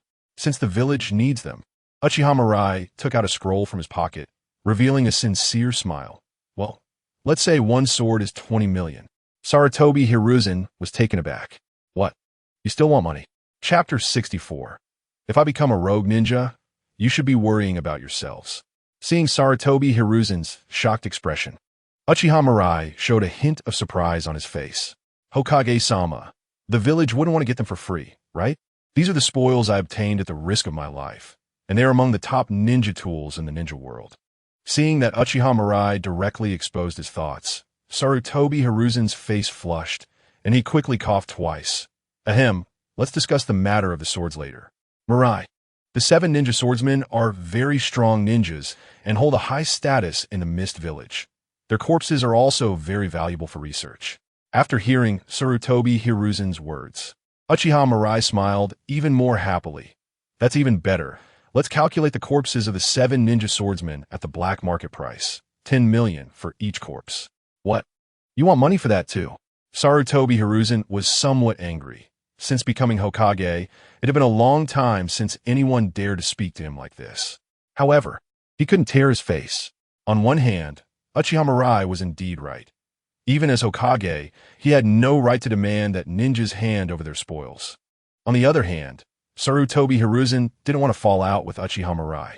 Otherwise, when he sent the other party to the battlefield, if Uchiha Mirai didn't put in any effort, wouldn't his plans for Uchiha Mirai be foiled? The feeling of being manipulated made Sarutobi Hiruzen extremely frustrated. Mirai, you also know that the ninja world is not peaceful right now, and the village's funds are not particularly sufficient. How about this? You hand over the swords and the corpses to me first, and when the village has the funds, I'll pay you. To Sarutobi Hiruzen's proposal, Uchiha Mirai directly shook his head. No, it's cash for goods. The 7 ninja swordsmen were killed by me, and I'm worried their corpses might leak my secret trump card. Hearing Uchiha Mirai's words, Sarutobi Hiruzen, who had been somewhat entangled, suddenly brightened. Right? If he got the corpses of the 7 ninja swordsmen, perhaps he could deduce the abilities of Uchiha Mirai's Kaleidoscope Sharingan from the scars on them. Even if he didn't obtain any useful information, he could sell them the black market and wouldn't lose much money. At most, it would be a bit troublesome. With this in mind, Sarutobi Hiruzen immediately spoke. Mirai, then let's do it your way. It's a total of 210 million. I'll send someone to you for the handover as soon as possible. After speaking, Sarutobi Hiruzen looked at Uchiha Mirai again. Mirai, I've agreed to all your conditions, but you have to contribute your share on the battlefield as soon as possible. Uchiha Mirai's smile grew even wider. It's a deal. After Uchiha Mirai left, Sarutobi Hiruzen couldn't help but snort. He realized that he had previously misjudged Uchiha Mirai. He was definitely not someone who would obediently follow his orders, but rather a very cunning little brat. However, he was still a bit too naive. Did he really think that the power of a kaleidoscope Sharingan could show its fangs in front of him? On the battlefield, once that pair of eyes is overused, Uchiha Mirai would know who the real winner is. Walking out of the Hokage building, Uchiha Mirai was in a good mood. This time, not only did he successfully rescue Might Guy and his son, but he also awakened a very powerful kaleidoscope Sharingan technique. Now, he had even packaged and sold the 7 ninja swordsmen for a high price of 210 million. You have to know that a B-rank mission only starts at 100,000. This directly allowed him to achieve financial freedom. As for Sarutobi Hiruzen wanting to obtain any useful information from the corpses of the 7 ninja swordsmen, that was just a dream. He had already dealt with those corpses, and they had long lost their original value. In the 7 swords, Sarutobi Hiruzen didn't know that the Mist Village had a way to summon the swords back. If he spent such a huge price and ended up with nothing, Uchiha Mirai was already starting to want to laugh. Walking through the bustling streets of Konoha, Uchiha Mirai came to a remote alley. A ninja with a cane and narrow eyes blocked his way. Uchiha Mirai, you dare to attack a member of Root? I'm going to arrest you right now. Looking at Shimura Danzo standing in front of him, Uchiha Mirai slowly stopped his steps, and the smile on his face gradually faded. You'd better get lost. Don't force me to slap you when I'm happiest. Bastard. How dare you speak to Lord Danzo like that? Shimura Danzo coldly stopped 2 subordinates who wanted to attack and stared at Uchiha Mirai. Uchiha Mirai, you may not know my identity, so let me introduce myself. My name is Shimura Danzo, and I am an advisor to the Hokage of Konoha. Root is an organization I founded, holding the same status as the Umbu in the village. Ever since he and Sarutobi Hiruzen took over the power in Konoha, powerful ninjas and noble clans have been suppressed into submission. Who wouldn't respectfully call him Lord Danzo upon seeing him? Yet this ignorant little brat, Uchiha Mirai, didn't take him seriously at all and repeatedly rejected his overtures. With this thought, Shimura Danzo's tone grew colder. You repeatedly defy me. Don't you worry that I will make you a rogue ninja wanted by the village? The aura cultivated over years of being in power made Shimura Danzo appear imposing. But Uchiha Mirai remained unaffected. He looked at Shimura Danzo with a hint of a cold smile. If I become a rogue ninja, the one who should be worried isn't me, but you, the 3rd Hokage, and the entire Konoha. He was indeed a hopeless little brat. Upon hearing Uchiha Mirai's words, Shimura Danzo finally lost his patience, raised his hand, and waved. The 2 ninjas standing behind him drew their long knives and lunged at Uchiha Mirai's heart. How dare you insult Lord Danzo? I'll kill you. The 2 moved extremely fast, arriving in front of Uchiha Mirai in the blink of an eye. Puffed. The long knives instantly pierced Uchiha Mirai's heart. Beneath their masks, the 2 Root ninjas wore disdainful smiles. What genius boy! What defeated the strongest new generation of Reikage? Just that. Suddenly, the 2 Root ninjas felt an unbearable pain in their hearts, and the scene before them began to change. The Uchiha future, whom they had stabbed in the heart, transformed into the appearance of their own comrade. The 2 Root ninjas looked at each other, their long knives piercing each other's hearts. Their eyes filled with shock. Is it an illusion? When did this happen? Bang! With a muffled sound, the 2 Root ninjas fell to the ground, unwilling to accept their fate.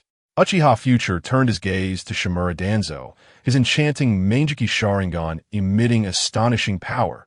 Danzo, it's your turn now. Chapter 65. The Unexpected Combat Effect of Tankrit Susan. Mangekyō Sharingan? You've indeed unlocked the Mangekyō Sharingan. Looking at the mysterious patterns in Uchiha Future's eyes, even Shimura Danzo felt his heart race. After so many years, someone finally possessed such powerful eyes again. No wonder Uchiha Future could defeat the 4th Reikage and kill all the members of the 7 ninja swordsmen. In front of these eyes, anything could become a reality. Danzo, it seems you had already guessed.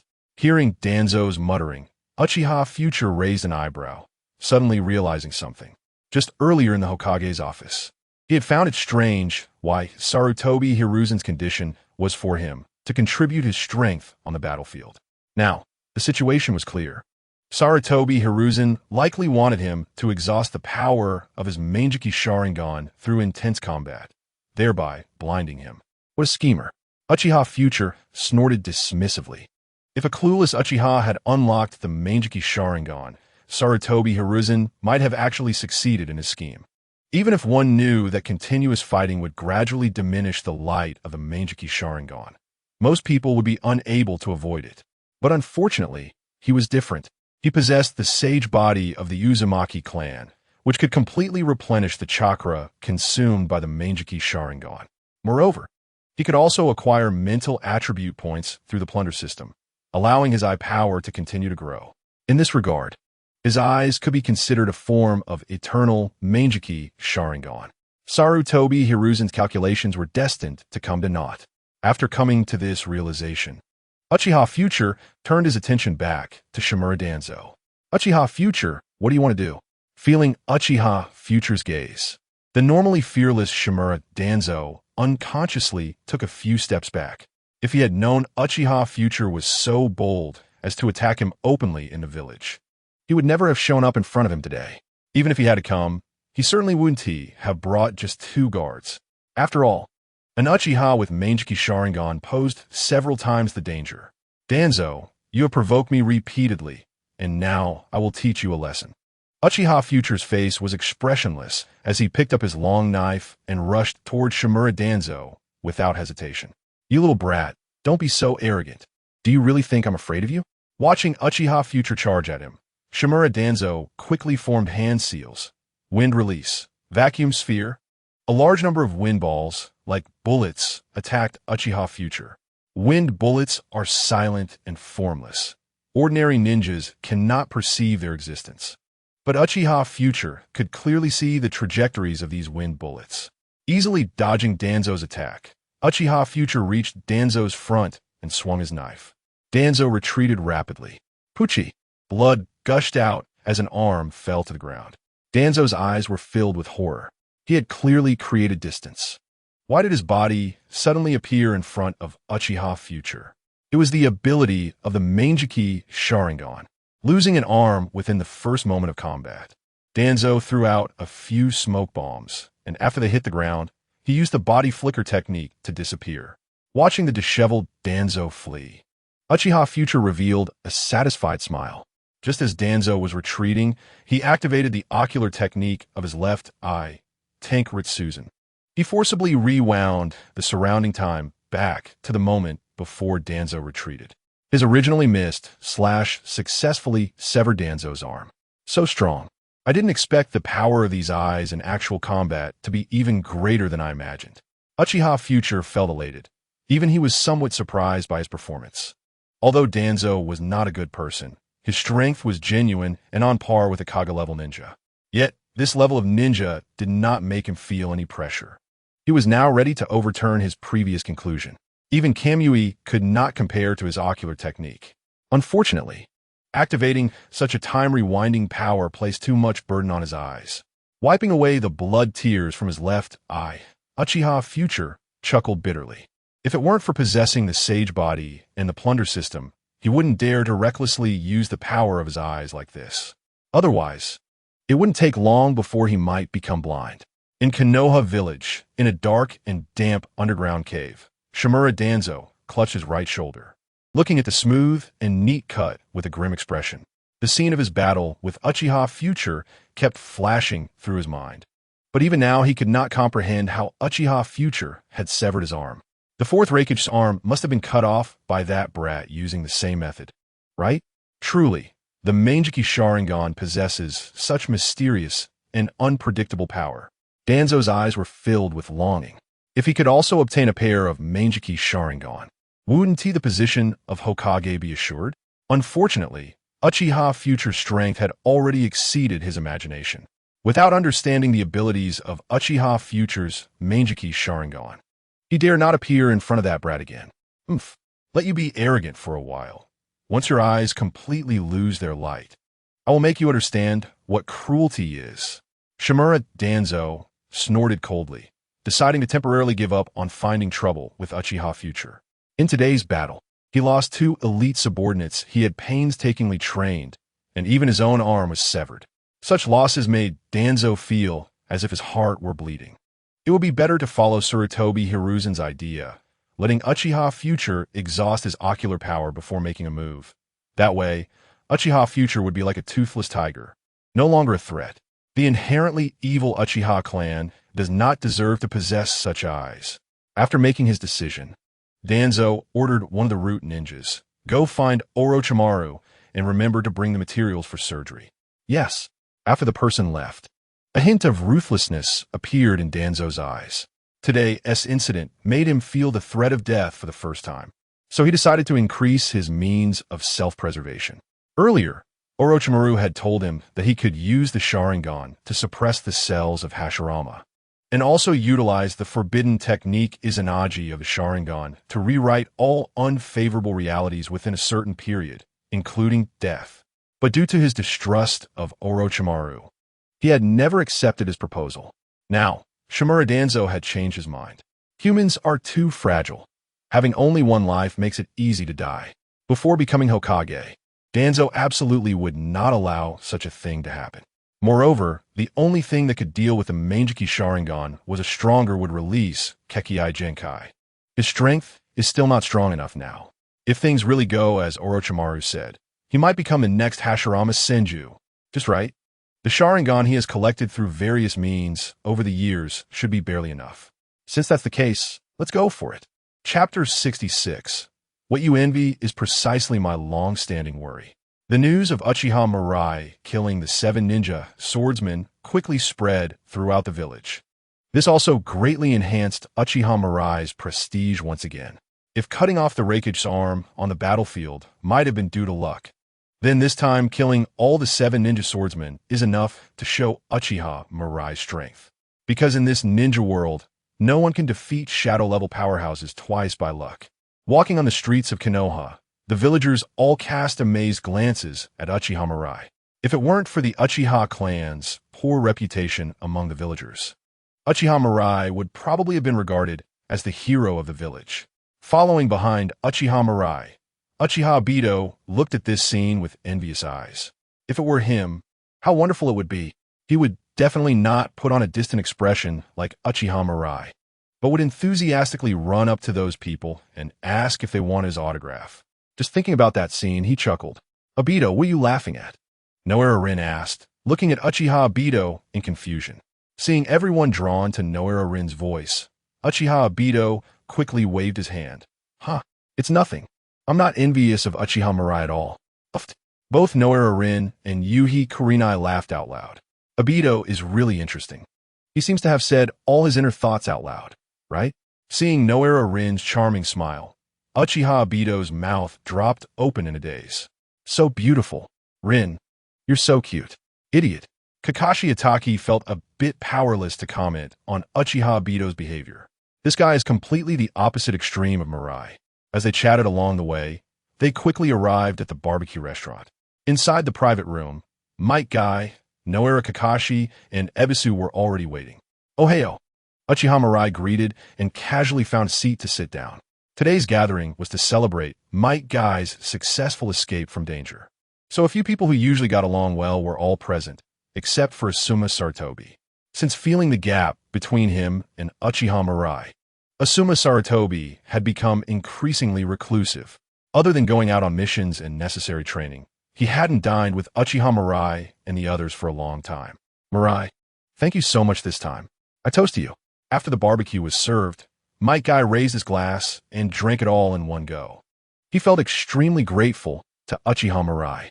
Without Mirai, he might not have made so many friends and would not have survived the hands of the 7 ninja swordsmen. It was Mirai who gave him everything he has now. Feeling the burning sensation of alcohol, Might Guy made up his mind. In his future life, no matter what happens, he will always firmly stand behind Mirai. "Guy, no need to be so polite." Uchiha Mirai waved his hand and also drank all the wine in his glass. Although he sometimes felt that these people were particularly childish when he was with Kakashi and Guy, Uchiha Mirai did not reject that feeling. "Guy, Can you tell us about the 7 ninja swordsmen? Of course.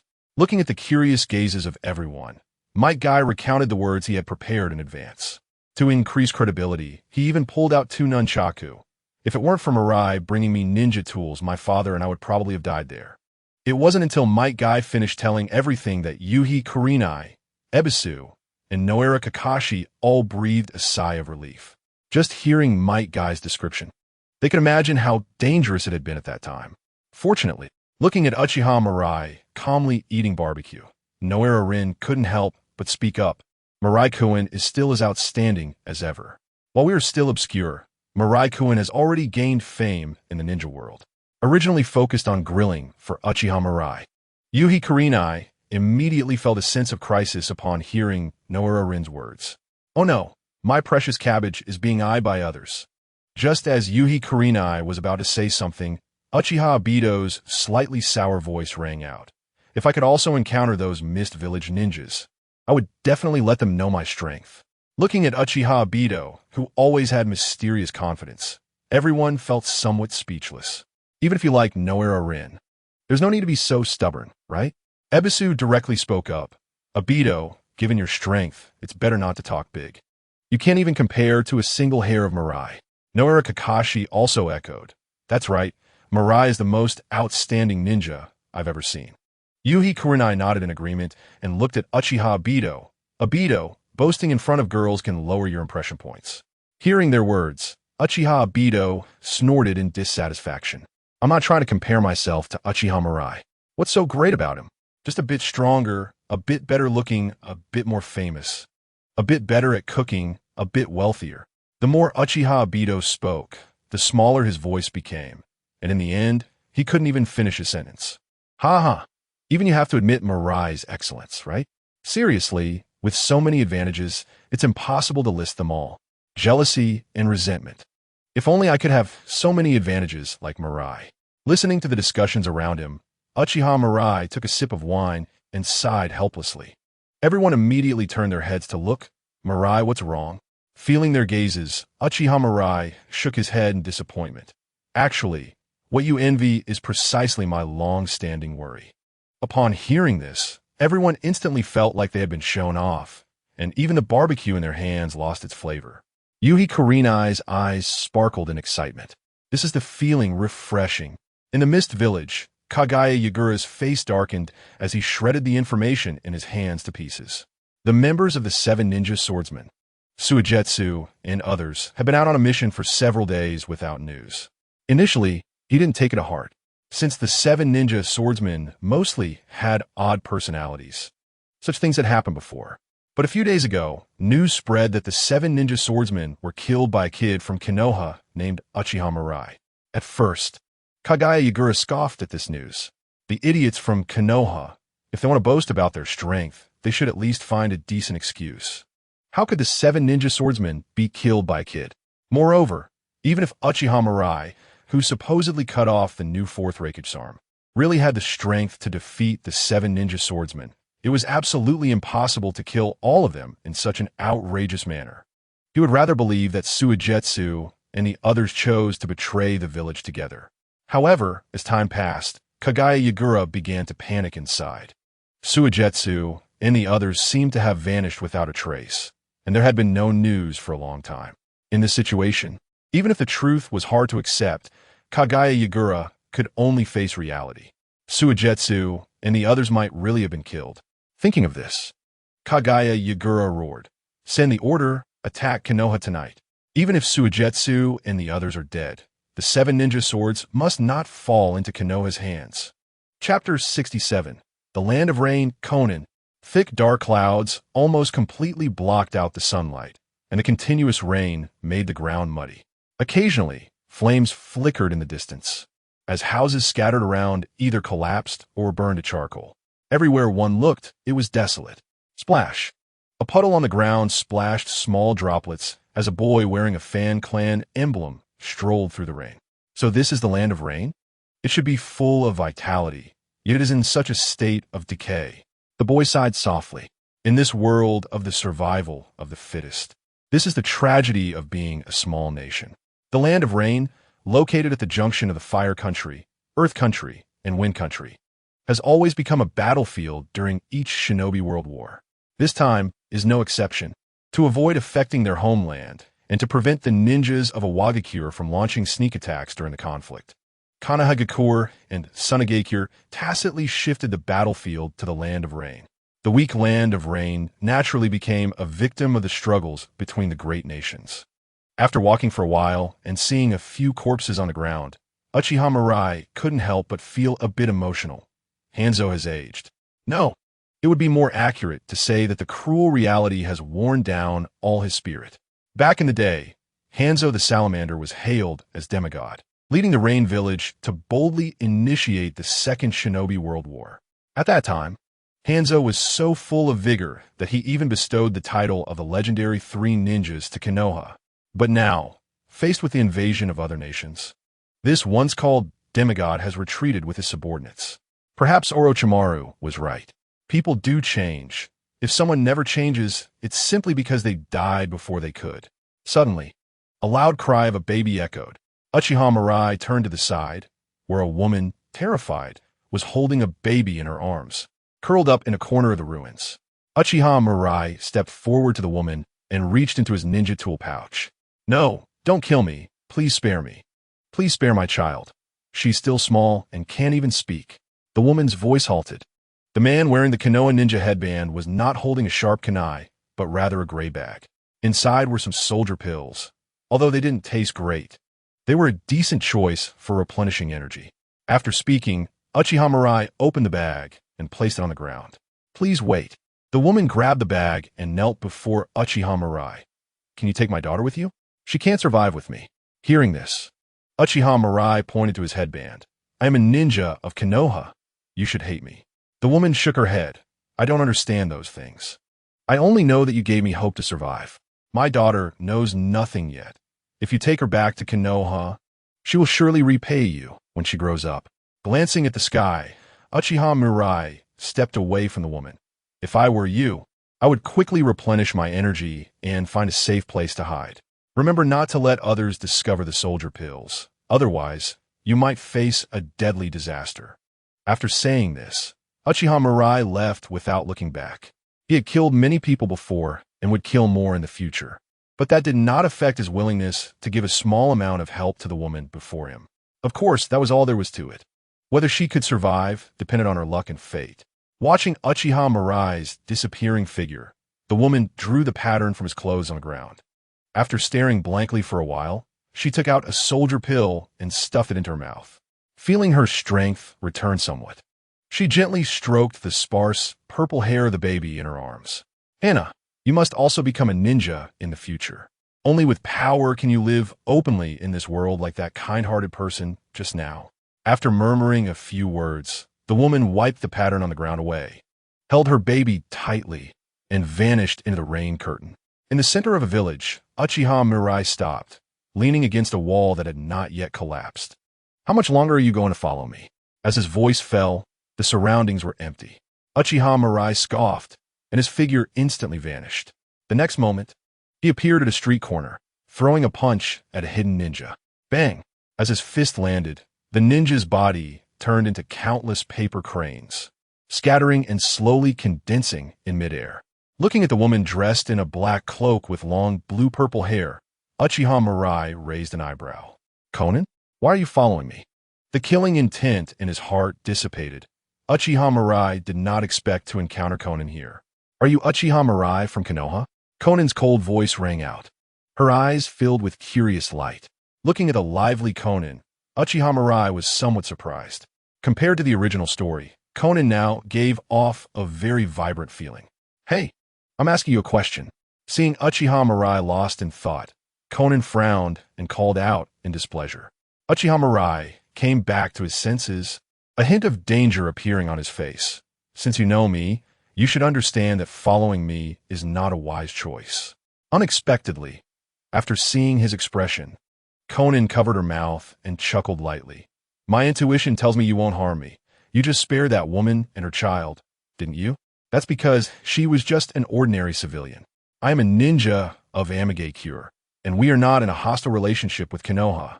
Hearing Conan's words, Uchiha Mirai shrugged. Non-committal. You've followed me for so long. What exactly do you want? In response, Conan's expression became serious. Uchiha Mirai, can I ask you for a favor? Uchiha Mirai replied indifferently. Go ahead. Could you please introduce me to the higher-ups of Konoha? I need to discuss something with them. Uchiha Mirai looked puzzled. You?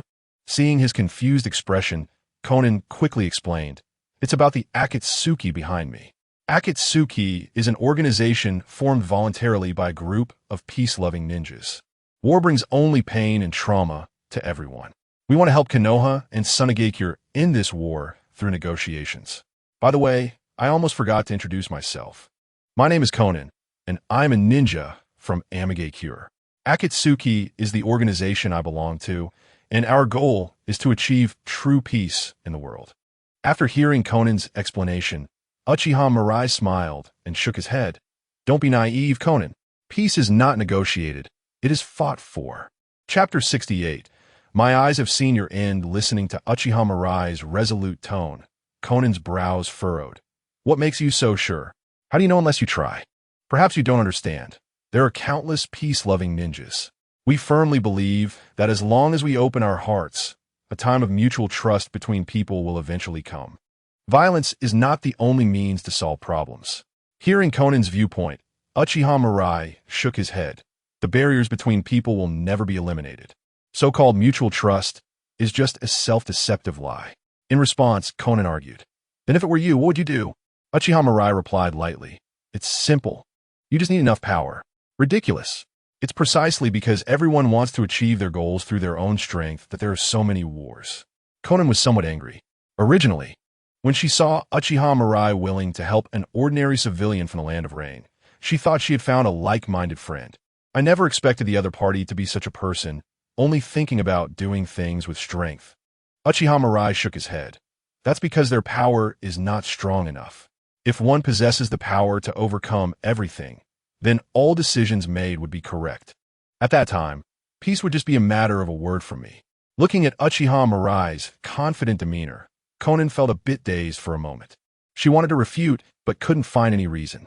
Seeing this, Uchiha Mirai waved his hand, not wanting to continue arguing with Conan. Let's not talk about that for now. I can tell you right now that the high-ranking officials of Konoha will not meet you, nor will they agree with your ideas. As Uchiha Mirai was about to leave, Conan, unwilling to give up, called out, Even if you don't agree with our ideas, at least help us with an introduction. Upon hearing this, Uchiha Mirai turned back. If you must try, then go to Mangekyō and see. The war was initiated by them, and if they are willing to negotiate, I believe Konoha will have no objections. Looking at Uchiha Mirai's unyielding attitude, Conan felt a bit helpless. She had originally thought she could get in touch with the high-ranking officials of Konoha through Uchiha Mirai, but unexpectedly ended up with such a result. Not achieving her goal and being lectured inexplicably, Conan said somewhat indignantly, Uchiha Mirai, why are you unwilling to even talk with us, Akatsuki? Hearing Conan's words, Uchiha Mirai stopped. Since you say so, then let's have a good chat. Is the Akatsuki you mentioned a legitimate organization of Mangekyō? In other words, has Akatsuki been recognized by the leader of Mangekyō, Hanzo? Facing Uchiha Mirai's question, Conan's tone became a bit unconfident.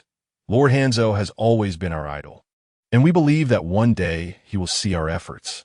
So you mean you established an organization without permission and even bypassed Hanzo to represent Mangekyō in contact with other ninja villages? So what? Conan looked at Uchiha Mirai, asking with some confusion. Uchiha Mirai shook his head helplessly.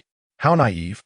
A group of children who grew up in the flames of war are innocently cute in some ways. No leader of any ninja village would easily hand over diplomatic power. If villages like Konoha and Mangekyō really negotiated with Akatsuki, what would Hanzo think? Who is the legitimate leader of Mangekyō?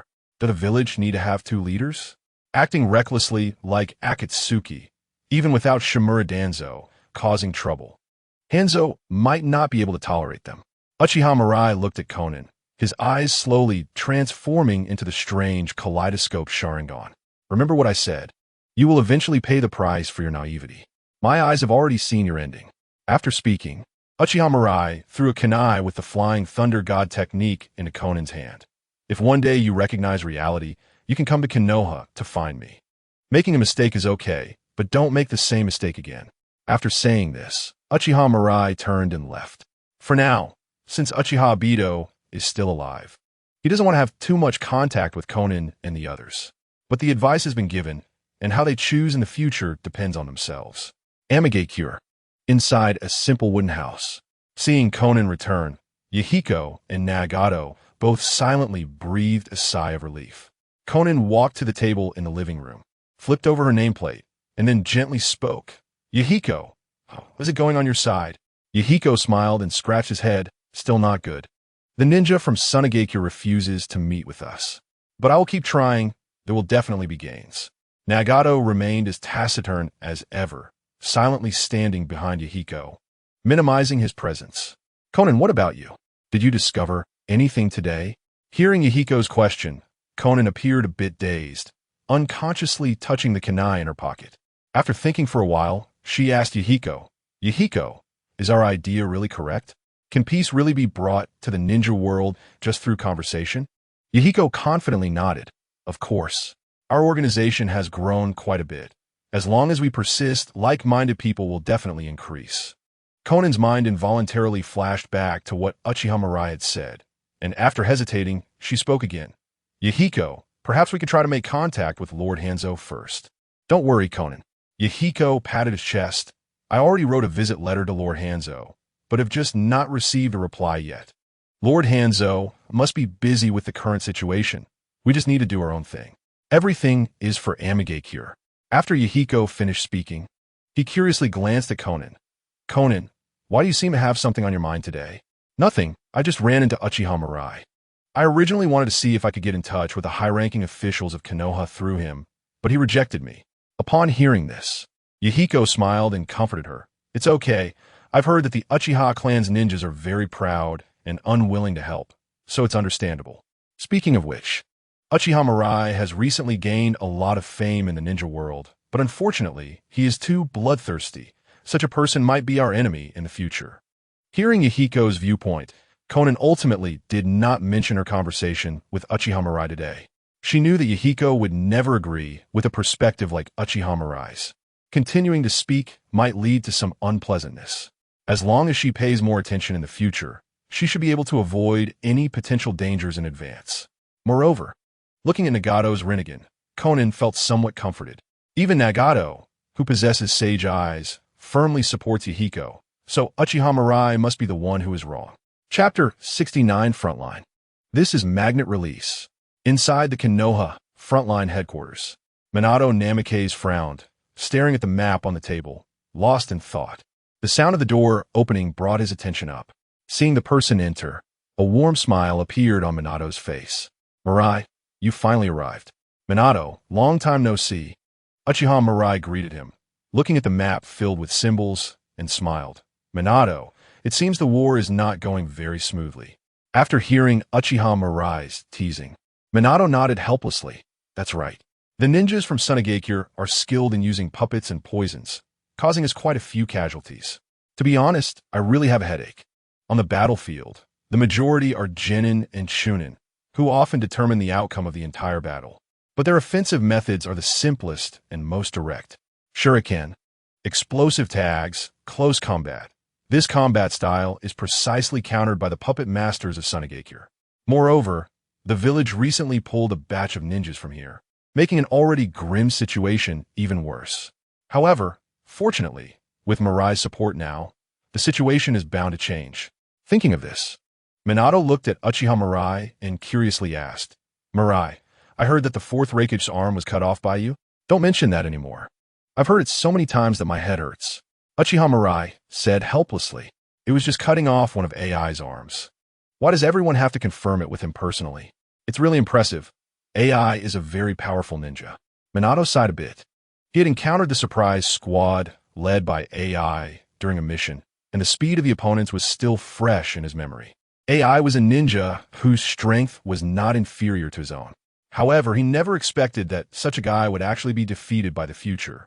Just a few months ago, when he sparred with the future, he felt completely at ease. This terrifying talent made him somewhat envious. Namake's Minato was really curious about how far the future could grow. As for the 7 ninja swordsmen, stop. There's no need to dwell on trivial matters. Just tell me about the current situation.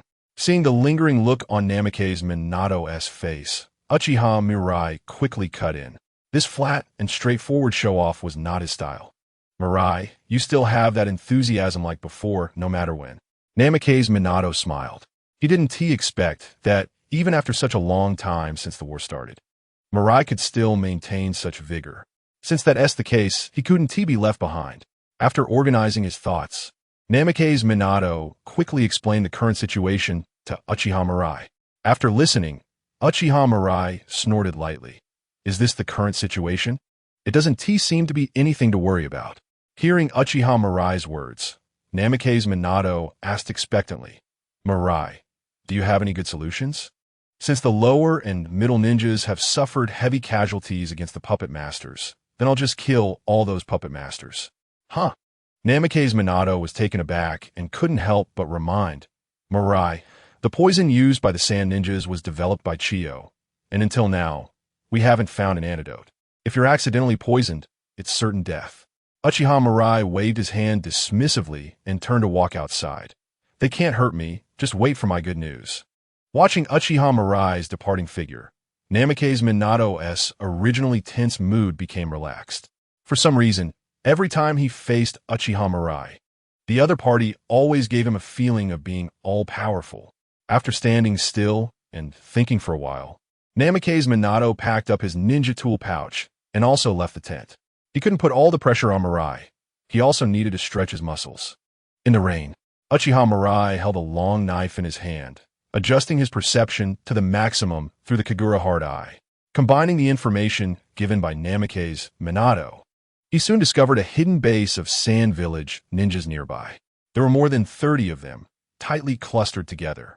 Once one of the bases came under attack, the ninjas from the other bases could quickly rush to support within a short time. Let us start from the middle. To save time, Uchiha Mirai flew directly from the sky to the center of the base. Fire style, Great Dragon Fire Technique. A giant fire dragon descended from above, engulfing the base below in an instant. Screams erupted as several Sand Village ninjas, covered in flames, stumbled out of the base. Upon seeing Uchiha Mirai, they used their last bit of strength to fire a signal flare into the sky. Ding!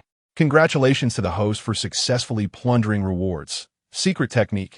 Puppet technique. Ding! Congratulations to the host for successfully plundering rewards. Chakra 1. Ding! Congratulations to the host for successfully plundering rewards. Physique 1. Ding! Ding! Ding! A series of prompt sounds rang out as the signal flare exploded in the sky. Immediately after, the ground began to tremble slightly. In just a short moment, Uchiha Mirai was surrounded by a dense mass of Sand Village ninjas. What's going on? Is there only one kid from Konoha here? What is the lookout in front doing, allowing a Konoha ninja to come here? Quickly kill him. I still want to go back to sleep. Seeing only Uchiha Mirai alone, the Sand ninjas all lost interest. No matter what means the other party used to get here, under the siege of so many of them, even if he grew wings, he couldn't escape. Is this really all there is? Looking at the nearly 200 Sand Village ninjas around him, Uchiha Mirai felt somewhat disappointed. After making such a big commotion and waiting so long, only less than 200 showed up. Hey, what nonsense are you talking about, kid? Is this all there is? You arrogant bastard, are you looking down on us? Oof. You delusional idiot. D. The 10 or so closest sand ninjas controlling puppets simultaneously launched their attacks. In an instant, a dense barrage of sunbon shot towards Uchiha Mirai from all directions, leaving no room for evasion. The sunbon shimmered with a dark purple light, clearly laced with poison. The sand ninjas wore sinister smiles. They wanted to see how this kid would be shot into a porcupine. Clang, clang, clang. A series of sounds rang out as a massive amount of sand gold surged from beneath Uchiha Mirai's feet, forming a golden wall that shielded his body and blocked all the attacks. Seeing this scene, the sand ninjas present stood frozen in place, their faces filled with disbelief. Sand gold? This is Magnet Release. Chapter 70. The Sand Village becomes a turtled-up turtle. How is this possible? Why can this kid use Lord Raza's ability? Damn it. Is it an illusion? When did it happen? Idiots. Are we all under an illusion? This is clearly magnet release. What the hell is going on? Is this kid in front of us transformed from Lord Raza? What a joke. Can someone tell me what is going on? Seeing Uchiha Mirai use magnet release. The Sand Village ninjas were all confused. In the entire ninja world, magnet release was a bloodline limit that only their Sand Village ninjas could possess. But why could this Konoha ninja harness the power of magnet release? Many Sand Village ninjas couldn't help but start to suspect if this was a secret exercise specially organized by their village. Facing these confused sand ninjas, Uchiha Mirai clapped his hands. Magnet release, sand gold burial. Countless sand gold instantly engulfed the 200 sand ninjas. The next moment, after a muffled sound, everything returned to silence. Uchiha Mirai listened to the continuous prompt sounds of his mind, and his sense of satisfaction kept rising. Aside from some irrelevant ninja technique rewards, Uchiha Mirai gained a total of 147 attribute points. Name: Uchiha Mirai. Physique: 571. Mental power: 562. Chakra: 574. Bloodline limit: Mangekyō Sharingan. Magnet release: Sand gold. Ninja technique: Udo. Secret technique: Puppet technique. Looking at the rapidly increasing attribute points, Uchiha Mirai rubbed his nose. This feeling of rapid progress was truly delightful. Without mourning for the fallen sand ninjas for a moment, the next target was another base of Sand Village ninjas. Wind Country. Border. In the Sand Village's main camp, a large number of sand ninjas gathered here, and the atmosphere was somewhat heavy. Inside a central wooden house, the high-ranking officials of the Sand Village all wore extremely gloomy expressions, especially Chiyo. She tightly pressed her lips together, her gaze sharp as she scanned the ninjas present. In recent days, their bases in the Land of Rain had been attacked multiple times. In less than a week, nearly 1,000 casualties had already occurred.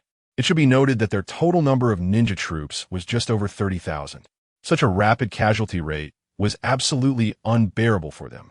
Bang! Chiyo slammed her palm on the table, glaring angrily at the ninjas in the room. What on earth is going on? Why have we lost so many ninjas in such a short time? Hearing Chiyo's question, everyone lowered their heads in silence. The atmosphere gradually became heavy, and Kaibo Zhang could only step forward to explain. Sister, based on the traces left on some of the corpses, one of the attackers on our base must have been Minato Namikaze. The injuries caused by his Rasengan are clearly recognizable. Upon hearing this, Chiyo coldly replied, continue. Aside from the base attacked by Minato Namikaze, the scenes at other attacked bases were completely opposite. Kaibo Zhang's lips trembled slightly. Those bases didn't have a single complete corpse. He had visited one of the attacked bases, and the ground was littered with various pieces of flesh and blood.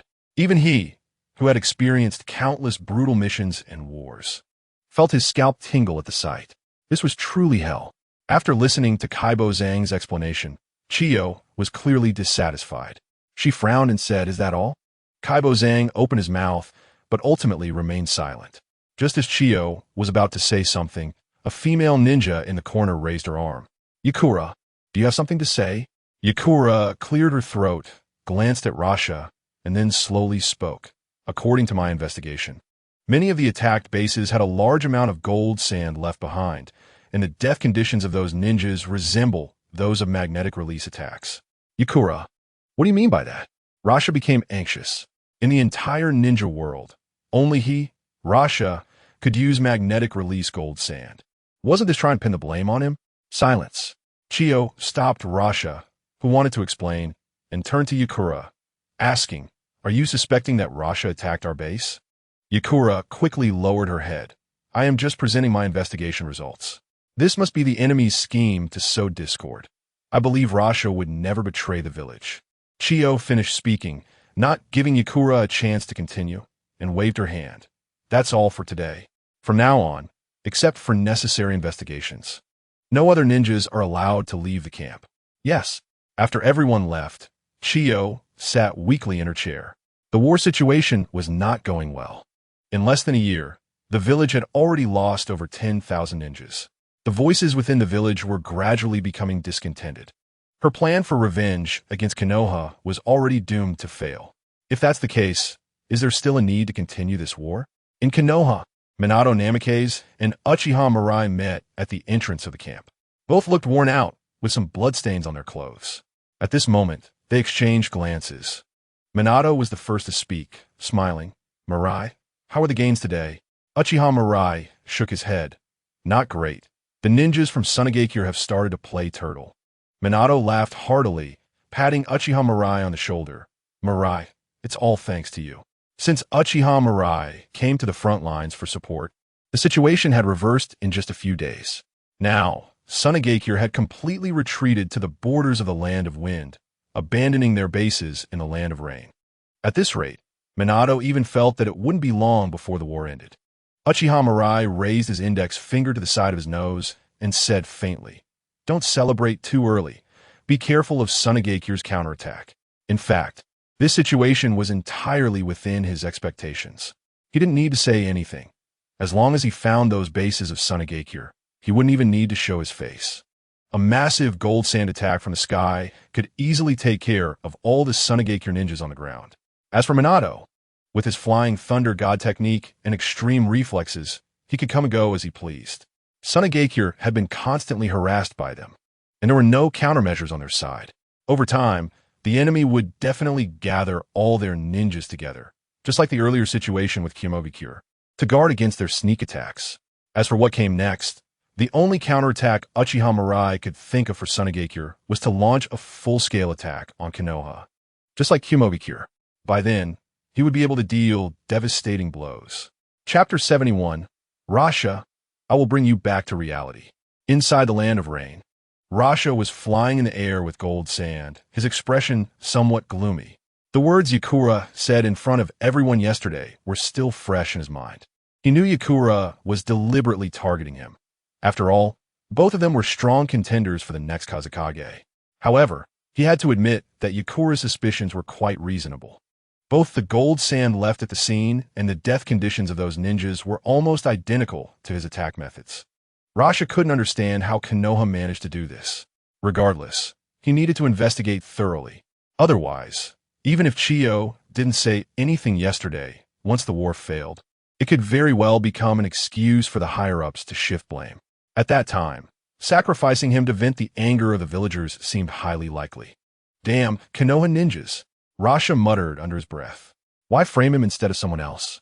Don't they need the gold sand? Taking a deep breath, Rasha tried to calm his emotions.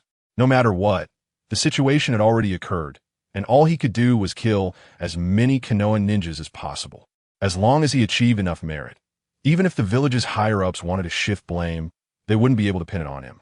However, now the ninjas from Sunagakure had all retreated, and the bases in the Land of Rain had been abandoned. Without intelligence and sensing ninjas' help, Rasha felt like a headless fly, searching for Konoha ninjas for a long time without success. Just when Rasha was about to give up, a familiar figure suddenly appeared in his line of sight. It was that Uchiha brat. Rasha's expression instantly became excited. In their last encounter, this brat had shown astonishing talent, not only escaping from him, but even counter-killing 2 Jounin. Later, he also severed the arm of the newly appointed Reikage on the battlefield of Kamui. He had heard that recently. This brat had killed one of the 7 ninja swordsmen. If he could kill such a rising star from an enemy village, he might leap to become a hero of his village. Thinking of this, Rasha's heart stirred, and a pile of gold sand instantly engulfed Uchiha Mirai on the ground. Sand binding technique. Under the powerful pressure, the gold sand became incredibly dense. Bang! A cloud of white smoke rose, and Uchiha Mirai's body vanished into smoke. Rasha felt a chill and instinctively controlled the gold sand to shield his back. A tremendous impact hit him, and Rasha crashed heavily to the ground. How did this brat do it? Rasha got up from the ground, looking at Uchiha Mirai, who had already come before him, his face filled with disbelief. When did the opponent discover him? And how could he suddenly appear behind him and attack him, who was flying high in the air? No, none of this mattered. As long as he killed the brat in front of him, everything would be fine. Thinking of this, Rasha looked at Uchiha Mirai and coldly sneered. Brat, last time you escaped by luck. This time you won't have such luck again. I will kill you and use your corpse to achieve my goals. If you want to blame someone, blame yourself for liking to act alone," Rasha said confidently. In their last encounter, this brat was indeed strong, but he didn't pose much of a threat to him. If it weren't for Minato Namikaze arriving at the last moment to rescue the little ghost from the sand gold barrier, that little ghost would have already been dead at his hands. Therefore, Rasha was confident that he could easily handle the Uchiha Future in front of him. To this, Uchiha Future merely scoffed. "Rasha, I'll beat you back to reality. Stop being so arrogant here."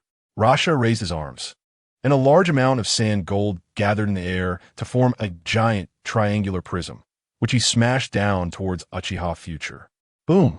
The ground trembled, and Rasha's face turned extremely terrified.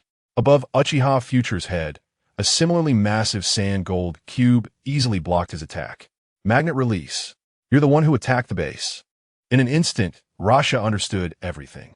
It turned out that the attacked base had residual sand gold, not because Konoha deliberately set him up, but because the opponent indeed used the magnet release bloodline limit. "Why do you have the same bloodline limit as me?" Even with Rasha's mindset, he became disordered at this moment. A little ghost from Konoha could actually use the unique bloodline limit of Sunagakure. Was this reasonable? However, Uchiha Future did not answer any of his questions. After attempting to control the sand gold tainted with Rasha's chakra and finding it impossible, Uchiha Future directly opened the 8 gates and vanished from his spot. The next second, his figure appeared in front of Rasha, delivering a whip kick towards him. Rasha revealed a cold smile in his eyes, gathering a large amount of sand gold before him. A little ghost is still a little ghost, choosing to fight him up close. As long as he got entangled in his sand gold, victory in this battle would belong to him. Bang! Rasha's body was kicked away, crashing heavily onto the ground. Spitting out a mouthful of blood, he had no time to stand up before Uchiha Future's fist had already struck his chest. Even with the protection of the sand gold armor, Rasha's chest was still pierced by Uchiha Future's punch. Looking at those completely different scarlet eyes, Rasha's eyes were filled with shock. He was so easily defeated. Why? Clearly, this little ghost had been pushed to the brink by him just a few months ago. How could he have such powerful strength in such a short time? And what was up with those eyes? Why were they completely different from the Sharingan he had seen before?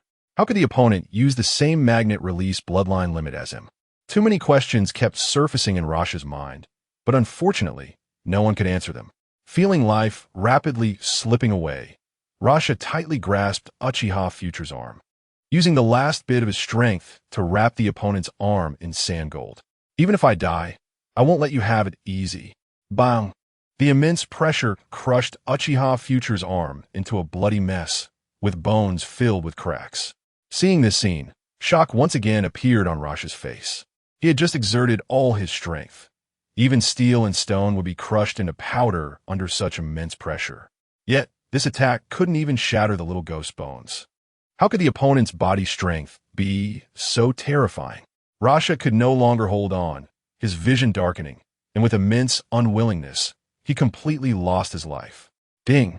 Congratulations to the host for successfully plundering the reward. Chakra 1. Ignoring the voice in his mind, Uchiha Future quietly looked at his bloodied and mangled arm. Yata no Kagami. The power of the Mangekyō Sharingan continuously surged, and Uchiha Future's body rewound back to several seconds ago. In just a brief moment, his arm had fully healed. This kind of healing effect was something even top medical ninjas like Tsunade could not compare to. Time is of the essence, compared to the ability of his left eye. The chakra consumption of his right eye was negligible. Uchiha Future felt it and murmured. Just now, he had deliberately not dodged Rasha's attack, partly to test his body strength, and partly to assess the ability of his right eye. Now, it seemed that both answers pleased him immensely. Bang! After crushing Rasha's head with a kick, Uchiha Future thought, and the attribute panel immediately appeared before his eyes. Name, Uchiha Future. Physique, 748. Mental power, 728. Chakra, 732. Bloodline limit. Mangekyō Sharingan. Magnet release, sand gold. Ninjutsu. Others. All three-dimensional attributes had surpassed 700, and various ninjutsu were countless. It was time to launch a full-scale attack on Sunagakure. After Uchiha Future finished speaking, he vanished from sight. On the ground, Rasha's headless corpse lay quietly in the rain, continuously emitting a bloody aura. Chapter 72. Leave the small fish to me. What? You killed Rasha? Upon hearing Uchiha Future's words, the usually calm Minato Namikaze immediately showed an expression of shock. I wouldn't joke about something like this. Looking at Uchiha Future's indifferent demeanor, Minato gasped. He was quite familiar with Rasha. In the war between Konoha and Tsunagakure, Rasha's magnet release bloodline limit left a deep impression on him.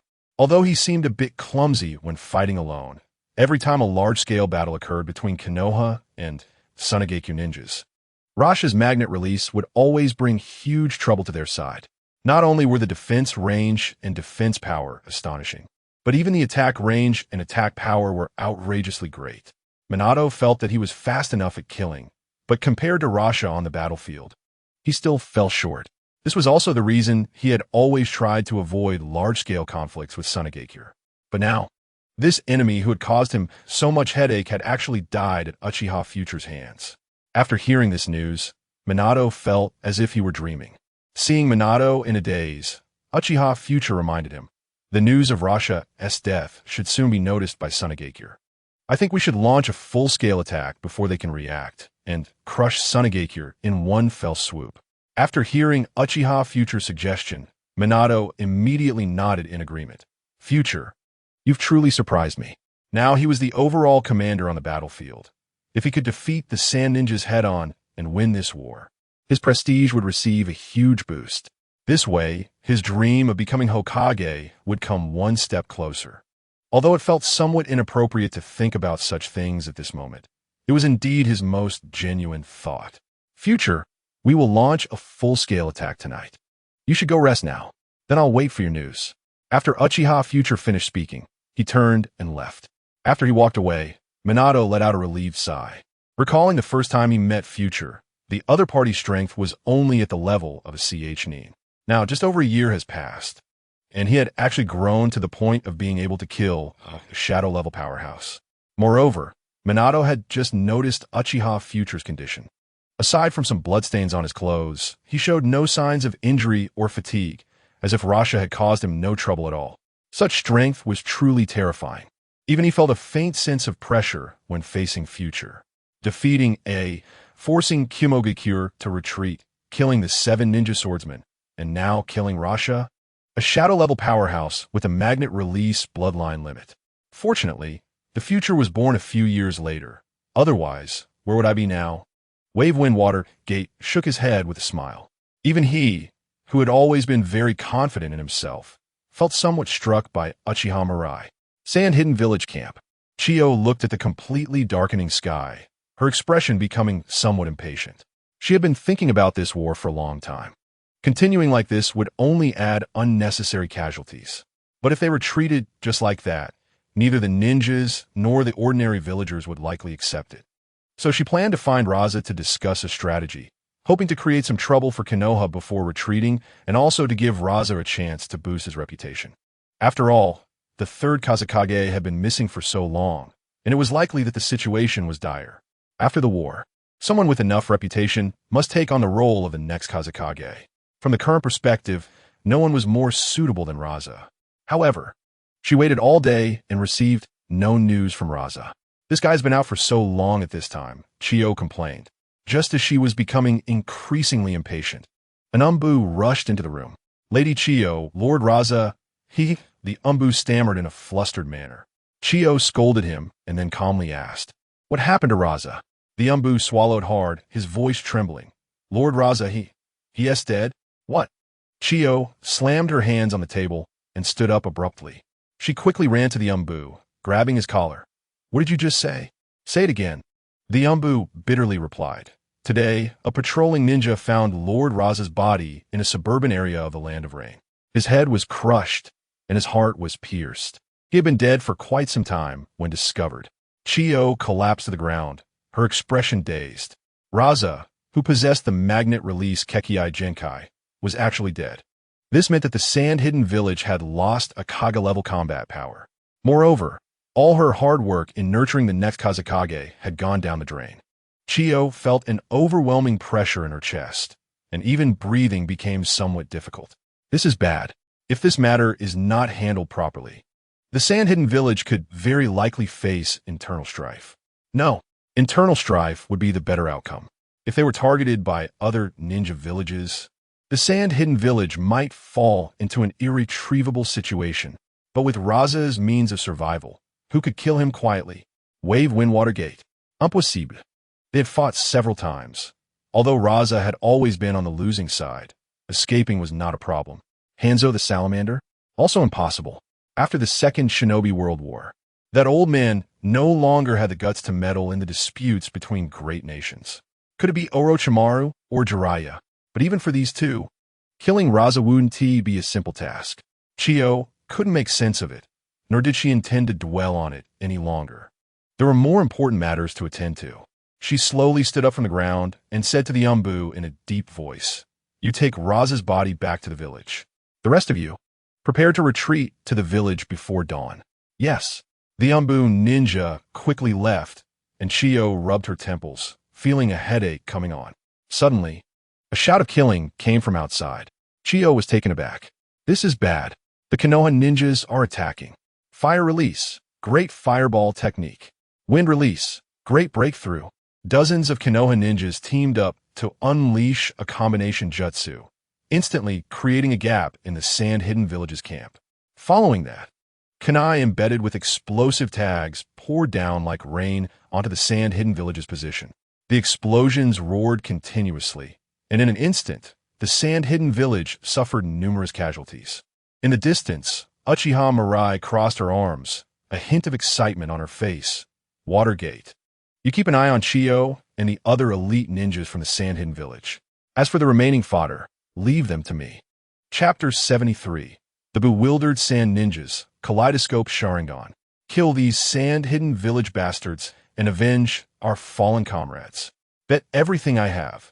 Even if I die, I cannot retreat. The Sand Hidden Village must be defeated. Explosive tags. Throw all the explosive tags over. The Konoha ninjas excitedly charged into the Sand Hidden Village ninja camp. After being pent up for so long, they finally had the chance to kill freely. Today, let this group of sand ninjas, who only know how to hide behind puppets and play with poison and hidden weapons, know who the strongest ninja village in the ninja world really is. However, after the initial chaos, the Sand Hidden Village ninjas quickly stabilized. Over a year of war experience had already given every sand ninja present rich combat experience. In the face of the Konoha ninjas' attack, the sand ninjas immediately placed their puppets at the forefront. The sand ninjas in the middle continuously released ninjutsu to attack the Konoha ninjas. At the back were the secret technique puppet masters controlling the puppets. Damn, these damn bastards are using this sneaky tactic again. Damn it, everyone be careful and don't get hurt. I was hit by a Senbon. I'll fight you all. The Sand Ninjas' counterattack halted the Konoha ninjas' offensive. Although they had the advantage in strength, all the weapons of the Sand Ninjas were coated with deadly poison. Even being hit by a small Senbon could mean losing one's life. Therefore, even in sneak attacks, the casualties for the Konoha ninjas were surprisingly comparable to those of the Sand Ninjas. These Konoha ninjas couldn't hold on any longer. Everyone put in more effort. Ha! They actually dared to come looking for us, simply asking for death. Today, we'll make sure they come and never return. Many sand ninjas howled in triumph. In an outdoor battle, they still needed to consider the consumption of resources such as puppets, senbon, kunai, and poison. Now, in their camp, they had abundant resources, and all they needed to do was keep throwing their weapons at the Konoha ninjas. Another round of volleys, countless glinting senbon rained down towards the Konoha ninjas' camp. Seeing this scene, the Konoha ninjas in front all wore expressions of defiance. With such dense kunai attacks, there was no escaping. But even if they were to die, they would take a few sand ninjas down with them. Damn it, after this fight, I can finally rest. Ha, brothers in the back, make sure to take care of your sister-in-law for me. The Konoha ninjas at the front knew they were doomed, so they stopped wasting energy on evasion, readying explosive tags and shouting as they charged at the Sand Hidden Village ninjas. The Sand Hidden Village ninjas, however, all wore cold smiles. Even if they want to fight to the death, they must first break through the puppet formation in front. Just as a large number of senbon were about to rush into the Konoha camp, Countless sand gold erupted from the ground, blocking the Konoha ninjas from above. Clang, clang, clang. All the senbon struck the sand gold, producing a cacophony of metallic sounds before dropping powerless to the ground. Seeing the scene, both the Konoha ninjas and the Sand Hidden Village ninjas were stunned. No way. Are these sand gold acting weird? How strange. Is this not Raza's bloodline limit? How come it blocked all the sand ninjas' attacks? Yeah, these sand gold don't seem to be attacking us either. The Sand Hidden Village ninjas are in fighting. Confusion spread across the faces of the Konoha ninjas. They had originally thought they were doomed, but unexpectedly, they were saved by the enemy's bloodline limit. This is so strange. The sand ninjas were equally astonished. They looked around, trying to find Rasha and see why he was doing this. But after searching for a long time, they still couldn't find any trace of Rasha. What happened to Lord Rasha? He managed to block all of our attacks just now. Is it possible that there was a mistake in coordination? It's such a pity to waste so many shuriken. It's impossible. Look at those sand gold. If it was an accident that blocked our attacks, then why aren't they attacking those Leaf Village ninjas now? That makes sense. Where's Lord Rasha? Can anyone come out and explain what's going on? Just when the sand ninjas were confused, the sand gold that had originally blocked the Leaf ninjas suddenly surged into the ranks of the Sand Village ninjas like a wave. Sand gold burial. Boom. The puppets in the front row were directly crushed into dust by the immense pressure, instantly tearing a hole in the sand ninjas' defenses. Immediately after, the sand gold floated into the air, pressing down like heavy dark clouds over the sand ninjas.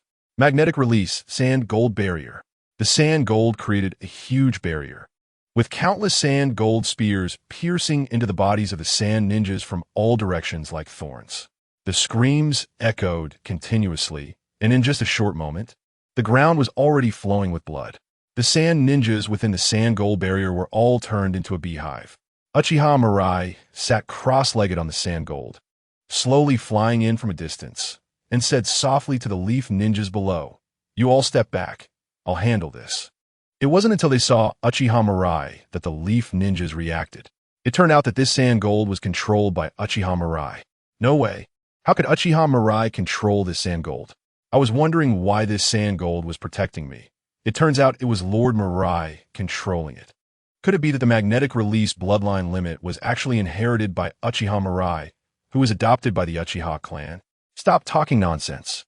Haven't you ever seen Lord Mirai's Sharingan before? Speaking of which, look at Lord Mirai's eyes. They seem completely different from ordinary Sharingan. Regardless, it was Lord Mirai who saved our lives. Everyone, let's follow orders and retreat. The Leaf ninjas couldn't understand, and the Sand Village ninjas were even more perplexed. They had originally thought that Rasha was controlling the sand gold, but unexpectedly, it was a Uchiha ninja. What is going on? Why is there someone from the Leaf Village able to use the magnetic release bloodline limit? Why are these sand gold attacking our own people? Did Rasha drink fake wine? Damn it, what is going on? Where did Rasha go? Don't tell me it's really a Leaf ninja using the magnetic release bloodline limit. They killed so many of us in an instant. Those bastards. The eyes of the opponent are very strange. Could it be that Lord Rasha is being controlled by Jinjutsu? The sand ninjas were discussing among themselves, all completely baffled. They couldn't figure out why this sand gold would help the Leaf Village attack them. Moreover, when their proud magnetic release bloodline limit turned against them, they finally realized how terrifying the destructive power contained within that strong force was. Their best puppetry techniques couldn't even break through the defenses against this sand gold. Chio's face was extremely grim at that moment. Unlike ordinary sand ninjas, she clearly knew that Rasha was already dead. Moreover, she had confirmed Rasha's corpse. It was indeed Rasha himself. Therefore, the situation before her could absolutely not be that Rasha was controlled by Jinjutsu and was attacking his own people. The only possibility was that the kid named Uchiha Mirai could truly use the magnetic release bloodline limit. From afar, looking at those eyes with mysterious patterns, Chio's heart sank to the bottom. There was no doubt about it. Those eyes were like Uchiha from back in the day, surpassing the 3-Tomo Sharingan to become the Kaleidoscope Sharingan.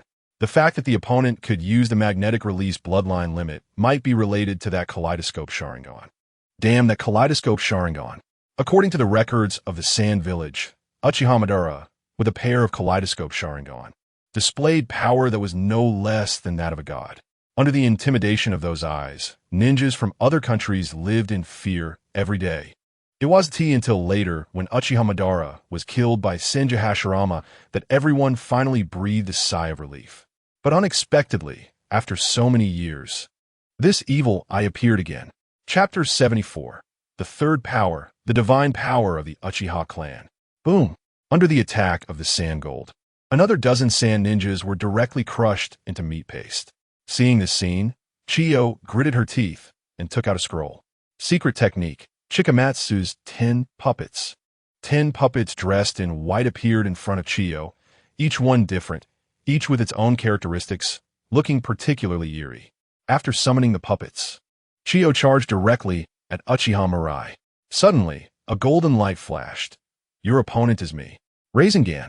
Namikaze Minato appeared in front of Chiyo, forming a Rasengan in his hand and launching it at her. Although he was also shocked that Uchiha Mirai could use the magnetic release bloodline limit, he knew that this was not the time to be dazed.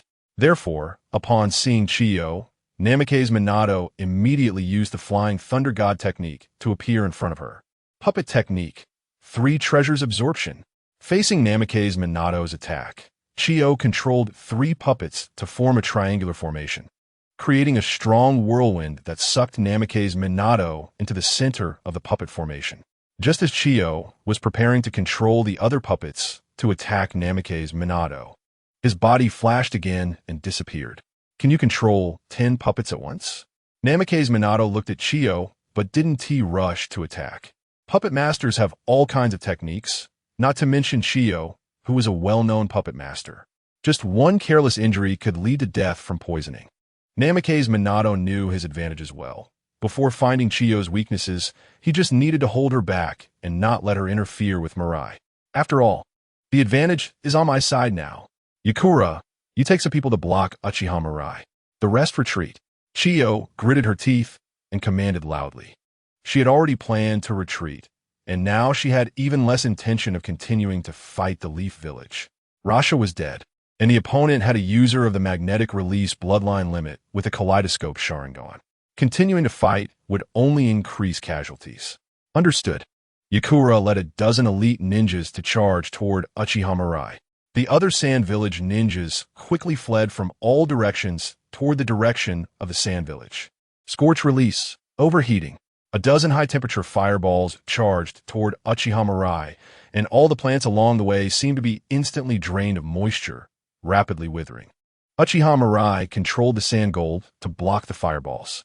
But the next second, the high-temperature fireballs melted holes in the Sand Gold wall. Useless. Yakura scoffed. Her bloodline limit was not so easily blocked. Moreover, even if it was blocked, the intense heat would instantly evaporate all the moisture around. Interesting. Looking at the high-temperature fireballs rushing over, Uchiha Mirai revealed a faint smile. The next second, his kaleidoscope Sharingan began to emit an incredibly terrifying ocular power. Cold and evil ocular power combined with Chakra formed a half-skeleton figure on the surface of Uchiha Mirai's body. Then, the skeleton-esque body began to grow muscles and flesh, and its stature continued to rise. Finally, the originally only a few meters tall skeleton had grown to dozens of meters high in just a short moment, with flesh and blood sprouting from its body. Covered by a layer of armor, a massive blood-red demon god appeared in the center of the battlefield. The proud blaze release of Yetsong, upon encountering the Susanoo, vanished like a spark in an instant, leaving not even a trace behind. What is this thing so big and terrifying? Such a strong sense of oppression seems to come from a demon god of hell. How much power does Uchiha Mirai still have left to use? After fighting for so long, does he still have such immense power in reserve? Never seen anything like this. What is happening? Is this kind of power really something a human can possess? The ninjas of Konoha were all shocked beyond belief upon seeing the Susanoo summoned by Uchiha Mirai.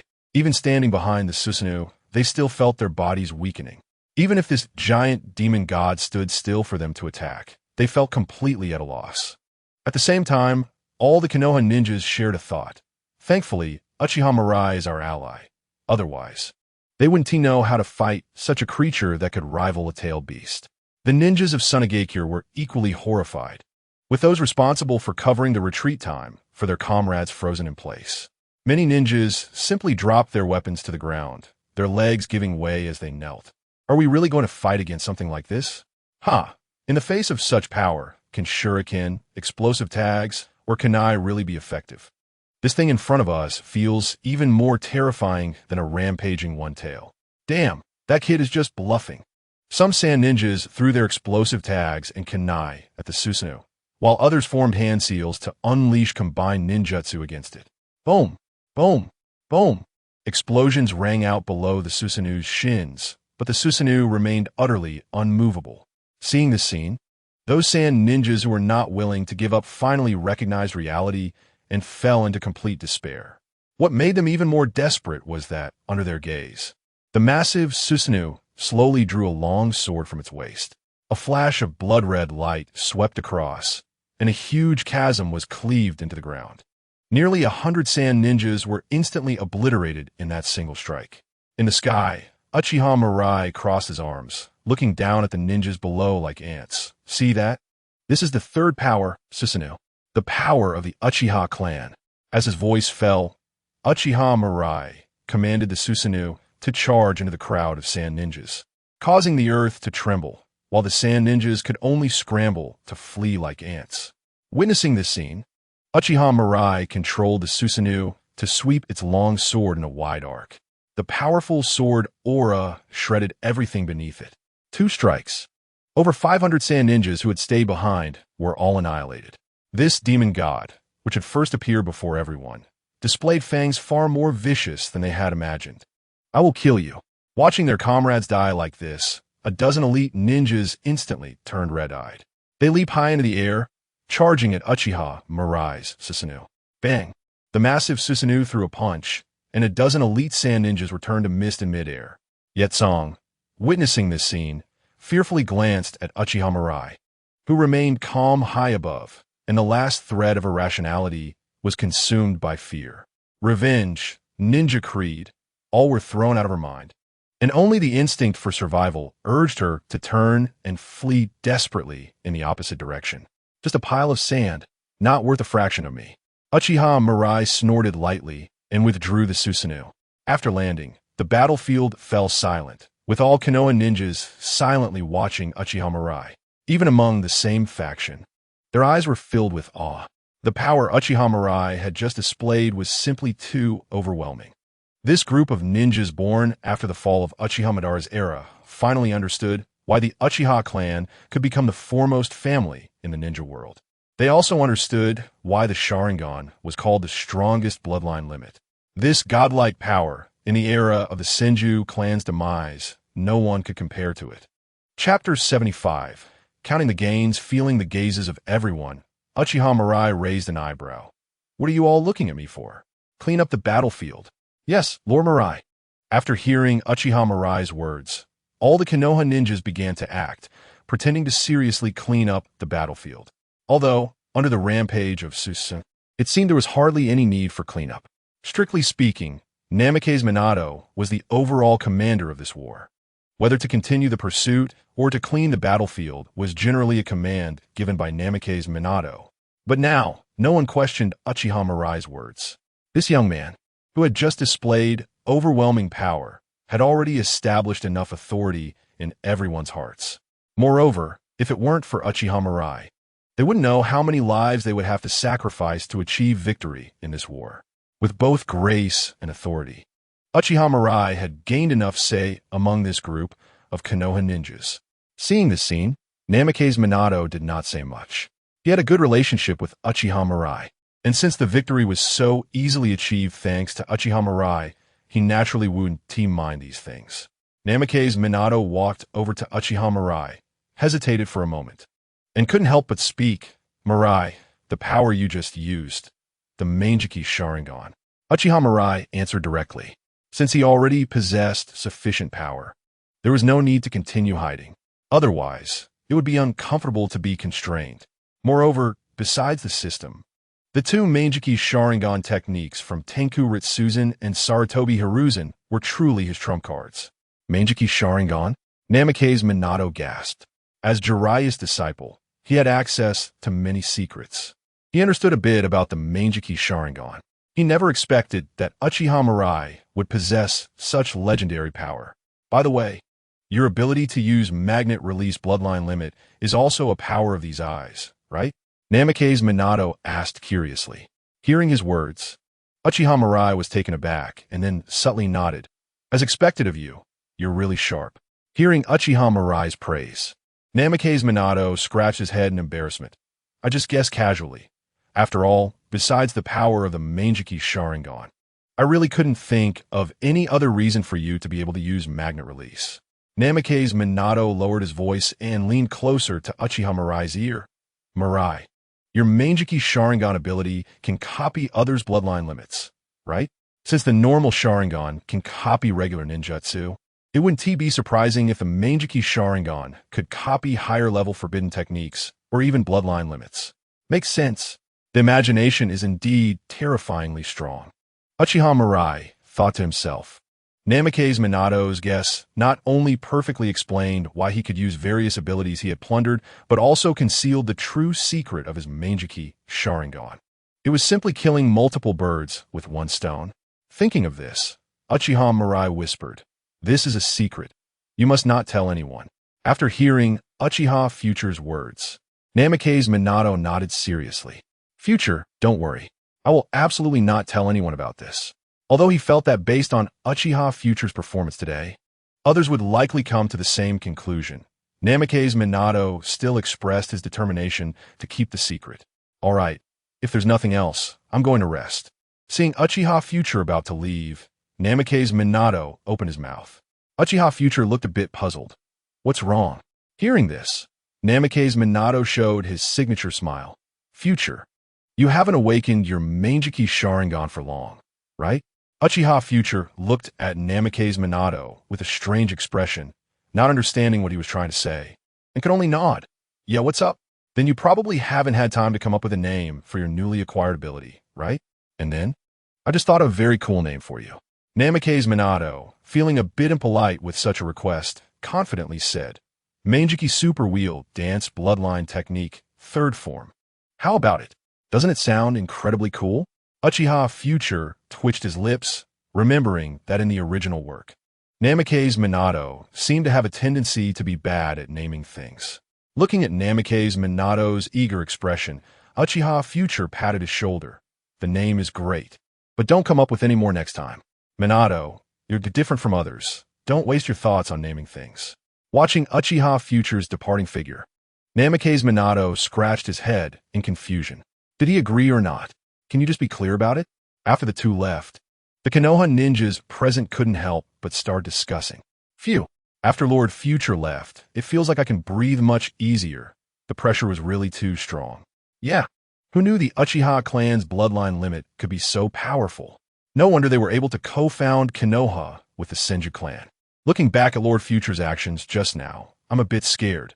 If I had to face such an enemy, I'd probably have lost all hope long ago. Exactly. Being able to kill over 500 Saiyan ninjas at once, that power is terrifying.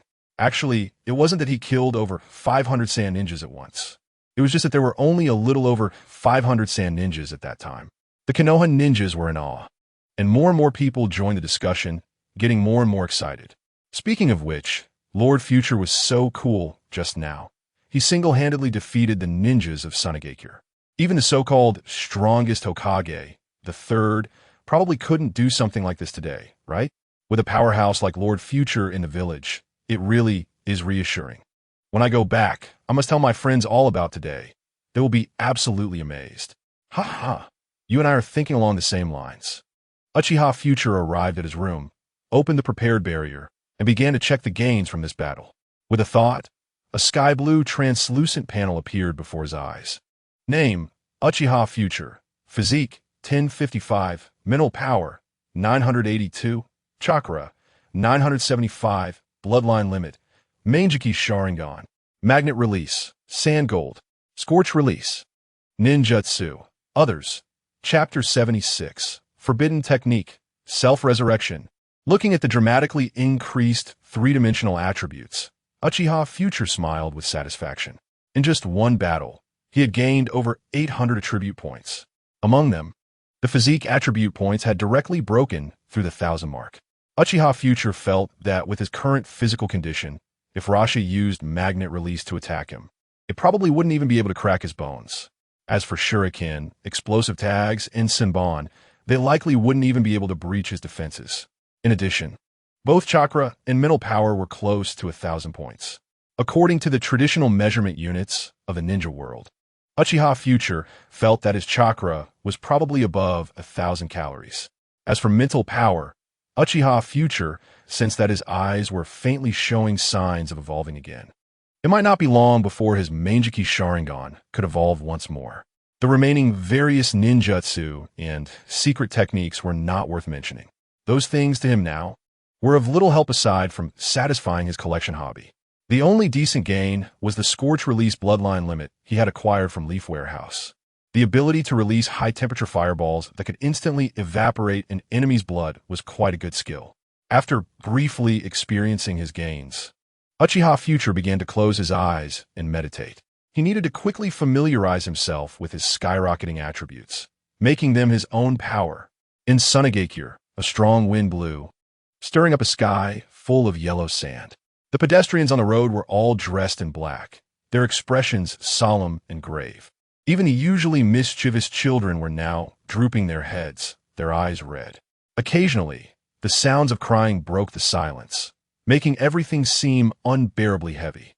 In the ninja cemetery, many people placed flowers at the gravestones engraved with names, quietly praying for the deceased. Why do we start a war? So many people died. Is this what the village wanted? Chiyo can't let go of her sons and daughter-in-law's hatred. Does she want to use our sons and daughters-in-law's lives for revenge? People are dead. The village is defeated. Life is probably going to be even harder from now on. Clearly, we have the best ninjas in the entire ninja world. Yet we ended up in such a situation. Chiyo is the center of our village. Shoo, don't speak so loudly. Are you looking to get killed?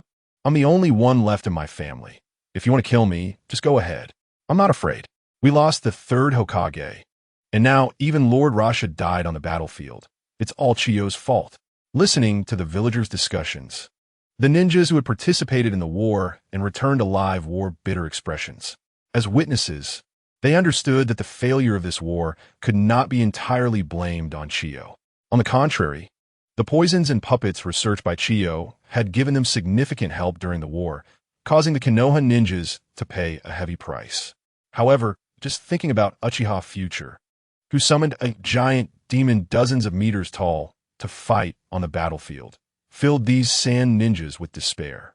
That was an incredibly powerful force that shattered their lines in an instant.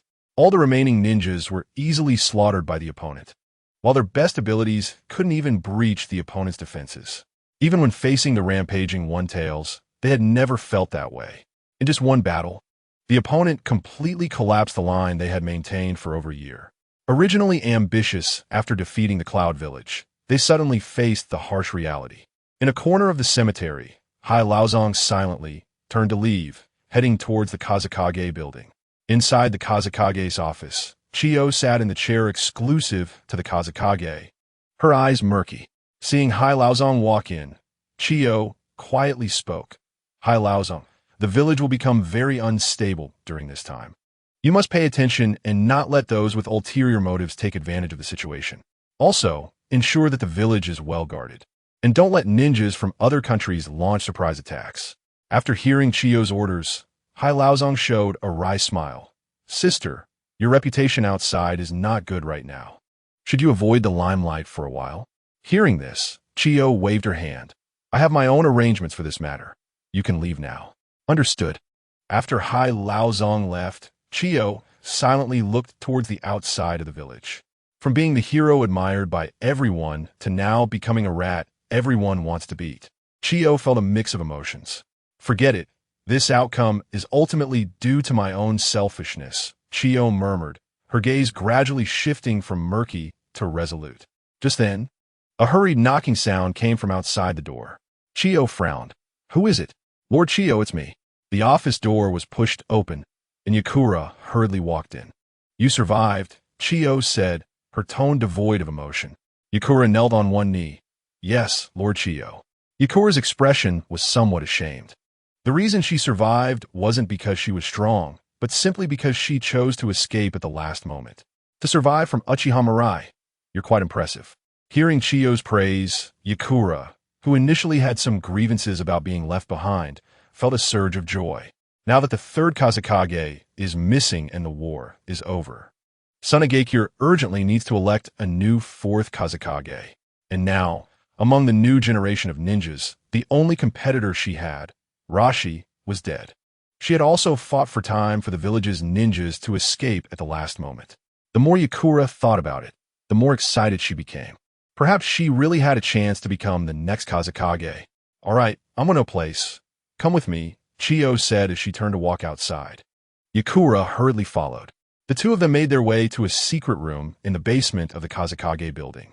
As soon as they entered, Yakura saw Arashi's headless corpse, with his shattered head placed beside it. "Lord Chiyo?" Yakura looked at Chiyo in confusion, not understanding why she had brought her here. Moreover, why wasn't Rashi's body buried in the martyr cemetery, but instead placed in the secret room of the Kazekage building? "Yakura, the village cannot be without a Kazekage. I have made a decision. You help me guard the door. Without my order, no one is to be let in." Hearing Chiyo's command, Yakura joyfully knelt. "Yes, Lord Chiyo." Did Chiyo mean that she had already agreed to let her succeed as the next Kazekage? Although Chiyo's reputation among the villagers wasn't good right now, she still held the majority of the village's power. If she could gain Chiyo's recognition, her becoming Kazekage was almost a certainty. Thinking of this, Yakura couldn't help but feel delighted. She closed the secret room door and quietly guarded the entrance. Inside the secret room, Chiyo walked to Rashi's corpse and placed her rough hands on his chest. Forbidden Technique, Rebos. Chapter 77, Hope Shattered. Uchiha Mirai's plan of green light flickered as pure life force continuously surged from Chiyo into Rashi's body. Soon, Rashi's body began to regain vitality, and his shattered head restored to its original form. After a while, Rashi opened his eyes, looking at Chiyo, who had collapsed on the ground, in shock. "Lord Chiyo, what's going on?" Rashi asked in confusion. Hadn't he been killed by Uchiha Mirai? How is he alive again? "Rashi, you are the fourth Kazekage I have chosen. The war has failed. I used a forbidden technique to revive you. You must protect the village well." After Chiyo finished speaking, she lost all vitality. Rashi silently closed her eyes, feeling an overwhelming mix of emotions. He found it impossible to understand Chiyo. This person, holding great power, could provoke war with Konoha for her own selfish reasons. However, after the war ended, not only did she not shift the blame, but she also bore all the infamy and sacrificed her life to revive him. Sighing, Rashi picked Chiyo up and walked toward the exit. As soon as he opened the door, he heard an excited voice. "Lord Chiyo, you."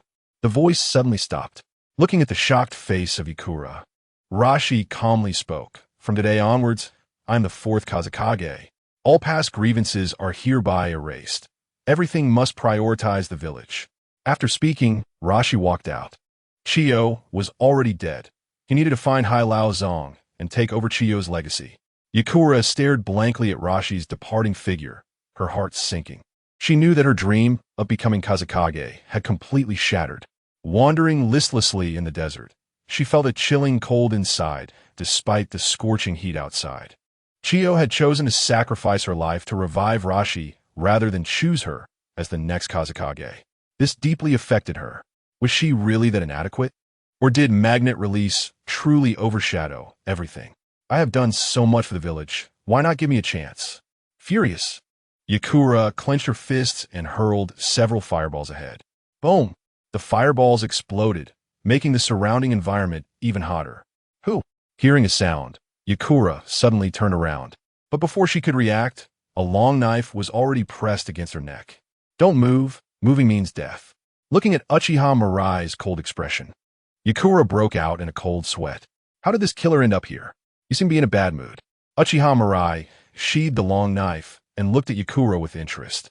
In the original story, this woman had little screen time, and Uchiha Mirai only knew that she would later become a victim of Rashi's schemes, used as a bargaining chip to die at the hands of the Mist Village ninja. However, now that Rashi was dead, why was Yakura here during this power vacuum in Sunagakure? How'd you end up here? Even though Uchiha Mirai had sheathed his weapon, she didn't dare to make any sudden moves. Yakura knew that it would be easy for him to kill her. I came here just to collect some sand gold. Upon hearing Uchiha Mirai's words, Yakura suddenly remembered that he also seemed to be able to use magnet release. Don't want to talk? Then it seems I have to take matters into my own hands. Uchiha Mirai activated his Sharingan, and a terrifying power radiated from his eyes. Yakura felt a chill run through her body, as if her blood had frozen in that instant. It was this pair of eyes, the evil eyes that symbolized slaughter and death. In an instant, Yakura felt her mind go blank. When she regained her senses, her eyes were filled with shock and despair. In front of Uchiha Mirai, she felt like an ant that could be easily manipulated. Whatever he wanted to take from her, she couldn't resist. So that's how it is. After obtaining Yakura's memories through Genjutsu, Uchiha Mirai stroked his chin in silence. He hadn't expected Chiyo to choose to use her life to revive Rashi. According to logic, her rebirth technique was developed to revive Scorpion's parents. Since Scorpion was still alive, she surprisingly used it on Rashi, which was quite unexpected. But this is good too. Suddenly, a plan formed in Uchiha Mirai's mind. In the future, when he unifies the ninja world, he would need many subordinates. If he could take the opportunity to recruit Yakura, it would be a good choice. Thinking of this, Uchiha Mirai slowly spoke. Yakura, I can make you the Kazekage. Yakura immediately became alert. What do you want? Your strength and achievements are no less than Rashi's. Why should a dead man be able to hold the position of Kazekage? As long as you want, I can help you kill Rashi. Upon hearing this, Yetsong immediately took a few steps back. You can't sow discord. I will never betray the village. Ha ha ha. Uchiha Mirai laughed a few times. How naive. Yetsong, I've already seen your ending in your memories. Even if you are loyal to the village, in the future, you will become a pawn in the village's games. After hearing Uchiha Mirai's words, Yetsong said solemnly, to think you can use such words to make me betray the village. You underestimate me too much. Even if you kill me, I will not submit to a guy like you. Seeing Yetsong's demeanor, Uchiha Mirai shrugged non-committally. If you don't believe it, then let's wait and see. This is a special kunai I made. If you encounter danger, inject your chakra into it, and I will sense it immediately. Remember to carry it with you. I don't want to hear your news next time as a death report. After catching the kunai tossed by Uchiha Mirai, Yetsong examined it for a while before slowly speaking. What exactly is your purpose? Purpose? Uchiha Mirai pondered for a moment. If I had to say there's a purpose, I just want to achieve true peace in the ninja world. This ninja world has decayed for too long. I want to establish a brand new order. Upon hearing Uchiha Mirai's words, Yetsong was shocked and opened her mouth wide. She never imagined that Uchiha Mirai's ambitions would be so grand. Establishing a brand new order and achieving true peace? If it were someone else saying this, Yetsong would definitely scoff. But thinking of Uchiha Mirai's terrifying strength, she inexplicably felt a hint of belief. If it were this man, perhaps it might truly be possible to achieve such a goal. Remember what I said. Uchiha Mirai waved his hand. Good luck. Watching Uchiha Mirai disappear, Yetsong slowly sat down on the ground. She realized that her back was completely soaked with cold sweat. After hesitating for a while, Yetsong still put the kunai given to her by Uchiha Mirai into her ninja tool pouch. Setting aside the hostile ninja stance, Uchiha Mirai truly filled her with curiosity. After all, it was just a kunai. Carrying it wouldn't have any impact. She wanted to see if the things Uchiha Mirai mentioned would happen to her. Chapter 78. The dust settles. Return to the village. Chiyo died bearing the blame, and Raza became the fourth Kazekage, just like in the original story. The war between Konoha and Sunagakure also announced a conclusion. Uchiha Mirai and Namikaze Minato led the frontline ninjas back to Konoha. Upon returning to Konoha, the group was once again welcomed by the crowd. Unlike the last time after the war with Kumobikure, this time Uchiha Mirai clearly became the protagonist. His performance on the battlefield of Sunagakure was already well known among the people. having brought foundational victories for the village in 2 consecutive wars. He had leaped to become a hero in the eyes of the villagers. Is this Lord Mirai? What a young hero! Such powerful strength at such a young age. He's also very handsome. I want to marry a boy like him. The Uchiha clan truly lives up to its name as a prestigious ninja clan. The power of the Sharingan is simply too amazing. Thanks to Lord Mirai, otherwise, the war wouldn't have ended so quickly. Yes, seeing the new generation of ninjas in the village being able to handle things on their own is really reassuring. The villagers were generous with their praises. And even the perception of the Uchiha clan in the villagers' hearts improved significantly. Compared to the villagers, Uchiha Mirai's prestige in the hearts of Konoha ninjas also rose to a very high position. After all, they had personally witnessed the terrifying power hidden within Uchiha Mirai. Seeing the cheers of the people, Namikaze Minato couldn't help but sigh. Mirai, your popularity is really high. Facing Namikaze Minato's envious gaze, Uchiha Mirai shrugged. I tried to keep a low profile, but I didn't expect to stand out so much in the crowd. Looking at Uchiha Mirai, Namikaze Minato was momentarily at a loss for words. After a moment of silence, he finally spoke. Mirai, I'll go report to Lord Hokage first. Let us have a meal together another day. Uchiha Mirai waved. You treat, and I'll come. Hokage building. Hokage office. After hearing Namikaze Minato's report, Sarutobi Hiruzen frowned, feeling an indescribable frustration. According to his expectations, Uchiha Mirai, who fought hard on the front lines, should have seen a rapid decline in the power of his Mangekyō Sharingan. However, he didn't expect Uchiha Mirai to even use Susanoo, and he still looked in good condition. Was the intensity too low? It seems he needs to be sent to another battlefield. Sarutobi Hiruzen muttered to himself. He regretted not keeping a closer eye on Uchiha Mirai from the beginning. But who could have predicted that, in just over a year, a freshly graduated genin could grow to such heights? At that moment, the office door was kicked open. Shimura Danzo stormed in angrily. Hiruzen, you know about Uchiha Mirai's Mangekyō Sharingan abilities, right? Looking at the furious Danzo, Sarutobi Hiruzen said irritably, I have some guesses. What's the matter? What's the matter? Danzo laughed in anger. The fact that he can use Raza's magnet release, Kekkei Jinkai, means his Mangekyō Sharingan can replicate Kekkei Jinkai. Sarutobi Hiruzen said impatiently. What exactly do you want to say? Since he can replicate Kekkei Jinkai, then replicating some family secret techniques is definitely not a problem, right? Danzo snorted coldly. The ninjas who attacked the root base back then used Nara and Akimichi's secret techniques. Looking back, it must have been that brat Uchiha Mirai who did it. Back then, he had a significant conflict with the Nara and Akimichi clans over this matter. And it turned out that everything was orchestrated by Uchiha Mirai behind the scenes.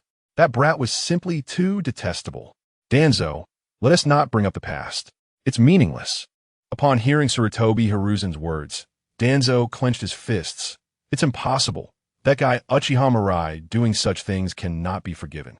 Sarutobi Hiruzen waved his hand. Fine, fine, fine. Do whatever you want. You can take people to capture Uchiha Mirai. Danzo paused. Just now, he only wanted to vent his anger.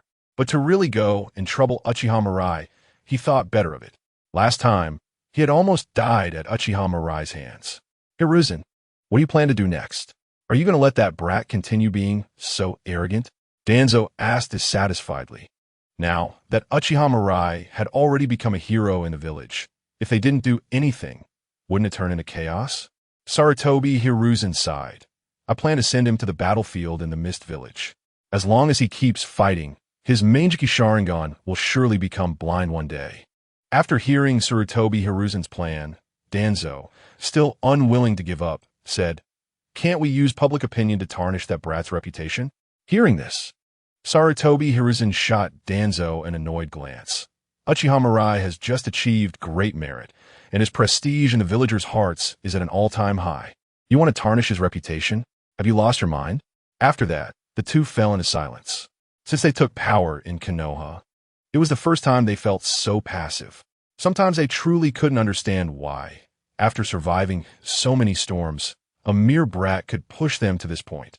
Upon returning to the clan grounds, Uchiha Mirai found the clan grounds much quieter. After asking someone, I learned that after he went to support the battlefield of Sunagakure, Kirigakure declared war on Konohagakure, and the Uchiha clan's ninjas were also dispatched to the battlefield in Kirigakure. Even Uchiha Fugaku, who was the next clan leader of the Uchiha clan, was sent to the front lines. However, I heard that the situation there seemed to be quite unfavorable, and many clan members died on the battlefield. Uchiha Mirai had long anticipated this. Such a good opportunity to weaken the Uchiha clan's power. Sarutobi Hiruzen and the others would certainly not let it slip away. When returning home, Uchiha Mirai glanced at the white snake in the corner and snorted lightly. He entered the living room and sat cross-legged. Orochimaru, it's quite impolite to come uninvited. As soon as he finished speaking, Orochimaru's figure appeared opposite Uchiha Mirai. Mirai-kun, congratulations on achieving another great accomplishment. You have now become a hero in the village. Upon hearing Orochimaru's praise, Uchiha Mirai did not respond. You came to find me. Does that mean you accepted my proposal? Hearing this, Orochimaru fell silent for a moment and slowly said, If you can do as you say, I can agree to your conditions.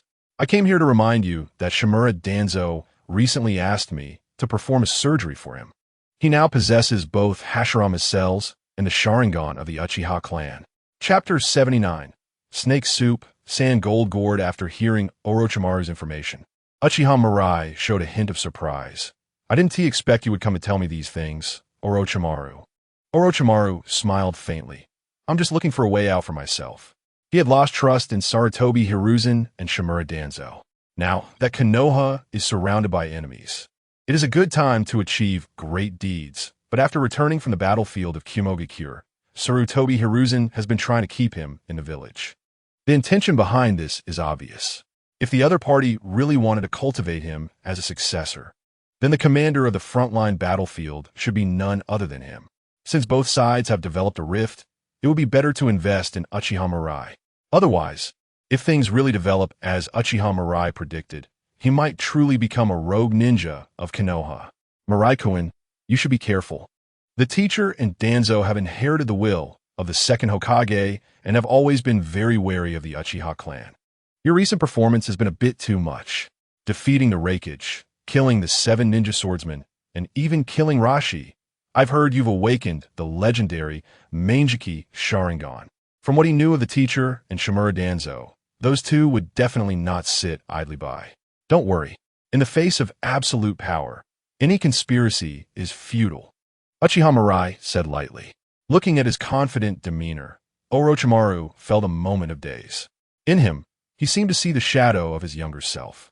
Unfortunately, after experiencing so many brutal realities, he had long lost the vigor of his youth. Thinking of this, Orochimaru couldn't help but remind him, Mirai-kun, sometimes strength is not the only way to confront your opponents. Your opponents may very likely deal you a fatal blow from a moral standpoint, just like Kakashi Hitake did back then. However, what Orochimaru did not expect was that Uchiha Mirai simply smiled faintly. As long as my moral standards are low enough, they won't be able to affect me. Hearing this, Orochimaru was taken aback and laughed. Mirai-kun, you really can always surprise me. All right, let us end the conversation here. Uchiha Mirai waved his hand. Orochimaru, do you have anything else? Seeing Uchiha Mirai's dismissal, Orochimaru pretended not to understand. His vertical pupils filled with curiosity. I heard Mirai-kun's culinary skills are quite good. I want to taste it myself. Before Uchiha Mirai could refuse, Orochimaru immediately added, Consider it a reward for the information I specially came to deliver. Looking at Orochimaru's smug expression, Uchiha Mirai smiled. Then wait a moment, I'm hungry too. After a while, Uchiha Mirai returned to the room carrying a large bowl of steaming thick soup. Smelling the aroma, Orochimaru's heart stirred. It smells great. Mirai, what kind of soup is this? Snake soup. Orochimaru squinted his eyes. I don't eat snake meat. Then you are out of luck. Not long after, watching Uchiha Mirai feast, Orochimaru couldn't help but take a bite. It's really delicious. After sending Orochimaru away, Uchiha Mirai returned to his room. He took out a small gourd he had bought earlier and began to carve sealing techniques on it. When he was on the battlefield of Sunagakure, every time he used sand gold, he had to summon it from the summoning scroll in advance. which was not only troublesome, but also lacked style. So Uchiha Mirai specifically bought a small gourd that could be hung at his waist. As long as he carved the sealing techniques on it, he could seal a large amount of sand gold inside the gourd, making it not only convenient to use, but also stylish. Although carving the sealing techniques was very labor-intensive, looking cool is a lifelong pursuit that cannot be compromised. Until the evening, thanks to the rich experience he gained from Minato Namikaze and Kushina Uzumaki, Uchiha Mirai's small gourd was finally completed. With the gourd slung at his waist, Uchiha Mirai concentrated, and the gourd-esque cork instantly popped open. The next second, sand gold poured out of the gourd continuously. Then, under Uchiha Mirai's control, the sand gold all returned to the gourd. The whole process was incredibly smooth, and Uchiha Mirai nodded in satisfaction. It worked. Just then, a knock sounded at the door. Soon after, the voice of Hinata Kurenai came in. "Mirai, are you home?" "I'm here." Seeing Uchiha Mirai open the door, Kurenai immediately rushed into his arms. "Mirai, you've grown taller again." Back when they were in the ninja school, Uchiha Mirai was about the same height as her, but now he had already surpassed her by a head. Uchiha Mirai patted Kurenai's head and smiled. "What brings you to the clan today?" Kurenai pouted a bit, feeling wronged. "Since you don't come to find me, I can only come to find you." Seeing Kurenai's expression, Uchiha Mirai felt a bit emotional. The once proud little loli was now subtly developing towards a mature woman. "Mirai, aren't you going to let me in to sit for a while?" Hearing Kurenai's words, Uchiha Mirai's heart stirred. "Then come in. I happen to have time today, and I'll personally help you with your training." The next day, Uchiha Mirai walked out of the house, holding the blushing Kurenai. They only stopped outside the clan grounds, and Uchiha Mirai looked at Kurenai and said seriously, "Kurenai, your taijutsu has a lot of room for improvement. Next time I have time, I'll give you a proper lesson." Kurenai lowered her head and huffed. "You bad guy, no way." Watching Kurenai run away in a fluster, Uchiha Mirai chuckled lightly. Just as he was about to head back, a masked Umbu appeared in front of him. "Uchiha Mirai, the Hokage has ordered you to set off immediately to support the battlefield in Kirigakure." After the Umbu finished speaking, he handed a scroll to Uchiha Mirai. Opening the scroll and taking a look, a cold smile appeared on Uchiha Mirai's face. They really didn't want him to rest at all. Just back from the battlefield of Sunagakure, and now they want him to support the battlefield in Kirigakure. If it were an ordinary Mangekyō, he would probably be driven blind in no time. Unfortunately, Sarutobi Hiruzen and Shimura Danzo would probably never think that doing this would only make him stronger. Uchiha Future put away the scroll and waved his hand at the Umbu. "I understand. I will set off tomorrow." Today, he promised to have dinner at Minato's house and couldn't break his word. After hearing Uchiha Future's response, the Umbu's tone became somewhat displeased. "Uchiha Future, the Hokage's order is for you to set off immediately." Uchiha Future raised an eyebrow and slowly walked in front of the Umbu. "Are you threatening me?" Feeling the overwhelming pressure, the Umbu ninja involuntarily took a few steps back. He suddenly remembered that the boy in front of him was not someone to provoke. The other party was a killer who had made countless cloud and sand ninjas tremble on the battlefield. Thinking of this, the Umbu ninja's voice trembled slightly. "I just wanted to emphasize the Hokage's order to you." Upon hearing this, Uchiha Future said lightly, "You can go back and report. I believe the third Hokage will not have any objections to my decision. If he does, let him come find me personally." After Uchiha Future left, the Umbu ninja let out a long sigh of relief. When he was just being stared at by Uchiha Future, he really felt like he could be killed at any moment. The Uchiha clan's members are indeed not to be trifled with. He must not be so impulsive in the future. After warning himself in his heart, the Umbu ninja activated the body flicker technique and disappeared from a spot. Let the third Hokage deal with this matter. Chapter 80. Kushina's request, silent killing technique. That bastard. After listening to the Umbu ninja's report, Sarutobi Hiruzen slammed his hand on the table. After being in power for so many years, few dared to challenge his authority like this. How dare he publicly refuse his orders and say that if he disagreed, he should come find him personally. Uchiha Future, that little brat, is simply too arrogant. Does he even regard me, the Hokage, as anything? Hokage-sama, should I take people to capture Uchiha Future? The Umbu ninja said in a deep voice after seeing Sarutobi Hiruzen's angry expression.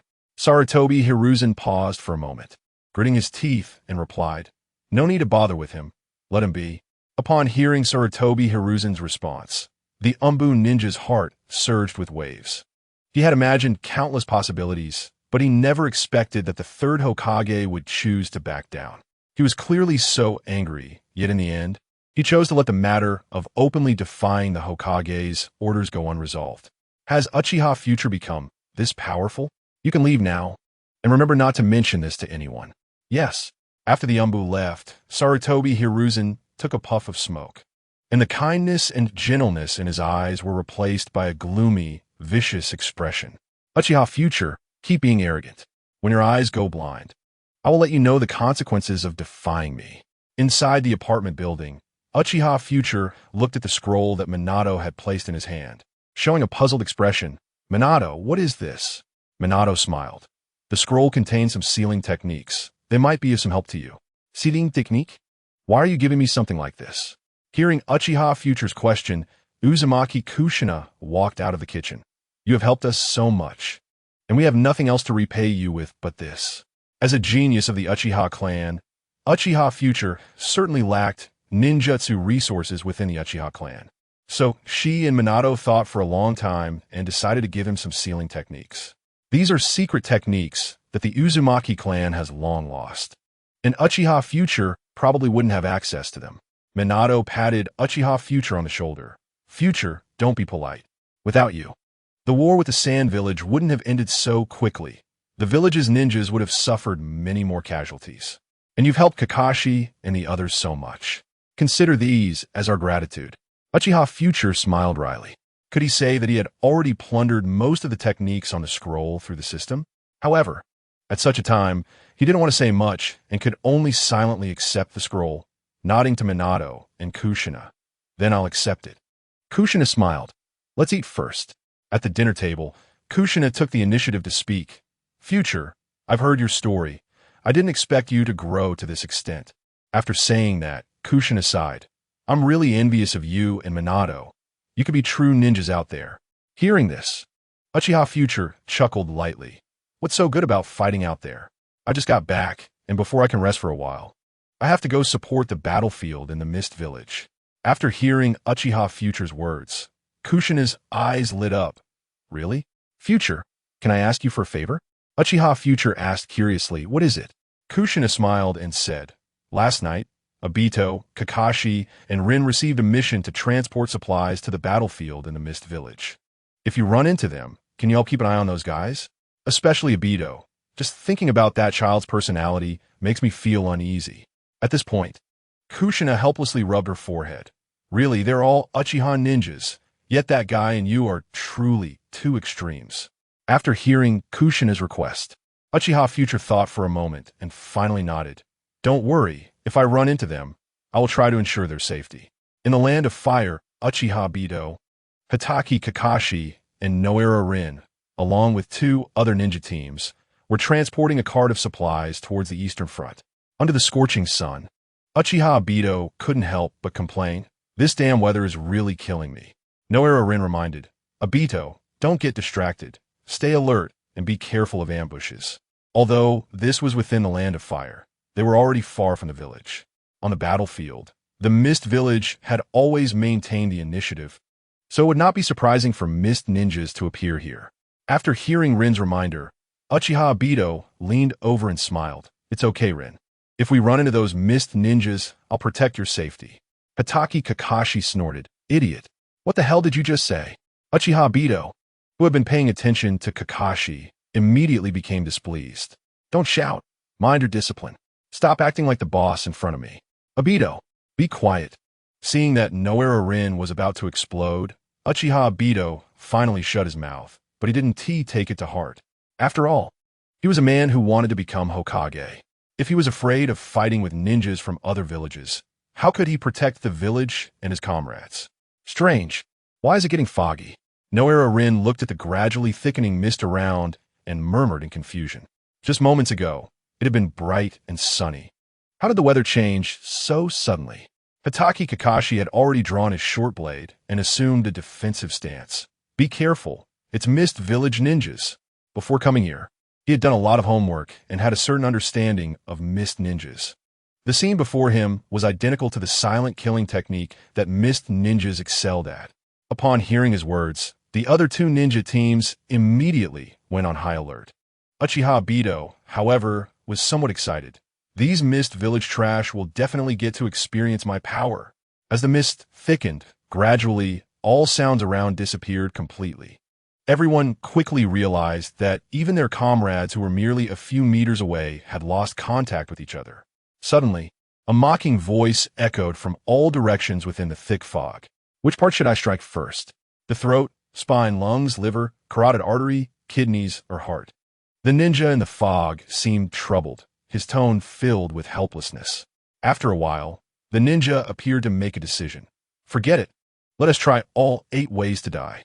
Before the words even left his mouth, screams began to ring out one after another. Kakashi, Obito, Uchiha, and Rin Noura were all drenched in cold sweat. It seemed that a beast lurking in the dense fog was ready to pounce and devour them whole at any moment. Chapter 81. Heroes always arrive a step late. Kakashi, Rin, are you all right? Obito Uchiha shouted loudly into the fog, but received no response.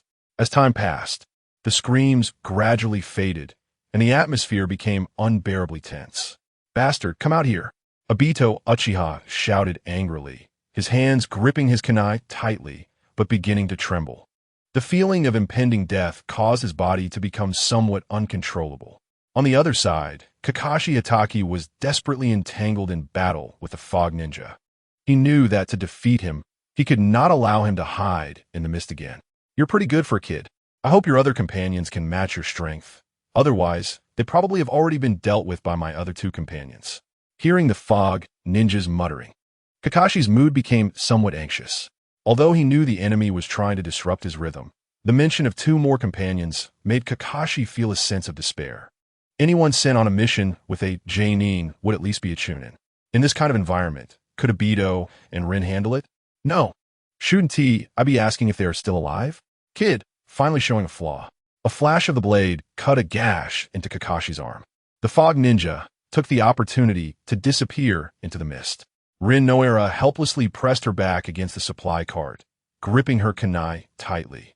In this oppressive atmosphere, she felt like her heart was about to leap out of her chest. She had never been good at fighting, and now she couldn't sense the enemy's position at all.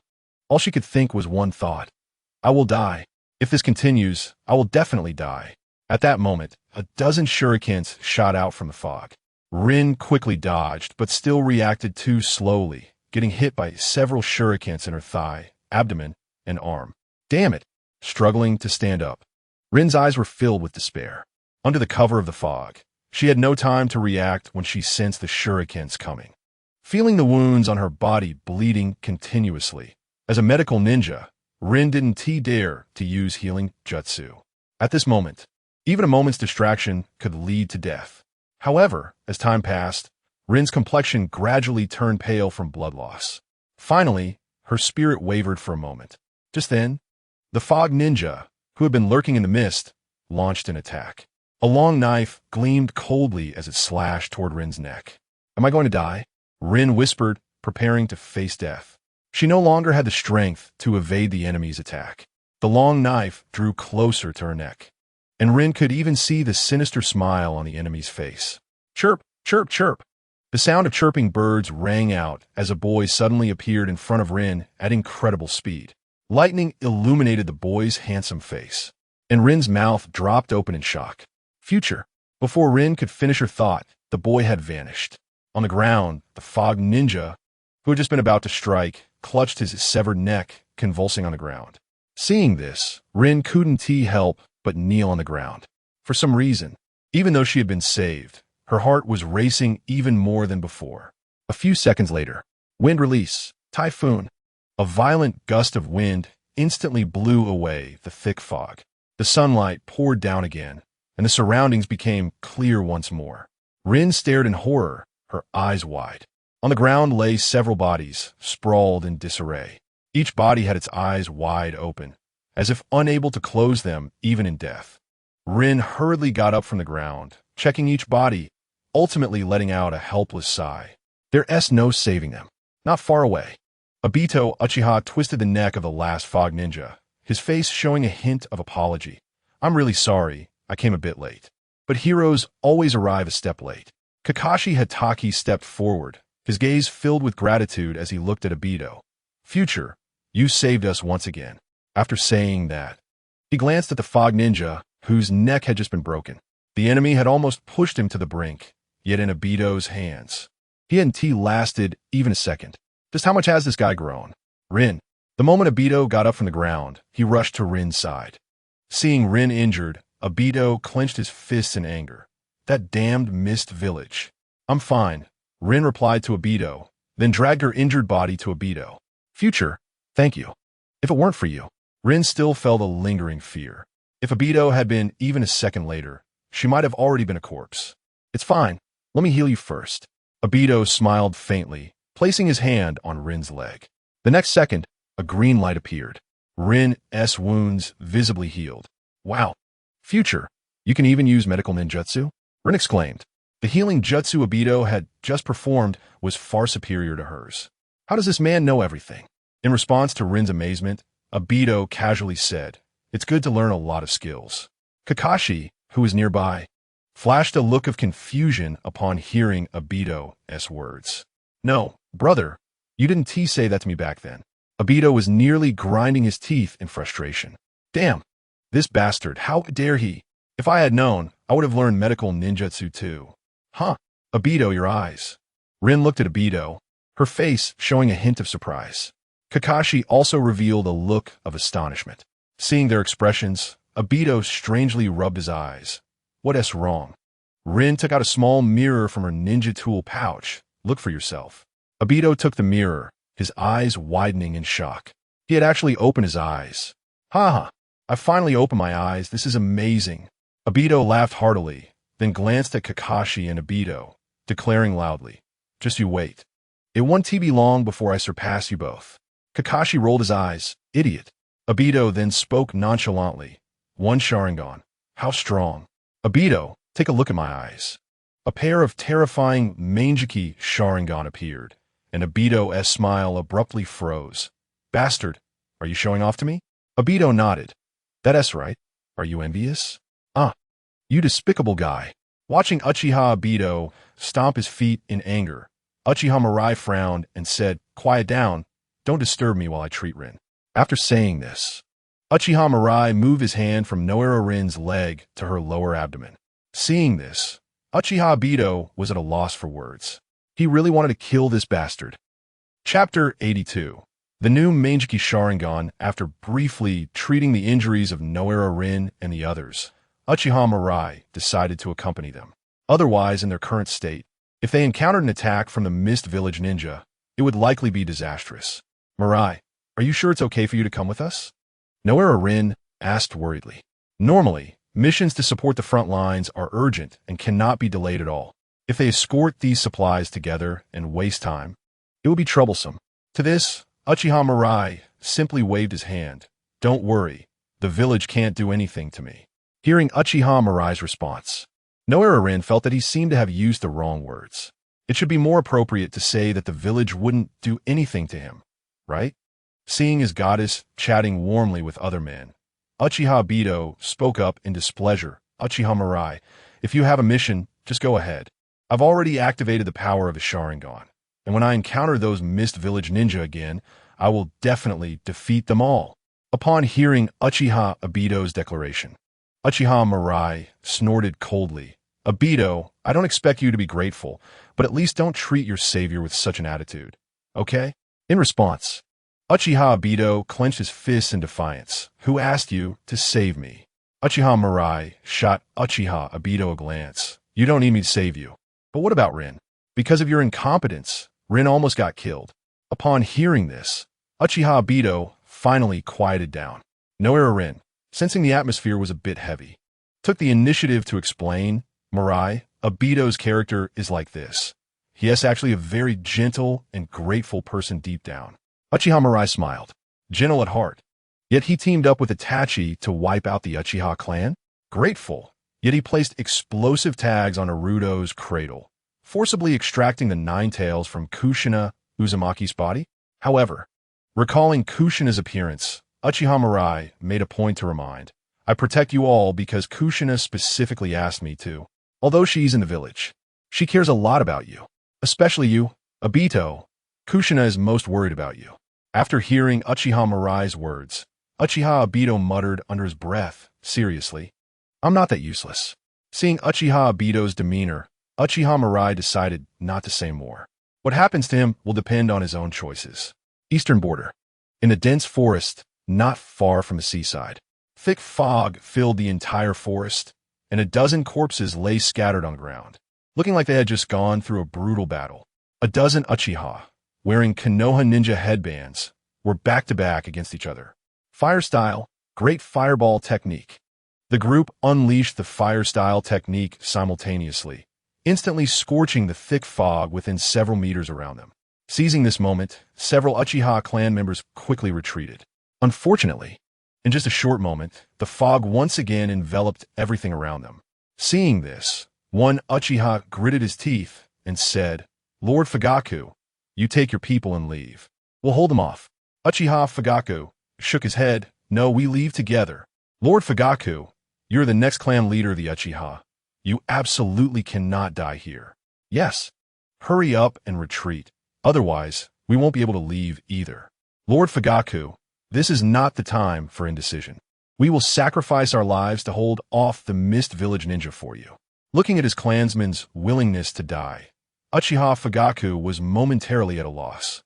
Seeing his expression, an older Uchiha ninja spoke solemnly. In a Hoshi, Itai, Hakadai, you three must successfully bring Fugaku back. Yes. The three young ninjas immediately stood beside Uchiha Fugaku. The rest form a line. Do not let anyone through. Yes. The fog gradually thinned. Uchiha Fugaku had already forgotten how he broke through the encirclement of the Mist Village. His mind was filled with the screams of his clansmen before their deaths. Uchiha Fugaku was filled with regret. If it weren't for his greed and recklessness, they definitely wouldn't have fallen into the Mist Village's ambush, and this situation wouldn't have occurred. Out of nearly 30 people, only 4 escaped. Those who followed him were all elite ninjas of the Uchiha clan. A strong emotion spread in Uchiha Fugaku's mind. His eyes began to spin rapidly. Soon, the originally black 3 tomo connected, outlining a complex, mysterious pattern. Mangekyō Sharingan. The intense impact brought by the opening of his eyes caused Uchiha Fugaku to lose consciousness, his vision fading to black. When he opened his eyes again, Uchiha Fugaku found himself back at the Konoha camp. My eyes. Recalling the scenes that happened before he fainted, Uchiha Fugaku picked up a mirror and immediately saw his 3 tomo Sharingan. With a thought, Uchiha Fugaku's eyes transformed into the shape of the Mangekyō Sharingan. Is this the true power of the Uchiha clan? Feeling the powerful ocular power, Uchiha Fugaku murmured to himself. He finally understood why the 3rd Hokage and others were so wary of the Uchiha clan. Under the power of these eyes, he even felt a sense of omnipotence. He must hide this power well. Otherwise, the 3rd Hokage and the others would definitely not let it go. Uchiha Fugaku closed his eyes and instantly made a decision in his heart. No one must know that he has awakened the Mangekyō Sharingan. Just then, there was a knock at the door. Lord Fugaku, are you awake? Hearing this, Uchiha Fugaku replied in a deep voice, come in. Seeing Uchiha Hakadai walk in, Uchiha Fugaku stood up from the bed. Are Inahoshi and the others okay? Uchiha Hakadai nodded. We're all fine. But none of those who stayed behind have returned. Hearing Uchiha Hakadai's words, Uchiha Fugaku clenched his fists. I will make those Mist Village ninja pay the price. Lord Fugaku, there's one more thing. Looking at Uchiha Hakadai, Uchiha Fugaku casually asked, what is it? During your unconsciousness, Uchiha Mirai has already arrived at the camp. What? Uchiha Fugaku's expression sharpened. Uchiha Mirai. If it weren't for this guy, how could the Uchiha clan have fallen to this point? Chapter 83. Summer cicadas cannot speak of Ice Lord Mirai. I didn't expect that the ninja who came to support this time would be you. It's truly surprising. Yes, if Lord Mirai is here, we will definitely be able to defeat those guys from the Mist Village. I heard that Lord Mirai has awakened the legendary Mangekyō Sharingan. It's simply the pride of our Uchiha clan. In the camp, the Uchiha clan ninjas all looked at Uchiha Mirai with respect, their faces filled with genuine smiles. Uchiha Mirai's performance on the battlefield in the Sand Village had already spread among the Uchiha clan members. Everyone knew that this young ninja before them had awakened the legendary Mangekyō Sharingan. Moreover, Uchiha Mirai had showcased godlike power on the battlefield in the Sand Village, defeating the Sand Village ninjas in one fell swoop. This performance makes every Uchiha ninja proud. Uchiha Future has also become an object of admiration for many Uchiha clan members, defeating the Raikage, killing the 7 ninja swordsmen, eliminating Rasha, and awakening the Mangekyō Sharingan. Perhaps the era of the Uchiha clan reclaiming their glory is about to come again. After greeting everyone, Uchiha Future walked into the conference hall. He didn't expect that the usually taciturn Uchiha clan members would show such enthusiasm. As soon as he sat down, a figure strode in. Uchiha Future. Seeing the expression on Uchiha Fugaku's face, Uchiha Future calmly said, "Fugaku, why do you seem to not welcome me?" Uchiha Fugaku snorted coldly. "You are the center of the Uchiha clan, and you expect me to welcome you?" "Oh." Uchiha Future raised his eyebrows, looking at Uchiha Fugaku in confusion. "How have I become the center of the Uchiha clan again?" Hearing this, Uchiha Fugaku angrily said, "If it weren't for you killing the 7 ninja swordsmen, would the Mist Village have declared war on Konoha? If the Mist Village hadn't declared war, could the 3rd Hokage use the excuse that the 7 ninja swordsmen were killed by Uchiha ninjas to send us to the battlefield?" Uchiha Fugaku grew angrier as he spoke. If it weren't for Uchiha Future being so ostentatious, how could he have attracted the attention of the 3rd Hokage so quickly? After silently observing Uchiha Fugaku for a few seconds, Uchiha Future sighed. "Fugaku, you really are a coward." Uchiha Fugaku was taken aback. "What did you say?" Uchiha Future coldly snorted. "I said you were a coward. Bastard." Uchiha Fugaku was furious and threw a punch at Uchiha Future. Throughout his life, apart from his strict father, no one had ever dared to speak to him like this. However, before his punch could land, Uchiha Fugaku felt a spasm in his abdomen and couldn't help but bend down. Immediately afterward, Uchiha Fugaku felt himself being lifted and then slammed onto the ground. Bang! With a loud thud, Uchiha Fugaku lay on the ground, unable to stop groaning. Hearing the commotion, the ninjas outside immediately rushed in. However, when they saw Uchiha Fugaku lying on the ground and Uchiha Future sitting calmly beside him, they all froze in place. "What is going on? You all get out. No one is allowed to enter without my orders." Looking at the few ninjas exchanging glances, Uchiha Future coldly snorted, and the powerful chakra of his Mangekyō Sharingan burst forth. "What? Do you want to defy me? We wouldn't dare. We'll leave now." Feeling the immense pressure from Uchiha Future, the guards looked at Uchiha Fugaku and obediently exited the room. Once everyone left, Uchiha Future turned his gaze to Uchiha Fugaku. "Fugaku, you should have awakened your Mangekyō Sharingan, right?" Uchiha Fugaku was momentarily stunned. "How do you know?" Uchiha Future replied lightly. "Once the Mangekyō Sharingan is activated, it cannot be closed voluntarily for a period of time." Uchiha Fugaku was shocked.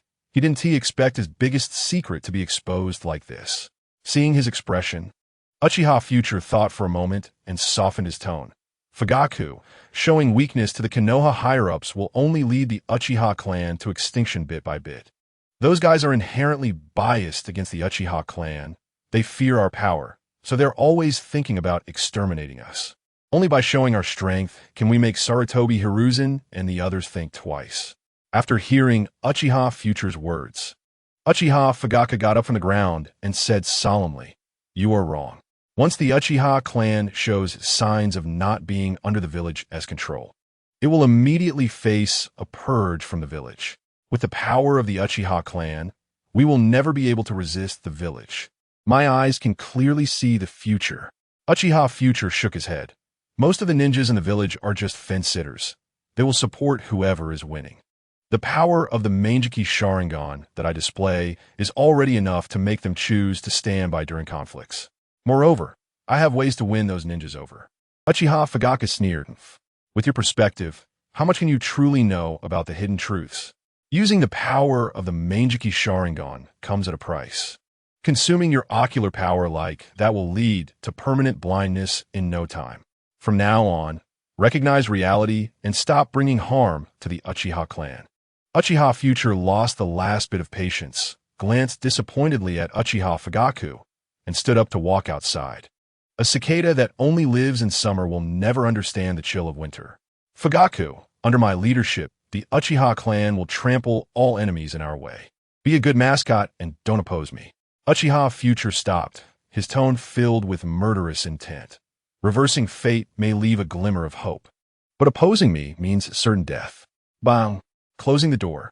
Uchiha Future glanced at the crowd gathered outside and waved his hand lightly. Thank you all for your hard work during this time. From today on, the offensive and defensive positions will change. Hearing Uchiha Future's declaration, the Konoha ninjas present all showed excited expressions. After being bullied by the Mist Village for so long, are they finally going to counterattack? Thinking of Uchiha Future's performance on the battlefields of the Cloud and Sand villages, everyone began to feel hopeful. Can this brilliant young man continue the previous glory here? Ding! Congratulations to the host for successfully plundering the reward. Amaterasu. Listening to the system's prompt in his mind, Uchiha Future's lips curled slightly. Amaterasu, huh? That's a nice ocular technique. It seems even Uchiha Fugaku can create some value. Chapter 84. Top secret mission. The next morning, Kakashi Hitaki, Obito Uchiha, and Rin Noara arrived early to find Uchiha Future. Future, we're going back to the village today. Rin Nohara's tone was a bit disappointed, and she didn't seem very enthusiastic. Uchiha Future frowned in confusion. Did you receive a new mission? Kakashi Hitaki nodded. That's right, but we can't disclose the details of the mission. Obito Uchiha walked up to Uchiha Future and smugly snorted. This time we received a B-rank confidential mission. Just wait. It won't be long before we become heroes of the village. Hearing this, Uchiha Future immediately thought of something. A mission that would allow Kakashi's team to carry out during this time must be the one to blow up the Canopy Bridge from the original story. Thinking of this, Uchiha Future couldn't help but remind them. B-rank missions can be extremely dangerous, especially during this time. You must be careful. In the original story, Kakashi Hitaki's left, I was injured by a rock ninja during the Canopy Bridge mission. Rin Noara also almost lost her life. Obito Uchiha began his path of darkness in this battle. Moreover, now, because of his butterfly effect, many events in the ninja world have deviated from the original development trajectory. So Uchiha Future also didn't know what kind of experiences Kakashi and the others would have this time. Don't worry, Future. I'll take good care of the two of them. Kakashi Hitaki said seriously, looking at Uchiha Future. Uchiha Future had taught him many principles, and he had also resolved his own mental barriers. No matter what happens, he would not abandon his companions. Hearing Kakashi Hitaki's words, Obito Uchiha's lips curled up slightly, but he habitually retorted, TCH. Kakashi, stop boasting here. After activating the Sharingan, I am completely different from before. If you hold me back, I won't go easy on you. In response, Kakashi simply commented, Idiot. Huh? Kakashi, are you insulting me again? What do you want? Crybaby. Damn it. I will definitely beat you today. Before you talk big, take off your goggles. At least that would make you look less childish.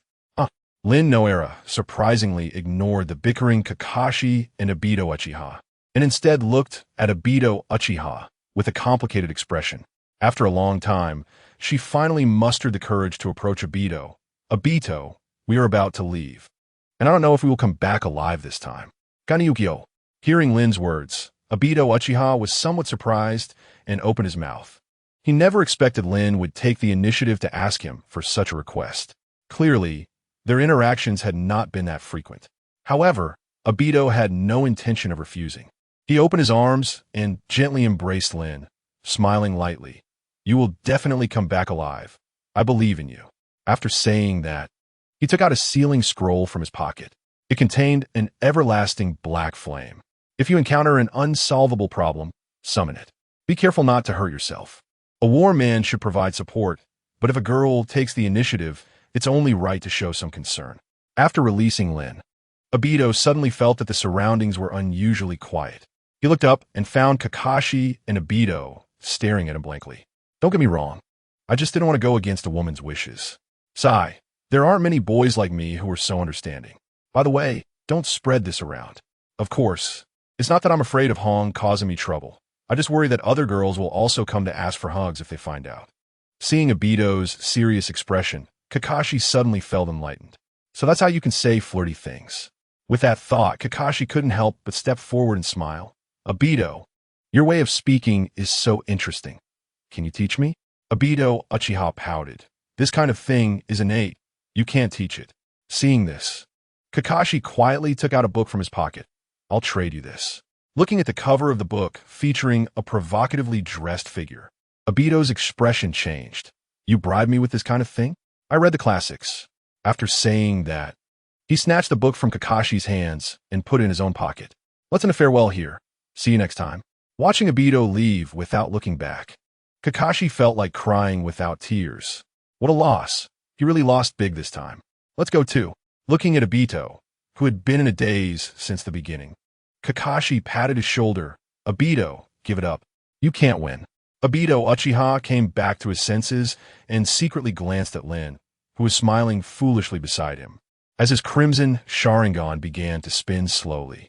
In the land of fire on the front line battlefield, a dozen ninjas from the Leaf Village were hiding behind a dirt slope, their eyes filled with despair.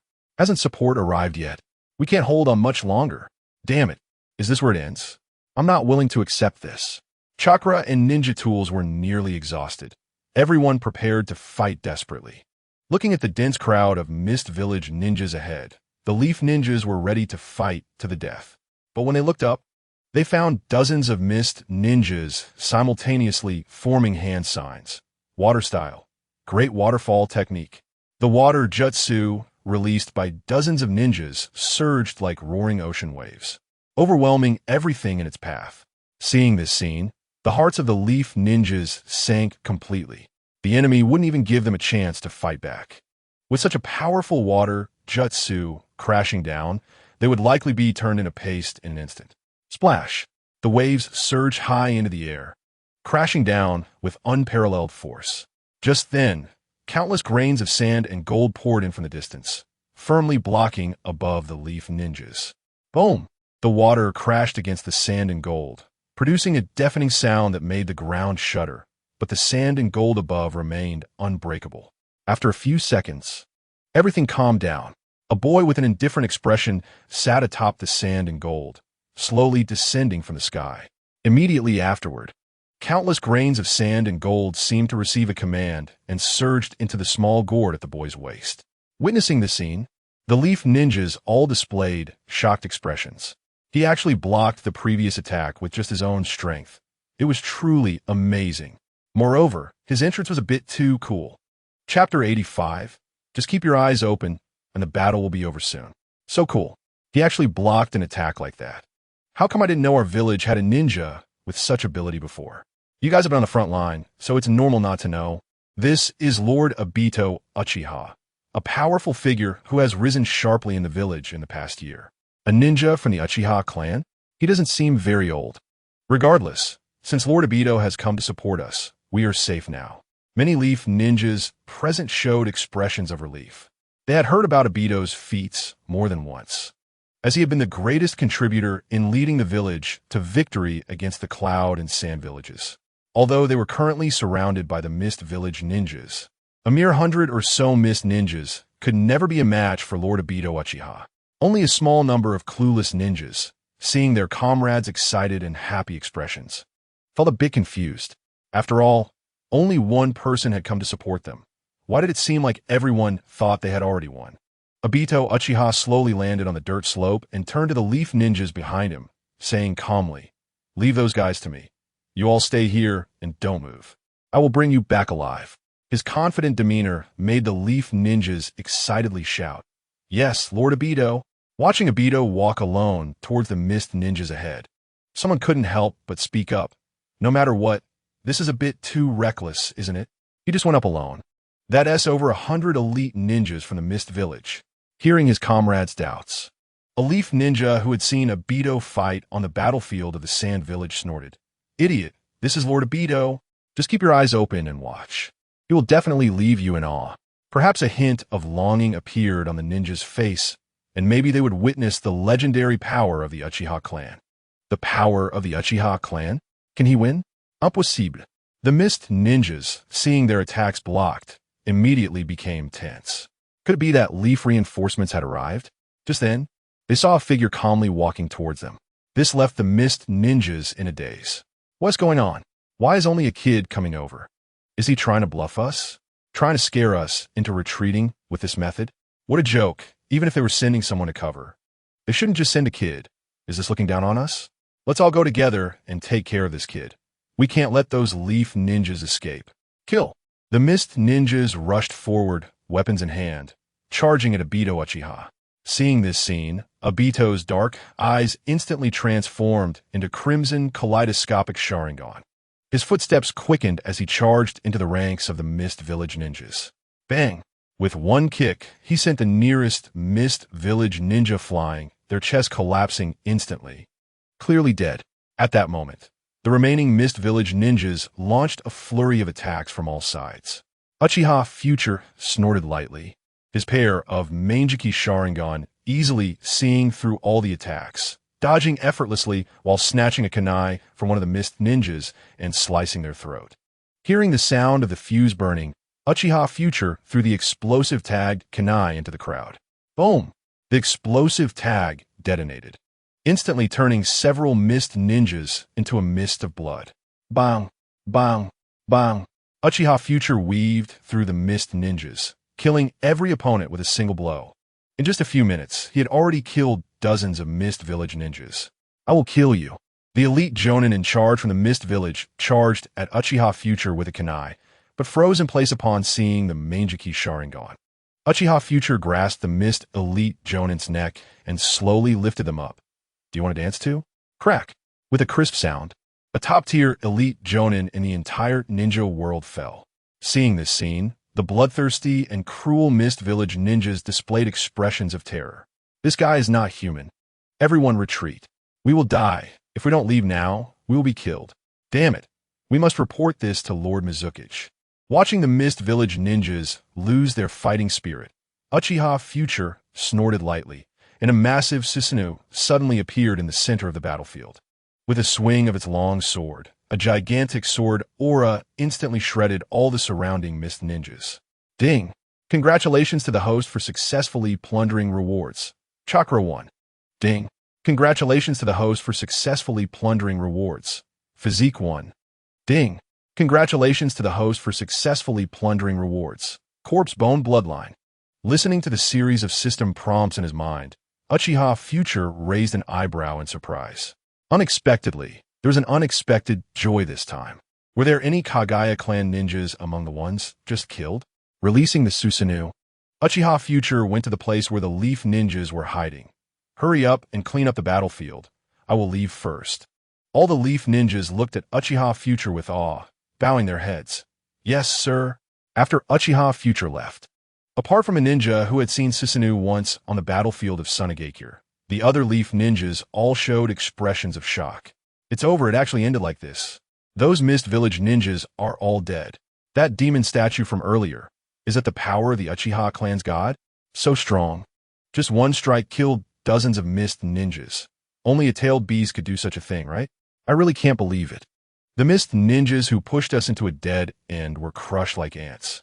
Looking at the incredulous expressions on his companions' faces, the previously shocked ninja couldn't help but smile proudly. When he first saw Susanoo on the battlefield of Sunagakure, his companions looked almost exactly like they do now. Lord Future saved him once again. If possible, he really wanted to follow a ninja like Lord Future forever. Thinking of this, he couldn't help but speak up. Now you know, with Lord Future support, the Mist Village ninjas' defeat is only a matter of time. So be grateful to Lord Future. They have given us a chance for rebirth. Uchiha Future did not return to the camp, but went alone to an empty area where no one was around. He had gained many rewards from the recent battle, so he came to a place where no one would appear. After all, tallying the spoils of battle was his favorite part. He didn't want to be disturbed by anything else. Chapter 86, The New Dawn Panel. Uchiha Future thought, and a semi-transparent sky blue panel appeared before his eyes. Name, Uchiha Future. Physique, 1087. Mental power, 1023. Chakra, 1028. Bloodline limits. Mangekyō Sharingan. Magnet release. Sand gold. Scorch release. Corpse bone bloodline. Ninjutsu. Others. Looking at his attribute panel, Uchiha Future felt a deep sense of satisfaction. He still remembered that at the beginning, apart from mental power, all his attributes were still in single digits. In less than 2 years, they had all broken through 1,000. The Mangekyō Sharingan he had longed for was finally obtained, along with 2 very powerful ocular techniques. As for other ninjutsu, bloodline limits, secret techniques, etc., there were countless. This sense of fulfillment and security was immensely satisfying. After quickly glancing at the panel, Uchiha Future focused all his attention on his eyes. Once his mental power reached 1,000, he could distinctly feel that his eyes had undergone a qualitative leap. It was as if they had evolved again, with a significant increase in ocular power. Uchiha Future couldn't help but mutter, "Has it evolved to the eternal Mangekyō Sharingan?" Then, Uchiha Future shook his head. No, it's not just that. The boundary between the eternal Mangekyō Sharingan and the Mangekyō Sharingan is not very clear. If viewed from the perspective of ocular power and the guarantee of never going blind, his Mangekyō Sharingan should have already reached the threshold of the eternal Mangekyō Sharingan. Even the complete Susanoo, shortly after activating the Mangekyō Sharingan, he could easily activate. Now, evolving again must be more than just evolving to the eternal Mangekyō Sharingan. After closing his eyes to carefully sense, Uchiha Future opened his eyes again. He could feel that his eyes had indeed met the requirements for another evolution. But due to some conditions not being fulfilled, they had merely experienced a surge in ocular power. Above the Mangekyō Sharingan, after a long while, Uchiha Future's gaze gradually became clear. Rinnegan. After his mental power reached 1,000 points, his eyes could possibly evolve into Rinnegan. But evolving into Rinnegan requires the power of all things. Until he obtains this power, even if his mental power reaches the threshold, his eyes can only remain in the form of eternal Mangekyō Sharingan temporarily. It seems that after the Third Shinobi World War ends, he needs to find an opportunity to obtain the power of all things. After coming to this conclusion, Uchiha Future no longer felt troubled. For him, obtaining the power of all things was not particularly difficult. Next, Uchiha Future turned his attention to the recently acquired corpse bone bloodline. As a bloodline limit possessed by Kimimaro in the original work, the corpse bone bloodline performed quite well. When he watched Naruto, apart from the battle between Lee and Gaara, Kimimaro's battle against Gaara left a deep impression on him. In the early stages, it was simply explosive. Uchiha Future sensed it, and with a thought, a pure white bone blade pierced out from his palm. Gripping the bone blade, Uchiha Future casually slashed it against his kunai. Clang! With a crisp sound, Uchiha Future's kunai broke cleanly in half. Not bad power. Uchiha Future nodded in satisfaction. This kunai was a weapon originally given to him by Uchiha Fugaku, a chakra tool, and it had accompanied him through many battles without even dulling its edge. Yet now it was easily severed by the bone blade he created. However, given his current physical strength, it is not surprising that such a situation has occurred. Retracting the bone knife, Uchiha Mirai walked towards the Konoha camp. Today's harvest was good, but it was still far from enough. Next, it was time to work toward the next stage. Kirigakure, on an island near the Land of Fire. Kirigane Yagura looked at the information scroll in his hand, his expression extremely grim. The front line, which had originally been progressing smoothly, had recently shown signs of retreating day by day. In just a few days, the number of ninjas killed or injured in the war had approached 1,000. 1,000 ninjas may not seem like a lot to other ninja villages, but for Kirigakure, it was already a terrifying number. Many clan leaders had expressed their dissatisfaction to him. If this continues, Kirigakure will likely face internal strife first. It seems I have to take action myself. Looking at the image of Uchiha Mirai on the information scroll, Kirigane Yagura's doll-like face revealed a hint of malice. Mangekyō Sharingan? Oomph. I want to see how strong a mere child who hasn't even reached adulthood can be. Ding! Congratulations to the host for successfully plundering rewards. Mental Power 1. With the system's notification ending, Uchiha Mirai also stopped his killing spree. Looking around, the bodies of Kirigakure ninjas lay densely on the ground. In the distance, Konoha ninjas were filled with excitement.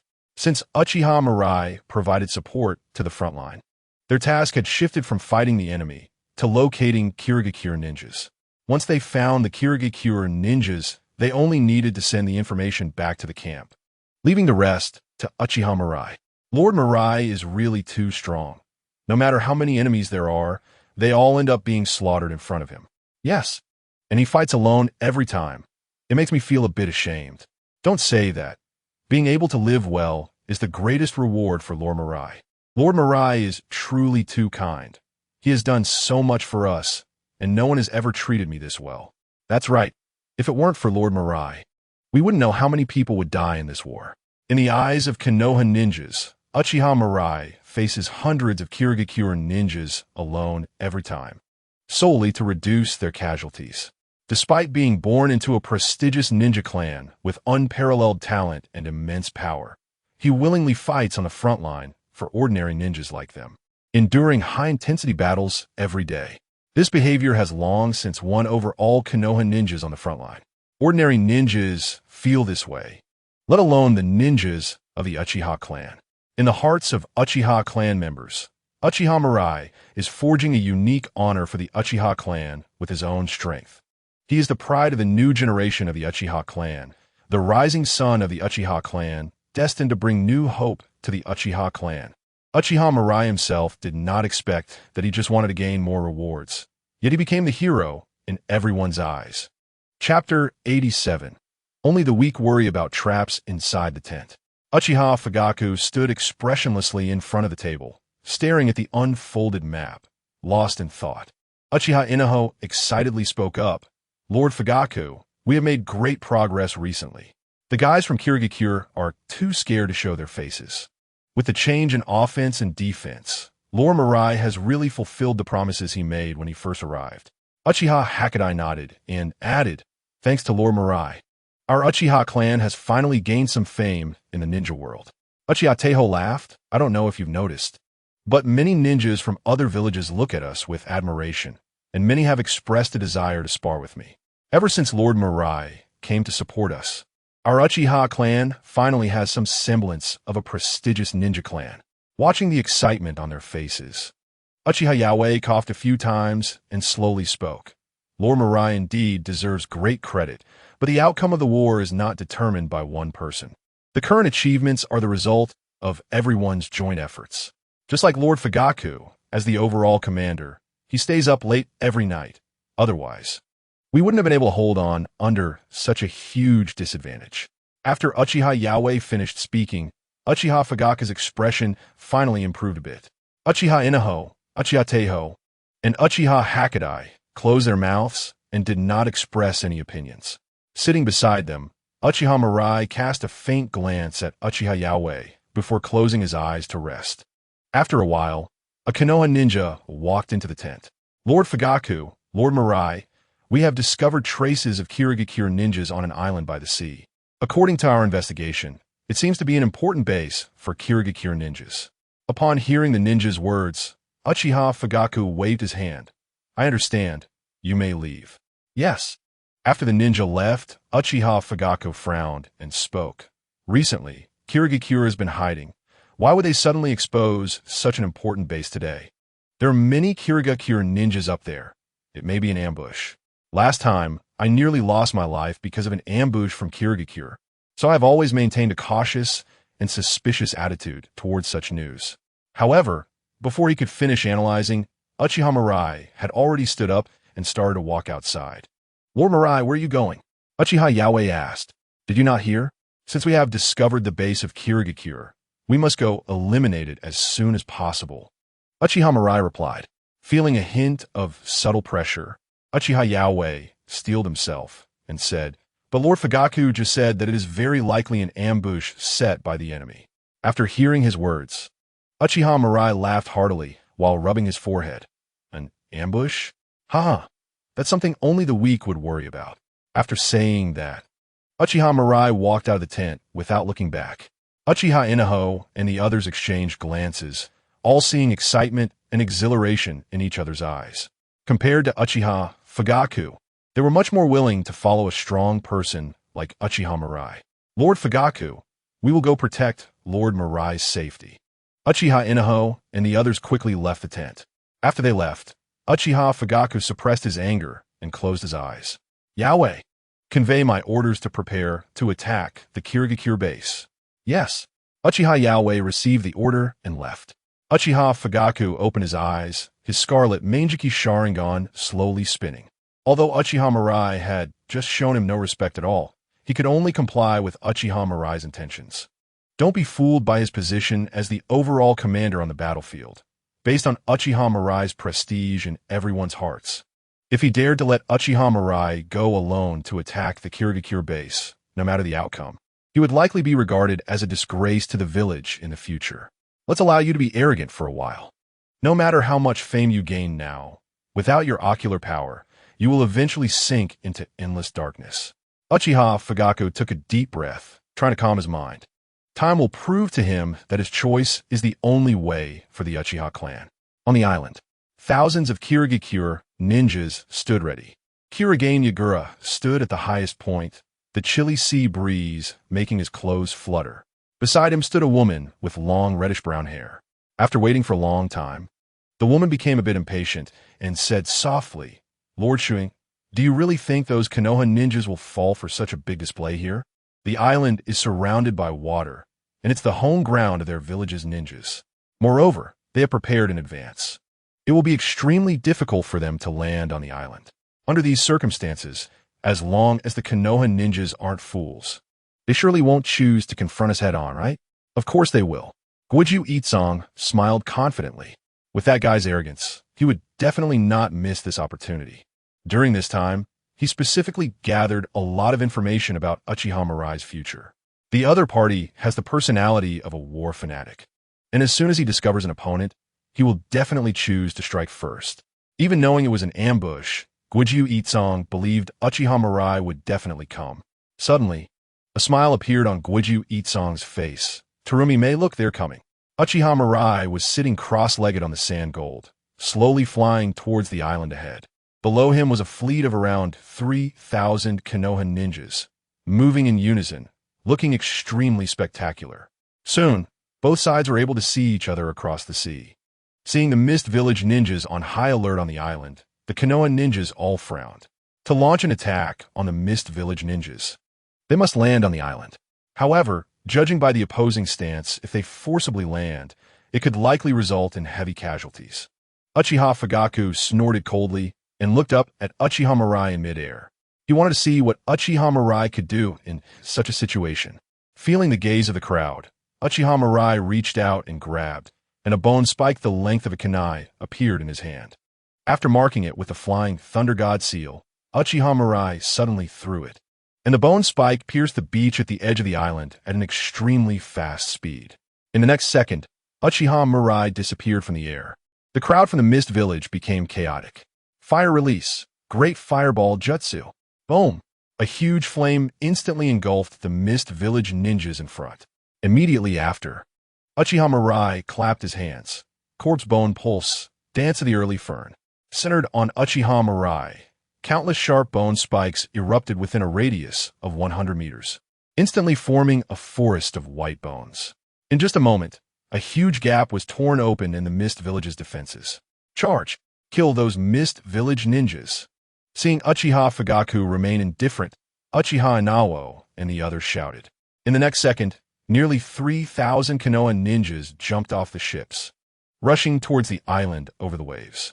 Watching this scene, Uchiha Fugaku gritted his teeth and clenched his fists. Corpse Bone Pulse, Flying Thunder God Technique. How many more trump cards does this bastard have? Chapter 88, Boil Release. Ding. Congratulations to the host for successfully plundering rewards. Chakra 1. Ding. Congratulations to the host for successfully plundering rewards. Physique 1. Ding. Congratulations to the host for successfully plundering rewards. Mental Power 1. Uchiha Mirai was constantly reaping the lives of Mist Village ninjas amidst the crowd, and the system's prompt echoed in his mind. Looking at the increasing attribute points, Uchiha Mirai felt a sense of satisfaction akin to harvesting in the fields during autumn. As for the attacks from the Mist Village ninjas, he could easily evade most of them. Occasionally, when he couldn't dodge, Uchiha Mirai simply took the hit directly. With the sand gold armor, corpse bone pulse, and his own physical strength, if it weren't for the fear of his clothes getting destroyed and revealing a certain terrifyingly powerful entity, Uchiha Mirai wouldn't even see the need to evade. Just as he was enjoying the slaughter, a wave of excited shouts erupted around him. "Lord Mirai, we're here to help you." Uchiha Mirai looked up and found that the Konoha ninjas had all rushed up, engaging in close combat with the Mist Village ninjas. Uchiha Mirai frowned. "Who told you to come over?" Hearing Uchiha Mirai's reprimand, the faces of the Konoha ninjas showed moved expressions. "Lord Mirai, you don't need to worry about us. The moment we became ninjas, we were ready to sacrifice ourselves." "That's right. At least let us fight alongside you once. We all understand your intentions, but that's why we cannot stand by and do nothing. This is the will of fire." Looking at the Konoha ninjas, who seemed to be pumped up, Uchiha Mirai felt speechless. He clearly just wanted to gain as many system rewards as possible, but these guys seemed to have automatically filled in a lot of things in their minds. However, it was too late to say anything now. The most important thing was to harvest the Mist Village ninjas as quickly as possible. At that moment, all the Mist ninjas around Uchiha Mirai retreated. Suddenly, a thick fog engulfed Uchiha Mirai. Boil release, mist of the skillful. A chillingly acidic scent wafted through the air, and then Terumi may continuously mobilize the chakra within her body. Dissolution release, dissolving monster technique. A large amount of sticky and highly corrosive acidic liquid covered the entire thick fog, and a hissing sound of corrosion echoed from the ground. "It's over." Seeing her attack hit the target, Terumi may sighed in relief. Her bloodline limit could corrode everything, and anything stuck with boil release and dissolution release would be completely corroded. However, thinking of Uchiha Mirai's earlier appearance as he slaughtered through the crowd, Terumi may couldn't help but feel a bit regretful. Such powerful strength, and looking so handsome. If only he were a ninja from her own village. Just as Terumi May was about to shift her gaze to other ninjas, an unexpected change occurred. A huge blood-red fist suddenly burst out from the dissolution liquid. "Watch out! Water release. Clear mirror, stop water." A smooth water mirror blocked in front of Terumi May, stopping this deadly blow. Crack! The sound of the water mirror shattering rang out, and Terumi May was pulled back as she flew away. Lord Shueying, looking at Guoju Itsong, who had a serious expression. Terumi May revealed a hint of joy at having survived. That previous attack had actually shattered the water mirror created by the fourth Mizukage in one hit. If it had hit her, she would definitely not have survived. "Leave this guy to me. You go deal with the other Konoha ninjas." "Yes." After Terumi May left, Guoju Itsong looked at Uchiha Mirai, who emerged from the acidic liquid, and his expression became grave. From the recent battle, he seemed to have been a bit too optimistic. He didn't expect that one person could completely break through the Mist Village's formation. Ding! Congratulations to the host for successfully plundering rewards. Boil Release Bloodline Limit. Hearing the prompt in his mind, Uchiha Mirai glanced around but did not find Terumi May's figure. Did she sneak attack and then run away? It doesn't matter. There will be a chance to meet again. Uchiha Mirai focused his gaze back on Guoju Itsong's face. The fourth Mizukage in front of him had a doll-like face and was quite short. There was a gruesome scar over his left eye, making him appear younger than he actually was. Guoju Itsong? Seeing such a distinctive appearance, Uchiha Mirai immediately guessed the identity of the person in front of him. "Uchiha Mirai, your strength is very strong. I don't even have confidence that I can defeat you." Guoju Itsong spoke first. "It's really exciting to be able to be your opponent." Hearing this, Uchiha Mirai chuckled. "Is that so? But I'm not interested in treating trash like you as an opponent." Guoju Itsong's face suddenly turned ugly. He was the fourth Mizukage of the Mist Village, holding great power and standing at the pinnacle of the ninja world. Not to mention being treated as a rival. Even gaining his recognition would already be a kind of glory. But this little brat in front of him actually dared to call him trash. Absolutely unforgivable. Water release, water dragon bullet technique. Water release, water blade technique. Faced with Koguchi Yatsukura's attacks, Uchiha Mirai couldn't even be bothered to dodge. Even the most basic Susanoo couldn't be broken by such attacks. Seeing his attacks were ineffective, Koguchi Yatsukura formed hand seals again. Water release, water mirror technique. A huge water mirror appeared in front of Koguchi Yatsukura, but the next second, his expression changed drastically. This move was his signature ninjutsu, capable of creating a perfect mirror clone of the enemy through the water mirror, with the clone able to use the same ninjutsu as the enemy. But his chakra was being drained, yet he still couldn't create a mirror clone of Uchiha Mirai. How much chakra does this bastard have? Koguchi Yatsukura cursed inwardly and forcibly created a half-finished mirror clone. Watching Uchiha Mirai emerge from the water mirror, the faces of the Mist Village ninjas all lit up with excitement. Lord Mizuki is making a move. That little brat from Konoha can no longer be arrogant. The clone created by the water mirror technique is said to possess the same power as the original. Lord Mizuki, kill that little brat and avenge our fallen comrades. Each village's Kage holds immense prestige in the hearts of their ninjas, so seeing Koguchi Yatsukura take action, the Mist Village ninjas all showed excitement. In their eyes, even though Uchiha Mirai was strong, he could never be a match for the fourth Mizuki. Only Koguchi Yatsukura secretly felt distressed. He seemed to have been a bit blindly optimistic. This Uchiha brat in front of him seemed a bit ridiculously strong. Of course, that was all there was to it. As the Mizuki, Koguchi Yatsukura had his own pride. No matter who the enemy was, he was confident he could defeat them. Chapter 89. Complete Body Susanoo. Seeing the gazes of those around him, Koguchi Yatsukura thought for a moment, and the clone created by the water mirror technique charged towards Uchiha Mirai. The clone formed hand seals, and a massive fireball erupted from its mouth. Following that were wind release, lightning release, earth release, water release. Various ninjutsu bombarded Uchiha Mirai like a machine gun, attacking him non-stop. Faced with such an attack, Uchiha Mirai scoffed disdainfully. The water mirror technique is indeed a marvelous secret art, but to say it can create clones with the same power as the original is a bit exaggerated. Watching the water mirror clone continue to attack him, Uchiha Mirai's eyes suddenly surged with power. The Susanoo, which originally only had an exoskeleton, instantly grew muscles and flesh, transforming into a half-body divine statue over 10 meters tall. The Susanoo swung down its blade, and the water mirror clone instantly vanished into thin air. Seeing the scene, the Mist Village ninjas were all dumbfounded. The fourth Mizuki's secret technique was simply broken like that. Damn! Looking at the Susanoo in front of him, Koguchi Yatsukura quickly formed hand seals, unleashing various powerful water release ninjutsu that continuously struck the Susanoo's body.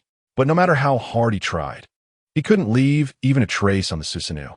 Uchiha Mirai controlled the Susanoo and charged towards Koguchi Yatsukura. Boom! Boom! Boom! The massive sounds shook everyone's eardrums, and Koguchi Yatsukura could only flee in a panic under the Susanoo's attacks. Facing such a colossal being as Susanoo, he had no way to counter it. If this was all the power he had, then he would stay here today. Uchiha Mirai snorted coldly, and the Susanoo's attacks accelerated. After being violently thrown back by another powerful shockwave, Koguchi Yatsukura crashed heavily to the ground, spitting out a mouthful of blood. The long blade of the Susanoo swung down towards Koguchi Yatsukura. Clang! A loud noise echoed. A massive turtle shell blocked the Susanoo's attack. Taking advantage of this moment, Koguchi Yatsukura immediately flew back to the Mist Village's ninja ranks. His face was extremely pale. If it hadn't been for the three tails blocking the fatal blow just now, he would have been dead. The initial confidence he had was now completely gone. In contrast, the Mist Village ninjas were all filled with excitement. The three tails had appeared. Now, those Konoha bastards were going to be in trouble. That's right, even if Uchiha Mirai was strong, he couldn't possibly withstand the three tails. Lord Mizuki was truly wise to bring the three tails Jinchuriki over in advance. It was simply brilliant. The Konoha ninjas looked at the gigantic three tails, their expressions turning somewhat grim. Just seeing the tailed beast's massive form made them feel a surge of helplessness. Those bastards from a mist village actually brought a tailed beast to the battlefield. It was simply against the rules of ninja combat. Damn it. Next time we must also bring the nine tails over. As Lord Mirai's Chakra, after fighting for so long, enough to handle the three tails? Listen, even if it means death, we must ensure Lord Mirai's safety. With the three tails appearing, the Konoha ninjas temporarily retreated, no longer entangling with the Mist Village ninjas. Although they were very confident in Uchiha Mirai's power, he had just been in high-intensity combat for so long, and both his chakra and stamina were likely at their limits. Moreover, tailed beasts could easily destroy a ninja village if the situation went awry. They needed to immediately protect Uchiha Mirai and retreat. The three tails? Seeing the tailed beast blocking his way, Uchiha Mirai raised an eyebrow. They actually brought a tailed beast right to him. These Mist Village ninjas were truly desperate. Roar! The three tails roared and swung its three massive tails down hard onto the Susanoo. Bang! The enormous force made Uchiha Mirai involuntarily take a few steps back. Beast! Uchiha Mirai's expression turned cold, and the power in his eyes surged again. In a short moment, the half-body Susanoo, over 10 meters tall, continuously grew taller. And in the blink of an eye, it transformed into a massive divine statue hundreds of meters high, with wings sprouting from its back. The originally gigantic three tails now seemed weak in front of this enormous Susanoo. Gulp, are you kidding me? What kind of monster is this? It must be an illusion. How could anyone possess such power? Damn it, is this something that humans can defeat? The Mist Village ninjas looked up, staring at the towering Susanoo. Their eyes filled with despair. In front of Susanoo, even the three tails seemed pitifully small. This kind of power made them lose all fighting spirit just by looking at it. Not only the Mist Village ninjas, but even the Konoha ninjas were completely stunned after seeing the complete Susanoo. Is this the true power of Lord Mirai? He can't be a god, right? The Sharingan has actually reached this level. It's too strong. So cool. The power of the Uchiha clan is truly enviable. With Lord Mirai around, which ninja village could possibly be our Konoha's opponent? The Konoha ninjas gradually became excited. The power displayed by Uchiha Mirai had surpassed their understanding. Many suddenly had a thought in their hearts. Lord Uchiha Mirai is the messenger sent by heaven to save their Konoha village. Retreat. After seeing the complete Susanoo, Koguchi Yatsukura completely lost the desire to continue fighting. Unlike ordinary ninjas, he knew many secrets. It was obvious that the power of Uchiha Madara, which once pacified the chaotic world, had re-emerged. In the face of such power, numbers have lost their meaning. No matter how many elite ninjas the hidden Mist Village has, they cannot defeat Uchiha Mirai, who possesses this kind of power. Kurama Yagura deeply regrets why he provoked Konoha in the first place. Wouldn't it have been better to stay peacefully in the hidden Mist Village? Mist Technique. All the ninjas of the hidden Mist Village simultaneously unleashed the Mist Technique, enveloping the entire island in thick fog in an instant. Seeing the opponent trying to retreat, Uchiha Mirai snorted coldly and kicked the immobilized three tails several hundred meters away with Susanoo. I'll come back to settle the score later. Susanoo stepped forward, causing the entire island to tremble. The long sword swung continuously, each slash eliciting a scream from within the fog. After a while, the thick fog dissipated. The ground was strewn with the bodies of hidden mist ninjas. The entire island was filled with deep gorges, and several hills had already been flattened. The seawater surged in, and the earth cracked. Uchiha Mirai's voice echoed in every ninja's mind. This tiny place is not enough for me to wreak havoc alone. Chapter 90. Can tailed beasts change their faces? Uchiha Mirai looked at the devastated island and casually dispersed Susanoo. For an island, this place was already large enough. At least, it had no problem supporting a battle involving nearly 10,000 ninjas. But even in such a place, it seemed so fragile in front of a complete Susanoo. He hadn't even fully exerted himself, and this island was already on the verge of sinking. Slowly descending from the sky, Uchiha Mirai stepped on the head of the three tails. Isabu, it's your turn now. Hearing Uchiha Mirai's voice, the three tails flicked its tail in surprise. You little brat, You even know my name? Not just yours. I know the names of the other tailed beasts as well. But that's not the point. The point is, you've already provoked me. Aisabu grunted in a low voice. What do you want to do? In response, Uchiha Mirai smiled. Come into my body and become a part of my power. Can I say no? Of course not. This isn't a negotiation. Then why so much nonsense? Aisabu moved its body in dissatisfaction. This little brat had eyes filled with evil, just like that guy named Uchiha Madara from back then. The facts had long proven that in front of these eyes, it had no ability to resist at all. Therefore, the moment Aisabu saw the complete Susanoo, it chose to completely lie down. Resistance would only lead to more beatings. A human's lifespan is only a few decades. Sleeping a bit longer would pass quickly. Once this little brat dies, let us see if it doesn't create chaos in the opponent's village. Seeing Aisabu, so easy to talk to, Uchiha Mirai was somewhat surprised, but he still stated his conditions. Aisabu, I'm different from the other Jinchuriki. After you are sealed by me, if you want to come out for a breath of fresh air, you just need to apply to me. Hearing Uchiha Mirai's promise, Aisabu's mouth dropped open in surprise. Really? Aren't you afraid of me going berserk? Uchiha Mirai smiled. If you have that capability. Oof. Aisabu grunted unhappily, but had to admit that the little brat standing on its head was telling the truth. Noticing Aisabu's silence, Uchiha Mirai used the power of his Mangekyō Sharingan to forcibly extract Aisabu from the current Jinchuriki. Then, he sealed it within his own body using sealing techniques. Since Aisabu did not resist, the entire process went incredibly smoothly. In just a short moment, only the corpse of a hidden mist ninja remained on the ground. In the spiritual world, Uchiha Mirai stood before Aisabu. Aisabu, I look forward to working with you in the future. Enough small talk, brat. Aisabu coldly closed its eyes. Don't think I'll be moved by your little tricks. Seeing Aisabu's attitude, Uchiha Mirai snorted lightly. My name is Uchiha Mirai. Aisabu remained unmoved. Brat. Brat. Brat. All right.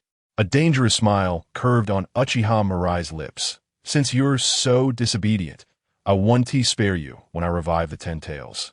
What did you say? Aisabu suddenly raised its head, shock evident in its eyes. Did you just say revive the 10 tails? Uchiha Mirai nodded. That's right. When a sage of 6 paths split the 10 tails, the 9-tailed beasts were born. You all have the ability to be revived continuously. But once you are absorbed by the 10 tails again, you will face true death. Am I wrong? Hearing Uchiha Mirai's words, Aisabu's expression turned extremely grim. How does this little brat know such secrets? This matter should only be known by the sage of 6 paths and the 9-tailed beasts. Why does this little brat know so much detail? You don't need to know the specific reasons. You just need to know that your life is in my hands. Feeling Uchiha Mirai's gaze, Aisabu couldn't help but mutter. Even if you know these things, reviving the 10 tails isn't that simple. Uchiha Mirai laughed. You see my power. Obtaining the 9-tailed beasts is just a matter of time. As for the outer path golem, it should have been sealed on the moon by the sage of 6 paths, right? Aisabu's last glimmer of hope shattered. No matter how unbelievable it was, it had to accept reality. The little brat in front of it knew all the secrets about them. After thousands of years since their birth, Aisabu truly felt the fear of death for the first time. Thinking of this, Aisabu reluctantly spoke. I understand your meaning now. I will remember your name, Uchiha Mirai. Seeing that Uchiha Mirai remained unmoved, Aisabu's voice became somewhat flattering. Big brother, from now on, you're my big brother. Feel free to use my power. I will cooperate with you fully. Seeing Aisabu's demeanor, Uchiha Mirai felt a bit emotional. Who would have thought that tailed beasts could also change their attitudes? Maintain this respectful attitude, and when I revive the 10 tails, I will separate your consciousness. Watching Uchiha Mirai disappear, Aisabu finally let out a long sigh of relief. It had to retract its previous assessment. This guy, Uchiha Mirai, is far more dangerous than Uchiha Madara back in the day. Back in the real world, Uchiha Mirai slowly walked up to the Konoha ninjas. Seeing the odd looks from everyone, Uchiha Mirai waved his hand. The hidden mist village has been defeated.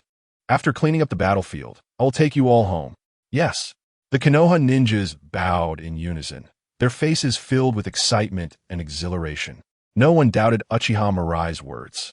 After witnessing that insurmountable power, as long as the ninjas of the Hidden Mist Village weren't foolish, they would definitely no longer have any thoughts towards Konoha.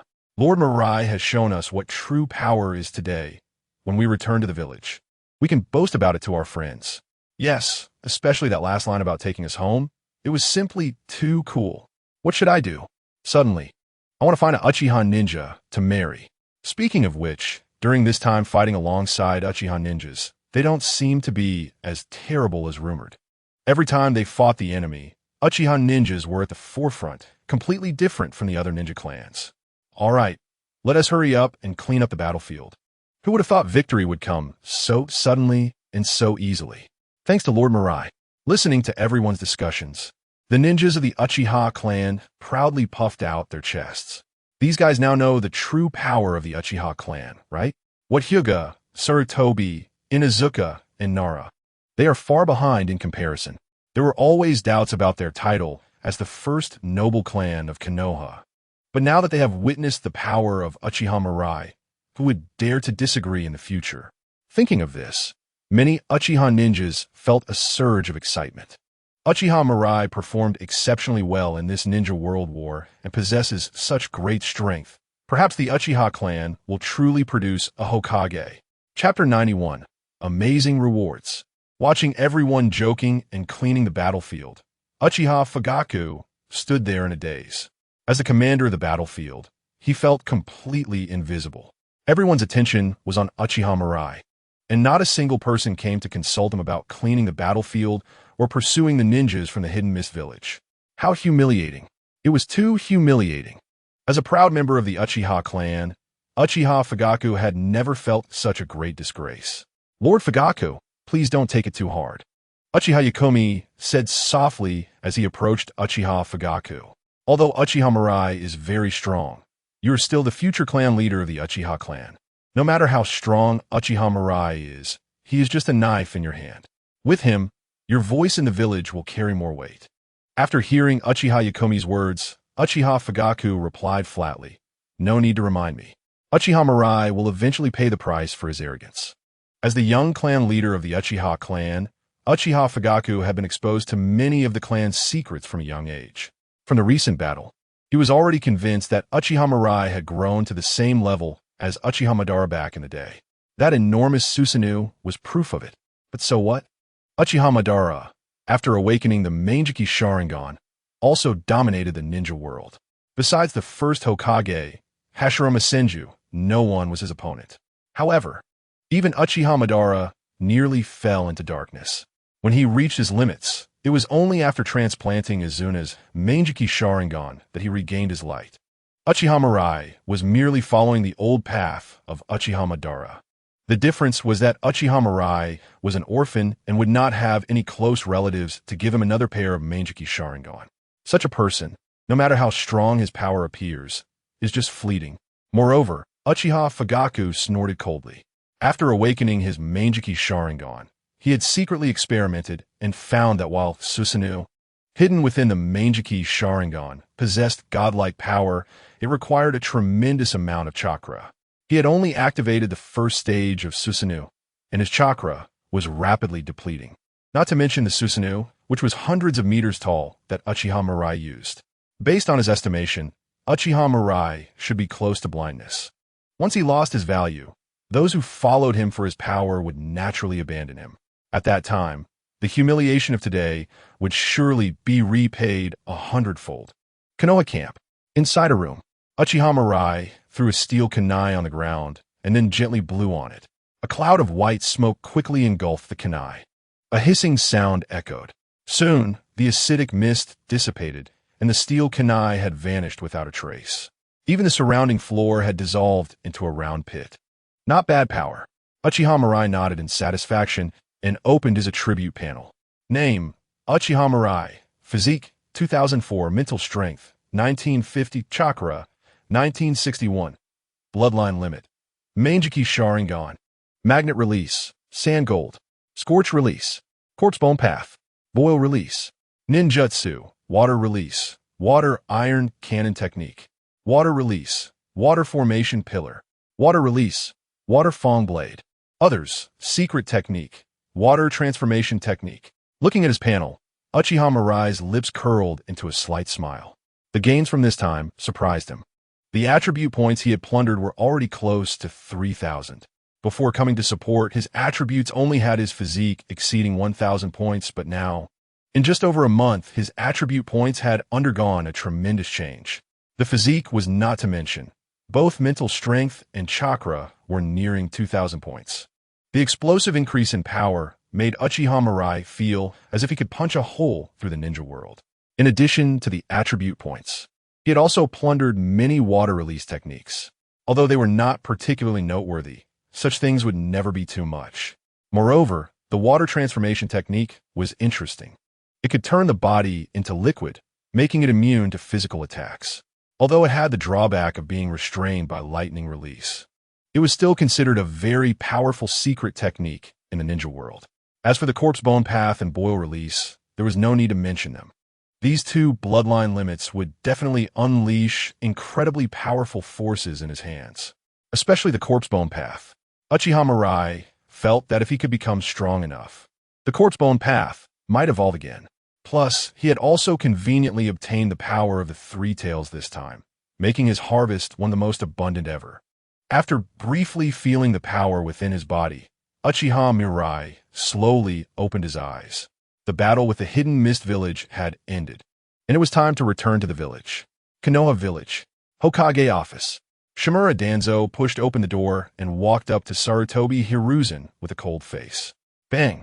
The cane slammed heavily on the ground as Shimura Danzo said in a deep voice, "Hiruzen, you've heard about the situation at the front lines of the hidden mist village, right?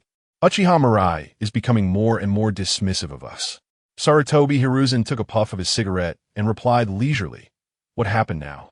That guy actually sealed the three tails into his own body, becoming the three tails Jinchuriki." Shimura Danzo said angrily, "Every tailed beast possesses the power to destroy ninja villages. How can such power be in the hands of that evil Uchiha brat? Moreover, he didn't even report such an important matter to the village. This is outright rebellion." Upon hearing Shimura Danzo's words, Sarutobi Hiruzen sighed silently. "Danzo, at this point, there's nothing we can do. Uchiha Mirai has exceeded our control." In response, Shimura Danzo pointed at Sarutobi Hiruzen and said, "The current situation is all because of your weakness back then. You must take responsibility for this. Additionally, someone needs to step up to take charge of this war. Hiruzen, you should resign." Hearing Shimura Danzo's accusation, Sarutobi Hiruzen was somewhat speechless. "Danzo, are you still thinking about this at this point?" Shimura Danzo replied with dissatisfaction. "Did you not say before that you had thoughts of resigning?" Sarutobi Hiruzen raised an eyebrow. "That was back then. At this point in time, do you want Uchiha Mirai to become the next Hokage?" Shimura Danzo was taken aback, confused. "What does this have to do with Uchiha Mirai?" Sarutobi Hiruzen said with exasperation. "Is there any ninja in the new generation who is stronger and has more prestige than Uchiha Mirai?" Shimura Danzo countered. "Why must we choose the next Hokage from a new generation of ninjas?" Sarutobi Hiruzen raised an eyebrow. "Then what do you mean?" Coughing, Shimura Danzo straightened his chest and adjusted his collar. "Hiruzen, what do you think of me?" Sarutobi Hiruzen rolled his eyes. "Danzo, to become Hokage, one must have prestige and be able to gain the recognition of the village's people." Shimura Danzo snorted coldly. "Nonsense. As long as you can gain the trust through the Jonin vote, that's enough." Jonin trust vote? Sarutobi Hiruzen focused his gaze on Shimura Danzo's bandaged right arm. "Don't think that what you've done is airtight. I have made up my mind. I will not choose to abdicate until I resolve the issue with Uchiha Mirai." Upon hearing Sarutobi Hiruzen's words, Shimura Danzo instantly became furious. "Hiruzen, you sit in that position until the end. Don't ever give it to me." Bang! Watching the heavy door slam shut, Sarutobi Hiruzen rubbed his temples. Why did he always feel like things were spiraling out of control? The sense of crisis in his heart grew stronger. If it weren't for the certainty that the Mangekyō Sharingan would lead to blindness, he really felt like this time he would suffer a crushing defeat. Chapter 92. Captain of the police force half a month later. Uchiha Mirai returned to Konohagakure, leading the ninja from the eastern front of the Land of Fire. Unlike previous times, This time, Uchiha Mirai truly became the main character. Everyone was shouting his name, casting the most fervent glances at him, having fought endlessly on the front lines and saved countless Konoha ninjas. Uchiha Mirai became a hero in the eyes of every villager in Konoha. Uchiha Mirai didn't feel much about it, but the Uchiha clansmen following him all stood tall with excitement. A sense of pride spread in the hearts of each clansman. This was the treatment that the ninja clan that established Konoha should enjoy.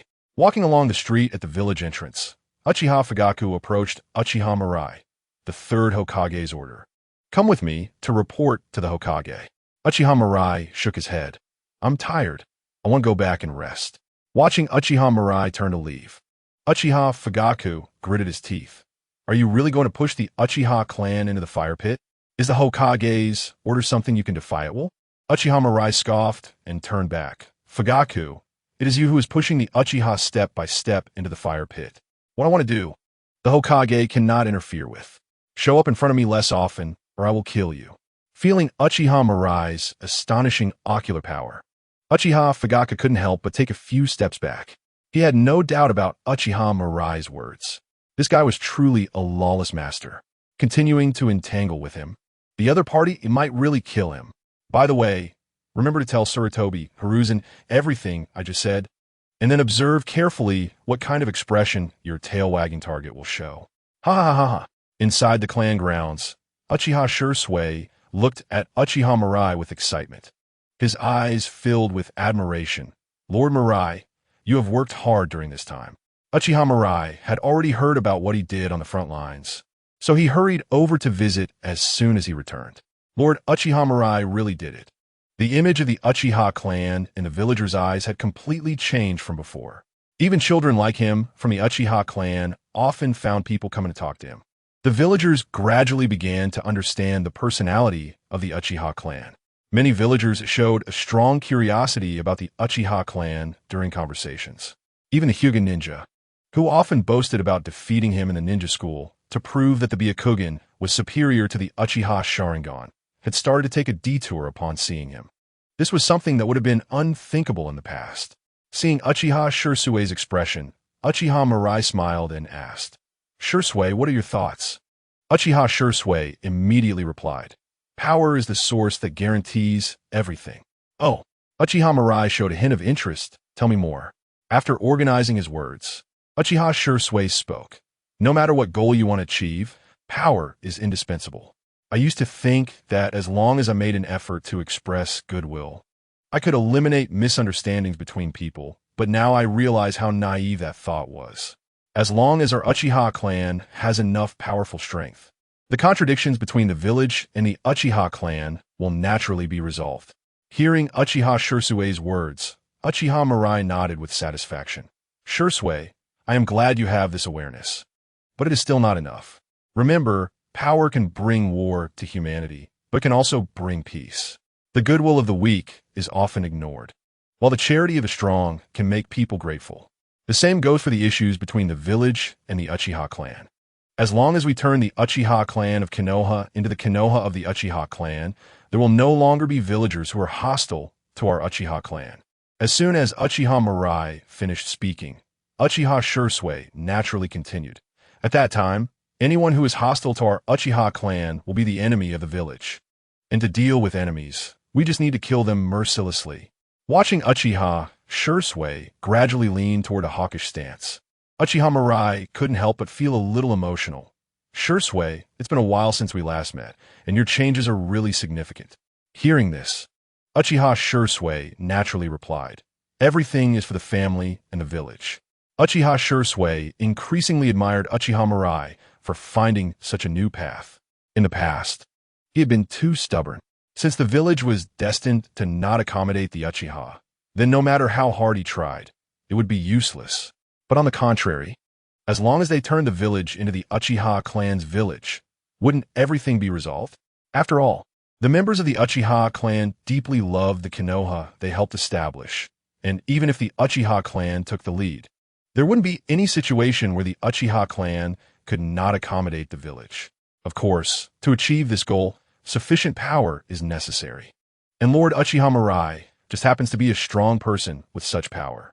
The conversation continued late into the night. As soon as Uchiha Shursui left, a voice from outside called out, "Lord Mirai, the clan leader asks you to come."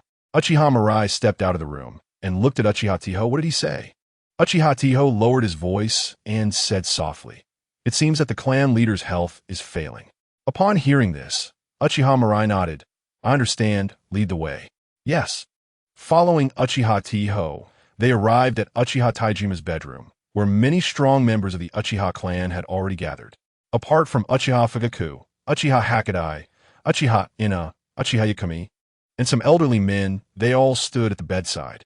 Uchiha Taijima was weakly sitting on the edge of the bed. Seeing Uchiha Mirai enter, Uchiha Taijima managed a faint smile and weakly said, "Mirai, calling you over at this late hour, I hope I didn't disturb your rest." "Taijima clan leader, you." Uchiha Mirai frowned. Compared to their last meeting, Uchiha Taijima had become unrecognizably thin.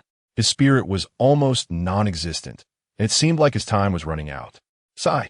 I originally planned to wait until tomorrow to pass on my last words to you all, but my body can't hold on any longer. Mirai, you are the hope of our Uchiha clan.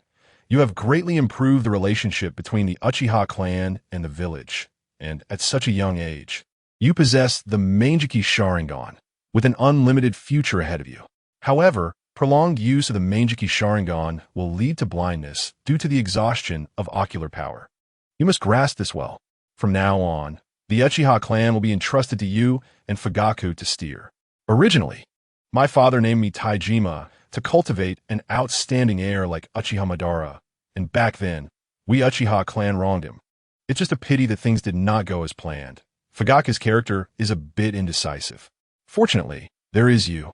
Perhaps you're the key to changing the village and the Uchiha clan." Uchiha Taijima spoke a lot in one breath, forcing himself to scan the crowd. "I now appoint Uchiha Fugaku as the clan leader of the Uchiha clan and Uchiha Mirai as the captain of the Konoha police force. Who is in favor and who is against?" Seeing that no one raised any objections, Uchiha Taijima coughed violently a few times. Then it settled. After saying this, he took one last look at Uchiha Fugaku. "Fugaku, don't be too stubborn. This is your father's last piece of advice." Chapter 93. You are too conservative. It was already late at night when Uchiha Mirai left Uchiha Taijima's room. This old man, who had served as the Uchiha clan leader for decades, passed away quietly on such an ordinary night. Uchiha Mirai felt a bit emotional. Human life is indeed short and fragile. No wonder Orochimaru is so obsessed with immortality.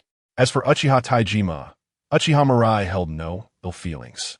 Although he was Uchiha Fugaku's father, his style of doing things was completely opposite to Fugaku's.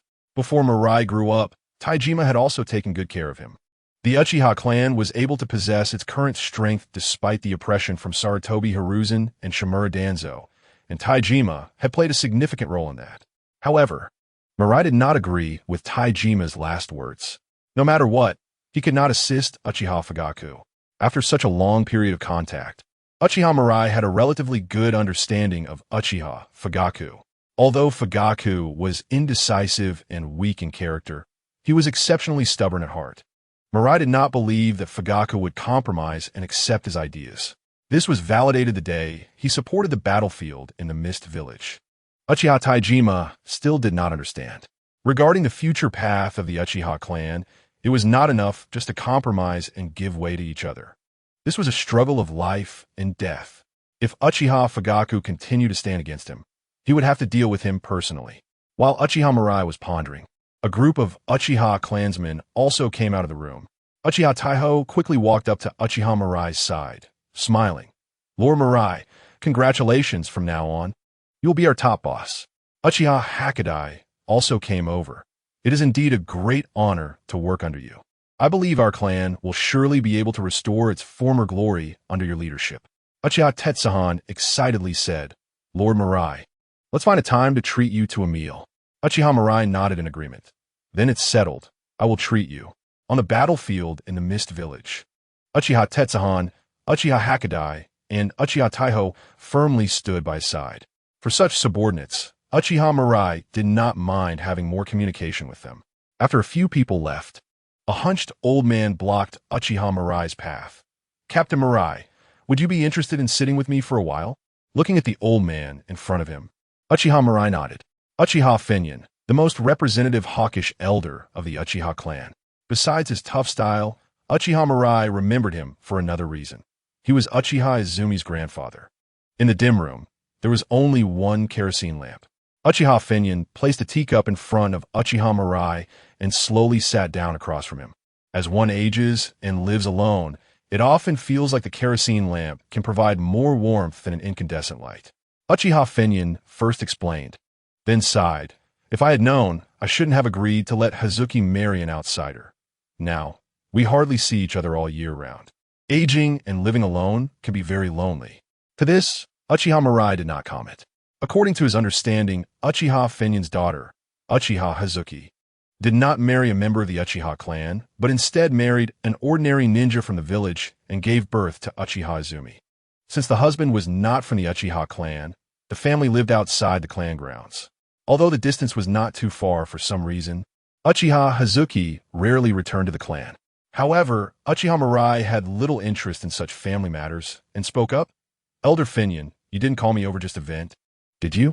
Uchiha Finyan awkwardly smiled. When one gets old, they sometimes like to ramble about all sorts of things. "Actually, I called you over this time just to remind you. It would be best to use the Mangekyō Sharingan sparingly in the future." Uchiha Mirai lowered his head and took a sip of tea, casually asking, "What do you mean?" "Of course, it's to preserve your strength. You should know that the more frequently the Mangekyō Sharingan is used, the faster the rate of blindness." Uchiha Finyan looked intently at Uchiha Mirai. "If you can ensure that your Mangekyō Sharingan won't go blind, then with your current reputation, after the third Hokage chooses to retire, you have a good chance of running for the next Hokage. By then, I will contact the elders of the clan to fully support you, even resorting to force if necessary. With the power of the Uchiha clan, it is definitely possible." Bang! The teacup made a muffled sound on the table, interrupting Uchiha Finyan's grand thoughts. Uchiha Mirai lightly tapped his fingers on the table, creating a rhythmic sound. As the hawkish elder of the Uchiha clan, "Is this all the ambition you have?" Hearing Uchiha Mirai's seemingly disappointed tone, Uchiha Finyan was taken aback, confused. "What do you mean? Why should we pin our hopes on something that may not happen for a long time? Wait for Sarutobi Hiruzen to retire?" Uchiha Mirai snorted softly. "Who knows how much longer that old guy will stay in the Hokage position? Since you want to compete for the Hokage position, then just overthrow Sarutobi Hiruzen. It is this repeated reliance on future hopes that has led to the Uchiha clan's current predicament." Upon hearing Uchiha Mirai's words, Uchiha Finyan felt parched. "Overthrow the third Hokage?" But Uchiha Mirai impatiently interrupted Uchiha Finyan, standing up. "Elder Finyan, you are too conservative. You don't have to worry about such matters in the future. Just enjoy your old age." Watching Uchiha Mirai prepare to leave the room, Uchiha Finyan gritted his teeth and shouted, "You need the clan to do something for you, right? Money? People? Training resources? At least I can still offer you some advice." Uchiha Mirai waved his hand without looking back. "My decisions do not require others' involvement. Everyone just needs to follow orders." Uchiha Finyan watched Uchiha Mirai leave, and after a long time, he finally came to his senses. He originally thought he was radical enough, but after hearing Uchiha Mirai's thoughts, he realized how harmless he truly was. If you want to be Hokage, then go overthrow the third Hokage. Even thinking about this sentence now made his heart race. Uchiha Finyan suddenly understood why Uchiha Mirai was able to awaken the Mangekyō Sharingan at such a young age. After a long time, Uchiha Finyan couldn't help but murmur. Taijima was still soft-hearted. Since he understood Uchiha Fugaka's character, he shouldn't have let him become the clan leader. That guy Mirai is so reckless. Fugaka probably has no way out. Chapter 94. Practice more if you are inexperienced half a month later. With the Kamizukabashi Bridge destroyed by the team of Namikaze Minato, Iwagakure announced its withdrawal, and the Third Shinobi World War came to an end. In Konoha Village, the villagers spontaneously organized to go out onto the streets to welcome the returning Konoha ninjas from the Iwagakure battlefield. Unfortunately, unlike the previous times, most of the returning ninjas were wrapped in bandages, and there was no joy of victory on anyone's face. A bleak and somber atmosphere continuously emanated from this group of Konoha ninjas. Leading the way was Minato Namikaze, his face devoid of its usual warm smile, looking somewhat gloomy. Following him were Rin Noera and Kakashi Hatake, both with their heads down, shuffling along like the Walking Dead. Strange, wasn't the war already won? Why does everyone look like this? Sigh. I heard this was a Pyrrhic victory. Our Konoha ninjas suffered heavy casualties. How could this happen? Hearing the murmurs, a ninja in the crowd couldn't help but scoff. You guys must have forgotten the brutality of war. It's only natural for this situation to occur. At his words, everyone around was taken aback and then nodded in agreement. Indeed, I had become a bit complacent. Looking back, if it weren't for Lord Uchiha Mirai, I might have died on the battlefield at the Mist Village. Yes, I was deployed to the Sand Village battlefield, and with Lord Uchiha Mirai's support, we dealt a heavy blow to those sand ninjas. Speaking of which, the same happened on the battlefield at the Cloud Village. Our casualties were also significant. But after Lord Mirai provided support, we soon won the war easily. If we think about it, without Lord Mirai, the situation on our other battlefields would likely have been similar to that of the Rock Village battlefield, right? Although it might not be proper to say this. It was only in the war against the Rock Village that Lord Uchiha Mirai was unable to provide timely support. Those ninjas who died on the battlefield were just a bit unfortunate. The villagers, who were initially full of joy and ready to warmly welcome Minato and his group, finally realized the truth. There are no winners in war. Regardless of victory or defeat, both sides must pay a heavy toll. The reason we could win the war with so few casualties was simply because Lord Uchiha Mirai crushed the enemy with absolute power. The atmosphere in the village gradually became despondent, and everyone was infected by the sorrow. Gradually, the number of people dwindled. By the time they reached the front of the Hokage building, only Minato, Kakashi, and Rin remained. You two go back first. I will report to Lord Hokage about the situation. Regarding Obito, it's my failure for not providing timely support, so don't blame yourselves. After hearing Minato's words, Rin and Kakashi nodded. If only they could be as strong as Mirai, Obito wouldn't have died. 3 days later, dark clouds covered the sky, and a light drizzle fell continuously. Hundreds of ninjas dressed in black stood orderly in front of the memorial stone, holding white flowers. Under the presiding of Hiruzen Sarutobi, everyone observed a 3-minute silence for their comrades who died in the Third Great Ninja War. After the silence, Sarutobi stood across from the crowd, his expression sorrowful, and spoke. We have once again won the war. The fact tells us that Konoha will never be defeated. Although the heroes have long since passed away, they have passed down the will of fire. Wherever Konoha flies, the fire will continue to thrive. The firelight will illuminate the village and allow new leaves to sprout. Listening to Sarutobi's lengthy speech, Uchiha Mirai lost interest and turned to leave. As he walked beside the cemetery, he casually glanced at a large tree nearby. Sitting on the tree was a man with white hair, silently watching him. Upon realizing he was spotted, the man immediately smiled and called out, "You must be Uchiha Mirai, right? I heard you awakened the Mangekyō Sharingan. That's the legendary power. I'm really envious. Is there something you need? Let me introduce myself. My name is Jiraiya, a former teammate of Orochimaru." Uchiha Mirai showed a thoughtful expression. "Jiraiya, Orochimaru seems to have mentioned you, but he said he wasn't familiar with you." Huh, that bastard Orochimaru actually dares to insult our bond like that. It must not be forgiven. Hey, don't go yet. Watching Uchiha Mirai leave without looking back, Jiraiya's smile faded. Just as the rumor suggested, this kid named Uchiha Mirai was very strong, easily able to detect him hiding in the shadows, concealed his presence. With the Mangekyō Sharingan and such strength, could he be the variable in the prophecy of the great sage frog? Mirai, wait for us. Hearing the shout behind him, Uchiha Mirai turned around to see Rin and Kakashi running breathlessly towards him. "You've got some nerve.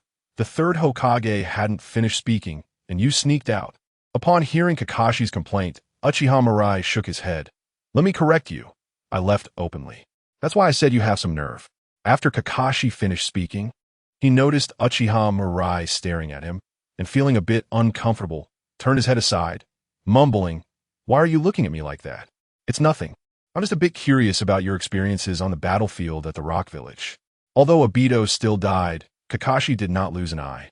And Obito also did not give his Sharingan to Kakashi. Uchiha Mirai was curious about how Obito got into trouble this time, seeing that Kakashi was silent. Rin took the initiative to speak. Mirai, let me explain. Our team was ordered to destroy the Kanabi Bridge, and since Minato-sensei was going to support the front lines, we temporarily split up. Later, I was captured by the Rock Village ninjas and woke up in a cave with my hands and feet bound. Kakashi and Obito came to rescue me, but were surrounded by those rock ninjas. In a critical moment, I opened the scroll you gave me, and those rock ninjas were engulfed in black flames. Those flames, just as you said, could not be extinguished by any means the rock ninjas tried. In the end, the rock ninjas all used earth release techniques to collapse the cave. We were almost out, but then Obito seemed to trip over a tree root and unfortunately got smashed by a huge falling rock. After hearing Rin's explanation, Uchiha Mirai roughly understood the situation. Aside from some details, the rest of the events did not deviate much from the original story. Mirai, if I could be a bit stronger. Looking at the self-blaming Kakashi, Uchiha Mirai stopped and turned to glance at him. What's wrong? If you turn around to say some comforting words, I advise you to, Kakashi. Just practice more. Chapter 95. Sand Gold, can I practice more? Upon hearing Uchiha Mirai's words, Kakashi nearly spat out blood. He never expected that Uchiha Mirai would say such a thing at this moment. Logically, he should be comforting him, encouraging him, and reigniting his fighting spirit, right? Seeing Kakashi's frustrated expression, Rin couldn't help but chuckle. For some reason, being with Uchiha Mirai seemed to allow her to temporarily forget her worries. Rin, you're the same. Rin's smile faded. You really do equally hurt everyone. Mirai, I haven't had the chance to thank you yet. If it weren't for the scroll you gave me, Kakashi and I might not have survived the encirclement of the rock ninjas. Also, when we parted on the battlefield at the Mist Village, your words encouraged me greatly. Uchiha Mirai waved his hand. Don't mention it. I've already forgotten. Upon hearing this, Noara Rin felt a bit disappointed. It's okay, as long as I keep it in my heart. The atmosphere gradually became subtle, and Uchiha Mirai shot a glare at Kakashi Hitaki, who was standing nearby. Can you move a bit further away? Why should I? Kakashi replied defiantly. Uchiha Mirai confidently waved his fist. If you think you can withstand the power of this punch, then you can continue standing here. Kakashi Hitaki arrogantly walked away. After he left, Uchiha Mirai looked at Noara Rin, whose eyes were slightly red, and took out a golden kunai from his ninja tool pouch. The handle of the kunai was engraved with a complex black mark. This was his specially made Flying Thunder God kunai using sand gold. Not only could it serve as a mark for the Flying Thunder God technique, but it could also be controlled while using magnet release. This idea had emerged after a battle he had experienced. Besides being useful in combat, it was also a great gift. Rin, this is for you. This. Noara Rin took the kunai and realized it was entirely made of sand gold, her face immediately turning flustered. Mirai, no, this is too precious. It's nothing to me. Uchiha Mirai patted the gourd at his waist. I have more sand gold than you can imagine. Noara Rin then remembered that Uchiha Mirai had the power to control sand gold. Carefully taking the kunai, her eyes sparkled. Women have almost no resistance to things like gold. A kunai made of gold was even more so. It was heavy, shiny, and simply beautiful. She examined the sand gold kunai for a long time, then suddenly asked curiously, Mirai, what's this pattern on it? Uchiha Mirai explained. This is the Flying Thunder God mark. With it, I can instantly be by your side when you're in danger. I understand, it's just like Master Minato's jutsu. Exactly.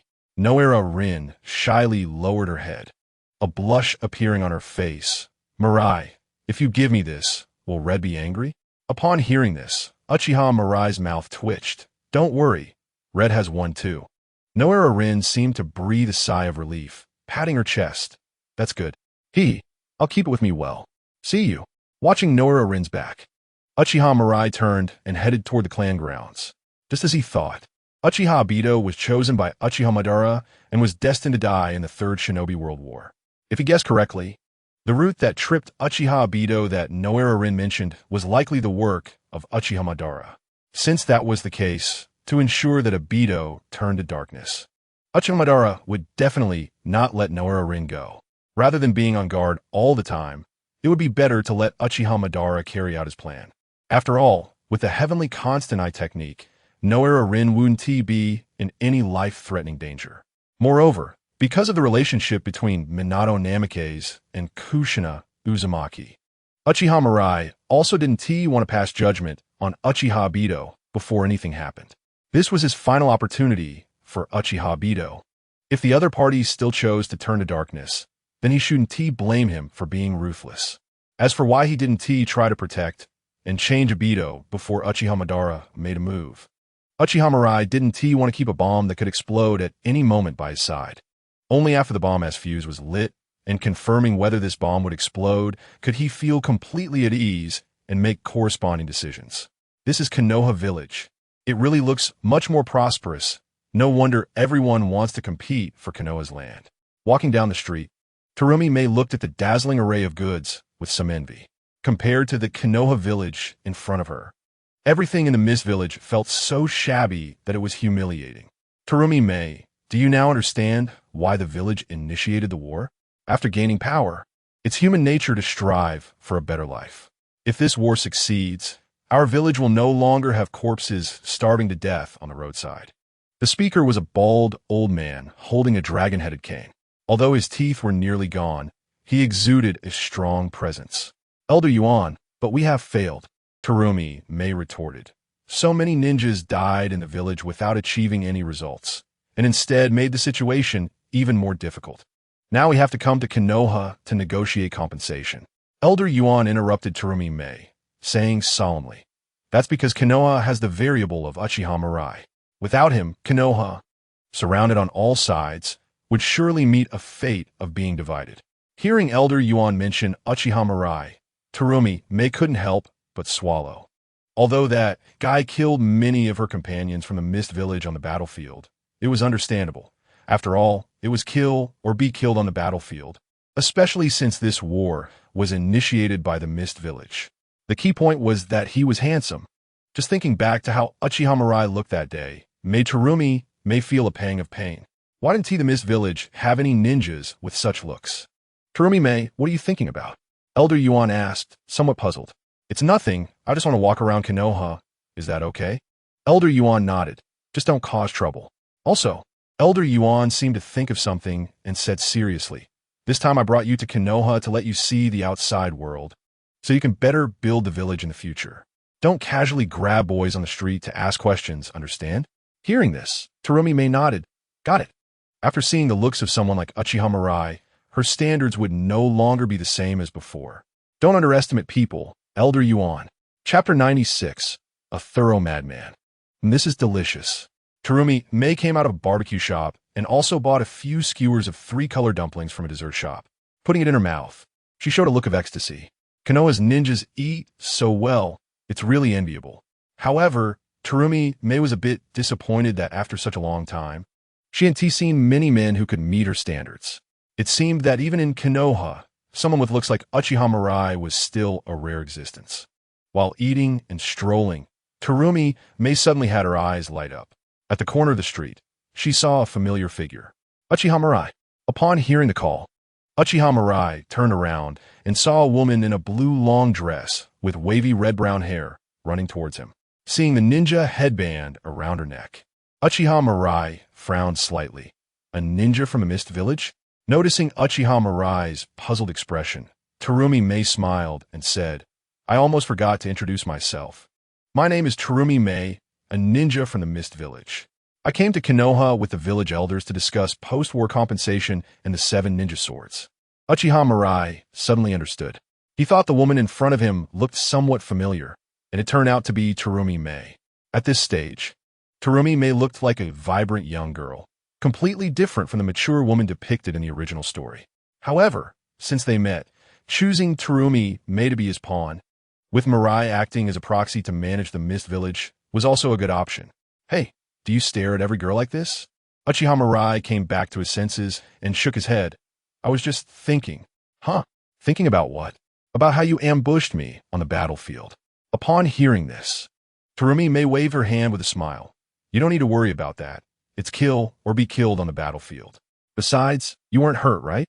Uchiha Mirai snorted lightly and turned to walk towards the clan's territory. Follow me. If you want me to follow, then I will, said Terumi May. Watching Uchiha Mirai continue to walk ahead, she couldn't help but mutter, what a cold man. However, after complaining, Terumi May still followed him, walking up beside Uchiha Mirai and curiously asking, by the way, why didn't you go to negotiate with our village? With a strong person like you involved, it should be easy to secure more benefits for the village, right? Uchiha Mirai replied nonchalantly, benefits don't matter. It's fine even if there are no compensations. Hearing Uchiha Mirai's words, Terumi May was taken aback. What is this generous attitude? Back on the battlefield, you were ruthless when killing. Even I was almost knocked out by your punch. Terumi May asked in confusion. How could you think like that?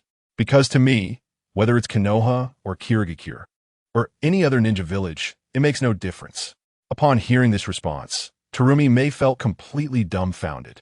She had seen many ninjas whose horizons surpassed that of their clan, but someone like Uchiha Mirai, whose vision even surpassed that of a village, was a first for her. No wonder he possesses such great power. His ambition is captivating. However, Terumi May, with admiration, complimented him and then rolled her eyes at Uchiha Mirai. You should go deceive someone else with that. Uchiha Mirai turned to look at Terumi May. What do you mean? Terumi May snorted lightly. I've heard that the Uchiha clan is not well regarded in Konoha. The Hokage must not have allowed you to participate in the post-war negotiations, right? Hearing Terumi May's response, Uchiha Mirai shook his head. Of course not. I don't believe it. You can't possibly think other villages are like Konoha, right? Uchiha Mirai smiled. What's so strange about that? It's clearly very strange. Terumi May snorted. Then tell me your reasoning for thinking this way. Hearing this, Uchiha Mirai stopped walking and said calmly, because in the future, I am destined to unify the entire ninja world. So no matter which village it is, in the end, they will all fall under my jurisdiction. Terumi May was utterly speechless. She felt that this man in front of her was a complete madman. Unifying the entire ninja world? What a joke.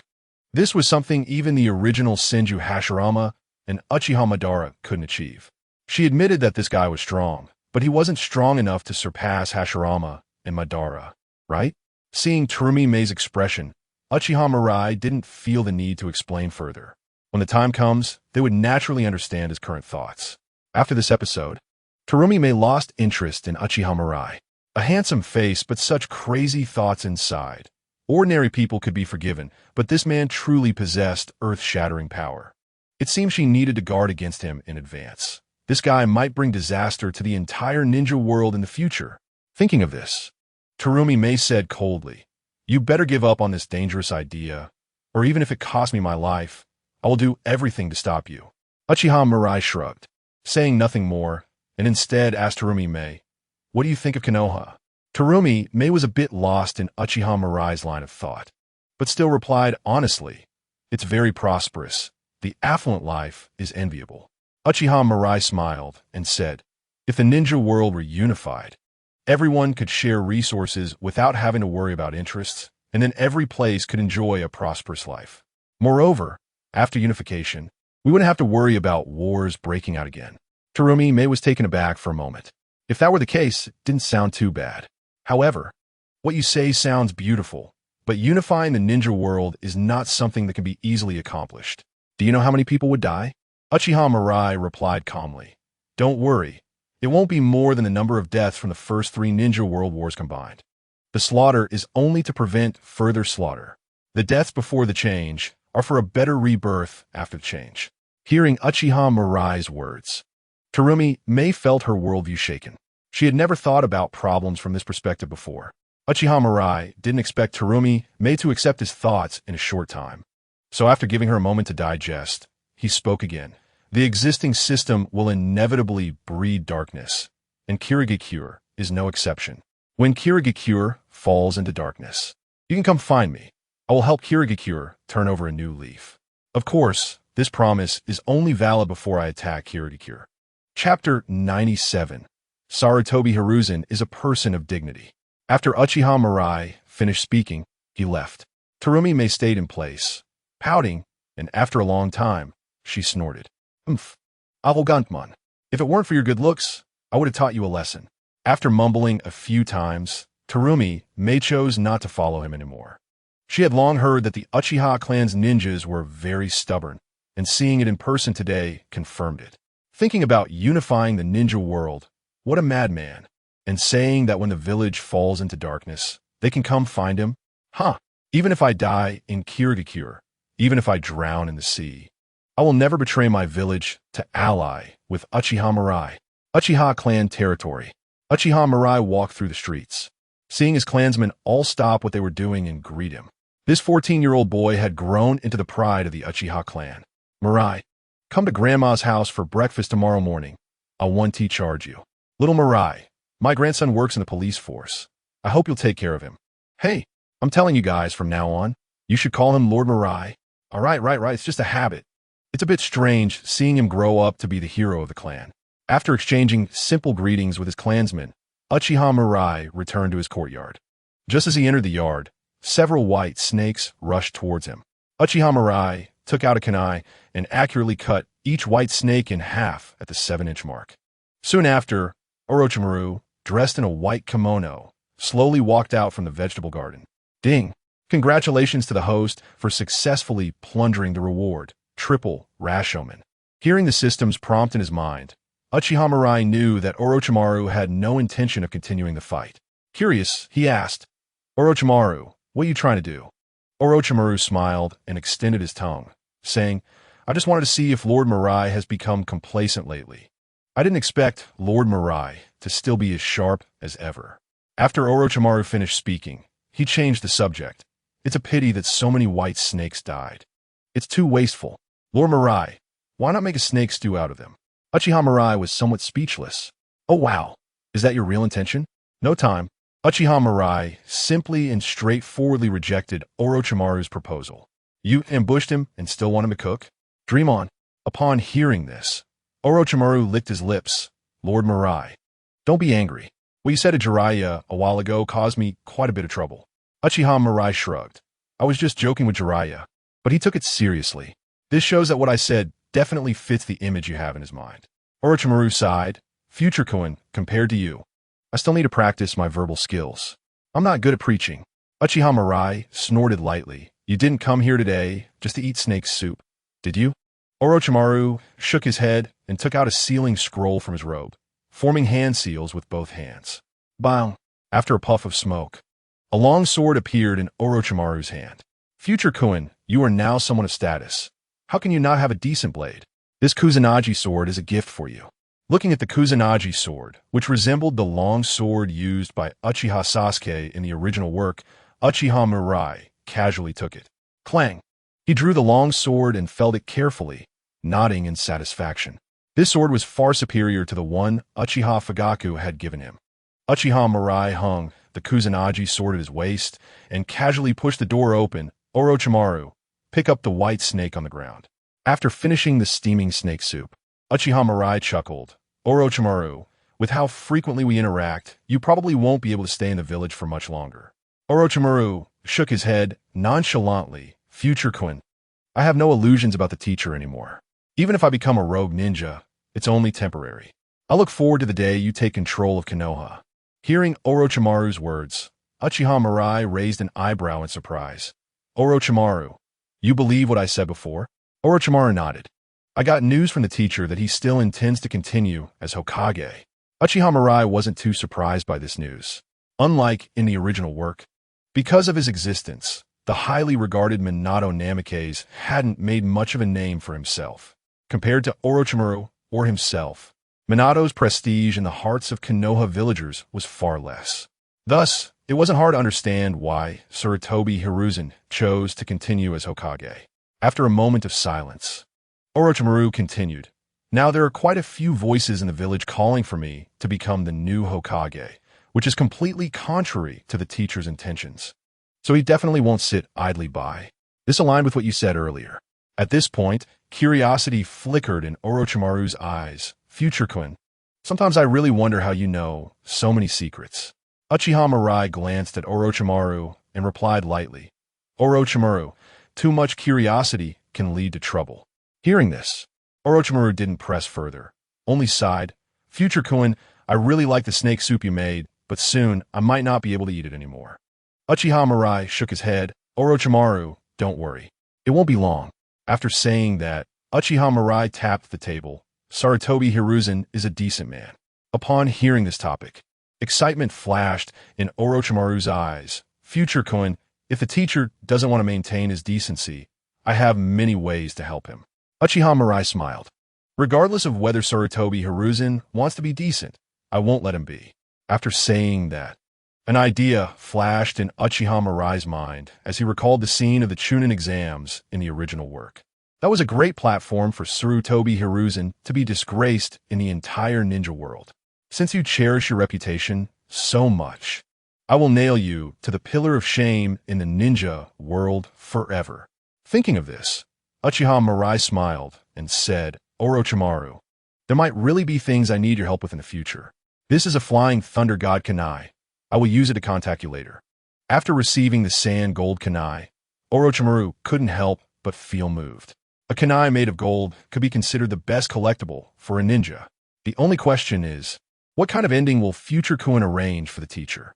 In Konoha village, on the street, Genji walked ahead, his face filled with a relaxed smile, and his steps seemed much lighter than before.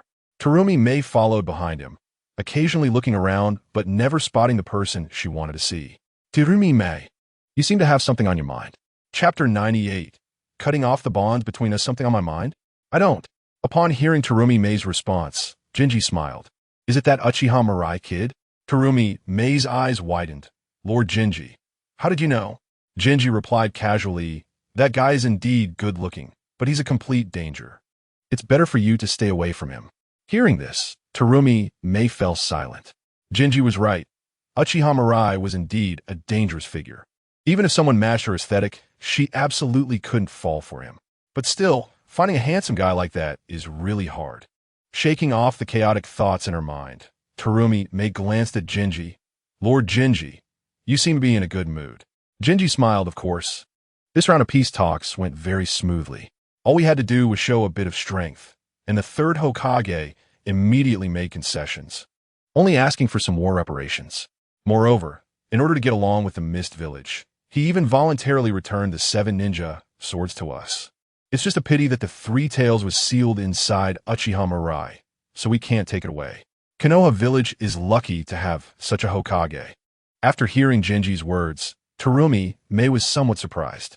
It's important to note that the Mist Village was not only the one who actively started the war, but also suffered a crushing defeat in the war against Konoha. They had prepared for a significant loss when they arrived, but they didn't expect Sarutobi Hiruzen to be so generous. Ha ha ha, it looks like we haven't let everyone down. Genji burst out laughing. Terumi Mei was initially happy, but suddenly the image of Uchiha Mirai flashed through her mind, remembering what Uchiha Mirai had said to her. Terumi Mei couldn't help but fall silent again. The third Hokage is indeed weak, but the other party is already old. Once the next Hokage takes office, will Konoha still be the same as it is now? Especially with the representative of the new generation of Konoha ninjas, Uchiha Mirai, still dreaming of unifying the ninja world. Once the Konoha regime changes and becomes the one taking the initiative, what kind of situation will the ninja world be in? Terumi Mei, why are you daydreaming again? Hearing Genji's words, Terumi Mei came back to her senses and said solemnly, Lord Genji, we absolutely cannot let our guard down. The Mist Village must continue to grow stronger. Genji looked at Terumi Mei with some surprise, speaking softly, Terumi Mei, you've changed a lot these days. But rest assured, regardless of how the ninja world changes, the Mist Village will definitely be one of the most powerful ninja villages. Terumi Mei sighed softly, I hope so. The Mist Village's delegation left. The specific details of the negotiations were not revealed, and many villagers didn't even know that the Mist Village's delegation had come to Konoha. In recent days, the villagers of Konoha had their attention drawn to another matter. Have you heard? Recently, there have been many rumors about Lord Orochimaru spreading around, saying that he seems to be involved in something extraordinary. Keep your voice down. I heard Lord Orochimaru is secretly conducting human experiments. How is that possible? Lord Orochimaru is the third Hokage's disciple, and after the third Hokage steps down, Lord Orochimaru is very likely to become the fourth Hokage. Who knows? Anyway, everyone is saying that Lord Orochimaru is secretly using criminals and orphans for human experiments. It can't be just baseless rumors, right? I absolutely don't believe this kind of thing. Without Lord Orochimaru, I would have died on the battlefield long ago. Someone must be slandering Lord Orochimaru. In the first few days, everyone scoffed at the so-called rumors. However, as time went on, the villagers of Konoha began to harbor doubts. If the matter were false, how could it spread so widely in Konoha? Moreover, until now, neither the third Hokage nor Orochimaru himself had stepped forward to clarify. Could there really be some hidden truth behind this? Hokage building. Hokage's office. Shimura Danzo pushed the door open and entered with the aid of Kane. Hiruzen, you called for me? Sarutobi Hiruzen said in a deep voice. Danzo, did you send someone to spread the news about Orochimaru? Shimura Danzo replied nonchalantly. So what if I did? Sarutobi Hiruzen slammed the table suddenly. Danzo, you acted without my consent again. Do you want to see a repeat of what happened with the late Hatake Sakomo? Shimura Danzo snorted coldly, disdainfully saying, First of all, you tacitly allowed what happened with Hatake Sakomo. You personally elevated him to the position of Hokage, and then watched him fall into the abyss. Secondly, regarding Orochimaru, I'm just speaking the truth. Seeing Danzo speak so confidently, Sarutobi Hiruzen took a deep breath. Regardless, Orochimaru is my disciple and one of my candidates for the next Hokage. Danzo, you've crossed the line this time. In response, Shimura Danzo said firmly, recently, Orochimaru has been getting closer to Uchiha future. You must have noticed, right?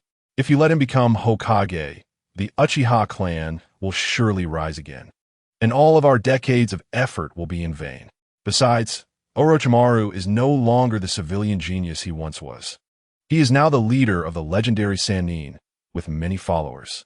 Once he takes power, will Konoha still have a say? Sarutobi Hiruzen slowly sat down at his desk. Danzo's words made sense. Orochimaru's prestige was high, and he had his own power. If he became Hokage, given Orochimaru's character, he would certainly not be willing to share power with a few old men like them. Furthermore, Orochimaru was entangled with that Uchiha future guy.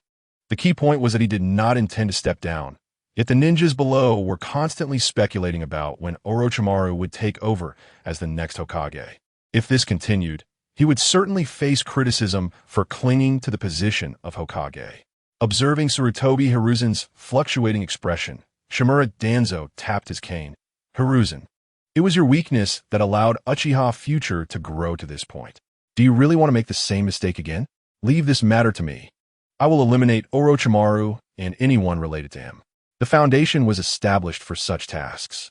Upon hearing this, Sarutobi Hiruzen suddenly raised his head, his aura bursting forth without concealment.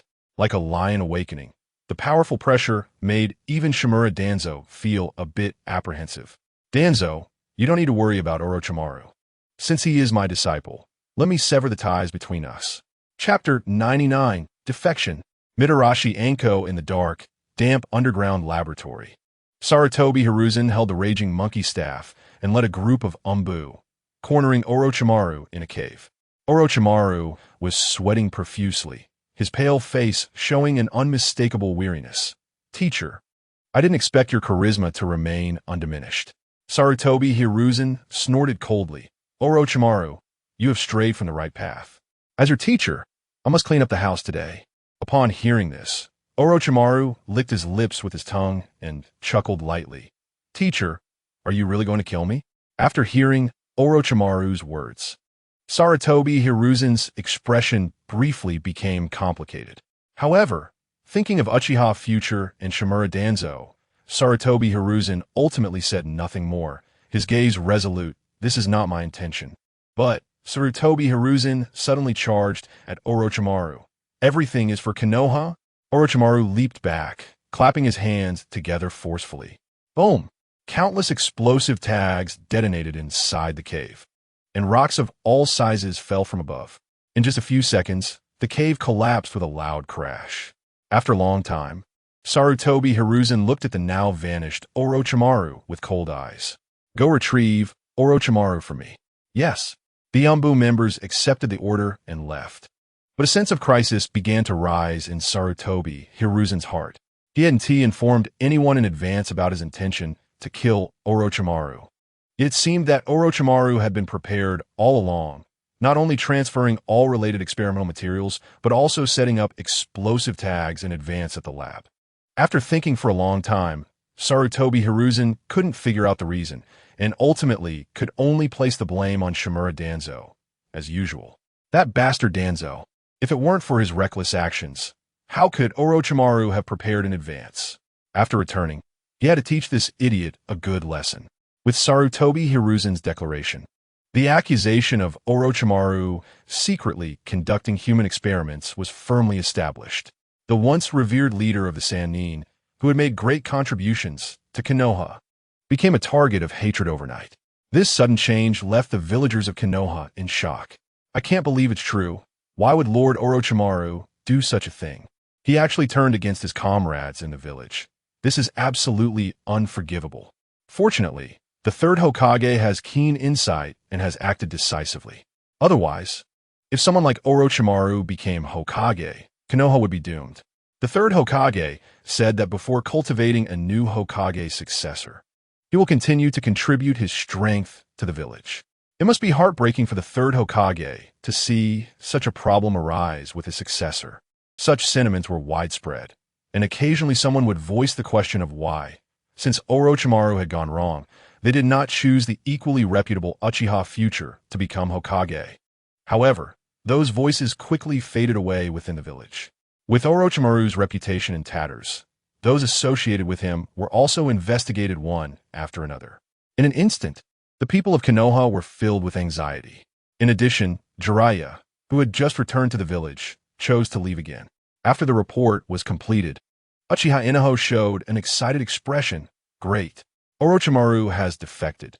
The Hokage faction has essentially lost an arm. Lord Future, this is truly fortunate.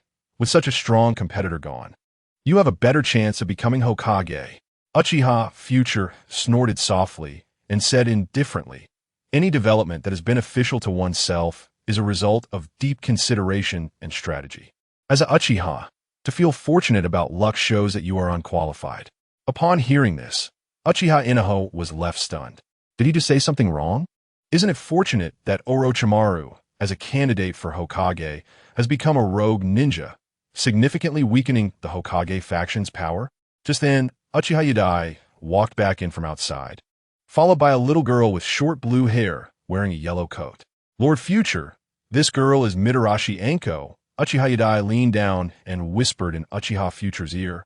Lord Orochimaru had instructed me in advance to ask you to take care of this child. Uchiha Future curiously looked Anko up and down. The girl before him was looking up with a gaze that could not hide her disappointment, yet she was trying hard to squeeze out a smile. She's a girl who doesn't give up easily, Uchiha Future assessed inwardly. After Orochimaru's defection, aside from the experimental materials and ninjutsu scrolls, he had taken many subordinates with him. However, his disciple Mitarashi Anko had been left behind in Konoha. In this situation, trying hard to pretend to be indifferent only aligns with his impression of Mitarashi Anko. If you encounter any trouble or issues with your training in the future, feel free to come to me. Now, I'll take you to find some companions. After saying this, Uchiha Mirai stood up and walked outside.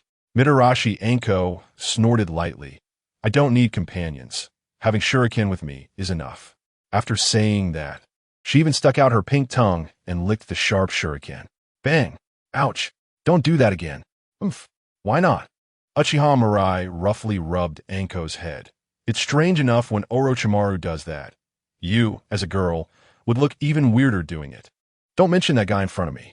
You should be grateful that he didn't take you with him when he escaped, allowing you to live this stable life now. Who cares? Watching Uchiha Mirai and Mitarashi Anko leave one after the other, Uchiha Ina finally snapped out of his shock.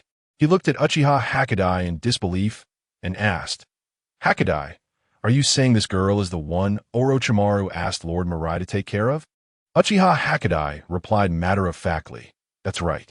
Uchiha Ina said in a deep voice. So that means Lord Mirai has already been in contact with Orochimaru? Uchiha Hakadai, somewhat impatiently, said, What exactly do you want to ask? Uchiha Ina swallowed and asked in shock. Orochimaru's defection. It can't have anything to do with Lord Mirai, right? Uchiha Hakadai replied without thinking. Of course, otherwise. Why do you think so many people were discussing what could allow Orochimaru to become Hokage and when the third Hokage would choose to step down recently? Watching Uchiha Hakadai walk away slowly, Uchiha Ina felt as if thunder had struck in his mind, making it buzz. Gulp. Uchiha Hakadai swallowed. As if he understood the words Lord Mirai just said. Orochimaru's defection was not some so-called stroke of luck. Everything was Lord Mirai's scheme. Chapter 100. Senior Mirai's personality is really terrible. Walking on the streets of Konoha, looking at Uchiha Mirai, who had been silent in front, Mitarashi Anko couldn't help but speak up. Hey, where are you taking me? Uchiha Mirai didn't look back and said, First, I don't respond to hey. Secondly, I already said, I'm taking you to find some companions. Anko was a bit puzzled. Why do you need to find me companions? I don't need those hypocritical bonds at all. Hearing this, Uchiha Mirai stopped and said softly, Because I don't have time to take care of a brat like you.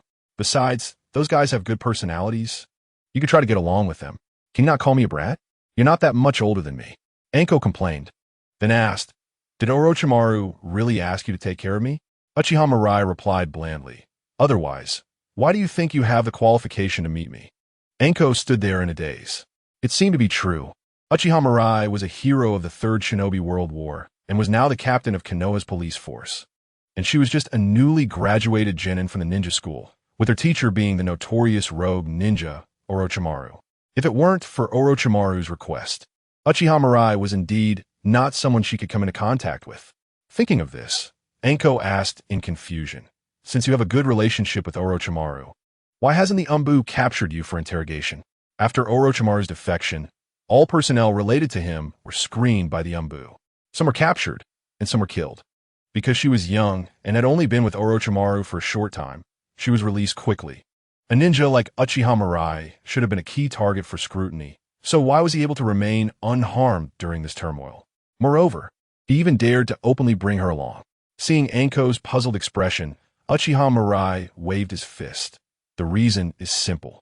Because I'm strong enough. Hearing this explanation, Anko was somewhat stunned. Is it really for that reason? But while it sounded ridiculous, it also seemed exceptionally reasonable. Anko clenched her fists and murmured, If I were strong enough, would Orochimaru still choose to abandon me? Slap. Uchiha Mirai's palm heavily slapped the back of Anko's head. I'll tell you again, Orochimaru did not abandon you. He just entrusted you to me.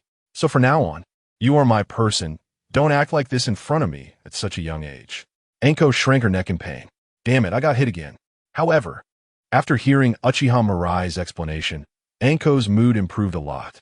That's true. If Orochimaru really abandoned her, there would be no need for him to entrust her to a strong person like Uchiha Mirai. That person's favor must be something particularly precious. After walking along the street for a while, Anko suddenly brightened up and hurriedly said, Senior Mirai, please wait a moment. What is it? I want to buy a skewer of dango. Uchiha Mirai nodded. I want to eat too. Anko smiled and replied, No problem, let me treat you. Arriving at the dessert shop, Anko shouted, Boss, I want 2 skewers of dango. Uchiha Mirai jumped in first, 10 skewers. Anko's smile disappeared. Senior Mirai, 10 skewers is a bit too much, right? Uchiha Mirai shook his head. Not too much at all. I have a good appetite. But Anko wanted to say something, but the dessert shop owner had already packed up 10 skewers of dango. That'll be 50 ryo. Seeing that Uchiha Mirai had no intention of paying, Anko could only take out her wallet, frowning as she pulled out a few coins. Thank you for your patronage. Under the smiling gaze of the dessert shop owner, Uchiha Mirai took the dango and walked outside. Anko hung her head and followed behind. Today's expenses completely exceeded the budget. But thinking about being able to eat a few more skewers of dango, Anko felt somewhat comforted. Still delicious as always. Uchiha Mirai and Anko walked and ate together. And Anko quickly finished her skewer. Senior Mirai, give me another skewer. Darn it. Why? I want to eat 9 skewers. Why should I? Isn't that a bit excessive? Your original plan was to eat just one skewer, so you only wanted to buy two, right? That being said, next time when treating, be a bit more generous. This is a lesson for you. Uchiha Mirai scolded, and also, girls eating too many sweets can get fat. Watching Uchiha Mirai walk away without looking back, Anko felt a chill all over her body. This is too much. Letting her treat is one thing, but only sharing one skewer of dango is just unfair. And he even hinted that she would get fat from eating too much. Senior Mirai's personality is simply terrible. Can you please show a bit of the demeanor of a hero of the ninja war? Watching Anko's frantic appearance, Uchiha Mirai's lips curled up slightly. Occasionally teasing these little girls is really quite pleasant. After walking for a while longer, the road ahead was suddenly blocked by a crowd. Dozens of villagers were gathered at the entrance of a restaurant, whispering to each other about something. Seeing this scene, Uchiha Mirai stepped forward with Anko. Once again, a few drunken ninjas are causing a ruckus. Sigh, such disruptive elements are truly detestable. Exactly, such a nice restaurant, and they just start smashing things. Fortunately, I ran fast. I almost got caught in it.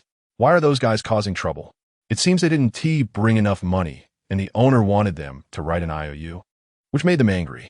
Is there really no one to manage this kind of disturbance in broad daylight? I just saw police officers entering, but it seems they have no way to handle the troublemakers inside. Huh, these ninjas must have some background. The restaurant owner is going to be in trouble. Hearing the crowd's discussions, Mitarashi Anko felt indignant. How detestable. How could there be such bad people? With such a temper, why not go kill some enemies on the battlefield? However, she didn't intend to get involved. After becoming Orochimaru's disciple, Orochimaru's first warning to her was not to meddle in others' affairs. So, in situations like this, her usual choice is to leave quickly. Out of sight, out of mind.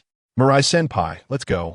Mitarashi Anko was just about to pull Uchiha Mirai away when she noticed that Uchiha Mirai was already walking toward the crowd. Chapter 101. They asked me if I dared to? Hey, what are you pushing for? A burly man felt the movements behind him and turned around with an angry glare. The next second, cold sweat dripped from his forehead, and his eyes were filled with terror. Mirai-sama. Sorry, I didn't know it was you. Uchiha Mirai waved his hand gently. Don't worry. I just want to see what's going on. Oh, okay. Mirai-sama, please. After noticing Uchiha Mirai, the crowd in front automatically made way. No one would be foolish enough to provoke the newly appointed head of the Uchiha police force, who had gained a notorious reputation during the ninja war. Upon entering the restaurant, Uchiha Mirai left the door open, facing the crowd. The restaurant was in disarray, with fragments of tables and plates scattered everywhere. Two men wearing Konoha ninja headbands sat arrogantly in chairs, while three Uchiha clan ninjas stood opposite them. In a corner, there was a middle-aged man with a bruised face. Huddled cautiously. Hey, you guys don't need to say anything more. I absolutely want to go to your so-called Konoha police force today. We're just following procedures. Stop talking nonsense. It's clearly the restaurant owner's fault. You should be arresting him. No matter whose fault it is, you all need to come with us.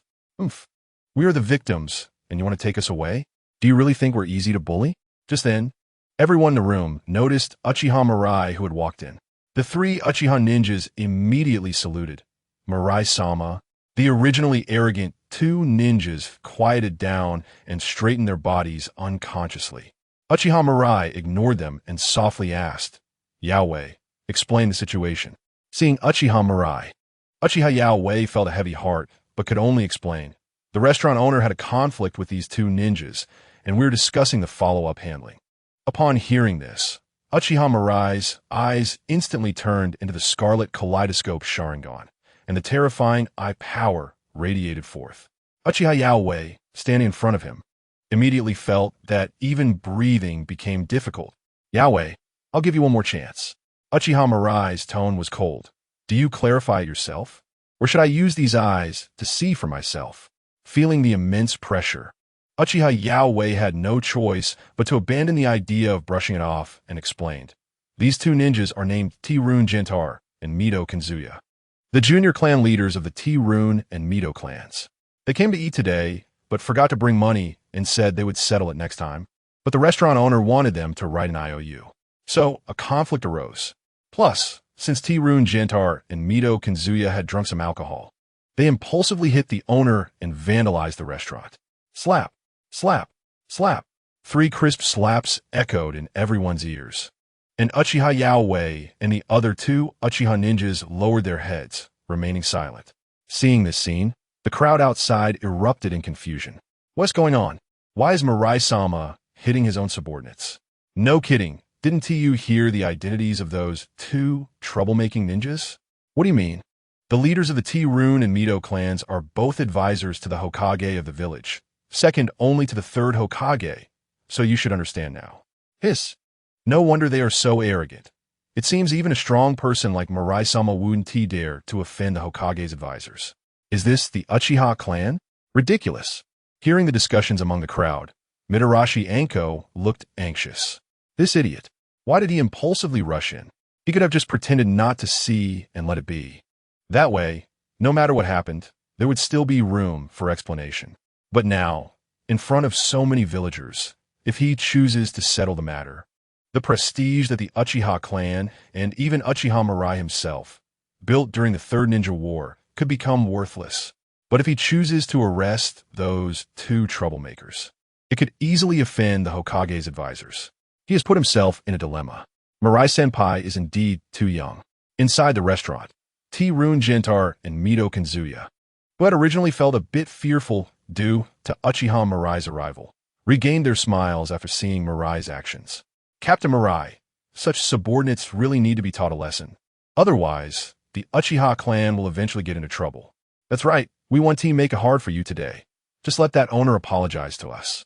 Uchiha Mirai ignored the 2 and simply stared blankly at Uchiha Yaoi. Uchiha Yaoi felt a silent anguish.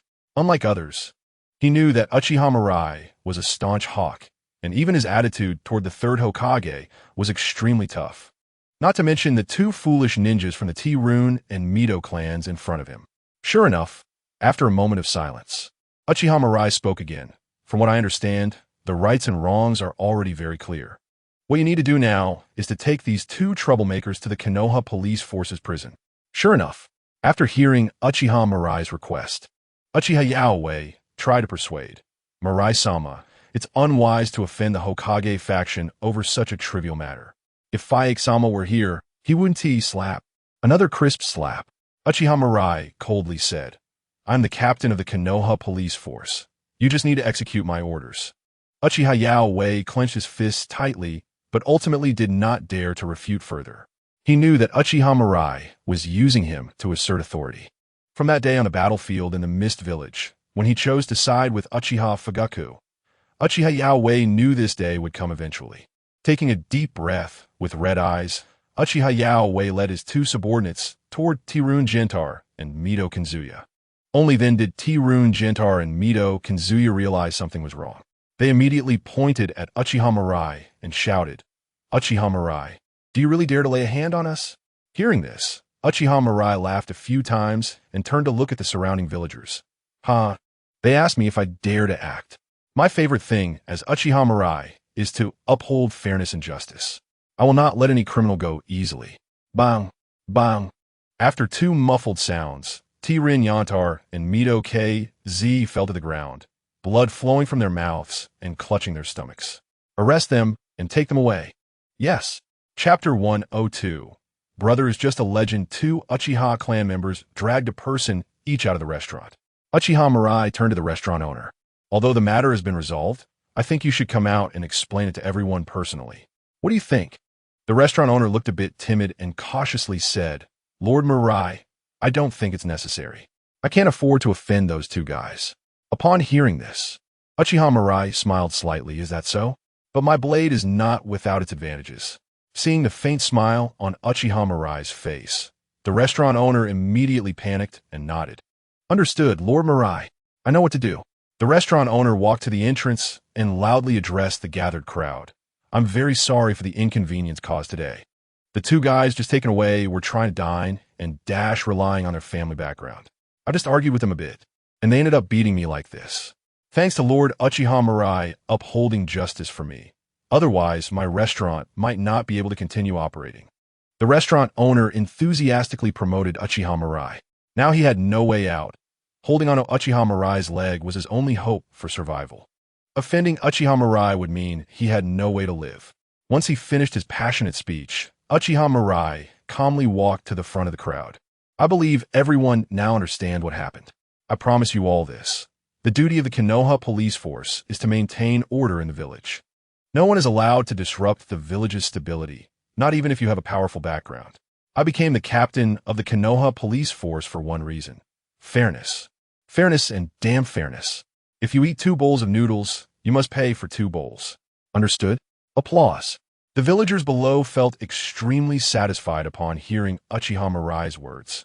Their eyes filled with admiration. As expected of Lord Mirai, he did not disappoint us. Even the Hokage's advisor's descendants are not spared.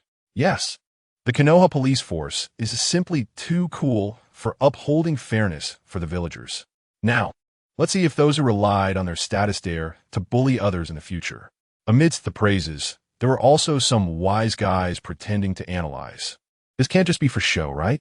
Once the police arrive, they'll immediately release them. Such remarks were immediately met with disdain from those around. Fool. Do you think someone just putting on a show would beat someone to the point of vomiting blood? If someone stands up for justice, you still want to bite back? Are you a spy sent from other villages to disrupt our harmony in Konoha? You dog, if you dare to slander Lord Mirai again, I'll kill you. Looking at the indignant crowd, the few wise guys decisively shut their mouths. Speaking of it, although the Uchiha clan's ninjas are proud, they have never been corrupt in their work. Yes, I used to think they were too rigid and conservative. But now I realize that only by being this way can they ensure the interests of ordinary villagers. I also heard that during the Third Shinobi World War, the Uchiha clan members were the ones fighting on the front lines. Indeed, one cannot judge a person solely by appearances. The Uchiha clan may not be as bad as we imagined. Wait a second, Mirai. Hearing the shout from behind, Uchiha Mirai stopped. Why did you run off by yourself? Looking at the panting Mitarashi Anko, Uchiha Mirai replied lightly, I forgot about your existence. How can you be so unapologetic? Mitarashi Anko rolled her eyes at Uchiha Mirai, but her opinion of him changed. Mitarashi Anko is very smart. Otherwise, she wouldn't have been chosen as a disciple by Orochimaru. Through today's events, Uchiha Mirai not only established the prestige of the police force and maintained its dignity, but also